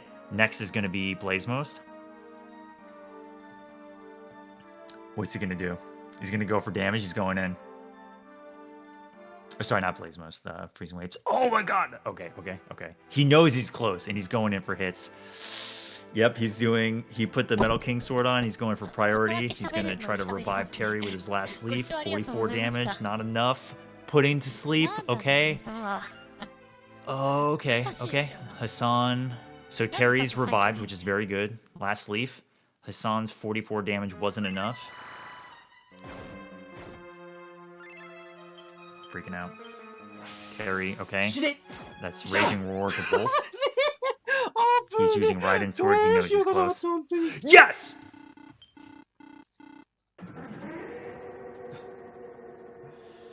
What a rush.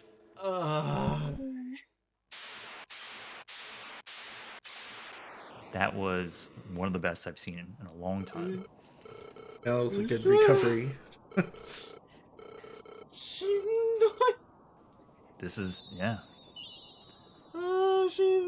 This is why people do Dragon Quest runs, man. That's why, despite this game being very hard at the end, clutching out victories like that is what keeps bringing you back. That was really, really good. I'm like speechless based on how many times the boss went straight into Gleaming Eyes pattern. Also, part of using Medante is that... So the boss uses Medante, which is the big, huge nuke, right? Hits everybody for about 200 if you're not defending. Part of the script is that the boss is now going to spend a turn to use... I forget what it's called. It's like Dark Recovery or something. But basically, it's supposed to waste an action to restore all of its MP back. However, it was using Gleaming Eyes, which put it on a different pattern, so much that it never had a chance to waste an action. So he just never recovered his MP.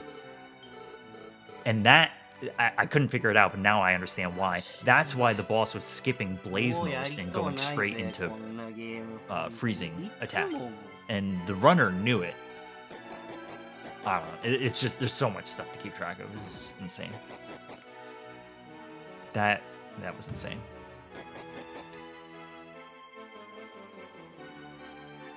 Excellent recovery. Yeah, that's a really good point. Just really good recovery. That was so nasty, and they just played so smartly with their alive characters to tank damage, and that was like such a ridiculous outcome. That's what I'm saying. This is like... The head was by itself, and the fight was way more dangerous with the head by itself versus when the two hands were there, which, like, objectively shouldn't be the case. But that's the way it goes.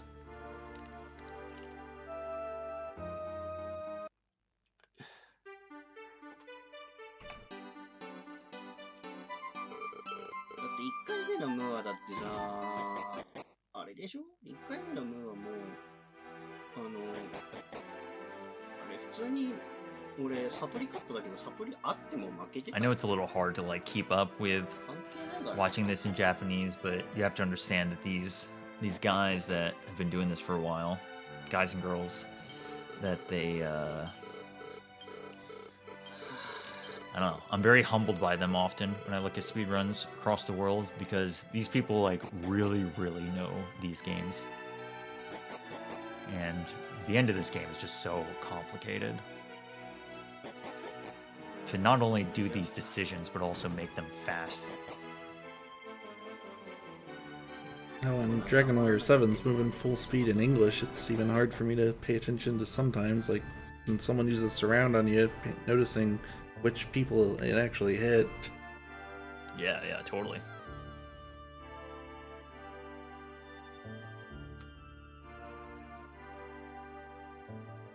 Fee.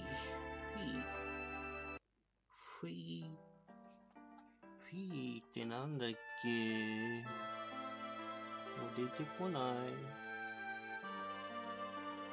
あー、フィーってあれか。線か。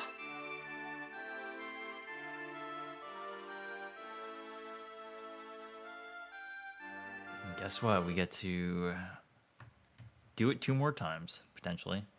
Looks like 871-san is having a rough day over there. Yeah, there's a lot of King Metals have shown up, but they all run away, or he misses Evil Slash and pulls them back in with Sands of Time, and then they run again. Between that and Mudo, it's pretty rough. All right. I might take it a little easier on the commentary for 3 lists, but once we get to Form 3, hopefully if we do.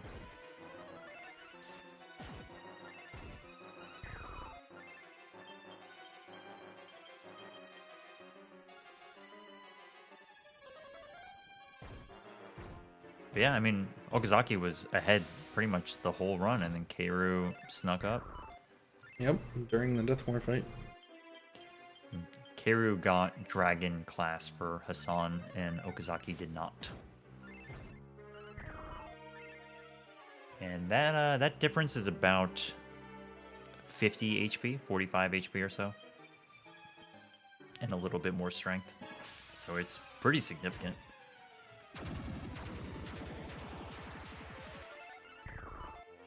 Okay, this actually looks pretty good for 3 lists right now. Form 1 is usually okay. Sometimes you have to burn your World Dew early, for which you only have 1. And the worst thing that he can do is stay in his B pattern, for which, yeah, right there, he just healed himself for 500. And he can use Freezing Waves and Meditate, and it just takes forever, as he slowly drains your resources.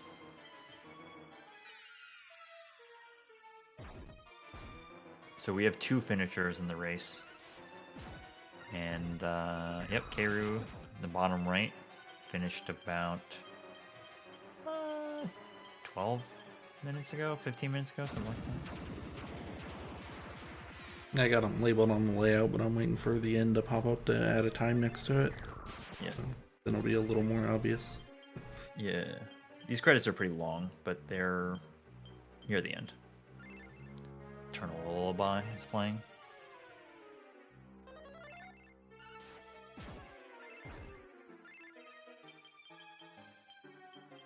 Oh, did I think A71 got a Metal King. Hey, nice. Okay, 3 lists looking good. Whenever you see, oh yeah, well, Meditate's annoying, but whenever you see the whole party having near max or max HP, it's like generally a sign things aren't going horrible, which is all you can ask for.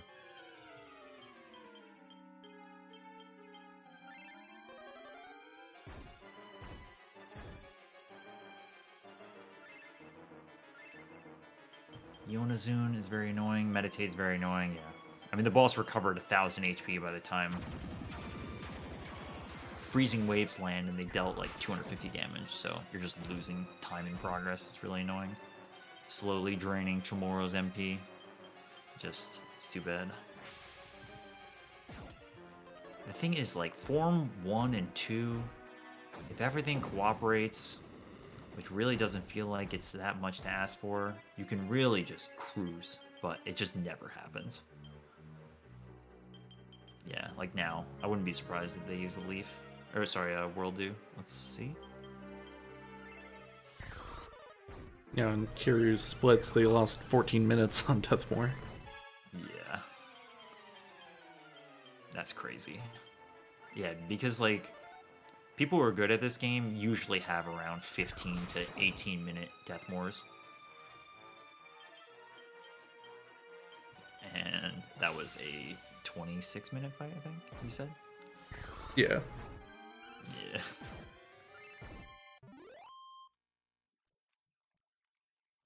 Okay. Okay. All right. Here we go. All right. So, once again, Form 2, big physical attacker, big defenses. If the boss does not use upper in the first few turns and Hassan can land a powered up spirit punch, he can do like 500 damage per punch. But if the boss just starts off by using upper, you just immediately lose so much time. So let's see what happens. Okay. That's good. That's good. So they have to switch to one party or two party members because AoE is coming. But he's opting to do Spirit Punch here. So let's see how much damage he does. Oh my god, he did 3 actions. That's so scary. Yeah, 627. Really good. So the Deathmore Form 3 has 3000 HP. So that's an excellent start, but let's see what happens.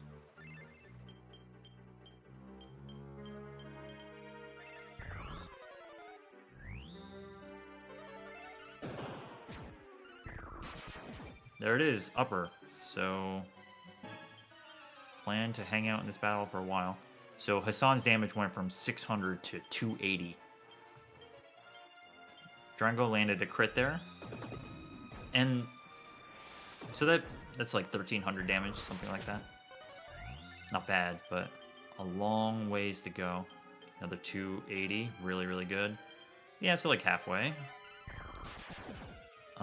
But as soon as the boss starts busting, wow, really good.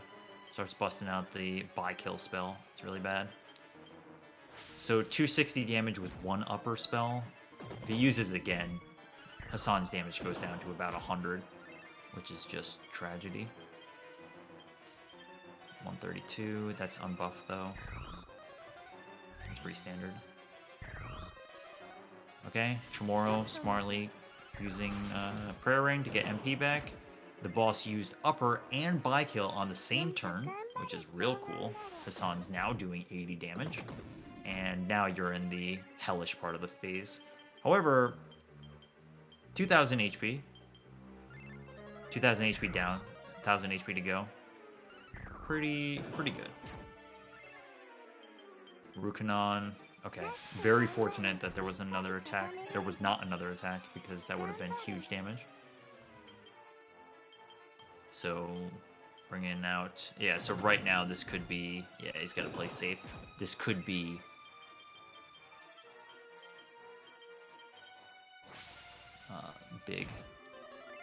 big AoE, but it wasn't. Okay, this is back on A pattern. Could just be physical attacks, could be nothing. Could also be B pattern, which is buy kill. So now you gotta just bring out Hassan to defend. Again? Yeah. Back to A pattern. Trying to land crits with Drango. Because again, the boss is buy killed and has... Oh wow, really well done. They must have snuck in a crit. I missed at the beginning. But yeah, I mean they were landing crits consistently. They got down to like 2000 HP real quick, and then that was really good. That was a really good Form 2, despite having upper twice and buy kill. Really solid.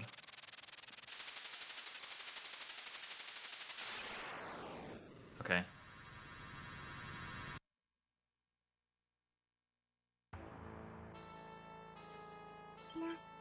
Alright, here we go. Pretty good place to be. So, turn 1, freezing... sorry.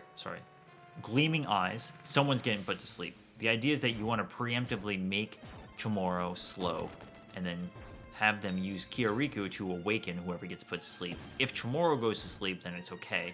You just really don't want Hassan to go to sleep. Okay, so that's what happened. Chamorro went to sleep. Good. No one's dead. Hero tanks the attack.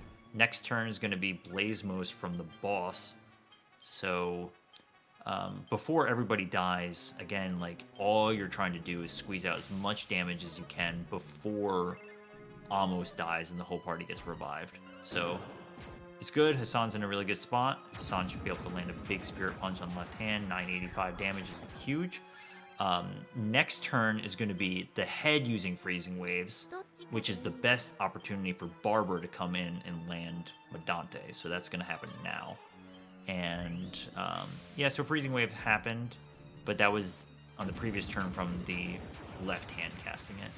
All right, so Hassan, you really just don't want Barber to get hit by one of the hands. Looking good. Good. Good. Okay. And a crit landed too, so the left hand is down to like 300 HP or so. And there it is. That's like textbook exactly what you want to have happen. Extremely good. And now you just squeeze as much damage as you can with the rest of your team before they fall. Okay, yep, that was the World Do. Chamorro's dead, which is annoying. Nice crit. Drango's on fire right now. Yep.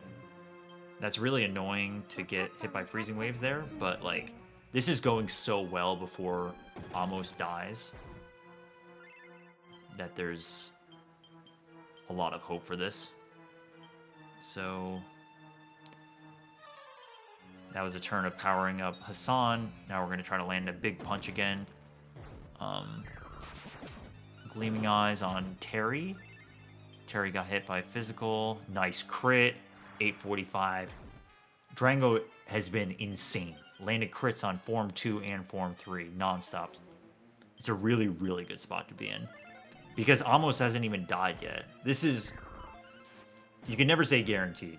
But their resources are good. They haven't used many leaves. This should be in the bag. This is like the kind of whole Deathmore fight that you pray for. So, looking good. Looking really good.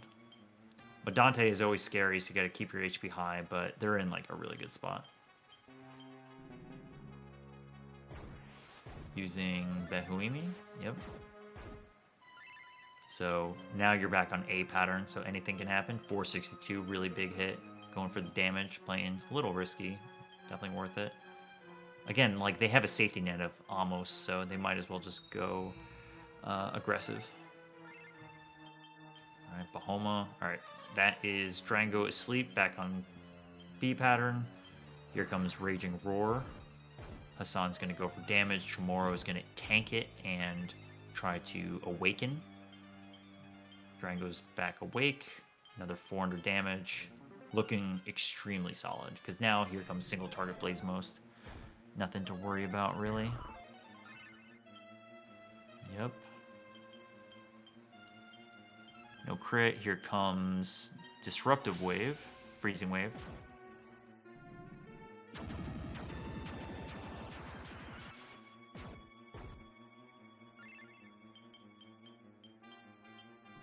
Drango outsped, or sorry, Hassan outsped Drango, so didn't get the buff there. This is Ice Attack. Hassan tanks the damage and powers up, and now back on A pattern. Hassan's going to go for big damage, and we'll see. It should be close.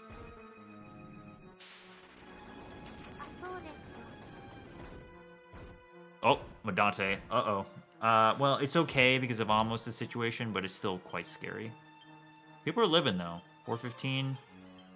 Hassan dies to the recoil. Yeah, I mean, this is a result of playing risky, but it's like a good opportunity to play risky. Yeah, right there. So that is the MP recovery move that did not happen for Okizaki before. Now the boss is just non-stop attacking. But yeah, if you made it this far without almost dying, you should be like praying to the Dragon Quest gods that you made it this far. All right, this is almost over though. It's like really, really close. Yeah, exactly. 51. All right, GG's. Very, very well played and extremely nice.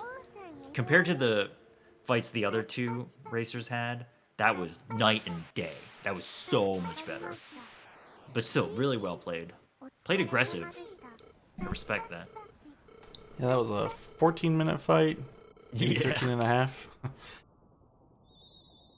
Like, Form 1 was kind of annoying, but the next two phases were just so good.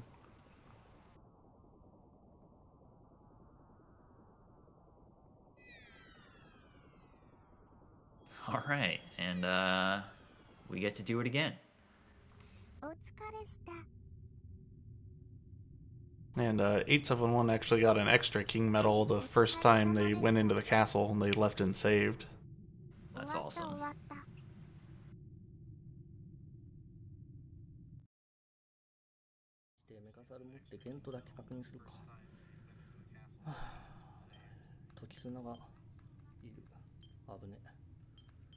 Alright, one more. Usually one Deathmore fight is enough for me for a few days. 4, I'm going to be good for weeks.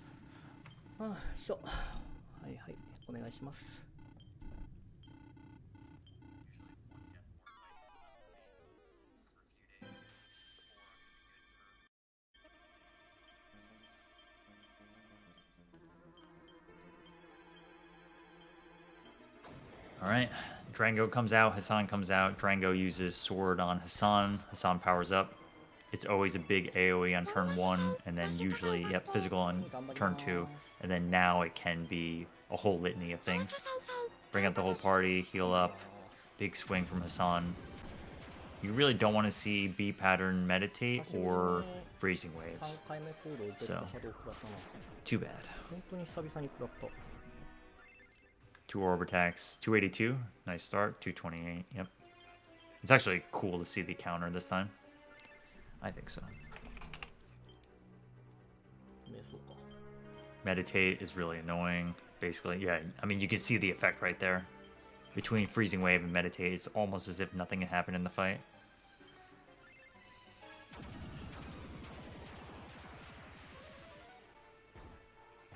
That's fine. If Drango outspeeds Hassan. That's such a rare use of Wind Slash, but sure. Or Wind Beast. Meditate. Yep. Okay. So yeah, like, the player right now is keeping 284 in the back of their head while they're figuring out what else to do, and then put 284 in the calculator. Yep.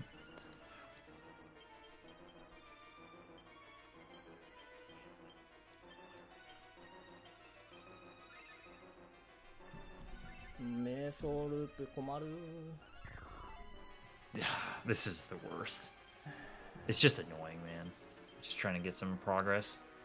Drango is currently poisoned by Toxic, so you typically bring a antidote herb to the fight, and Chamorro can use...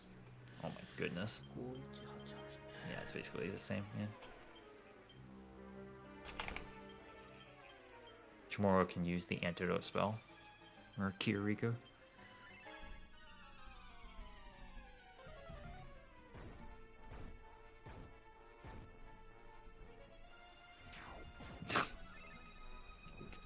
Calculator's out of control.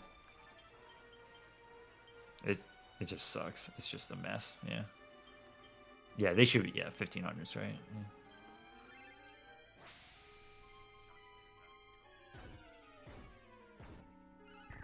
Yeah. Ugh. So probably the... Well, we'll see. Could use the do here. I don't know.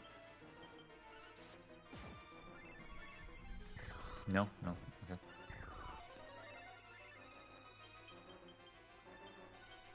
Good. Very good. So right now, it could be Freezing Waves. It could be back to big AoE. Or Meditate. Okay. Maho Kanta means that the next move is going to be big AoE, I believe. Yeah, that's why only 2 are coming out.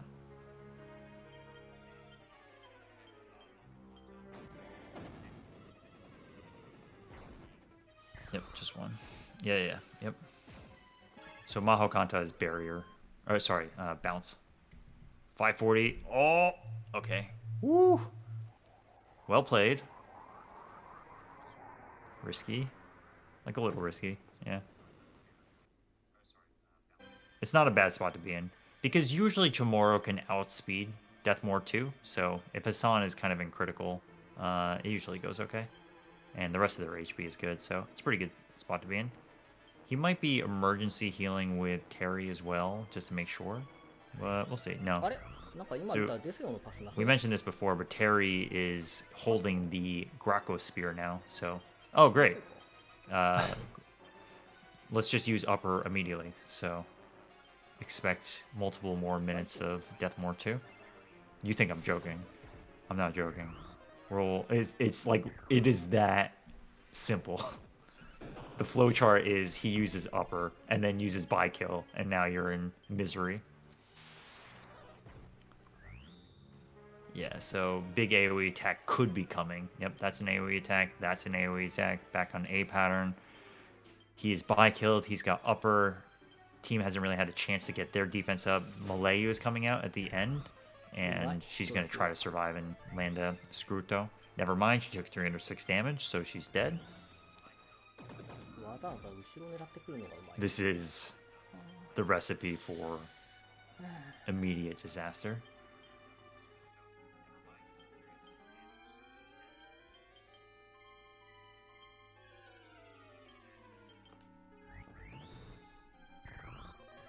If you're tuning in, we have 3 finished racers, and we're trying to get the 4th one past the finish line. And this fight is kind of insane. Nice 7 damage. Alright, let's see. Yep. Back on A pattern. Back on B pattern. Big AoE. Could be another big AoE. It's back on A pattern. This is what I'm saying, where it may seem like, oh, the boss is on a pattern, you know what to do, it's free. It's like super not because of the way it works. チャモさん頼むよ You just have some guidance as to what they might do, but it could be anything. Alright, so big AoEs are coming back again after defense down. Back on A pattern, back on B pattern. Could be a big AoE, still could be a big AoE. Back on A pattern. Okay, now you can bring out the team and heal. Hassan barely living. Okay. Chamorro went first, good. あーそう来る Back, nope, A pattern. Now has 2 buffs. Just did 346 damage to Chamorro. Not a good spot to be in. Has to use a leaf, yep. Okay, that's okay. But yeah, Drango's got to start landing crits. They've done like, what, 500, 600 damage? You got 2,400 to go. And the boss is bi-killed and upper twice. It's just... This is what makes you die inside. Okay, that was a good turn.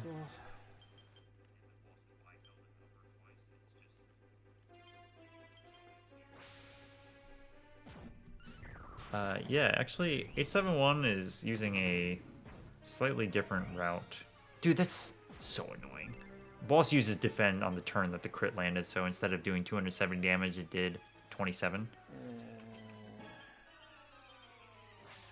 But yeah, the hero actually has a fighter ability, which is not standard, so it must be part of a slightly alternate route. 何やってんだよさっきから九州に Oh, that's so annoying, dude. Terry got hit twice in a row. 勘弁してほしいな Double physical on your third party member.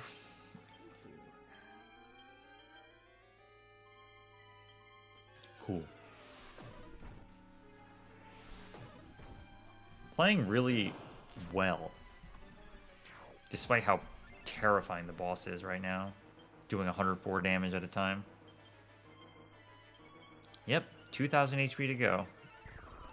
ああもうチャモロが This 早手 is 装備してねえのか rarely good. 早手装備して And the ない problem with this is that there's no turning point, right?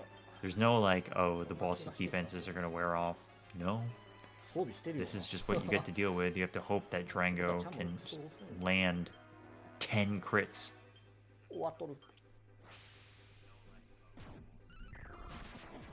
Or you can do chip damage with the Thunder Sword, which is that. Nice 266, 96. That was actually a really good turn. Really, really good. Yeah, big AoE could be coming here. Yep. Another AoE. Alright, back on A pattern. Bring everybody out and try again. It's just any physical that hits Terry is just gonna blow him up. By kill, big AoE.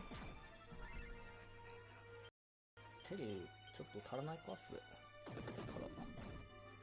It's just such meager damage. Boss is at half health now. How much effort did it take to get here? This is form 2 of 3.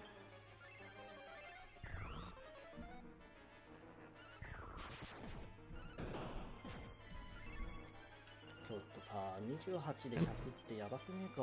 Nice. 母さん。それはまずいんじゃないか？力。これはまずいよな。2体食ってんですよ。そこのところ、よろしくどうぞ。Okay.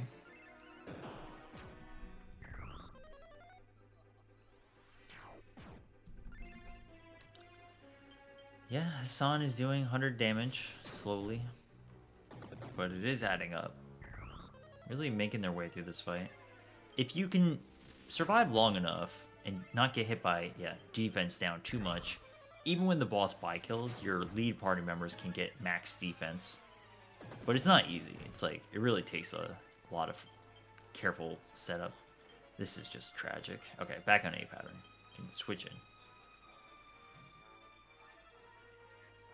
Defending with Drago. うめえ。ドラゴン Tomorrow. うますぎる。Murdered. I would have almost killed him if he parried. 354. Yeah. 8 damage. So physical attack and then defend on the same turn is super cool.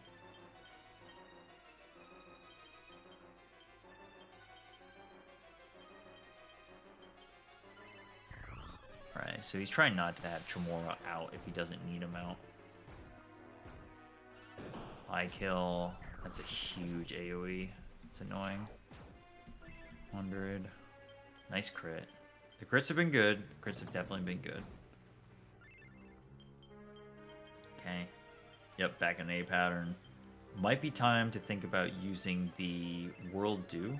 We'll see. Not yet. This could be big damage though. Ah, okay. Nice. Good.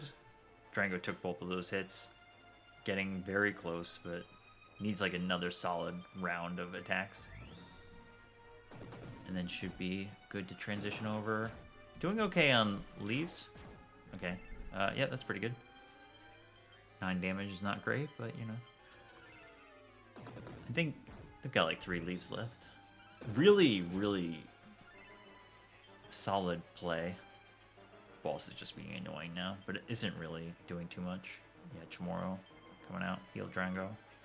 They're opting to defend with Drango instead of try to get another crit, and you're gonna have the rest of the team try to slowly whittle down the boss. Which makes sense, because Drango is taking a lot of these hits. That's okay. 100, yeah. Right, so Terry can do about 70 damage with his Thunder Sword, but right, wants to heal up a little bit. Gamble, I guess. 260 to Terry, that sucks. 96. Could use a leap with Drango on this turn. Could also just push the boss over. Let's see what they do. They opt to take a turn. Yeah. You really do want Terry. You want this whole squad to be alive. That's okay. Good, good. That's really good. So now they can push them over to the next phase. なぜわざわざあ、嘘 Yep, それは he ま was ずい off ん by a だが little. Yeah. Okay.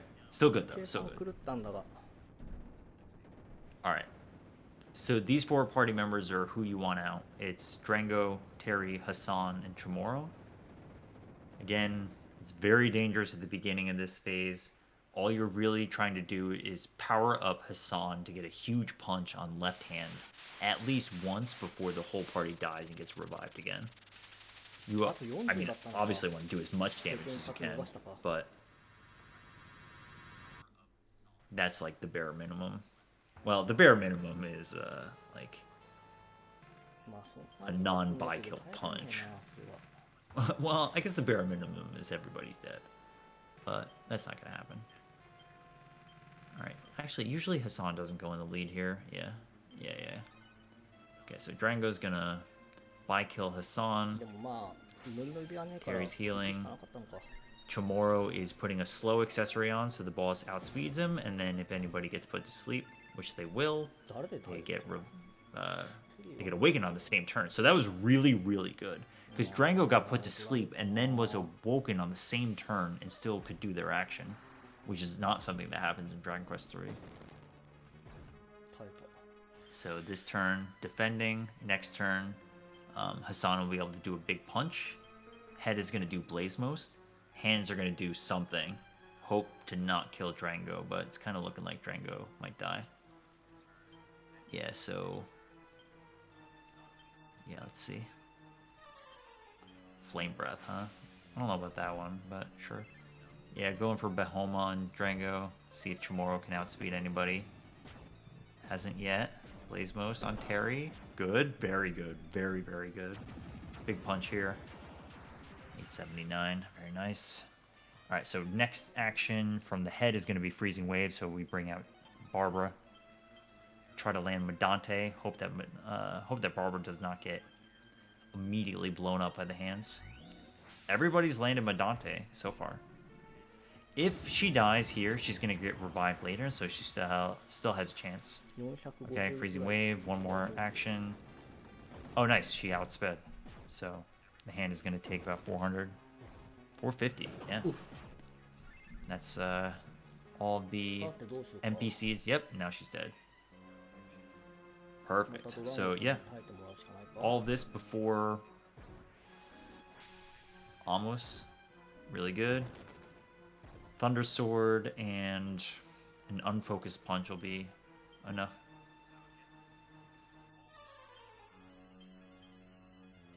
Yeah, so you bring out the hero and you'll just have him defend. Drango is going to... I'm actually not sure. Defend as well, yeah. And then just... yeah, so going for the priority attack and then... yeah, if you do the priority attack, you're going to do not enough. Terry could have used the Thunder Sword on that turn to kill left hand, but decided not to. Yeah... I don't know. That was,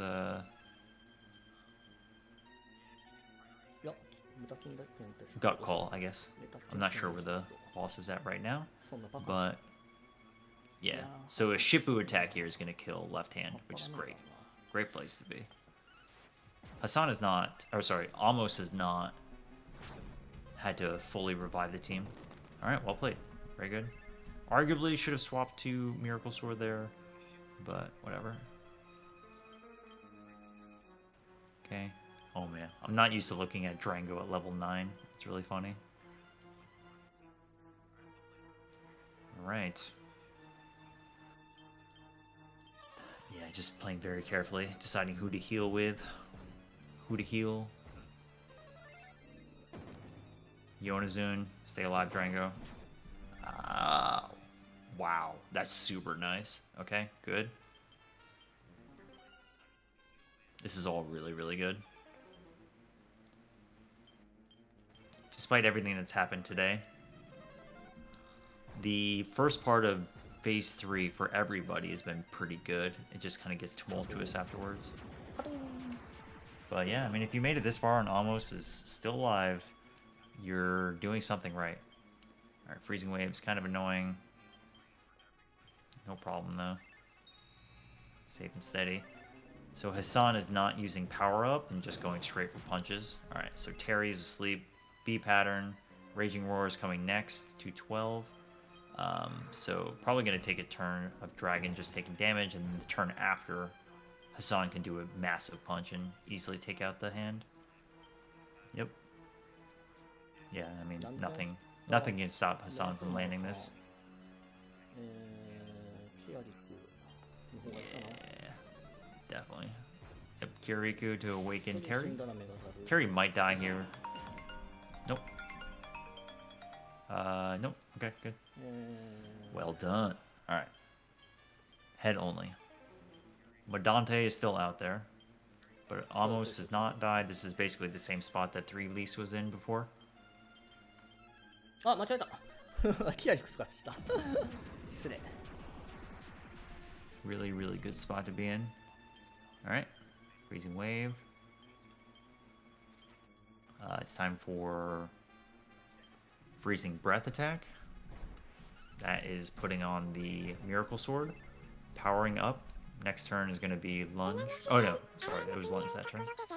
So yeah, switch to the Miracle Sword for less damage, but recovered HP on attack. Attacking with Drongo, powering up with Hassan.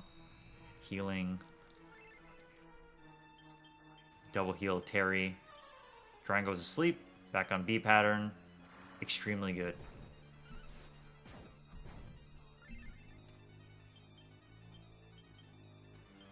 Extremely good. Still a little ways to go.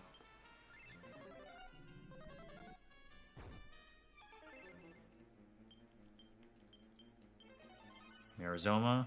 Next is Freezing Waves. As long as there's a buff on the ちょ field. っとまたキアリク使ってしまったんですが、助けて。 Hopefully Drango outspeeds Hassan. Yep. これは大変。 404. Yep. Blizzard next. Again, Hassan has, or sorry, almost hasn't died, so 285. This is it. This is it. 非常におっかないです I'm ね。 gonna try to probably get Hassan powered up, and then the next turn should be able to go all in if Hassan survives. Okay. ありがとうございました。 Nice. Alright, that's gotta be it. It should be it. Yeah, you should be able to just attack and... あ、足んなかった。 Shippu? Yeah, I guess so. Means the next turn will be it. Alright, Pyrofire. Yeah, that's it. Right in. Yep. Yeah, okay, so it's like... That was not powered up. But basically, yeah, Hassan's down right now, but Terry can easily finish it. There. ありがとうございました。 Yeah. とか、いや、 That was super close. 8時間半。 Yeah, I mean, that was really good. Well played. Form 2 was the worst there. By killing upper times 2 within like 5 turns. もう疲れました。とても。 That was a really good showcase of all the things Deathmore can do, from being really easy to ridiculous, like what both Keiru and Okazaki-ken had to deal with. 見てください、このひどいデータ。マジでひどい。今日。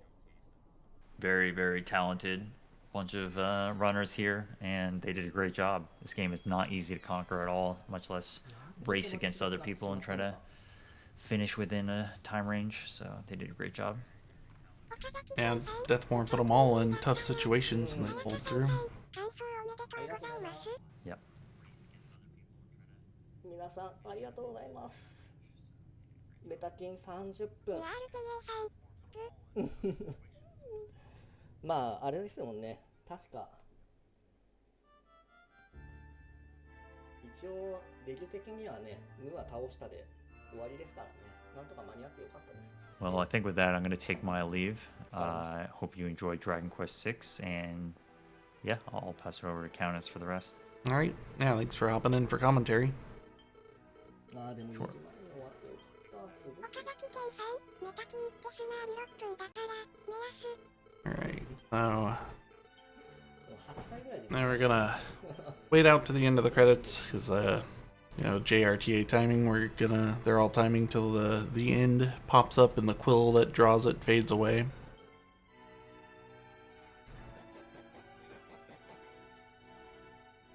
So probably about another 18 or 19 minutes, judging by how long it took the other runners to finish from Deathmore dying.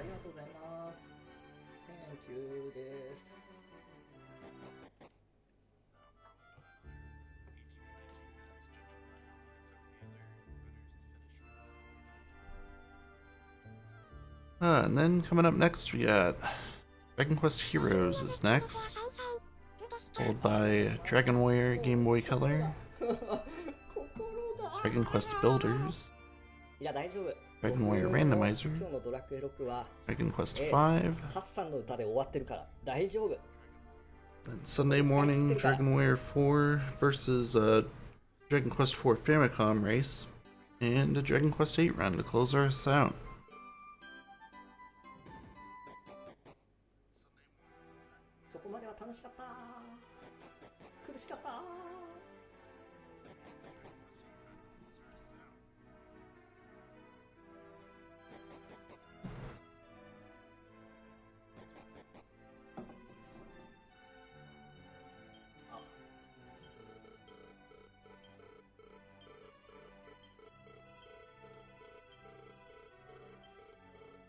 まあ、あれですね。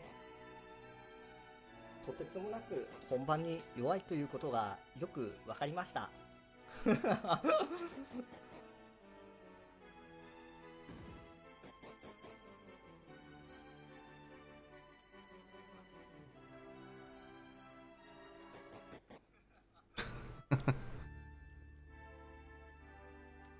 Been difficult decisions for me all event. I wanted to watch the DQ2 and 3 races last night, but I had to sleep during those or I wouldn't be sleeping tonight before my run.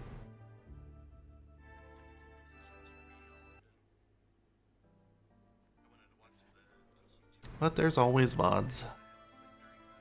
すごい全体的にきつい運を引かされてしまったな、今日は。今日はっていうか。Yeah, it looks like 3 Leafs is doing a victory lap up there.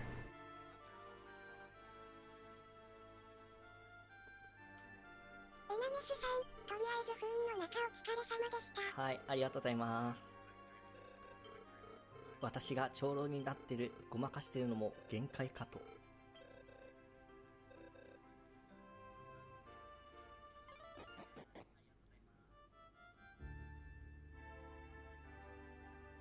いや、マジで8時間半。てか9時間ぐらい見えてたからな。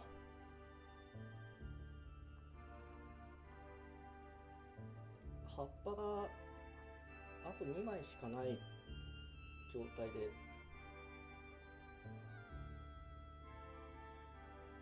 まあメガザル残ってたし雫も切ってないんだよね、そういえば。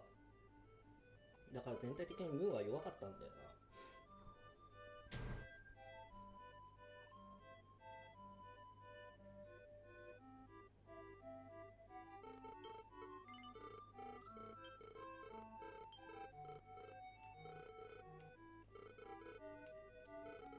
DQ6 is kind of a long victory tour at the end of the game here after you beat the boss.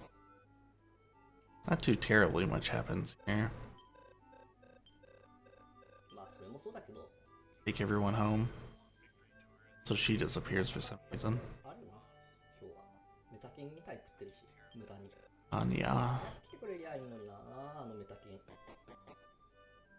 なぜあの時間で2体食ってんだよ。本当にすげえよな。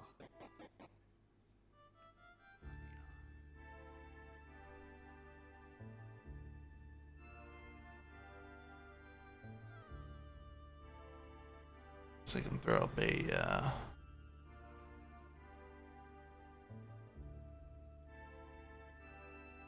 怖い怖い。 label over here. 僕に通常の運が戻ってくることを祈りたいよな。 My finish time is probably going to be in 8:27.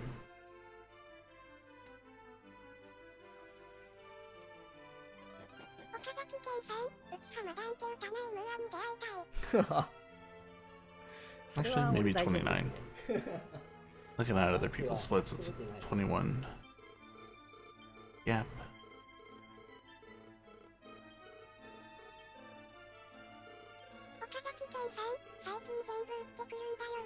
うん。 Got Milieu off at the fortune teller's house that she was working at when we found her. やってて、ムーアは。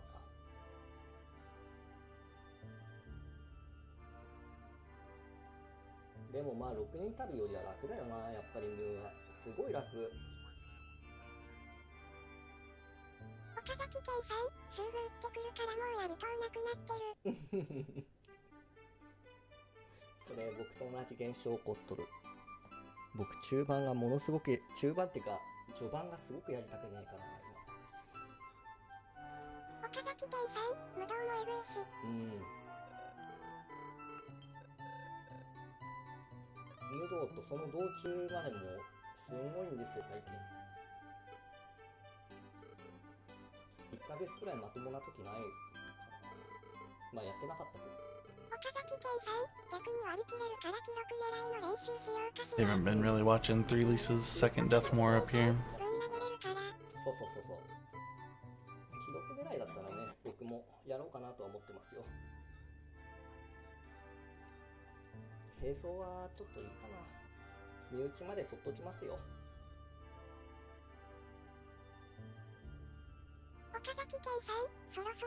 That's just kind of crazy that they can they leave this boss upper and doesn't wear off and there's no way to get rid of it.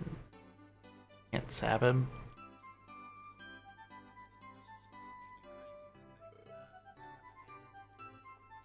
Healing 3,000 points of magic damage is a lot of magic damage in Dragon Quest.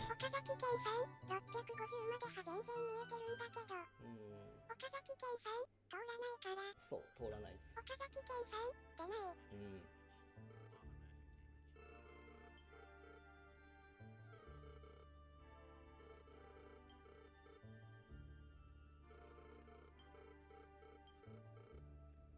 でもまあ、どうなんだろう。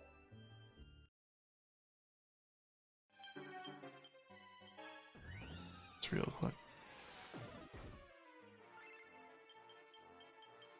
If I blaze most, maybe less than that, maybe closer to 20.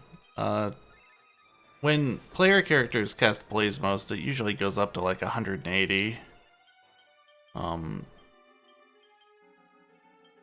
This doesn't get mentioned in every run, but in most Dragon Quest games, when monsters cast spells, it has a lower base value for the damage. And blaze most, I notice it gets hit particularly hard. Like me and Tonic were talking about how, you know, they don't usually give it to bosses, but like, why not? It usually only does like 120 damage. Maybe 140 for resistances.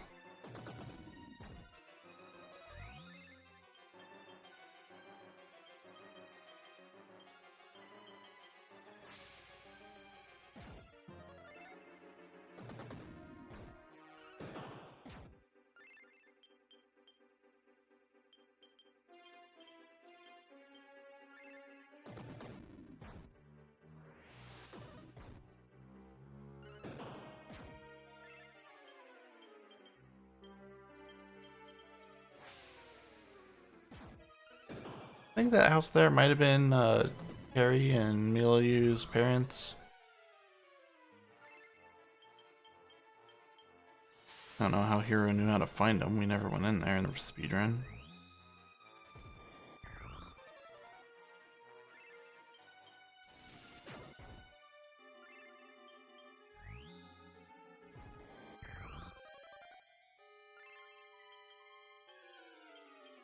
Well, but even random encounters, when they cast spells, like even back in Dragon Warrior 1, if you cast Hurt on an enemy, it does 6 to 12 damage, but an enemy casts Hurt on you, it does 4 to 10.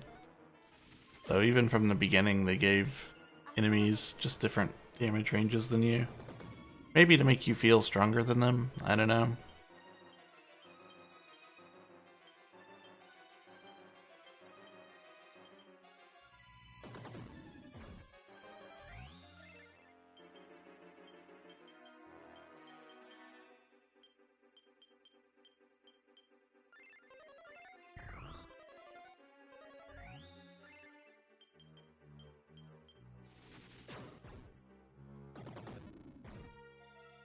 Barbara's really just kind of hanging around the hero.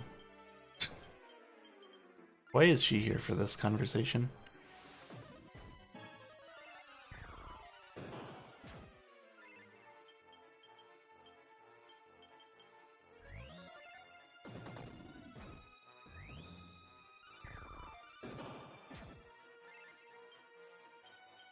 I guess I forget if this point of the ending sequence is before or after the dream world disappears.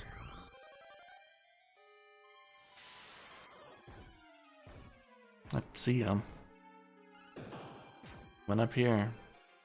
Oh, it must be after. Yeah, it's time for that.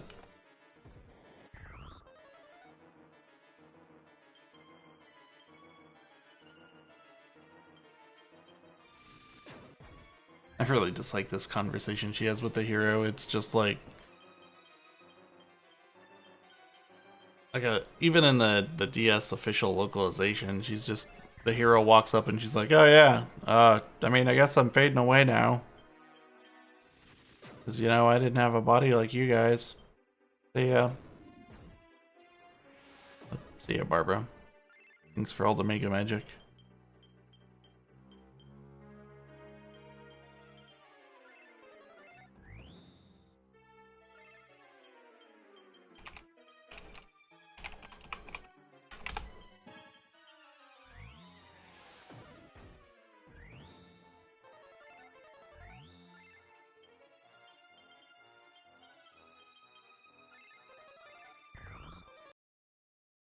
It's at that point in the sequence. Play this instead for game audio.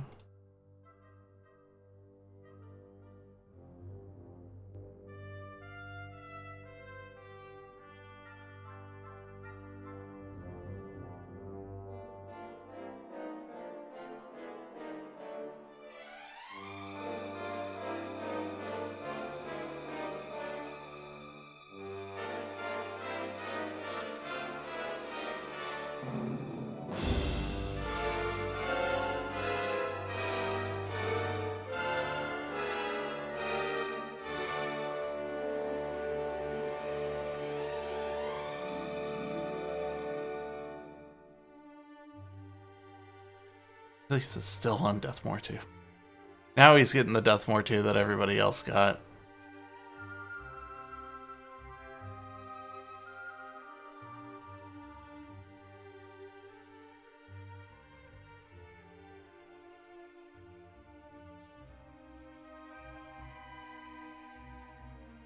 Or has he reset the fight? Looks like he just spirit punched for actual damage.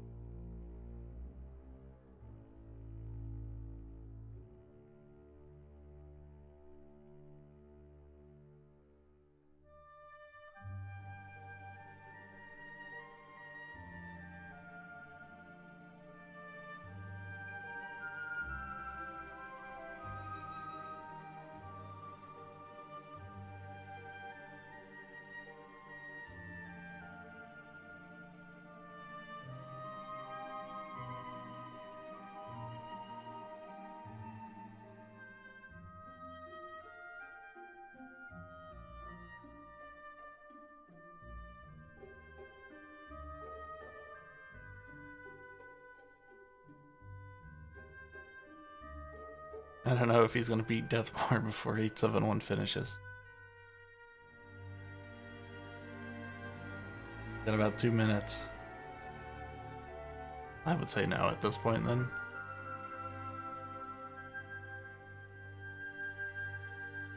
Probably gonna swap restreamers very quickly after this finishes, because I think they're already set up over there.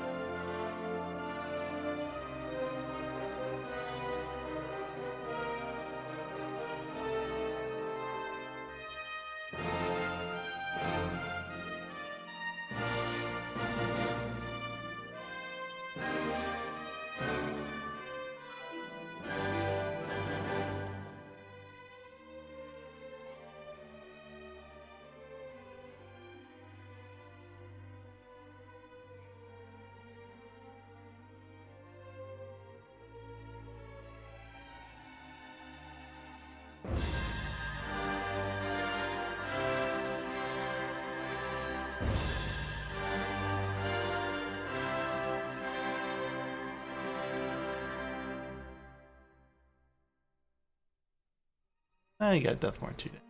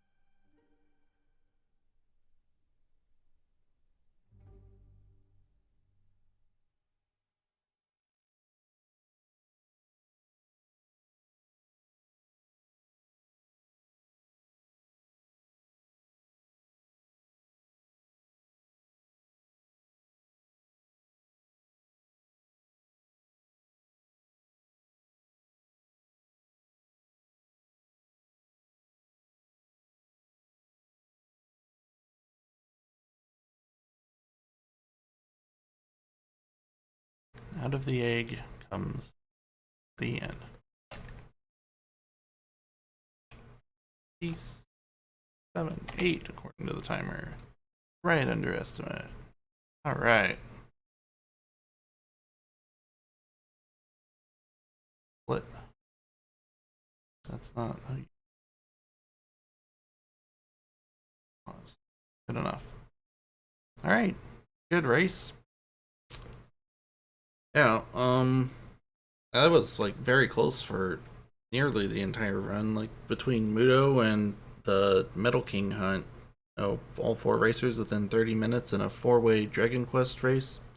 That's not bad at all.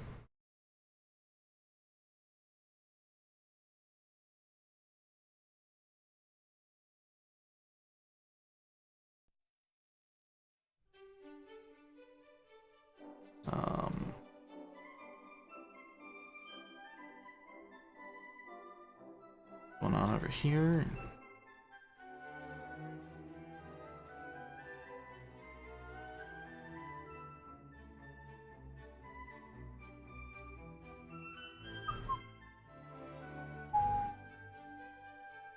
Way too many menus open.